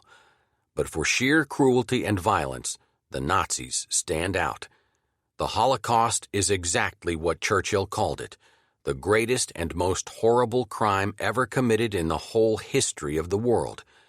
Its aim was to make Germany, Europe, and the world Judenfrei, free of Jews. An ancient race of people was to be exterminated. The world had to coin a new word to describe the phenomenon: genocide.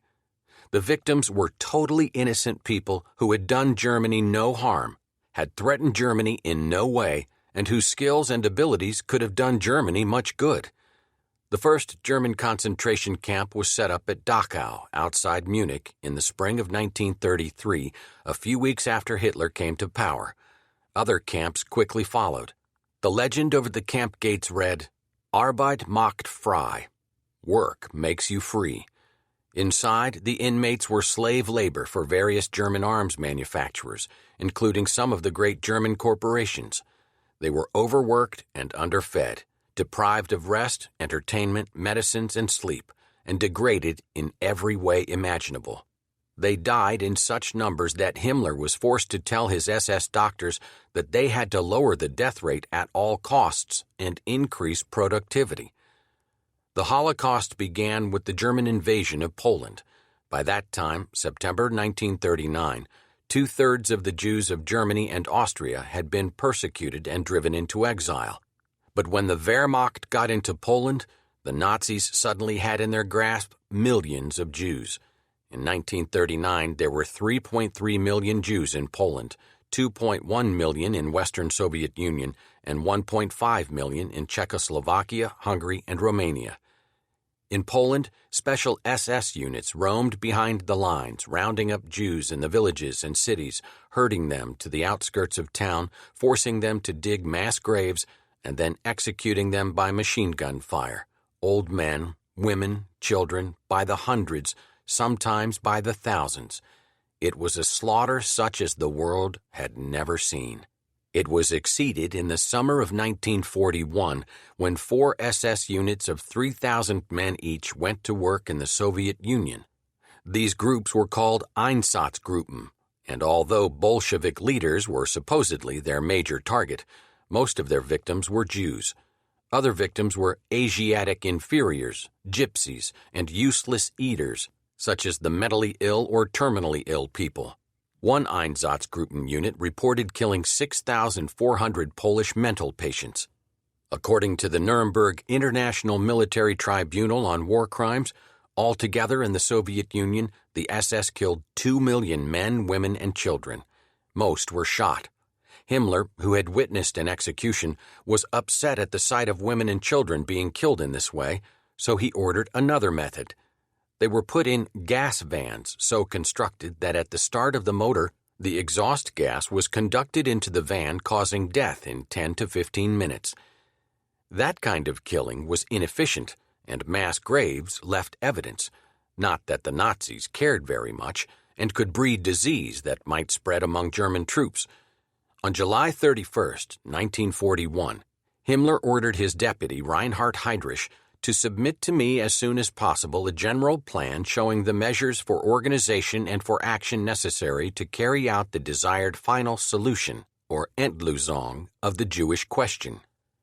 Heydrich, assisted by Adolf Eichmann, created an organization for assembly line killing. On January 20, 1942, at the Wannsee Conference, Heydrich gathered all agency heads involved in the deportation or killing of Jews and told them, in somewhat veiled but still chilling language, what their roles would be in the carrying out of the final solution. Eichmann was in practice the administrator of the whole genocide operation. Existing concentration camps were expanded into death camps, including Sobibor, Treblinka, and the most notorious, Auschwitz. Auschwitz, in Poland west of Krakow, was on the main rail line from Krakow to Vienna.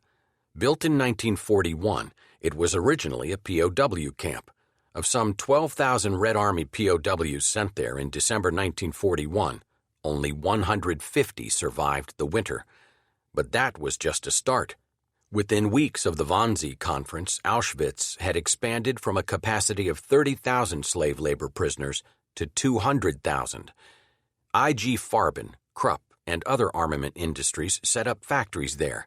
Eichmann, meanwhile, set up the killing machine. It worked like this. Trainloads of Jews in sealed boxcars, packed so tightly for so long without food or water, often for days, that the dead could not fall down, arrived regularly at the Auschwitz siding. Guards threw open the doors and began shouting at the Jews to get out and line up. They were marched to an SS doctor who made a visual scan and pointed either to the gas chamber or to the labor camps. Infants, young children, old people, pregnant women, the disabled, and the sick were sent to their immediate death. Between 20 and 40% were sent to the labor camps, where they remained until, too weak to work any longer, they too were sent to the chambers.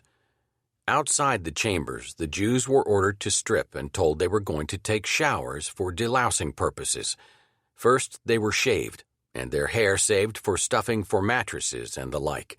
Then they were herded into the chamber that looked like a shower room in a high school gym. Once they were packed in, the door was sealed shut, and cyanide gas was pumped into the room through the shower heads. After a minute or two of screaming that no one except the victims heard, there was silence. After clearing the gas from the room, inmates, often Poles, sometimes Jews, always under extreme duress, entered and pulled gold teeth and tore up anuses and vaginas of the cadavers to probe for hidden jewelry.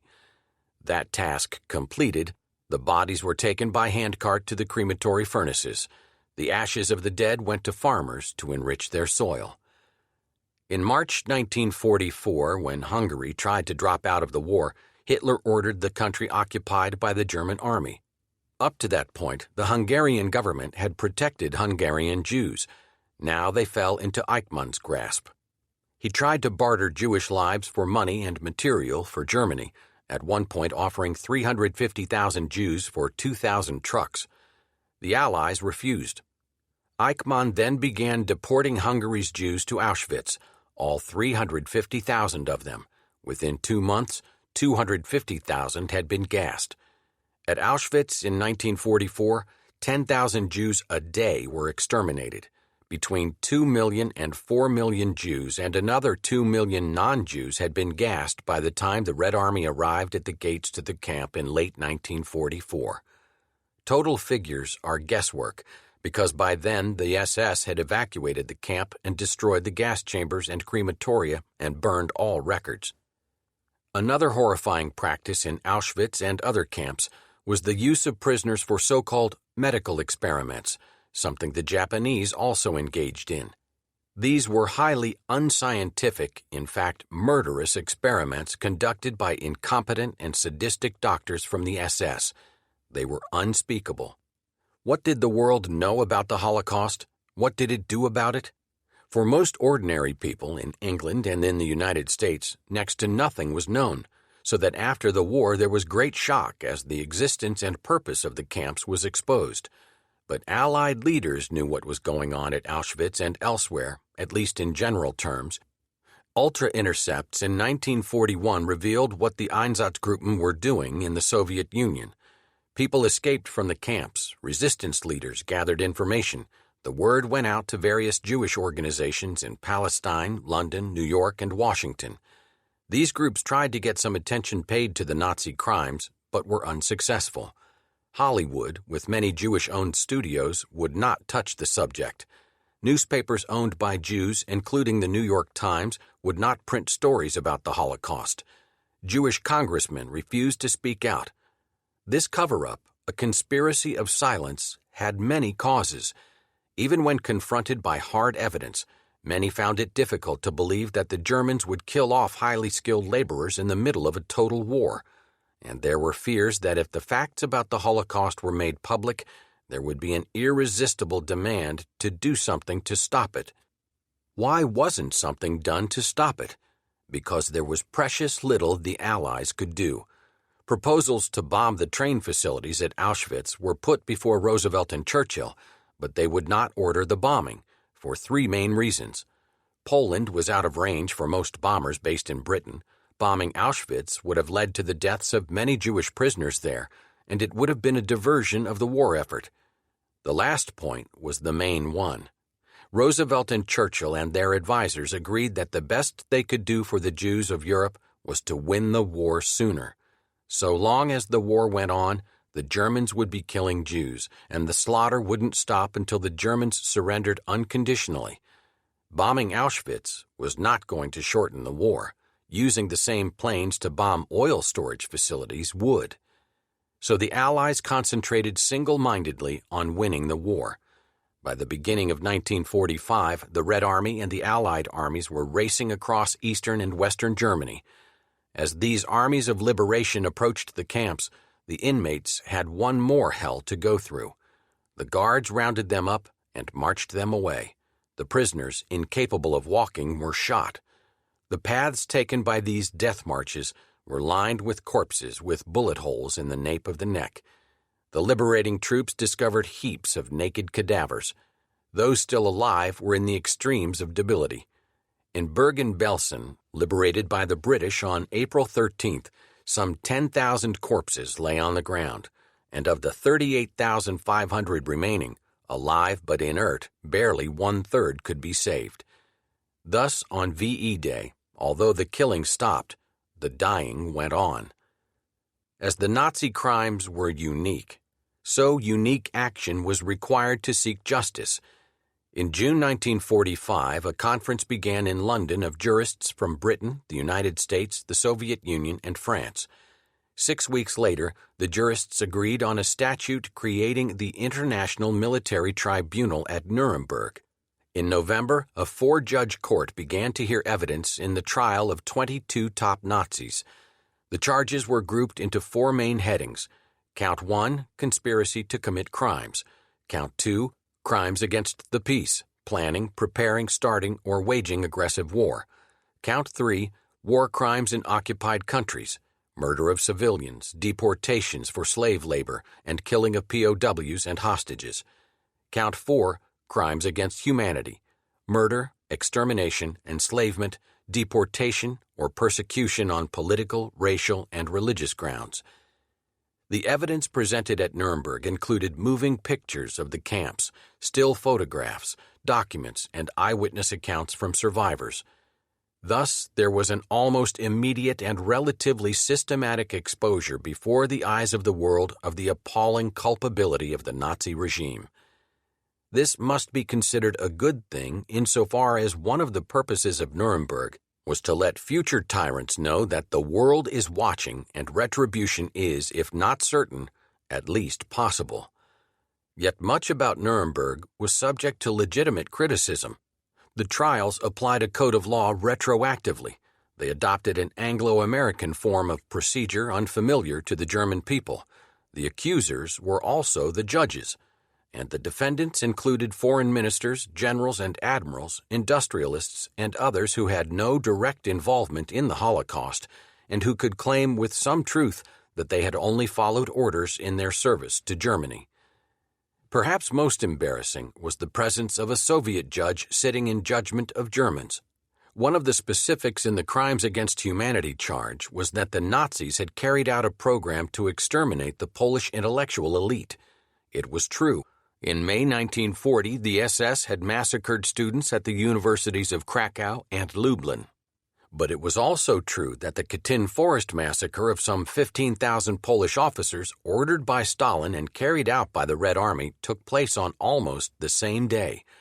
But it would have been impossible to hold war crimes trials without the Soviets, and it would have been criminal to not hold the trials.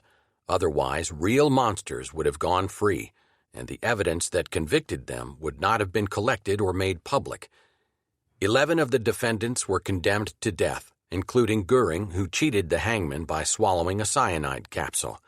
Himmler had escaped the trial by committing suicide shortly after his capture in May. 7 were condemned to imprisonment, 3 were acquitted. 12 additional trials were held at Nuremberg beginning in November 1945 and stretching out to 1948. These were based on the finding of the original court that certain Nazi organizations, the SS, Einsatzgruppen, and Gestapo, were criminal groups.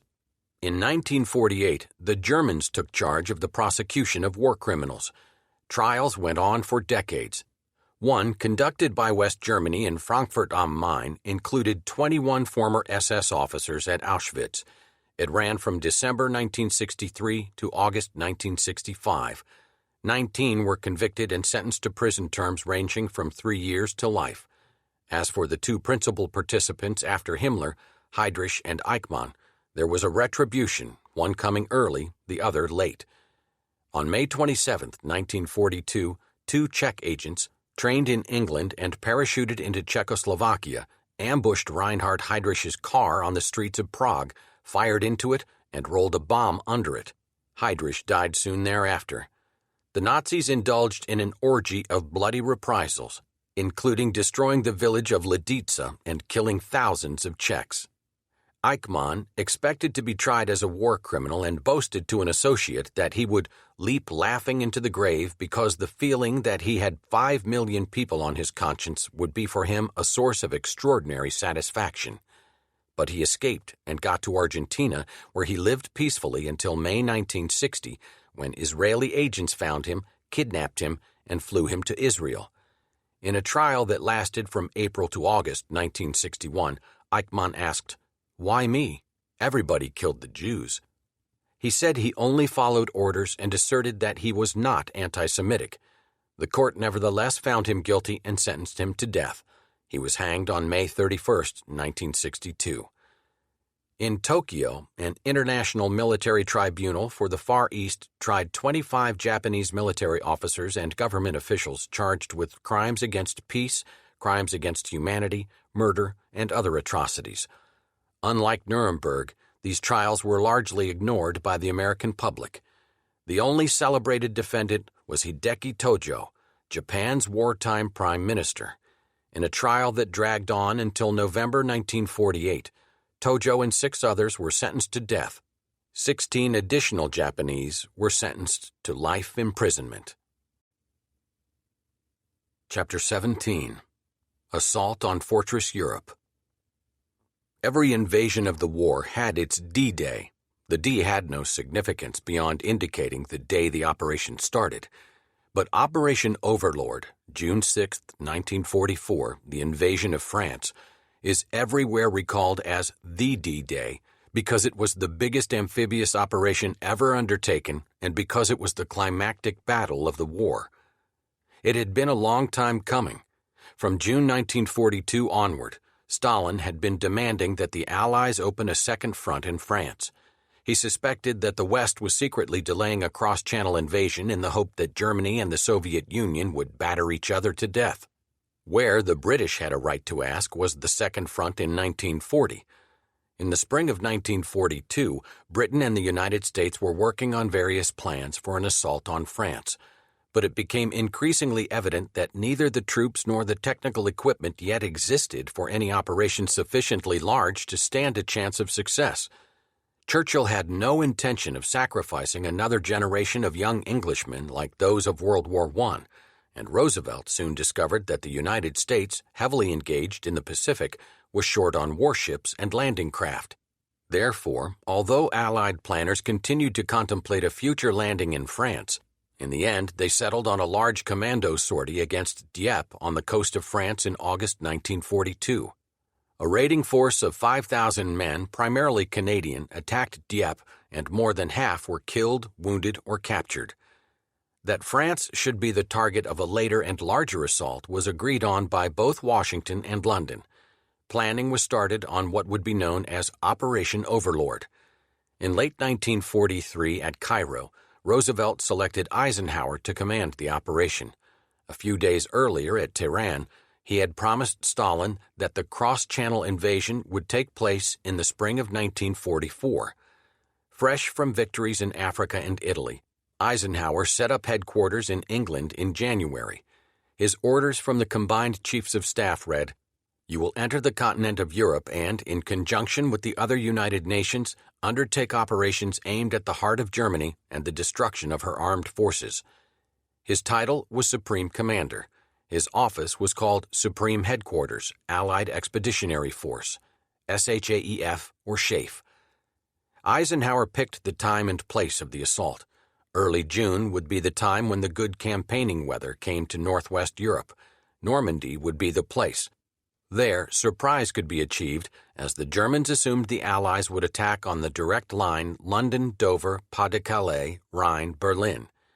Surprise was critical because the Germans had 55 divisions, 11 of them armored, while Eisenhower could only put 8 divisions ashore in France on D-Day. If the Germans knew where the attack was coming, they could surely hurl it back into the sea. So Eisenhower chose Normandy, which made no sense, since there were no ports along the Calvados coast, and landing in Normandy put the Seine and Somme rivers between the Allies and their objectives. Because it made no sense, defenses in Normandy were nowhere near as formidable as at Pas-de-Calais, so it made perfect sense to Eisenhower. The training was intense. The planning was detailed to an extraordinary degree. It had to be, since the operation had 175,000 fighting men scheduled to go ashore on D-Day, carried by nearly 1,000 transport airplanes or on ships, 5,000 ships of all types, with some 6,000 fighters and bombers overhead.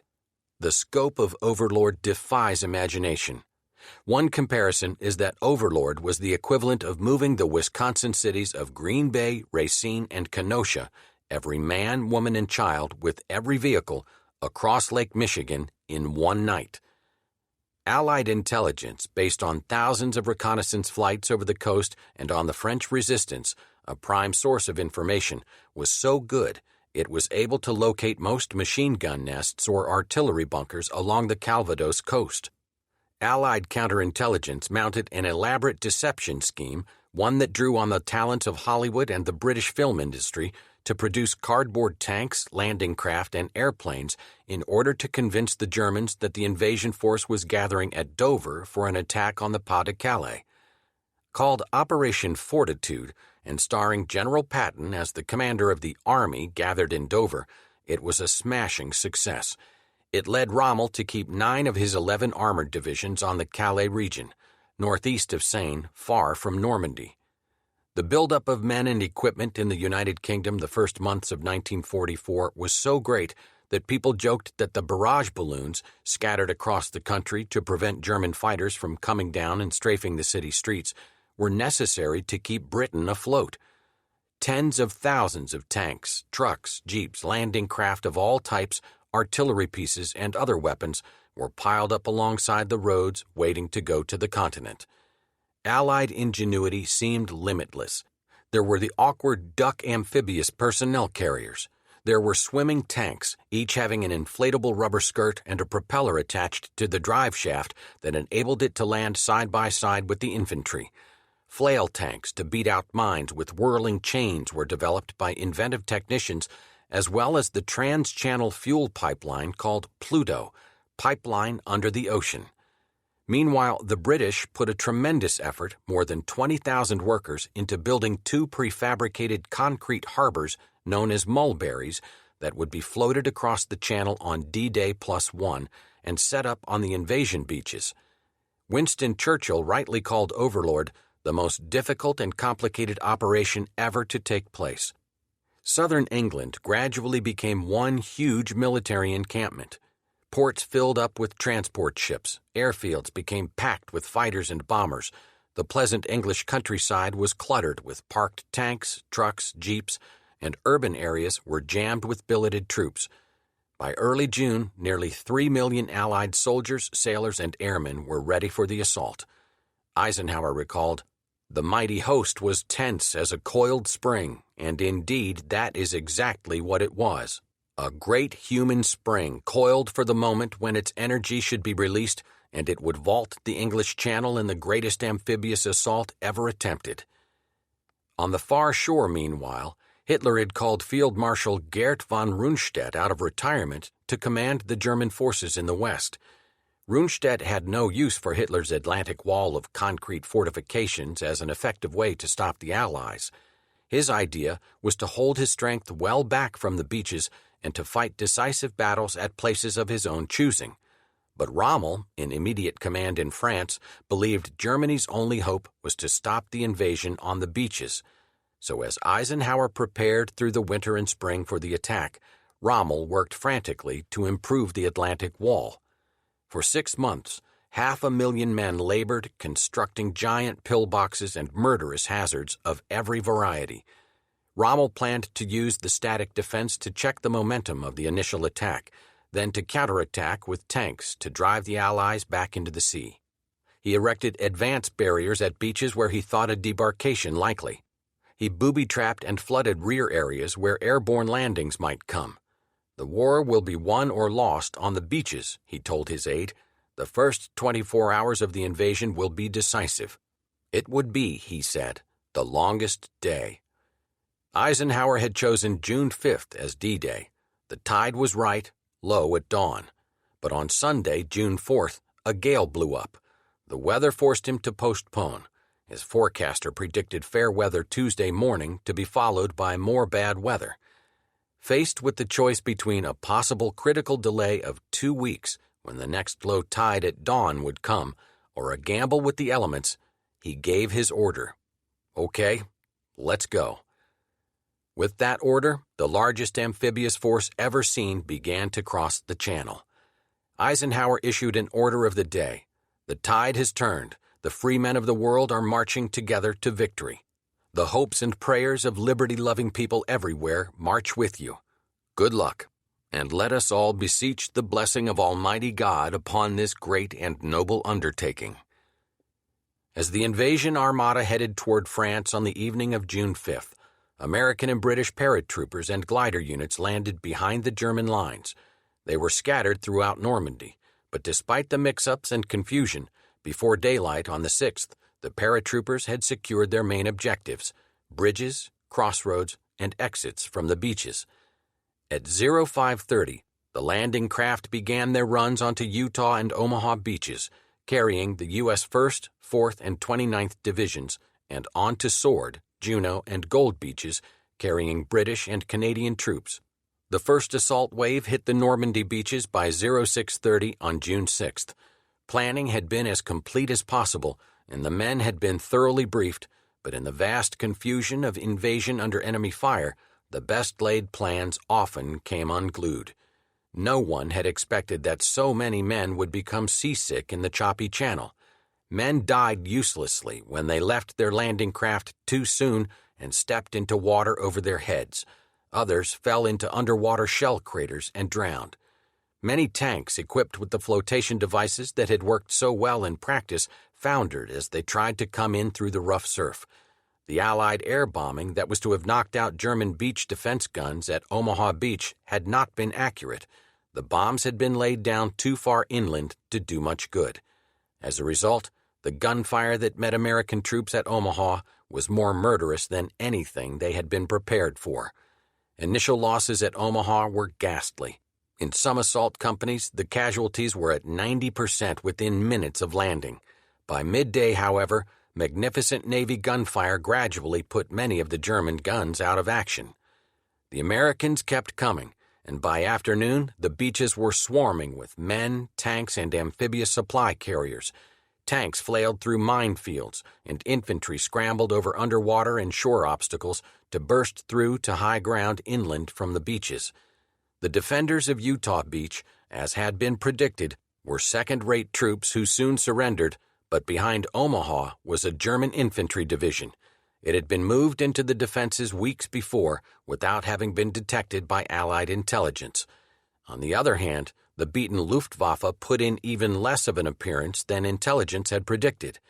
Thousands of Allied planes ruled the sky, providing constant air cover and bombing bridges, roads, and railways to prevent enemy reinforcements from being brought up from the interior.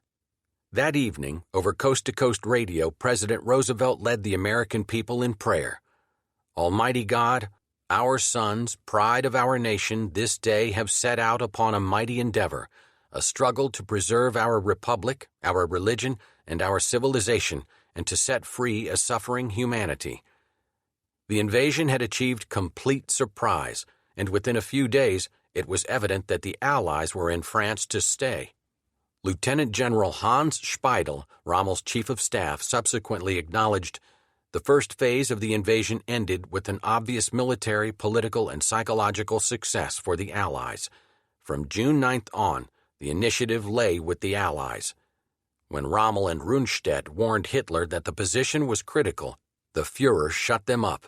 He repeated his familiar instruction: hold at all costs. Fighting in the hedgerow country, where hedges enclosed small fields to make almost perfect defensive positions, the Germans were able to check the Allied advance. Through June, there was a virtual stalemate in Normandy. It extended into July. As his army held in Normandy, Hitler began to put his secret weapons into play. His scientists and engineers had made astonishing progress in weapons development. At Peenemünde, a number of rockets and jet-propelled flying bombs were on the drawing boards or in advanced stages of construction. By the spring of 1944, 2 were operational, and Hitler ordered them used as his Vergeltungswaffen, vengeance weapons, shortly after it became clear that the Allies had indeed landed in force in Normandy. Typically, the Führer decided to use these new weapons against England's civilian population rather than Allied troops or supply concentrations, and on the night of June 13-14, 1944, the first V-1 came down on London. During that summer, 2,000 V-1s launched from Belgium and northern France killed some 6,000 Londoners and wounded some 40,000 others. The flight of the buzz bomb at about 400 miles per hour was perfectly visible as well as audible, and the Royal Air Force became adept at intercepting and destroying them before they reached their targets. Much more menacing, because there was no defense against it, was the giant V-2. Coming down from a parabola whose peak was 60 miles up, it struck at a speed of over 4 times that of sound. Hundreds hit London late in the summer and on into the fall. Even more hit Antwerp. Only the capture of the launching sites by Allied armies finally put an end to them. The Germans were also first into the skies with jet-propelled military aircraft, a few of which would get into action against the Allies before VE Day. A few days after the first V-1 hit England, an event took place inside Germany that, had it succeeded, might have ended the war in Europe that year.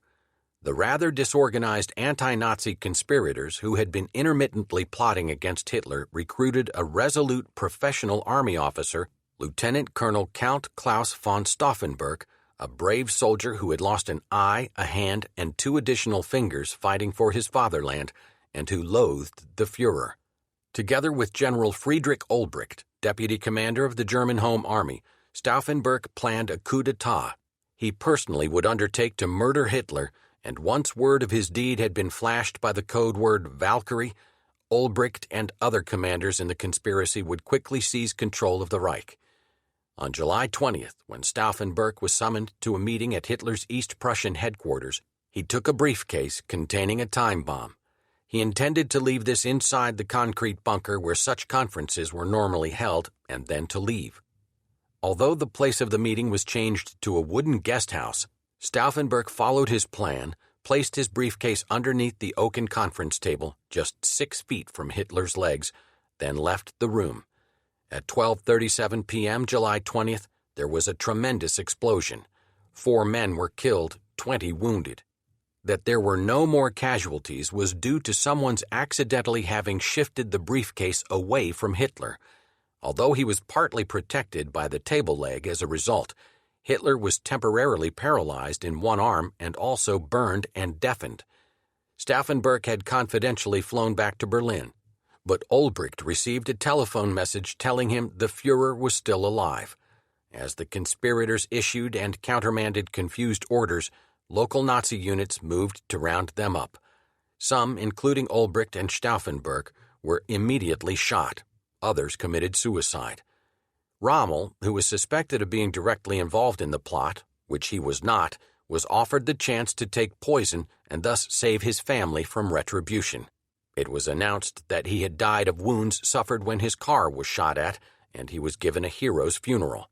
A huge Gestapo roundup took place. Almost 15,000 suspects were arrested, and perhaps as many as 5,000 were put to death. The failure of the July 20th plot is one of the great what-ifs of the war.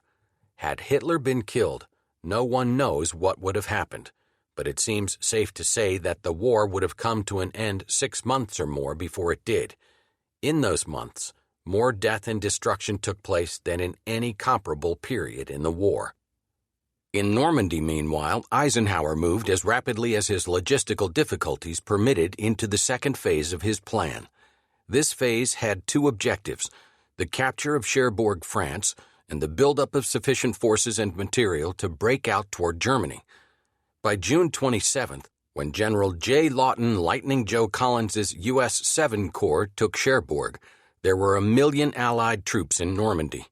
Ordering Montgomery's British and Canadian forces to hold a hinge at Caen in the first week of August, Eisenhower brought Patton and his Third Army to France. Patton plunged ahead, swinging southward, eastward, and around to envelop the main German army. As his command car moved through fields of burning rubble and blackened German corpses, Patton shouted above the roar of his artillery, "Compared to war, all other forms of human endeavor shrink to insignificance. God, how I love it." He wrote to his wife, "Peace is going to be hell on me." Then, before dawn on August 7th, the Germans counterattacked from the town of Mortain, striking toward Avranches on the sea. Thanks to Ultra, the Allies knew they were coming.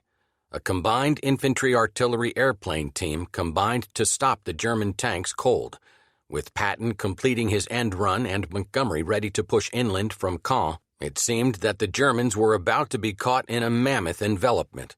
But Montgomery was slow to close the German escape corridor in the Falaise Gap. He was sharply criticized for this caution. Americans charged that he had let far too many enemy troops escape. Bradley wrote in his memoirs, "If Monty's tactics mystified me, they dismayed Eisenhower even more." The arrogant Patton proposed to Bradley, "Let me go on to Falaise, and we'll drive the British back into the sea for another Dunkirk." But despite the American complaints, a great victory had been won. 8 German infantry and 2 panzer divisions were obliterated. Those who escaped left their equipment behind. The battle for Normandy was over.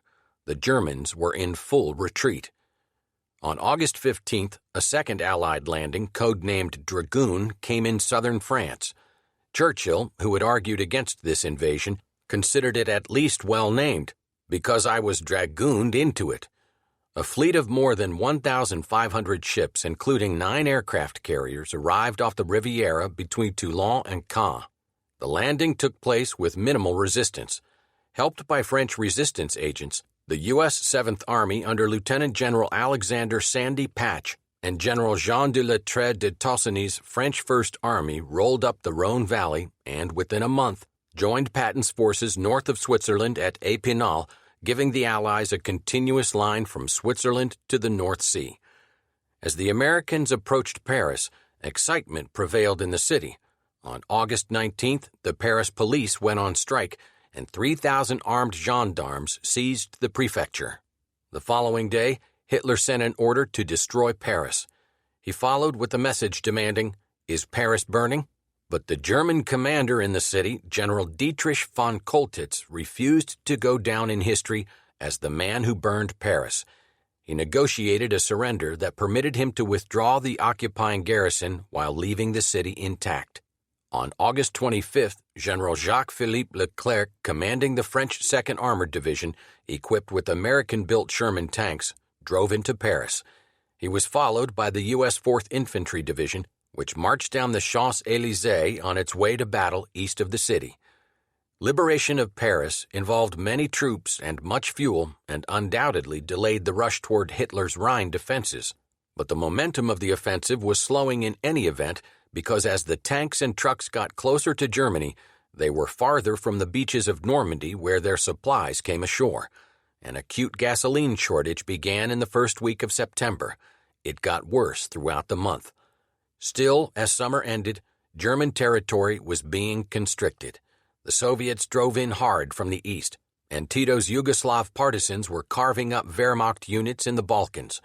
The 5th and 8th Armies in Italy, although weakened by Dragoon, nibbled through Tuscany toward the Po River, and Eisenhower's steadily growing forces pushed into Belgium and from Switzerland northwestward established themselves near the Rhine. For the Allies in France, however, there was insufficient gasoline to fuel the further advance along the front. Montgomery said to Eisenhower, "Stop Patton outside Metz. Give me his daily fuel allotment and the use of the Allied Airborne Corps, and I'll cross the Rhine north of the Ardennes and get to Berlin before winter." This was the so-called single thrust. Patton said to Eisenhower, "Stop Monty in Brussels, give me his daily fuel allotment and the use of the Allied Airborne Corps, and I'll cross the Rhine south of the Ardennes and get to Berlin before winter." There was a third option. The British had taken the town and docks of Antwerp, Europe's largest port. With Antwerp at work, the supply problem would end. But the Scheldt River leading to the port, nearly 100 kilometers long, was in German hands, so no ships could get to Antwerp. Eisenhower could have stopped both Montgomery and Patton and put the major offensive effort into opening Antwerp, but he felt there was a chance to end the war before winter and that Montgomery and the North had the better prospects. In early September, Eisenhower told Montgomery to go ahead with Operation Market Garden. It was a complex, daring, and dangerous but potentially decisive operation designed to get Allied forces over the lower Rhine River in Holland. The plan called for the Guards Armored Division to lead the way for the British Second Army across the Rhine on a line Eindhoven, Sonn, Wegel, Nijmegen, Arnhem. The British tanks would move north along a single road following a carpet laid down by British and American paratroopers who would seize and hold the many bridges between the start line in Brussels and Arnhem. Market Garden got off to a good start, but it began to sputter on the second day when bad weather in England prevented the transport aircraft from bringing more men and supplies to Holland. The Germans fought fiercely. In Arnhem, although a British battalion managed to get the east end of the bridge, the remainder of the British 1st Airborne Division was cut off and cut up. An operation that had come close to achieving its objective ended up being a dismal failure. The British 1st Airborne Division went into Arnhem 10,000 strong. Fewer than 2,000 came out. In October, the Americans captured their first German city, Aachen, ancient citadel of Charlemagne. They moved into the Hürtgen forest, where they battled through snow-covered minefields, taking heavy losses. Patton, meanwhile, was battering his way into Metz, France, taking heavy casualties for little gain. These bloody offenses were reminiscent of General Ulysses S. Grant's Wilderness Campaign of 1864. Even as the German army beat off American attacks against the Siegfried Line, Hitler was planning a counteroffensive. Military logic said he should fall back slowly to the Rhine, then defend that line. But Hitler hated being on the defensive. He lusted to strike out at his enemies, and he rightly felt that only through a brilliant stroke could he bring about a German victory. In 1940, he had broken the French-British defenses by going through the Ardennes. In late 1944, he had more and bigger tanks than in 1940 and a larger army. He began to shift troops from the eastern to the western front in preparation for his last and greatest offensive. Its objective to break through the thinly held American line in the Ardennes, then drive into Antwerp, severing Eisenhower's supply lines and splitting the British on the north from the Americans on the south. Another Dunkirk. Then Hitler could shift his armies east to fight the Soviets on a single front. Everything depended on secrecy and bad weather. Hitler could count on surprise because no one in the Allied camp thought there was the remotest possibility of a German attack. The Schaeff intelligence summary on December 16, 1944 stated, "The enemy is at present fighting a defensive campaign on all fronts. This situation is such that he cannot stage major offensive operations." But the Germans managed to build 2 army groups opposite the Ardennes, well equipped with new Tiger tanks, without the Allies discovering it. "Where in the hell has this son of a bitch gotten all his strength?" an incredulous Bradley asked. The answer was teenagers. A large number of the German troops Hitler put into the battle were 15 or 16-year-olds. Bad weather was sure to come to Northern Europe sometime in the late fall. When it did come, it would cancel out the Allies' greatest single advantage over the Wehrmacht, the command of the air. On December 11th and 12th, at his headquarters near Frankfurt, the Führer received the division commanders who would be involved in the crucial operation. So secret had he kept his plan, this was the first the division commanders heard of it. There were 24 divisions altogether. Many of them were elite Panzer or Waffen-SS units. On December 15th, they moved to the takeoff line under cover of heavy forest and a continuing fog. On the morning of December 16th, 8 panzer divisions broke through the weak Allied defenses on a 70-mile front. The attack was a total surprise and at first achieved astonishing success. One U.S. division in the Ardennes was overrun and destroyed, others nearly so. German tanks pressed westward. There was something akin to panic in the air as everyone recalled the way the Germans had come through the Ardennes in 1940, but in the field, individuals and small groups of GIs began to fight back, hampering the Germans and disrupting their tight timetable. Conditions were miserable, deep snow and below-zero temperatures at night. At Schaeff, meanwhile, Eisenhower announced that the German offensive was to be regarded as an opportunity rather than as a threat. The Germans had come out of their fortifications and thus made themselves vulnerable. He began moving troops from north and south of the Ardennes into battle. The 101st Airborne Division got into Bastogne on December 19th, and the next day was surrounded. After 4 days of repelling attacks by as many as 6 divisions, 2 of them armored, the 101st still held out. U.S. Brigadier General Anthony McAuliffe answered a German surrender demand with the now famous laconic reply, "Nuts." At Saint-Vite, north of Bastogne, the 82nd Airborne blocked the German advance toward Antwerp. Eisenhower had Patton change the direction of his attack from east to north to relieve the 101st in Bastogne. On Christmas Eve, the skies cleared. The Allies put 10,000 planes in the air that pounded the Germans. By January 3, 1945, it was the Allies on the offensive. By the end of the month, they had driven the Germans back to the original position.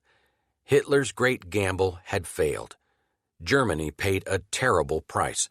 30,000 killed, 40,000 wounded, 40,000 prisoners of war, and thousands of tanks destroyed. On the U.S. side, of the 600,000 troops engaged, the biggest battle the U.S. Army ever fought, 20,000 were killed, 40,000 were wounded, and 20,000 were made prisoners of war. Although the Battle of the Bulge ended close to where it started, it was a great victory for the Americans. Hitler had bet too much, and he had lost heavily in men and materiel at a time when he could ill afford to lose anything. And now, on the Eastern Front, the Red Avalanche was moving fast. Those bottom-of-the-barrel reserves that might have slowed the Russian onslaught, wrote Bradley, had been squandered instead against us in the Ardennes. At the same time, the Allies in the West had been shaken out of all complacency by the viciousness with which the Nazi could strike in his death struggle. Clearly, there were still months of savage fighting ahead, but the last 100 days of the 1,000-year Third Reich had begun. Chapter 18. Closing in on Japan. In the war in the Pacific, quarter was neither asked nor given.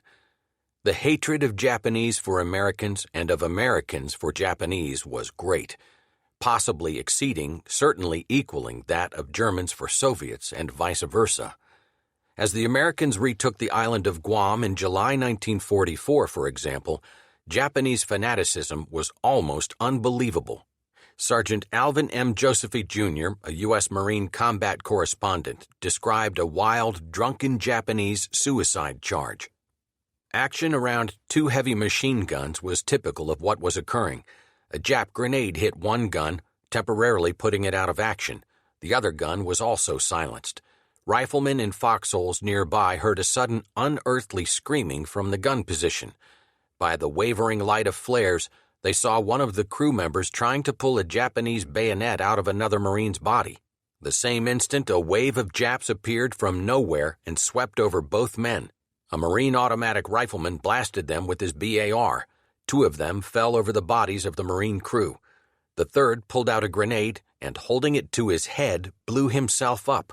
From the darkness, a lone drunken Jap raced headlong at the Marines, tripped several feet away over a body, and flew through the air.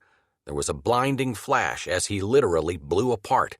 He had been a human bomb carrying a landmine and a blast charge on his waist. A last wave of Japs charged over the top of the hill. It was the wildest, most drunken group of all, bunched together, howling, stumbling, and waving swords, bayonets, and long poles.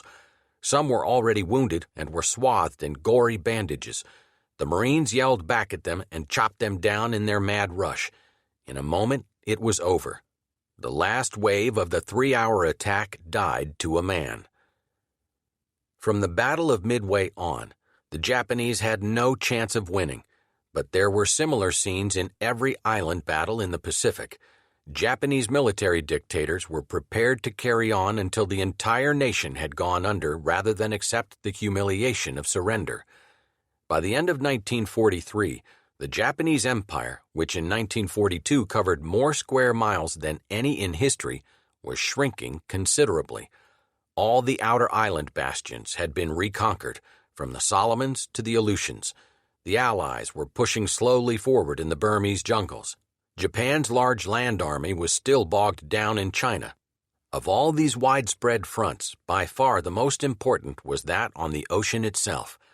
In the 2 years since Pearl Harbor, much to Japan's astonishment, United States industrial energy had produced an incomparable new fleet and new air forces, and the U.S. High Command had developed a technique of island-hopping amphibious advances moving westward over the Pacific.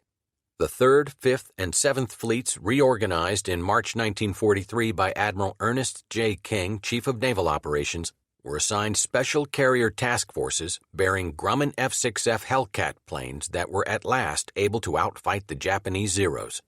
There were also new torpedo planes and dive bombers.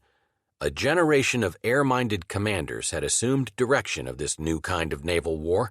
Admirals Halsey and Spruance, Vice Admirals Mark A. Mitcher and John H. Towers, and Rear Admirals Arthur W. Radford, Frederick C. Sherman, Alfred Montgomery, and Charles Pownall.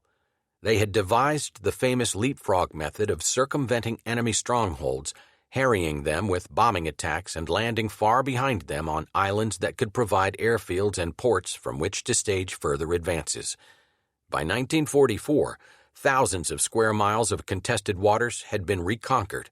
U.S. naval strength had become paramount on the world's seas. Some 4,700 vessels, including 613 warships and more than 18,000 aircraft. By late summer of 1944, almost 100 U.S. fleet and escort carriers were roaming the Pacific. From the start, as they planned their offensive, the Joint Chiefs of Staff foresaw that Japan itself would have to be bombed mercilessly prior to any climactic invasion in order to wear down the defending army and disrupt its communications and the ability to move reserves against a landing. It was hoped that such an aerial assault could be mounted from eastern China, and blueprints were drawn up for the eventual capture of a South Chinese port to supply such an operation. In 1943, the High Command had hoped to work toward this by occupying Luzon in the Philippines and Formosa. And though Admiral King originally had wished to save time by bypassing the Philippines, it was decided in March 1944 to take those islands where the United States had suffered such a humiliating defeat. General MacArthur's long, tough leapfrogging campaign along New Guinea's northern coast had only one purpose: to bring him closer to the Philippines. As mid-1944 neared, the pace of the campaign quickened. On May 27th, landings were made on Biak, a Japanese base off the New Guinea coast, an island honeycombed with caves from which the defenders had to be blasted. On July 30th, the final landing began on Vogelkop Peninsula, the western tip of New Guinea. As soon as the Japanese were cleared from each site, airfield construction commenced to support the advance toward the Philippines. Plans called for MacArthur to take the island of Morotai to the northwest in mid-September, while Admiral Nimitz, coming through the Central Pacific, was seizing the Palaus. Then, using those islands as advance bases, the next move would be against the Philippines. MacArthur was ordered to prepare a Luzon invasion for February 1945, while Nimitz would simultaneously attack Formosa. Having two major objectives was less a military decision than a political one caused by a divided command. MacArthur insisted that the offensive have its center of gravity in his Southwest Pacific Theater, while Nimitz pushed for his Central Pacific Theater. Eventually, to Nimitz's displeasure, the Formosan project was dropped and the date for the Philippine invasion advanced, but first it was necessary to secure more advanced bases in the Western Pacific from which to counter Japanese air and naval attacks. Therefore, on June 15, 1944, just as Eisenhower was consolidating his Normandy beachhead, Nimitz's forces hit Saipan in the Marianas, some 1,300 miles east of the Philippines and more than 3,000 miles west of Hawaii. Saipan was defended by 32,000 Japanese under the elderly Lieutenant General Yoshitsugu Saito. An armada of 535 ships commanded by Admiral Spruance carried 127,000 men, of whom two-thirds were Marines. 4 days after the landing, the Japanese fleet streamed into the area, and in a hot, cloudless sky with optimum visibility, the most intensive carrier battle of the war took place. The Japanese fleet had assembled planes and had trained pilots, though poorly by U.S. standards, to replace its disastrous losses in the fighting around Rabaul. The competent Vice Admiral Jisaburo Ozawa was given the assignment of bringing to battle and destroying the U.S. Pacific Fleet. He headed for Saipan. Although outnumbered 15-9 in carriers and in every other type of ship except heavy cruisers, Ozawa's planes outranged the American fleet, and he would have the help of some 100 land-based planes on Guam. The Japanese fleet was the first to locate its foe and began sending out airstrikes the morning of June 19th. But a U.S. submarine had sighted the Japanese fleet leaving the Philippines heading in the direction of the Marianas and signaled the U.S. fleet, which picked up the Japanese task force on radar that the Japanese did not have on their ships when it was still hundreds of miles away. When the Japanese launched their planes against what they thought were unsuspecting Americans, the Americans launched their interceptors and caught the Japanese by surprise.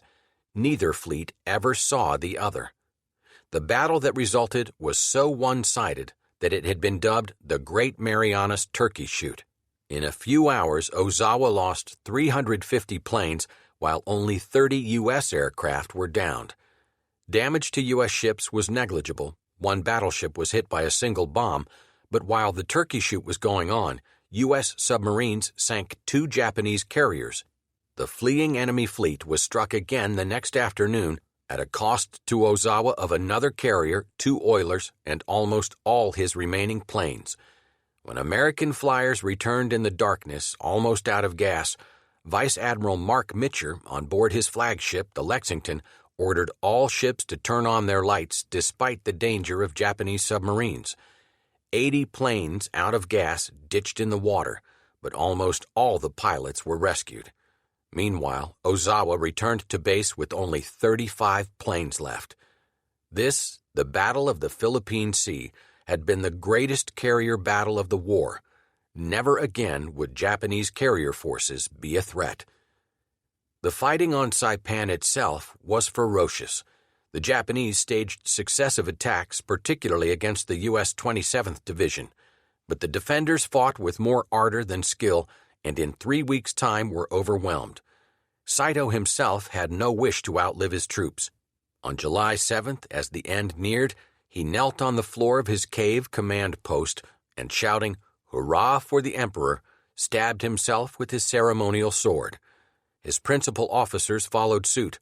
Admiral Nagumo, who had commanded the carrier strikes at Pearl Harbor and at Midway, and was at this time in command of a small craft fleet at Saipan, shot himself. The American forces started mopping up isolated pockets of resistance, and when they had finished, they counted 23,811 Japanese dead.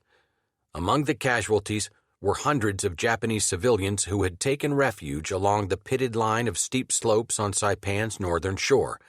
When the Japanese saw that all was lost, they disregarded the surrender appeals of the Americans and set about the ghastly business of mass suicide. In one of the war's most dreadful episodes, they hurled babies down from cliffs and jumped after them or blew themselves up with grenades. United States losses on Saipan were also heavy, more than 16,000 casualties, including 3,426 deaths. On July 23rd, Marine Lieutenant General Holland M. Howling Mad Smith continued the Marianas offensive by seizing Tinian. He had only 195 deaths against almost 30 times that number of Japanese. On August 10th, Rear Admiral Walden L. Pug Ainsworth reoccupied Guam, the last of the Marianas, after almost 3 weeks of combat. Here again there was a tough, swirling struggle. Even cooks and clerks were at times thrown into action when Japanese counterattacks pierced the American lines. Bulldozers sealed hundreds of snipers in caves, while ferocious night banzai charges were cut down by Marine riflemen and machine gunners. When the Marines finally entered Agana, the capital of Guam, a combat correspondent reported that they found nothing there. But there was more than a little joy among the victors when they discovered that Guam had been Japan's main liquor dump for the Central Pacific and was rich in scotch, rye, bourbon, beer, and sake. Thus, by August, the Marianas, as well as the Gilberts and strategic airfields along the northern coast of New Guinea, were in American possession. The British General Ord Wingate's famous raiding forces had chopped deep into northern Burma. Merrill's Marauders, the comparable U.S. force, were working with Chinese troops to safeguard the new Lido Road designed to connect South China and Allied bases in India. But although the Japanese were being slowly driven westward and northward in the waters of the Pacific, on the Asian mainland their strength was largely intact. These mainland forces blocked further advances in Burma, and fearing the long-range B-29s that the Air Corps was just bringing into action from India and China, the Japanese overran 7 Chinese airfields where Chennault's 14th Air Force had been established to support Chiang Kai-shek. This China offensive was, in fact, the most serious Tokyo managed to launch during the final 2 years of the war. Driving southward from Hunan Province and westward from Canton, battle-hardened divisions expelled Chiang from much strategically valuable territory and delayed the opening of overland communications between China and Calcutta, India. One result of Japan's 1944 land campaign in Burma, now also known as the Republic of the Union of Myanmar, and China, was a change in the Allied command structure for Southeast Asia. When it was agreed that an American would command the invasion of Europe, the British, who had hoped for Sir Alan Brooke, were somewhat disappointed. As a result, they were given the consolation prize of Southeast Asia, and Lord Louis Mountbatten was placed in charge of that difficult theater. He established headquarters first at Delhi and subsequently at Kandy in Ceylon, now Sri Lanka, and resolved to be as diplomatic as possible with his independent-minded American subordinates, above all the headstrong Stilwell. This was no easy undertaking. Stilwell's own diaries confirmed posthumously that he felt scant loyalty either to the Royal Admiral, whom he somewhat scornfully called Louis, or to Mountbatten's plans. Nor, for that matter, did Stilwell's successor, Major General Albert C. Wedemeyer, improve relations much, despite his more agreeable manners. Stilwell was recalled in late 1944, and to improve operational control after the Japanese drive, his former command was divided between Wedemeyer, in charge of the China theater under Chiang, and Lieutenant General Daniel I. Sultan, another American, in charge of the Burma-India theater. Despite their resurgence in China and their relative success in holding the Burma front, the Japanese saw quite plainly that their fate hung upon the outcome of the Pacific Ocean campaign. Following the loss of Saipan and the obvious harbinger of disaster in the first B-29 raids on Japan, the Tojo government fell. It was replaced by a cabinet, under the venerable General Kuniaki Koiso, that was clearly lacking in confidence of final victory. At this juncture, the United States amphibious giant leapt forward once again, ignoring the isolated Japanese strongholds of Truk and Rabaul far to the east and striking the Palau Islands in the direction of the Philippines. This offensive opened at Peleliu in midsummer 1944. Some 45,000 Marines and soldiers hit the tiny island and were immediately faced with stiff resistance. The brutal, difficult battle lasted a month. It is not much remembered today, except by the Marines, who said later that Peleliu was the toughest fight they had in the island campaigns, even including Iwo Jima and Okinawa. A particularly effective defense was put up by the island garrison along a cave-pocked mountain mass dubbed Bloody Nose Ridge by the Americans, who suffered nearly 1,800 dead and another 8,000 wounded. More than 11,000 Japanese were killed. Slowly, the gateway to the Philippines was opening. That sprawling cluster of islands held the strategic key to Southeast Asia, the South China coast, and Japanese Formosa. In an effort to gain Filipino cooperation, Tokyo had established a puppet government in October 1943 under Jose Laurel, a wealthy nationalistic anti-American politician who served as president of the Republic of the Philippines until August 1945. However, his regime failed to gain any substantial popularity. With the assistance of American agents, armed resistance movements sprang up in the mountains, in hinterland villages, and in some cities. As early as March 1944, Imperial General Headquarters acknowledged, even after their independence, there remains among all classes in the Philippines a strong undercurrent of pro-American sentiment, something steadfast which cannot be destroyed. Guerrilla activities are gradually increasing.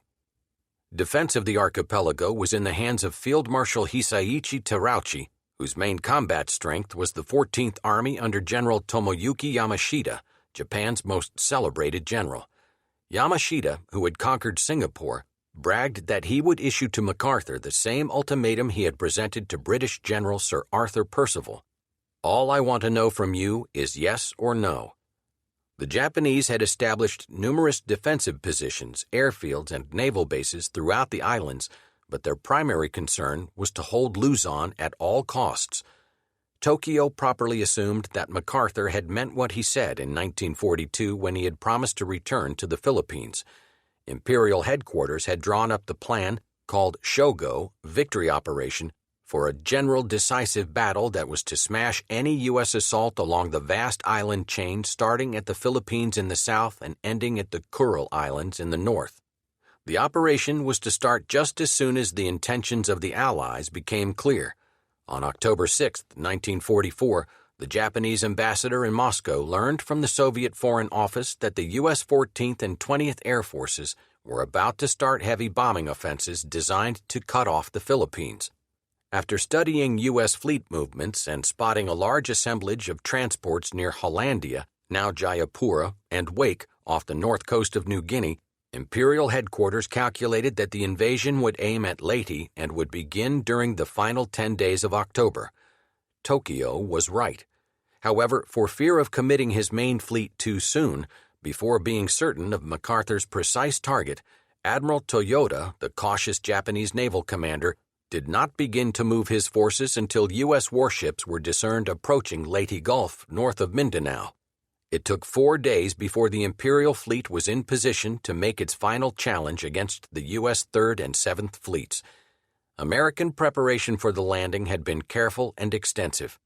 The offensive brought together the two Pacific offensives, MacArthur up from New Guinea and Nimitz through the Central Pacific, for the first time.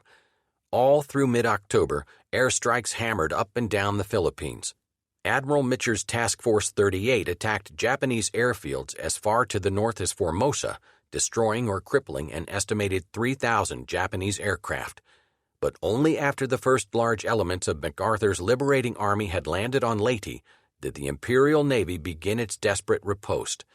In the last days of October, some 70 Japanese warships and 716 planes, split into 3 separate commands, opposed 166 U.S. warships and 1,280 planes in one of the greatest naval battles of all time, the Battle for Leyte Gulf.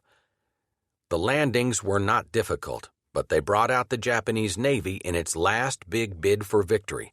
The action, lasting from October 23 to 27, 1944, was complex, but basic Japanese strategy was to lure the U.S. Third Fleet away with a northern force made up largely of empty carriers. Meanwhile, Vice Admiral Takeo Kurita, whose Singapore fleet then constituted 60% of Tokyo's major naval units, was to take his central force through San Bernardino Strait between Luzon and Samar and come down into Leyte Gulf from the north. At the same time, a smaller southern force under Vice Admiral Shoji Nishimura was to come through Surigao Strait and enter Leyte Gulf from the south. The beachhead with its unloading ships caught between the two of them would be wiped out, and so would Kinkaid's 7th Fleet. Then when Halsey returned, they would fall on him and destroy him. The Central Force had 2 cruisers sunk and a third damaged by U.S. submarines on October 23rd. The next day, planes of Halsey's 3rd Fleet attacked the Central Force, sinking a battleship and sending a damaged cruiser home, while Japanese land-based planes mortally wounded the light carrier Princeton. But now Halsey discovered the decoy Northern Force and set off in full cry, forgetting all else. At the same time, Admiral Kinkaid of the U.S. 7th Fleet, guessing correctly that another enemy force would approach from the south, steamed to Surigao Strait, where his battleships and cruisers blew the Southern force to bits as it came in range. On October 25th, the Central Force entered Leyte Gulf.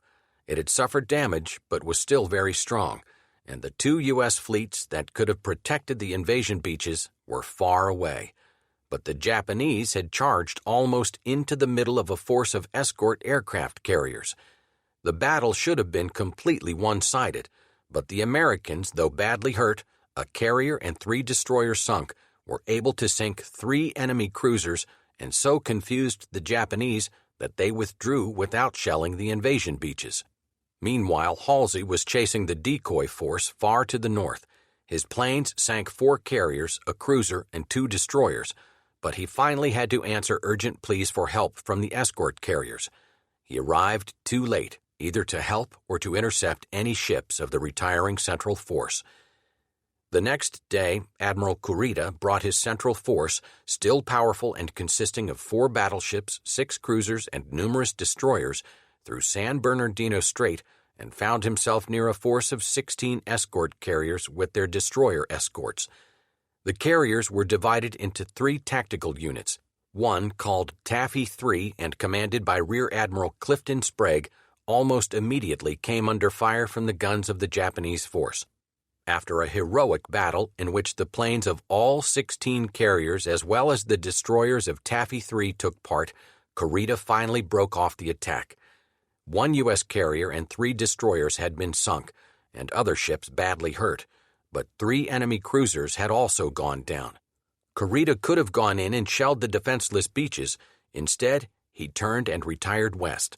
Later, he explained that intercepted messages had led him to believe a large American force was on its way to cut him off. At the same time, Halsey to the north had discovered Ozawa's decoy force and exacted swift revenge. Halsey sank 4 carriers, a cruiser, and 2 destroyers. Thus, in the entire series of battles off Leyte, Japan suffered immense naval losses, which it could ill afford. Unfortunately, despite the magnitude of this great victory, it soon became a matter of acid argument among the admirals. Just the way Bradley and Patton blamed Montgomery for allowing the encircled Germans in Normandy to flee through the Falaise Gap, Kinkaid blamed Halsey for falling for the Japanese trick and not blocking the San Bernardino Strait. Through that strait, the badly mauled Kurita was able to escape with 4 capital ships, about all Tokyo had left.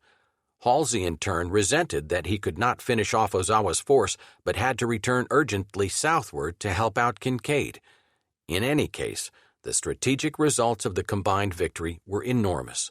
The naval power that Japan had first established in 1905 by sinking a mighty Soviet fleet was finally and irreparably crushed.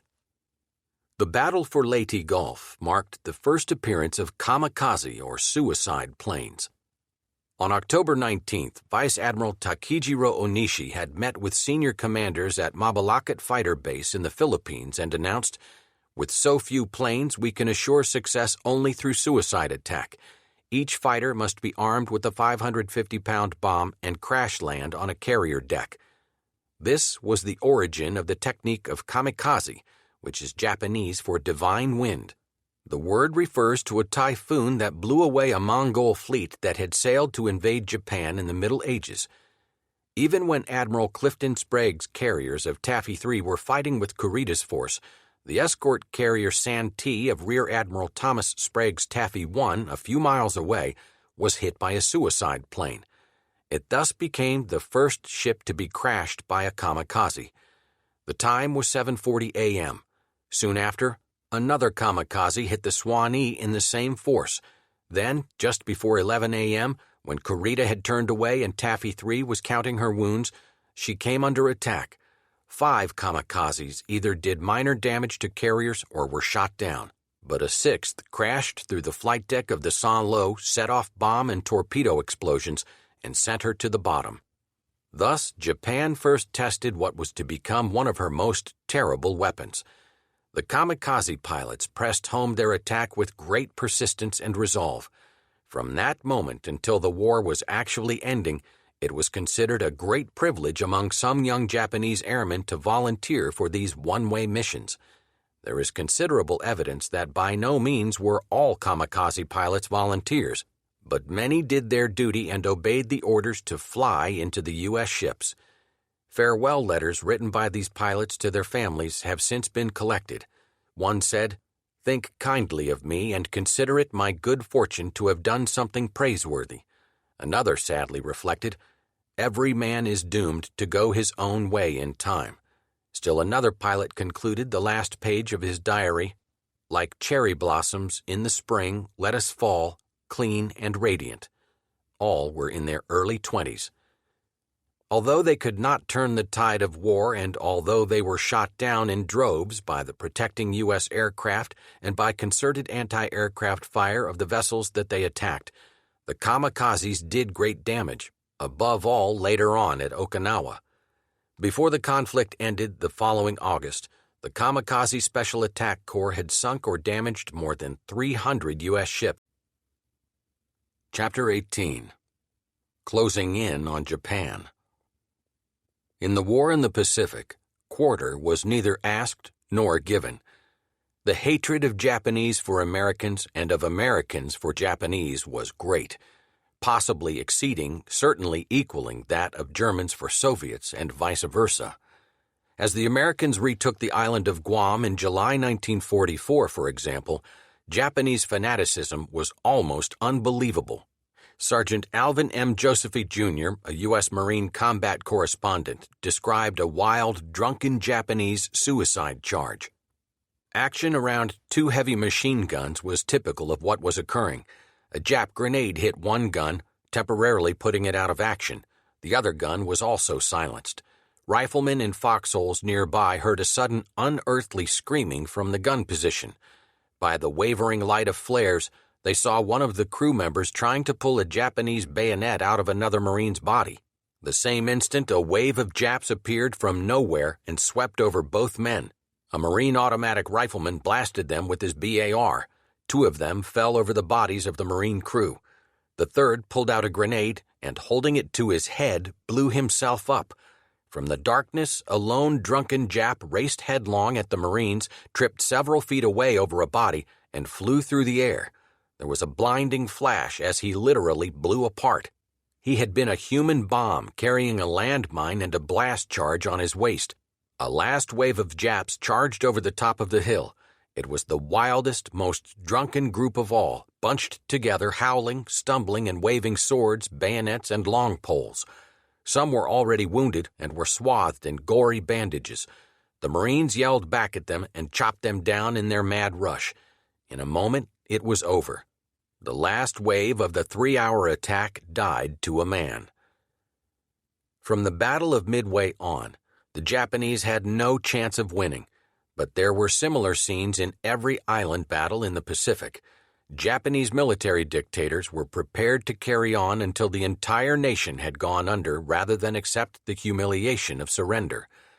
By the end of 1943, the Japanese Empire, which in 1942 covered more square miles than any in history, was shrinking considerably. All the outer island bastions had been reconquered, from the Solomons to the Aleutians. The Allies were pushing slowly forward in the Burmese jungles. Japan's large land army was still bogged down in China. Of all these widespread fronts, by far the most important was that on the ocean itself.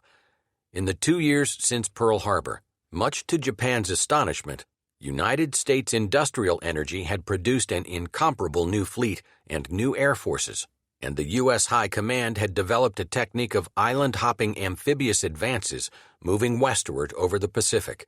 The 3rd, 5th, and 7th Fleets, reorganized in March 1943 by Admiral Ernest J. King, Chief of Naval Operations, were assigned special carrier task forces bearing Grumman F-6F Hellcat planes that were at last able to outfight the Japanese Zeros.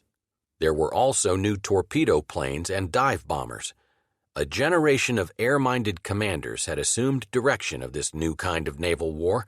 Admirals Halsey and Spruance, Vice Admirals Mark A. Mitcher and John H. Towers, and Rear Admirals Arthur W. Radford, Frederick C. Sherman, Alfred Montgomery, and Charles Pownall. They had devised the famous leapfrog method of circumventing enemy strongholds, harrying them with bombing attacks and landing far behind them on islands that could provide airfields and ports from which to stage further advances. By 1944, thousands of square miles of contested waters had been reconquered. U.S. naval strength had become paramount on the world's seas. Some 4,700 vessels, including 613 warships and more than 18,000 aircraft. By late summer of 1944, almost 100 U.S. fleet and escort carriers were roaming the Pacific. From the start, as they planned their offensive, the Joint Chiefs of Staff foresaw that Japan itself would have to be bombed mercilessly prior to any climactic invasion in order to wear down the defending army and disrupt its communications and the ability to move reserves against a landing. It was hoped that such an aerial assault could be mounted from eastern China, and blueprints were drawn up for the eventual capture of a South Chinese port to supply such an operation. In 1943, the High Command had hoped to work toward this by occupying Luzon in the Philippines and Formosa.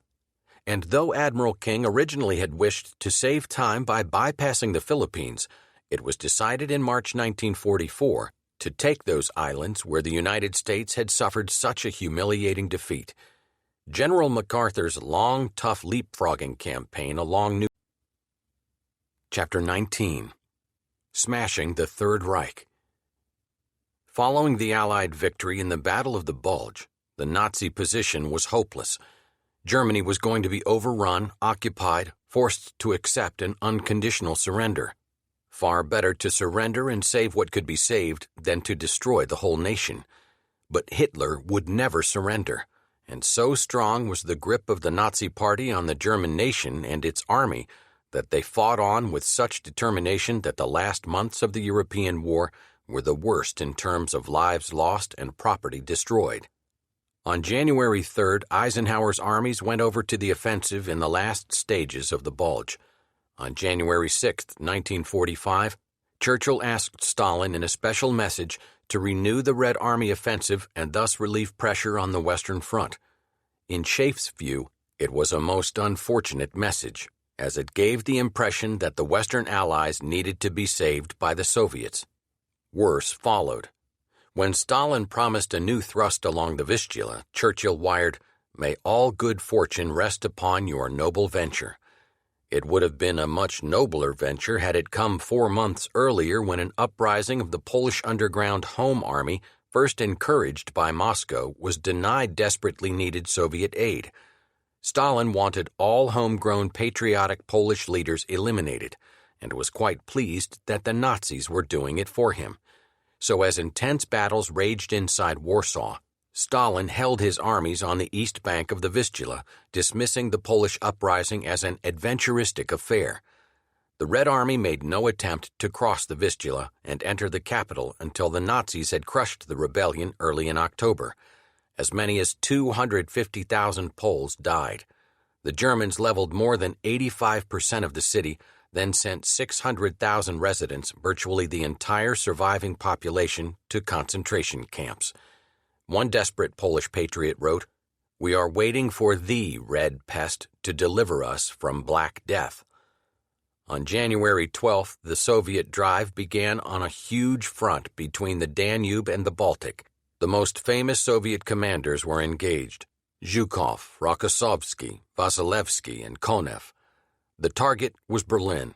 As described in the official Soviet history, the Soviets had now mustered an overwhelming superiority over the Germans. 5.5 times more men, 7.8 times more guns, 5.7 times more tanks, and 17.6 times more planes. They ground on across Poland and into the Prussian province of Brandenburg. Hungary, that since 1943 had sought intermittently to sign an armistice with the West in secret negotiations at Istanbul, surrendered to Moscow on January 20, 1945. Nazi units, however, held on in Budapest until February 13th, ruining that splendid city in the process.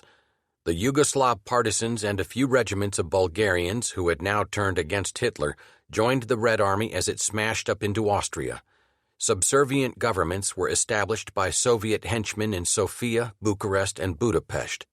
Coalitions clearly dominated by communists took over in Poland, Yugoslavia, and the Slovakian portion of Czechoslovakia. By early 1945, the military situation required the principal Allied leaders to meet for the purpose of making decisions on the shape of the post-war world.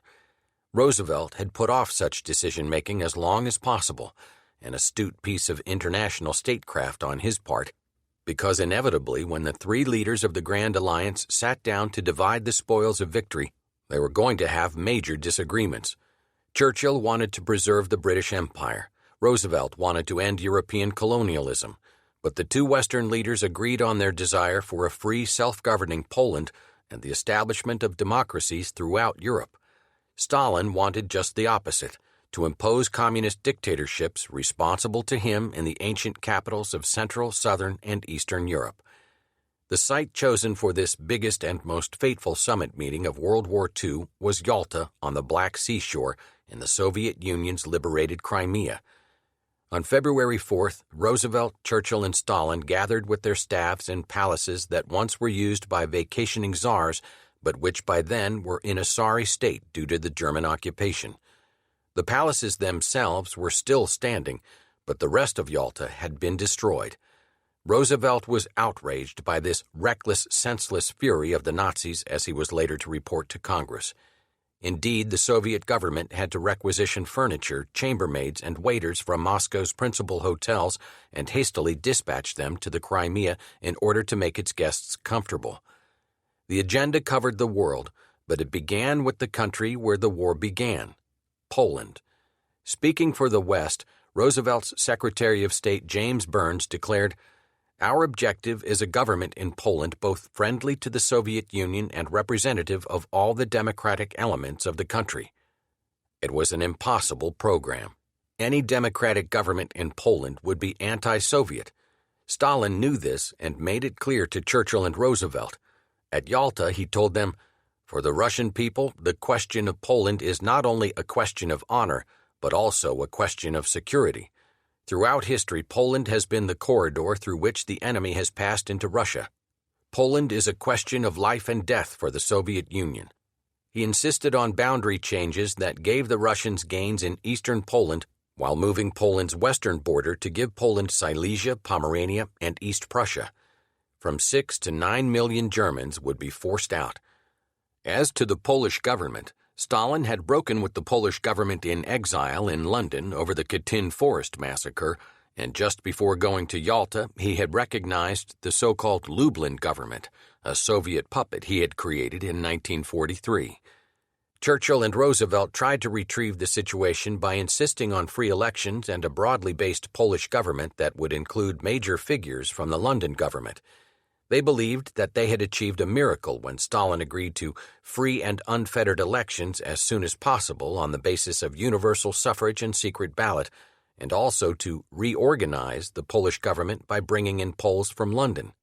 When Roosevelt reported to Congress on Yalta, he stressed Stalin's promise of free elections and thus fed soaring American expectations about the shape of post-war Europe. The liberated nations would be democratic with a market economy.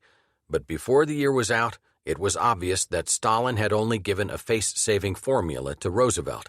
He had no intention of carrying out his agreements. Throughout the vast stretches of East and Central Europe occupied by the Red Army, Stalin suppressed freedom of speech, assembly, religion, and the press through his satellite governments. Not until 50 years after Yalta did the Poles get to hold those free elections. As a result, the American people felt a sense of betrayal. Amazingly, many of them blamed Roosevelt.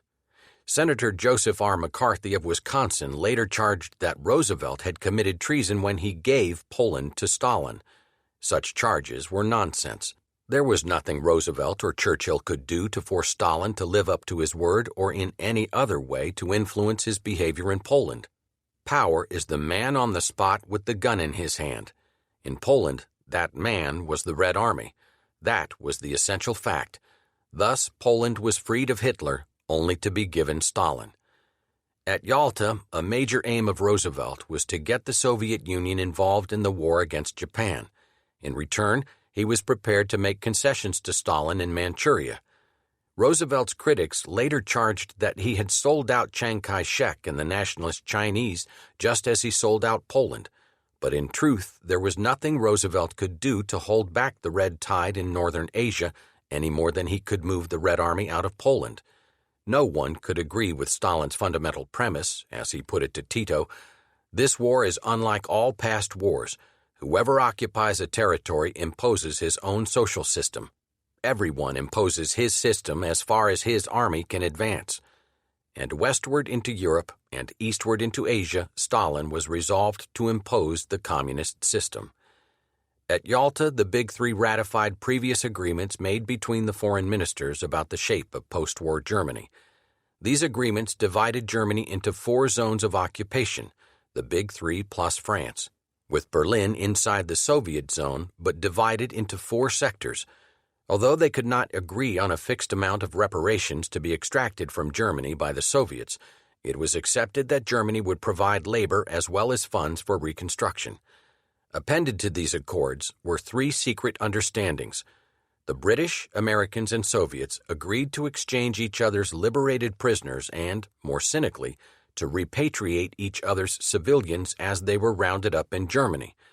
This, of course, meant a Western obligation to send back to the Soviet Union many thousands of deserters and political refugees, most of them to certain death. The second secret understanding arranged a voting formula with a veto for permanent members in the Security Council of the proposed United Nations. In the third secret understanding, the Soviet Union formally promised to end the war with Japan in 2 or 3 months after Germany has surrendered. While the political leaders talked in Yalta, their armies squeezed Germany ever tighter. Hitler exhorted his troops everywhere to stand fast. Everywhere they were overwhelmed. In the West, Hitler had an opportunity to pull his troops back behind the Rhine River, blow up all the bridges, and dare the Allies to cross. Instead, he ordered no retreat, which gave Eisenhower's artillery and infantry an opportunity gleefully seized to kill Germans west of the Rhine. By the end of February, the Allied armies were closing the Rhine from its mouth to its source. At Cologne and elsewhere, as Eisenhower's men got to the river, the Germans blew up the bridges. South of Cologne, however, on March 7th, when the U.S. 9th Armored Division closed on the massive Ludendorff Bridge at Remagen, to the amazement of the Americans, it stood intact. In one of the most daring actions of the war, GIs dashed across the bridge in the face of intense machine gun fire, even as the Germans tried to blow it up, and took the bridge intact. The Allies were across the Rhine. Eisenhower rushed reinforcements to the bridgehead, and Hitler was furious.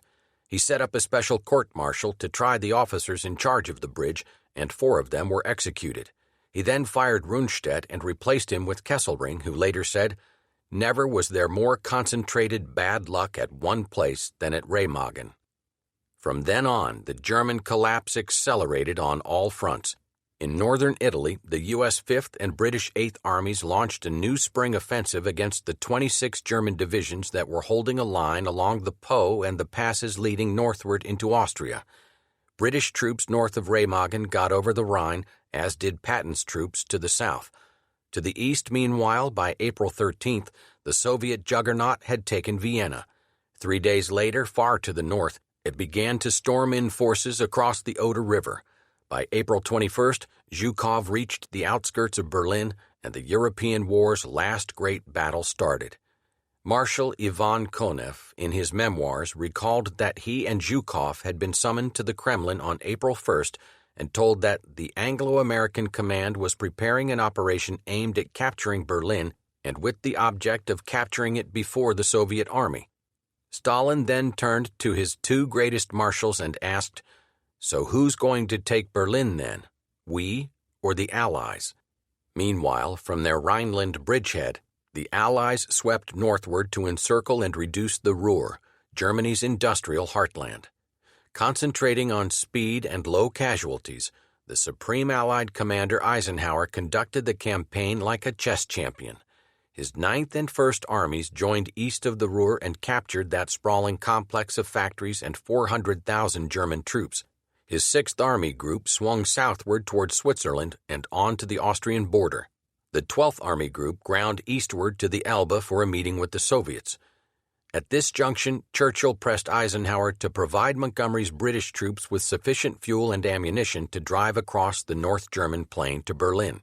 He wanted to get to the city before the Red Army got there. He told Eisenhower that the Soviets were about to liberate Vienna, adding, "If they also take Berlin, will not their impression that they have been the overwhelming contributor to our common victory be unduly imprinted in their minds?" He stated that he deemed it best that Allied and Soviet troops shake hands as far east as possible. But Eisenhower thought it madness to send his forces toward Berlin when there was little, if any, chance they would arrive before the Red Army got there. Eisenhower also wanted a clearly recognizable demarcation line as the armies closed in from east and west, so that when his men met the Soviets, there would be no incidents of friendly fire exchanges. And he wanted to get Patton's Third Army into the Austrian Alps before the Germans could create a redoubt in the mountains. He therefore informed Stalin that he would halt the Western armies when they reached the Elbe River. Churchill continued to press him to go farther east. Finally, Eisenhower wired his superiors to say, "I am the first to admit that a war is waged in pursuance of political aims, and if the Combined Chiefs of Staff, CCS, should decide that the Allied effort to take Berlin outweighs purely military considerations in this theater, I would cheerfully readjust my plans and my thinking so as to carry out such an operation." He was not willing to risk the lives of 100,000 or more men for no military gain. The CCS did not change his orders. As the Americans, British, and Free French broke through the walls of Hitler's Third Reich, they discovered to their horror that even the most ghastly tales about Nazi atrocities were understatements. One after another, they penetrated the unbelievable hells of Buchenwald, Dachau, and Bergen-Belsen, while the Soviets, approaching from the east, entered the death mills of Lublin-Majdanek and Auschwitz. After he had seen his first concentration camp near the aristocratic town of Goethe, Eisenhower cabled Washington and London to send journalists and members of Congress and Parliament to Germany as soon as possible. "I felt," he later wrote, "that the evidence should be immediately placed before the American and British publics in a fashion that would leave no room for cynical doubt." Back in the United States, meanwhile, on April 12, 1945, a tired and prematurely old Franklin Roosevelt was resting at Warm Springs, Georgia, when suddenly he complained, "I have a terrific headache."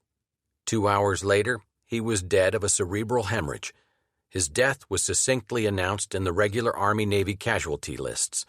Roosevelt, Franklin D., Commander-in-Chief, wife, Mrs. Anna Eleanor Roosevelt, the White House. The shock was profound. In those pre-television days, the public saw little of the president, and few Americans realized how FDR had sacrificed his health for his nation. For most of the 12 million soldiers and sailors in the U.S. Armed Forces, Roosevelt was the only president they could remember. If he could be properly criticized for not doing enough to prepare America for the war, he must be praised as a great wartime leader. It was Roosevelt, more than any other individual, who shook the lethargy out of the American people. It was Roosevelt who set the quotas for industrial production, then rallied the people so that the goals were not just met, but exceeded. It was Roosevelt who provided the leadership in the long, sometimes bitter struggle over strategy. It was Roosevelt who gave Marshall the support he needed, and Roosevelt who selected Eisenhower to command Overlord. In World War II, no one man was indispensable, except Churchill in 1940-41 and Roosevelt thereafter. His contribution was understood around the world. In the United States, the shock of his death was comparable to Lincoln's, and the grief as great. Churchill called Roosevelt's passing a loss to the British nation and to the cause of freedom in every land. Chiang Kai-shek began a fast and meditation. The streets of Moscow were filled with weeping men and women. Goebbels telephoned Hitler with delight. "My Führer, I congratulate you. Roosevelt is dead. It is written in the stars that the second half of April will be a turning point for us." Hitler himself issued an order of the day describing Roosevelt as the greatest war criminal of all times. And Harry Truman, a modest but decisive man, moved into the American seat of power to usher the world into the atomic age. Not until after he had taken the oath of office did he know about the Manhattan Project. "Boys," he told the press, "last night the whole weight of the moon and stars fell on me. Please pray for me." Roosevelt died at Warm Springs with the assurance that his cause had won. Such was not to be the fate of the Axis dictators. Mussolini was the first to go. By the end of April, as the Allies were approaching Milan as partisans were swarming up to the Swiss border, the Duce took off northward with a few followers and his young mistress, Clara Petacci. On April 27th, his little caravan was stopped by a partisan roadblock. Mussolini disguised himself in a German helmet and military overcoat, but he was recognized and seized. On April 28th, near Lake Como, the Duce and his mistress were stood against a wall and shot. The bodies were trucked to Milan, kicked, beaten, and strung up by their feet in front of a gasoline station. When Hitler received the news, the Battle of Berlin was raging all around him, although his chancellery was still defended against the Soviets. On April 29th, he dictated his personal will and his political testament. He named Martin Bormann, the number 2 Nazi, as his executor and expelled Goering and Himmler from the party because of their disloyalty to his frenzied last-minute commands. He appointed Grand Admiral Karl Dönitz President of the Reich and Supreme Commander of the Armed Forces. He made a last appeal against international Jewry and then concluded, "I myself and my wife, in order to escape the shame of overthrow or capitulation, choose death." His wife was Eva Braun, whom he married the day before his suicide. Hitler ordered that his favorite Alsatian dog be poisoned, and poison was distributed to his secretaries. Then, early in the morning of April 30th, he shook hands with remaining members of his entourage and retired with Eva Braun. Goebbels, Bormann, and a few other Nazi bosses were left behind to send the final telegrams. About 3:15 that afternoon, Eva Braun, sprawled on a sofa, took poison. At 3:30, Hitler, seated at a table near her, shot himself in the mouth with a pistol. The corpses were taken into the Chancellery garden by Bormann, Hitler's valet and a surgeon, placed in a Russian shell hole, doused in gasoline, and burned. Goebbels had an SS orderly shoot him and his wife after she had poisoned their 6 children. Bormann disappeared without a trace. By the time of Hitler's death, thousands of Berliners were scurrying from their besieged capital in a hysterical effort to avoid Soviet retribution, as block by block, floor by floor, the troops of Zhukov and Konev bored through the burning city. An officer with a German tank unit at Tempelhof Airfield kept a diary that gives some faint idea of that last terrible fight. "We retreat again under heavy Russian air attacks. Inscriptions on the house walls, 'The hour before sunrise is the darkest,' and 'We retreat, but we are winning.' The night is fiery red. Heavy shelling, otherwise a terrible silence. Women and children huddling in niches and corners and listening for the sounds of battle. Nervous breakdowns. The wounded that are not simply torn apart are hardly taken in anywhere. The civilians in their cellars are afraid of them. Too many of them, wounded soldiers, have been hanged as deserters." On May 2nd, Berlin at last fell. The Red Army had suffered 300,000 casualties, 10% of the attacking force and the highest Red Army casualties of the war, and Germany lost 125,000 Berlin civilians and between 150,000 and 200,000 military personnel. The Soviets gained their first somber sense of triumph, the first awesome sight of the ruins, and the first parades under the pall of smoke. They had taken Berlin, but at a terrible cost to themselves as well as to Berlin. The rape, pillage, and looting that followed was great, even by World War II standards. For a few more days, disconnected fragments of the Wehrmacht thrashed about in isolated sectors between the Austrian Tyrol and Scandinavia. Bormann had sent to Dönitz Hitler's last message that said, "Grand Admiral Dönitz, in place of the former Reich Marshal Goering, the Führer appoints you as his successor. Written authority is on its way. You will immediately take all such measures as the situation requires." Dönitz, whom nobody bothered to tell that Hitler was dead, wired back, "My Führer, my loyalty to you will be unconditional." The German radio announced that the Führer had died fighting to his last breath against Bolshevism. It said nothing of suicide. Dönitz went on the air to regret the hero's death of Hitler. He publicly hinted at a desire to arrange accommodation with the Western Allies against the advancing Bolshevik enemy.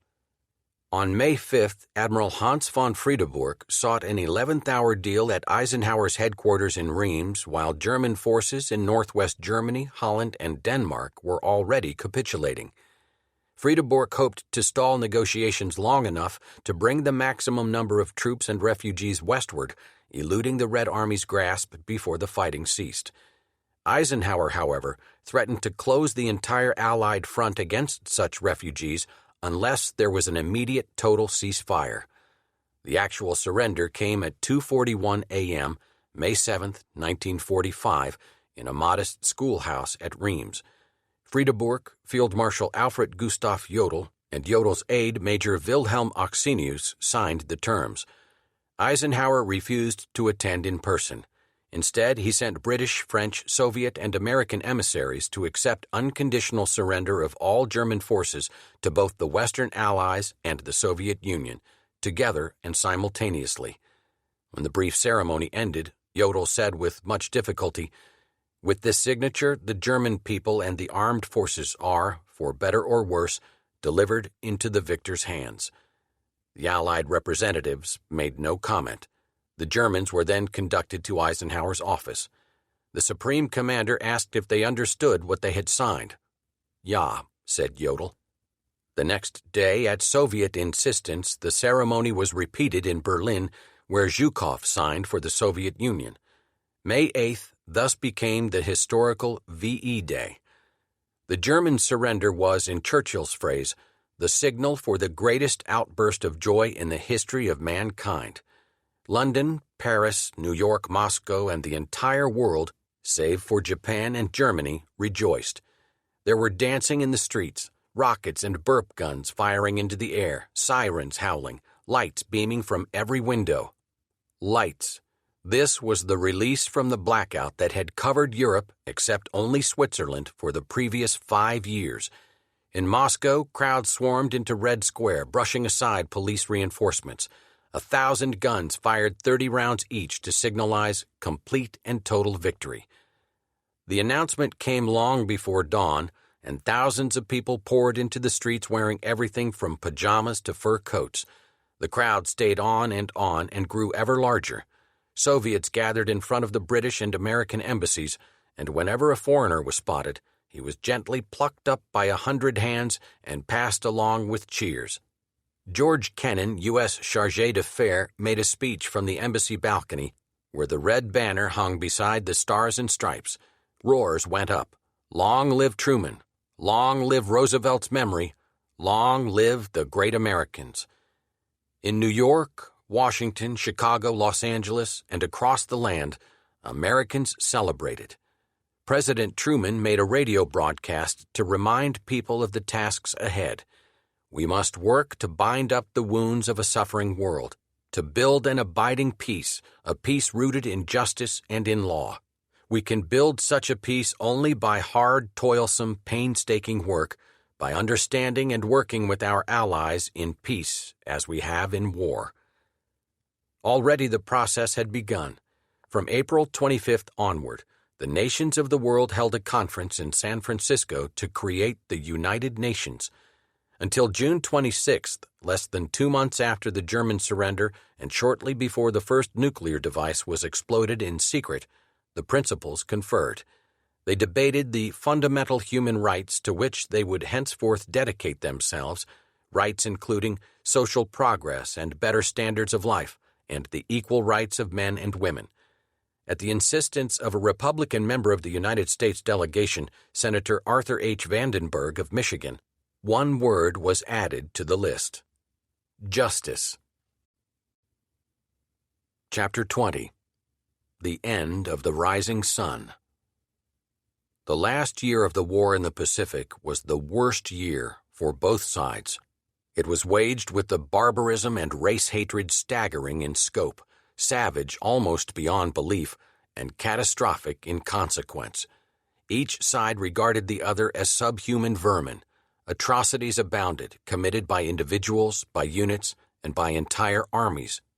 The Japanese government and the U.S. government characterized the enemy peoples as beasts, roaches, rats, monkeys, and worse, in a campaign put out to the masses by government propaganda agencies using the crudest formats: movies, radio, and press geared to a third-grade reading level.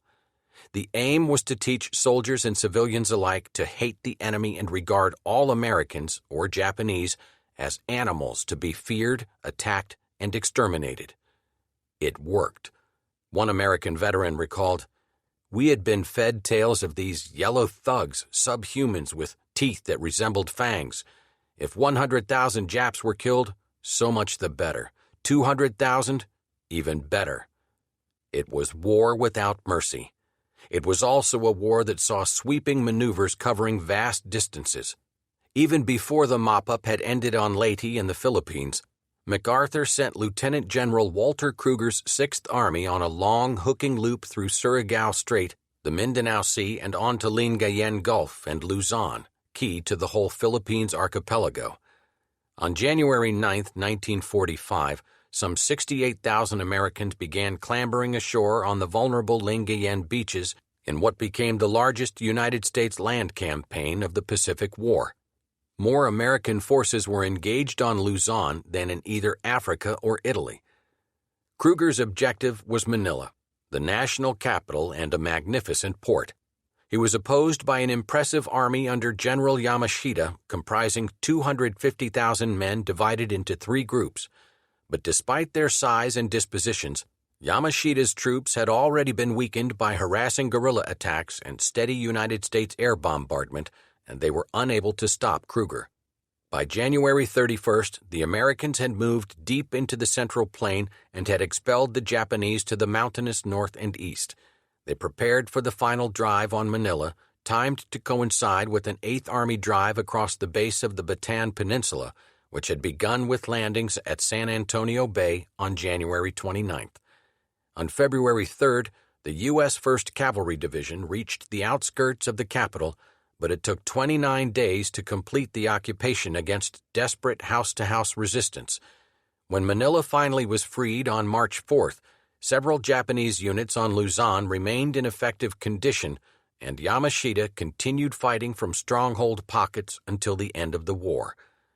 As they withdrew from Manila and other places, the Japanese were guilty of, in the words of Manuel Acuña Rojas, who became president of the Philippines in 1946, unbelievable and vengeful sacking.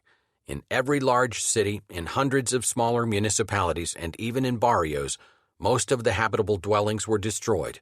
Schools had been sacked and gutted, bridges over the principal rivers blown up, telephone and telegraph lines disrupted, radio stations dismantled, and all the government buildings in ruins. All the inter-island vessels were sunk or taken away by the Japanese. No commercial aircraft remained. Streetcars and buses were destroyed or stolen. Railroads were bombed into uselessness, and most of the rolling stock was gone. Most of the precious work animals were eaten or killed. 2 weeks after returning to the rubble of Manila, where he had spent so many years, MacArthur was back on Corregidor. He issued an order: hoist the colors and let no enemy ever haul them down. At last, on July 5th, he was able to announce the campaign was over. In the Philippines, the Americans had eliminated some 450,000 Japanese troops. In the Central Pacific Theater, meanwhile, some 6 weeks after the landings in the Philippines, the U.S. Marines swung into action on tiny Iwo Jima. D-Day was February 19th. Only 775 miles from Honshu, a main island of Japan, the barren volcanic island of Iwo Jima was of particular importance to the B-29 offensive. It was being used by the Japanese as a radar warning station and as a base for fighter interceptors. Once captured, its 3 airfields could be employed by P-51 Mustangs to provide fighter escort for the huge B-29s as they flew the 1,000-mile return trip to their bases in the Marianas to the south. Iwo Jima could also serve as an emergency landing field for damaged B-29s on their homeward flight. The 8 square miles of Iwo Jima were defended by more than 20,000 Japanese.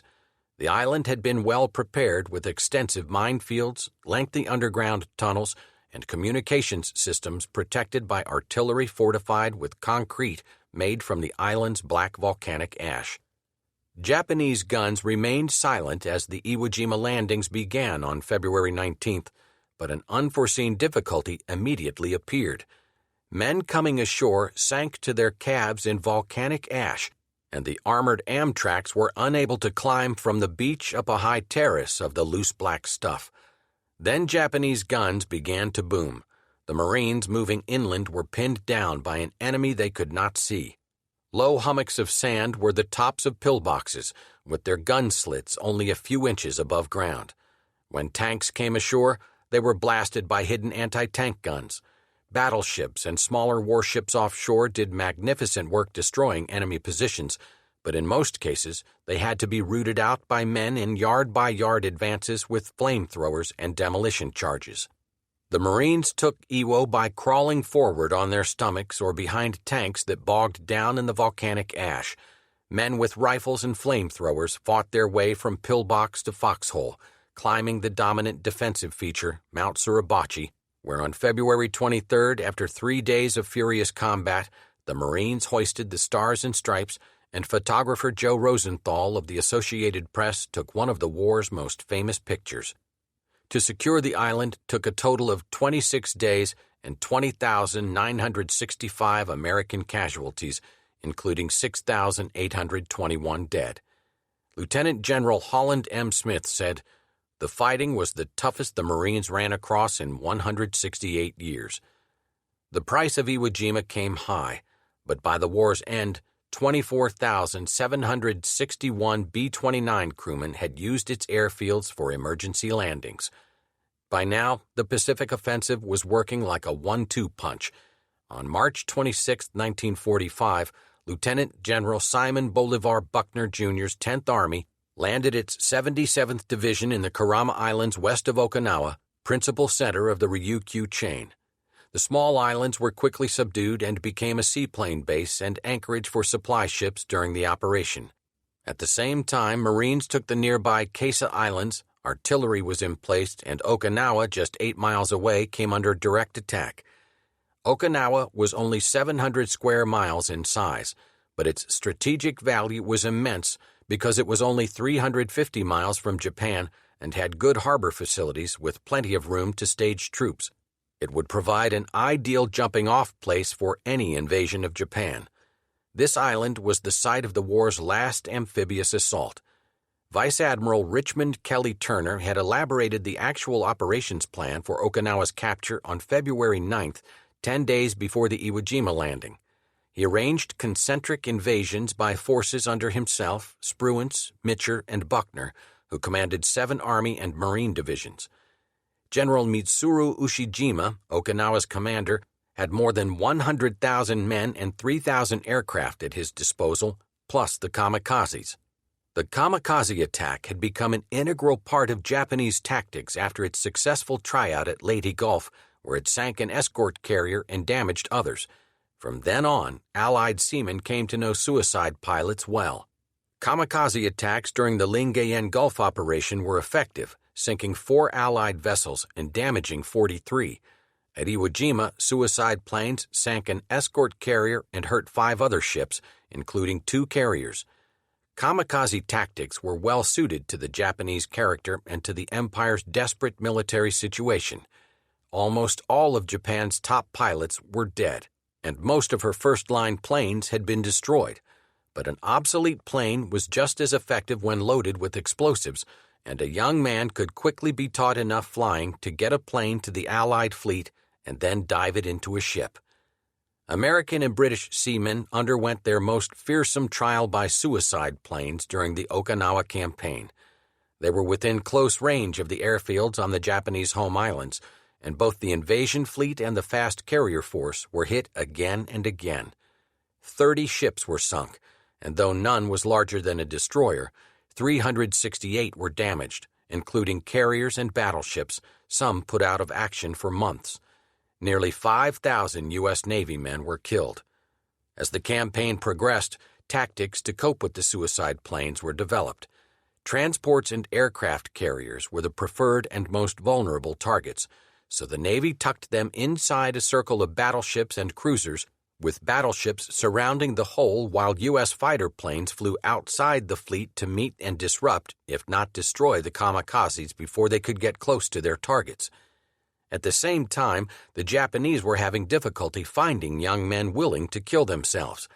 Many returned from their mission saying they had been unable to find the Allied fleet, but enough others kept boring in, regardless of their own fate, to make the kamikaze attacks a nightmare for the U.S. Navy. And the divine wind made those who were already at work on plans for the invasion of the home islands fearful because they knew the Japanese had thousands of kamikazes waiting, plus human-guided torpedoes and kamikaze patrol boats packed with explosives. First, Okinawa had to be taken. The landing began at 8:30 a.m. on April 1st, Easter Sunday. During the first hours of the invasion, the Americans were surprised to find almost no opposition on the beaches. In fact, there seemed to be little opposition anywhere.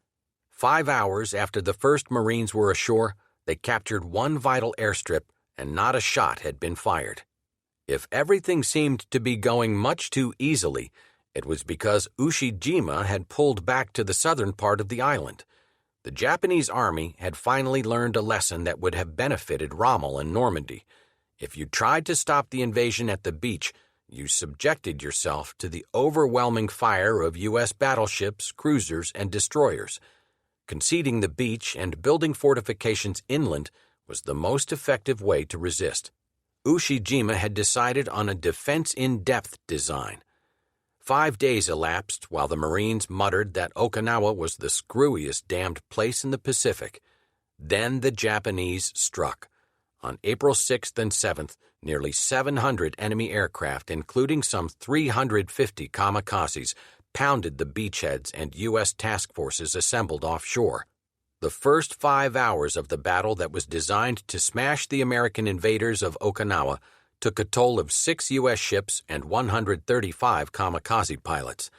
The Japanese committed their largest battleship, the 72,908-ton Yamato, without air cover and with fuel enough only for a one-way trip. It was a kamikaze battleship. On April 7th, despite its screen of 8 destroyers and the light cruiser Yahagi, it was sunk in less than 2 hours, along with 4 destroyers and the Yahagi. Japanese losses from the Yamato alone were 2,500 men, and the Imperial fleet was gone. The land conquest of Okinawa proceeded in a series of pushes by a combined Army-Marine force of 300,000 men. The Army first reduced the northern defenses and then turned southward. The ultimate and most fiercely defended position was in the ancient city of Shuri, a center of pre-Chinese and pre-Japanese culture. Japanese troops hid everywhere, but most of all in the caves that covered the island. It was not possible for the GIs and Marines to simply bypass the caves and push on, because the Japanese would emerge at their backs and subject them to withering fire. American flamethrowers proved to be the only weapon that could either force Japanese soldiers out of their caves or kill them. Even with flamethrowers, American losses were at the edge of being unacceptable. Altogether, the Army, Navy, Coast Guard, and Marines suffered 49,200 casualties. This was the heaviest American toll of the war in the Pacific. People at home looked at the casualty list and shuddered. They began to ask, isn't there another way to bring the Japanese to surrender, not only for the sake of American lives, but for the Japanese too? When the last strong point on Kiyama Peninsula fell, 110,071 Japanese were dead, 9 for every American. General Buckner was among the Americans killed. Before dawn on June 22nd, Ushijima and his principal subordinate, Lieutenant General Cho, knelt in full-dress uniform before their headquarters cave and cut out their own entrails. They had fought on in a hopeless situation, dooming tens of thousands of young Japanese and Americans to senseless deaths, then tried to absolve themselves through suicide. Many of their men did the same. Of the 100,000 troops on the island when the campaign began, only 7,500 surrendered, and many of them were wounded men who were too weak to kill themselves. This bespoke a fanaticism never seen previously, a willingness on the part of Japan's military dictators to commit national suicide rather than to surrender. On any rational basis, they should have surrendered after the fall of the Philippines, absolutely after the fall of Okinawa. Japan still held a huge empire on the Asian continent, stretching from the Dutch East Indies northward to Manchuria, including Saigon and Seoul, Peking and Nanking, Hong Kong and Singapore. But these vast populations held in thrall by the Japanese were more a hindrance than a help to them. The Japanese empire stretched far beyond the Japanese ability to police or profit from it. At home in Japan, meanwhile, the nation was helpless. It could not contest control of the skies, which were open to the American B-29s. It could not contest control of the seas. It could only inflict death and destruction in a hopeless cause that was exactly the course the Japanese military decided on. The Japanese decision to fight to the death endangered the nation in another way. When the war in Europe ended, the Soviets were sure to turn their attention eastward. As disaster loomed over Germany, it became increasingly necessary for Japan to keep ground forces opposite the Soviet-Japanese border.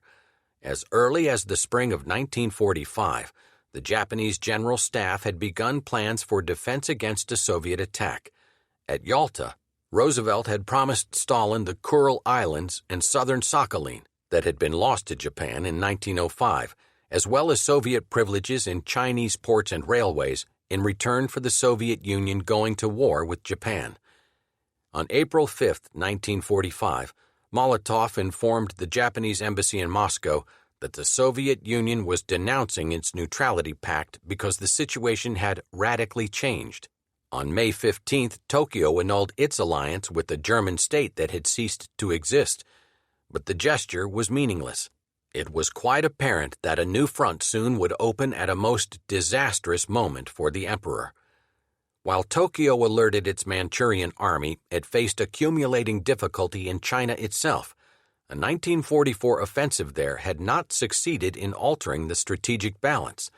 Despite mutual recriminations, both Mao's Communists and Chiang's Kuomintang armies continued to nibble at areas occupied by a Japan that no longer had troops to spare.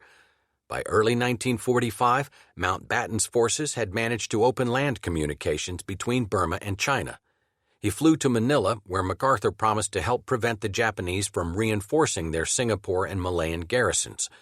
At Potsdam, Marshall authorized Mountbatten to assume over Siam, Thailand, whatever control he required and to plan for eventual operations in formerly Dutch Sumatra and in French Indochina, whose territory was thereby withdrawn from MacArthur's supervision.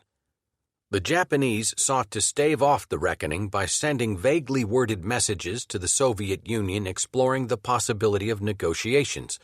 They were by no means ready to surrender, however. Their fantasy was that they could trade some parts of their empire and hold on to others. When the Big Three victors met at Potsdam in July, Stalin told the British and Americans of these Japanese overtures. Truman then confided to Stalin the secret that the United States possessed a new bomb that could have a decisive effect on the war, but he avoided disclosing the weapon's full import. Stalin said he hoped Truman would use it with effect against the Japanese and repeated his promise to declare war on Japan within 3 months of the end of the war in Europe. In other words, by August 8th. By this time, Japan's most dreadful tribulations had begun. General Curtis LeMay had made of the Marianas a massive superfortress base. Once he had assembled there 3 wings of long-range B-29s, he began a series of devastating raids against Japan's helpless main island cities. Starting in February 1945, employing a new bomb containing magnesium and jellied gasoline, napalm, bombers burned out factories, docks, urban areas, and Tokyo itself. Japan, with jerry-built wooden houses and jam-packed industrial centers, was particularly vulnerable to incendiary attack. LeMay made the most of the situation, reducing the armament and crews of his planes so they could carry a maximum weight of firebombs. In March, he dispatched 334 B-29s from Guam, Saipan, and Tinian on the most destructive single bombing mission ever recorded.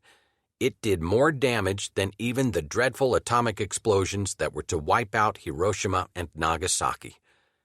Just after midnight, between March 9th and 10th, the pounding of Tokyo started amid a high wind. Within half an hour, the resulting fires had flamed wholly out of control. A factory worker who took refuge in a school compound later described his experience. The fires were incredible by now, with flames leaping hundreds of feet into the air. There seemed to be a solid wall of fire rolling toward the building. All the windows were closed to prevent sparks from pouring into the rooms and setting the school ablaze. Many people were already gasping for breath. With every passing minute, the air became more foul. The noise was a continuing crashing roar. The great bombers were still coming over Tokyo in an endless stream. Fire winds filled with burning particles rushed up and down the streets. I watched people, adults and children, running for their lives, dashing madly about like rats. The flames raced after them like living things, striking them down.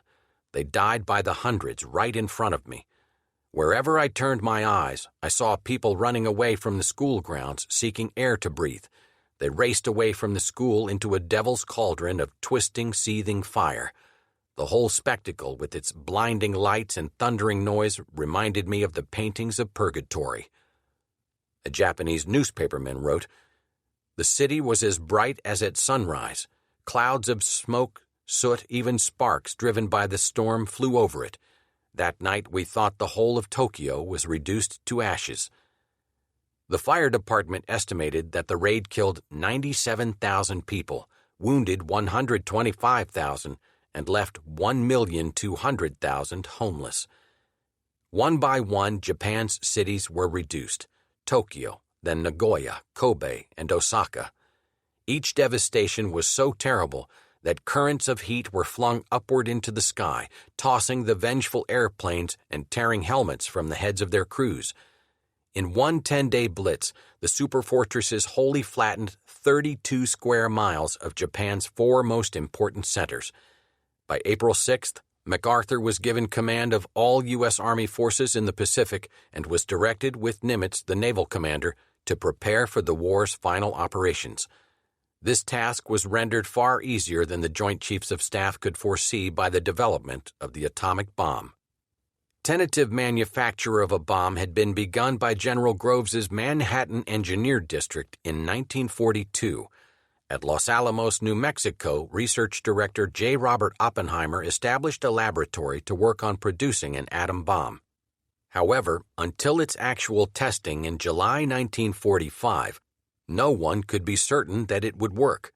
So secret was the project that only a handful of people were even aware of its existence, and they did not include Harry Truman, then Vice President.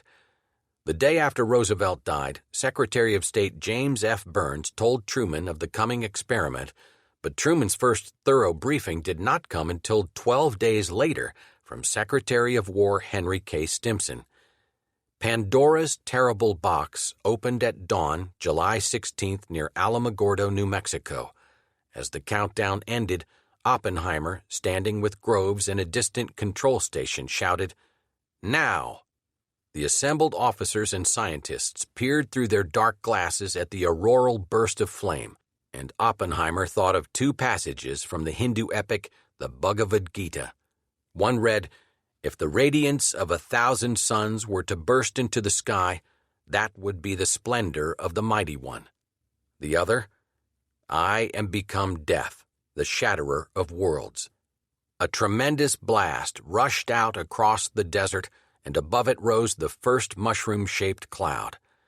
It remained for Truman to decide if, how, where, and when this weapon should be employed. 12 days before the test, Churchill had given the president British consent in principle to drop the bomb on Japan. Truman himself was to write in his memoirs, "Let there be no mistake about it.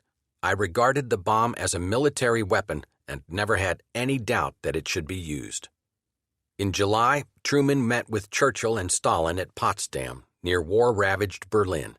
British elections were held during early July, and Churchill was defeated and replaced at the later Potsdam sessions by the new Prime Minister, Clement Attlee. It was the last of the wartime conferences, and it accomplished little. Stalin was urged to make good on his promise to declare war on Japan, although some U.S. military officers were now cooling to the idea. It was decided to settle the question of Poland's western boundaries later, an empty gesture, for the Poles had already moved into eastern Germany after evicting the Germans there and plainly meant to stay. At one point, the Americans threatened to leave the conference because of Stalin's insistence on reparations so huge that they would have left Germany without enough to subsist on. But the most important event during the conference occurred elsewhere. President Truman received word that the first atomic test explosion at Alamogordo, New Mexico, had been successful. The president at once issued the Potsdam Declaration, a surrender ultimatum to Japan. There was some discussion among American leaders on what preliminary warnings should be addressed to Tokyo prior to the deployment of the two bombs already being assembled on Tinian. Undersecretary of State Joseph C. Grew urged that Japan be alerted to its danger with a message indicating no insistence on the emperor's abdication. Stimson echoed this view, but Burns opposed it on the grounds that the Japanese would regard this as a concession and would convince themselves that the casualties their troops inflicted on the Americans on Okinawa had made the enemy fearful. And Burns warned one concession would lead to another, to the point that the war would end with negotiations, not unconditional surrender. So the only warning the Japanese got came on July 26th, when Truman released the Potsdam Declaration. 2 days later, Premier Suzuki announced that his government would ignore the demand that Japan surrender unconditionally or face complete destruction. Lieutenant General Spaatz, by now the commanding general of the U.S. Army Strategic Air Forces in the Pacific, had been instructed to prepare to utilize the first of the two atomic bombs after August 3rd, weather permitting, against one of 4 cities: Hiroshima, Kokura, Niigata, or Nagasaki. Following Suzuki's action, this order was confirmed. A B-29 with a specially trained crew commanded by Colonel Paul W. Tibbets, Jr. was chosen for the first mission. At 8:15 a.m. August 6th, Tibbets released over Hiroshima a uranium bomb called Little Boy. He reported later, "As far as I was concerned, it was a perfect operation." On August 9th, a plutonium bomb known as Fat Boy was dropped on Nagasaki. The destruction in each case exceeded the most careful extrapolations of scientists, and it was hours before the mushroom clouds, smoke, and flames had blown away sufficiently to permit adequate photo reconnaissance. The casualty toll was staggering and, of course, fails to suggest the indescribable suffering incurred, but estimates claim, no one knows for certain, that from 70,000 to 80,000 people were killed at Hiroshima and an equal number were injured, and that some 40,000 died at Nagasaki and about 60,000 were injured. Life came cheap in the world of 1945. The losses at Hiroshima and Nagasaki were not as great as German losses in Berlin or Dresden or Japanese losses in Tokyo. It was the inherent shock of the event, one plane, one bomb, one city, that overwhelmed people, not the fact that another Japanese city or two had been destroyed, with most of its people killed or wounded. 70 years later, the American use of the atomic bomb in August 1945 remains one of the most controversial and emotional issues of the war. It was not necessary, one side says. The Japanese were licked and they knew it. All they sought was a guarantee that the emperor would remain on his throne.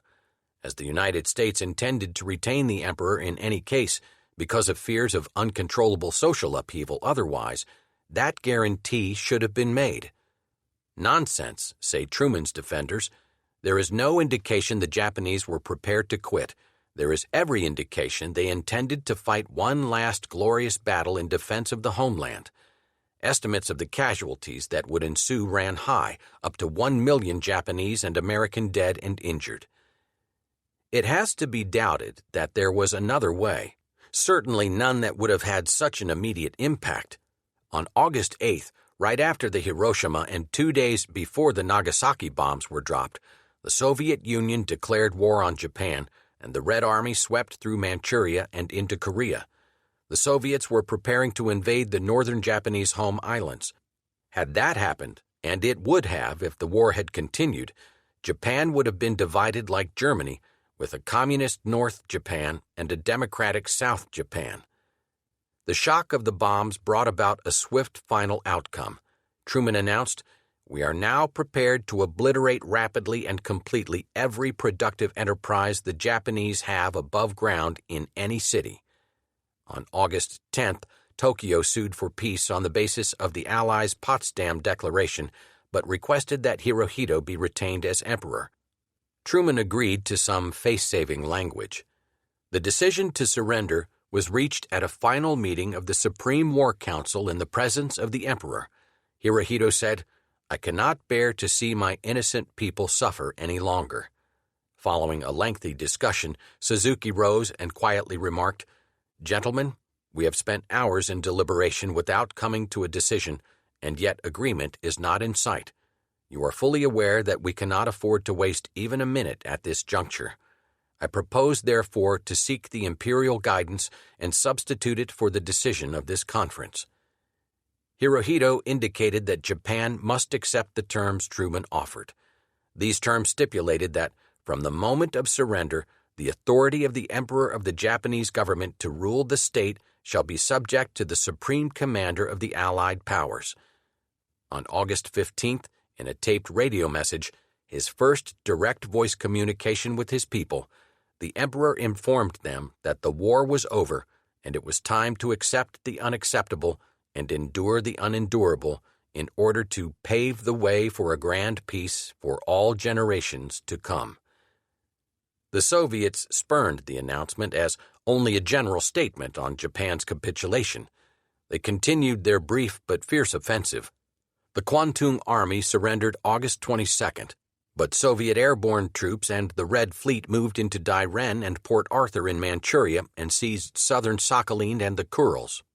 The Soviets captured 594,000 Japanese and killed some 80,000, against their own losses of 8,000 dead and 22,000 wounded.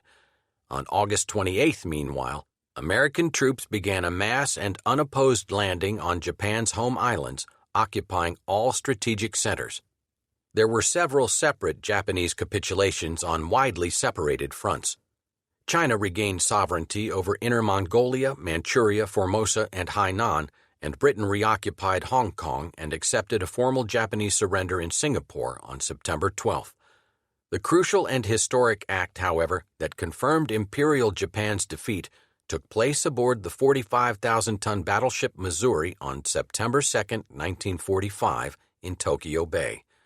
General MacArthur staged the event with a sense of drama. Suzuki had resigned on August 15th. The new premier, Prince Higashikuni, was able to avoid the capitulation ceremony for protocol reasons. He was the emperor's uncle. Instead, the one-legged foreign minister Mamoru Shigemitsu, wearing striped pants and a top hat, limped aboard the Missouri from a boat that flew the Stars and Stripes, accompanied by General Yoshijiro Umezu, representative of the General Staff. The Missouri, flagship of the U.S. Pacific Fleet, flew the same flag that had waved over the Capitol in Washington the day Pearl Harbor was attacked.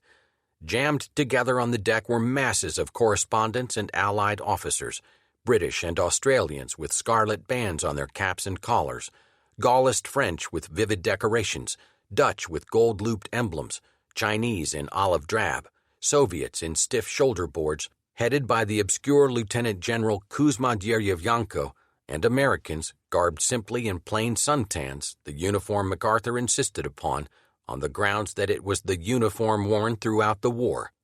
After MacArthur opened the ceremony with a brief, generous address, Shigemitsu, with dignity, signed 2 copies of the surrender document in Japanese and English. Umezu followed. Then MacArthur strode forward, bringing with him 2 high officers who had been rescued from Japanese POW camps, Lieutenant General Jonathan M. Wainwright, whom he had been forced to leave behind at Corregidor, and Lieutenant General Sir Arthur Percival, the loser of Singapore. MacArthur then signed, followed by Nimitz and the Allied delegates. The general, looking a generation younger than his years, said, "We are gathered here, representative of the major warring powers, to conclude a solemn agreement whereby peace may be restored. The issues involving divergent ideals and ideologies have been determined on the battlefields of the world and hence are not for our discussion or debate.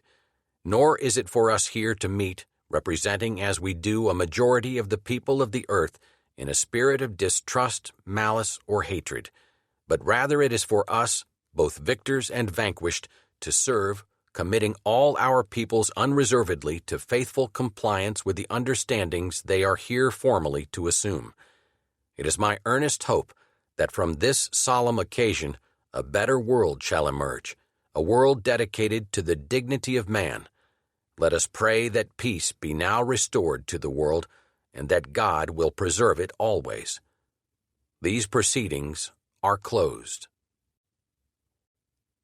Chapter 21. The Legacy.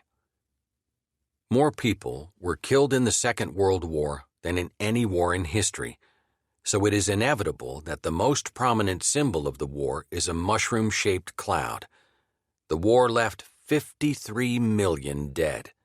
The reality behind this figure is impossible to grasp, but it was there. Young people mostly who died for causes that were not theirs, at ages when they had just begun to experience the fullness of life, leaving behind grieving parents, widows, children, and friends. Millions more were crippled physically, condemned to lives in wheelchairs if they were lucky, to immobility if they were not. Other millions were damaged mentally by the experiences of combat, whether on the front lines or in bombed cities, doomed to live lives of anger, bewilderment, and confusion. The Second World War left death, misery, and destruction in its wake. Throughout much of the world, save the Western Hemisphere, in the summer of 1945, people wandered in the rubble, hungry, exhausted, and terrified. The principal lessons of the war seemed to be that people's inhumanity knows no limit, and that science is destined to provide mankind with the means of destroying the world. The two together portended that what already in 1945 was the worst century ever would become even worse, and the political settlements made in Asia and Europe at the end of the war created problems that appeared to make World War III likely. The Grand Alliance broke up with Hitler's suicide. He was the only man who could have brought the war about. His death finished it. Cold War replaced the Hot War, even as the smoke continued to rise from the smoldering ashes. Korea was divided against the will of the Korean people. Germany was divided against the will of the German people. Vietnam was handed back to the French colonial rulers against the will of the people, and within less than a decade, it also would be divided. And in each case, the division split the countries into communist dictatorships on the one side and anti-communist regimes and a democracy in West Germany on the other.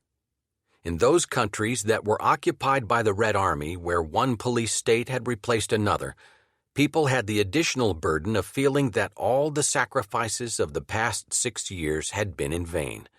In China, a civil war raged, but there was hope to be found in the ruins of war in those countries occupied by the United States.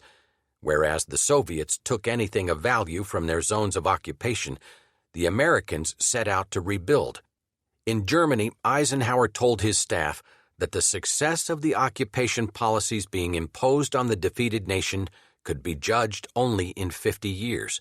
If after half a century the Germans had a stable, flourishing democracy, then the occupation could be considered a success. To bring that about, Eisenhower called in German reporters and told them that he wanted a free press in Germany, meaning that when he did something they disagreed with, it was their responsibility to criticize it in their newspapers. This invitation to criticize their conqueror came as a great surprise to reporters who had just emerged from 12 years of working for the Nazi propaganda machine. Eisenhower called in labor leaders and told them he wanted a free, independent labor movement. He told the school teachers they should teach their students that there were a number of legitimate points of view on various subjects and that they should learn to make up their own minds. To teachers who had worked for the Nazis for 12 years, the notion that schools should encourage independent thinking was astonishing.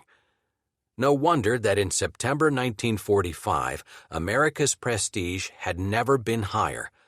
The United States had provided the tools and the personnel to save Europe and the Soviet Union from Hitler and the Nazis. The United States had helped drive the Italians out of their African colonies and thrown the Japanese out of China, Indochina, the Dutch East Indies, the Philippines, Burma, and Korea. The United States had asked nothing for itself in return. Vietnamese Communist leader Ho Chi Minh hailed the Americans as the true friends of the oppressed of the earth. So did such dissimilar men as Charles de Gaulle, Churchill, and on one occasion even Stalin himself. In a world full of hatred, death, destruction, deception, and double-dealing, the United States at the end of World War II was almost universally regarded as the disinterested champion of justice, freedom, and democracy. The truth was that the U.S. Army in Northwest Europe liberated not only France, Belgium, Holland, and other conquered nations, but it also liberated Germany. The difference between being occupied by the U.S. Army and the Red Army was, for nearly the next half-century, apparent to all of the world. In Asia, the horror of Japanese occupation was replaced in the Philippines by national independence promised by the Americans before the war and delivered on July 4, 1946. In Japan, the Americans under General MacArthur's leadership emulated Eisenhower's actions in West Germany, bringing democracy and freedom to that nation, and in the process, liberating the Japanese people from their military dictators. The American determination to lead in the reconstruction of Europe and to restore or create democratic regimes there was complete. It had many expressions, the best known and most important of which were the Marshall Plan, begun in 1947, and the creation of the North Atlantic Treaty Organization, NATO, to defend Western Europe from the Red Army. By 1953, West Germany had recovered its independence and joined NATO, meaning that less than a decade after the war, the United States and Germany were allied with the nations of Western Europe in an anti-Soviet alliance. Stalin responded by creating the Warsaw Pact. Once again, as in 1939, Europe was rearming, entering into antagonistic alliances, bluffing, threatening, and rattling sabers. But the Cold War never became hot. This was partly due to the presence of nuclear weapons, which continuously grew in explosive power through the 1950s as the rockets grew bigger and more accurate. Fear of the consequences of a nuclear holocaust deterred U.S. and Soviet leaders from ever using their arsenals. Perhaps more directly to the point, the leaders of the world in the period 1945 to 1985 could all remember World War II. They had seen what the conventional weapons of that day could do in the way of strewing death and destruction. This memory was perhaps the chief reason deterrence worked, and World War III has never happened.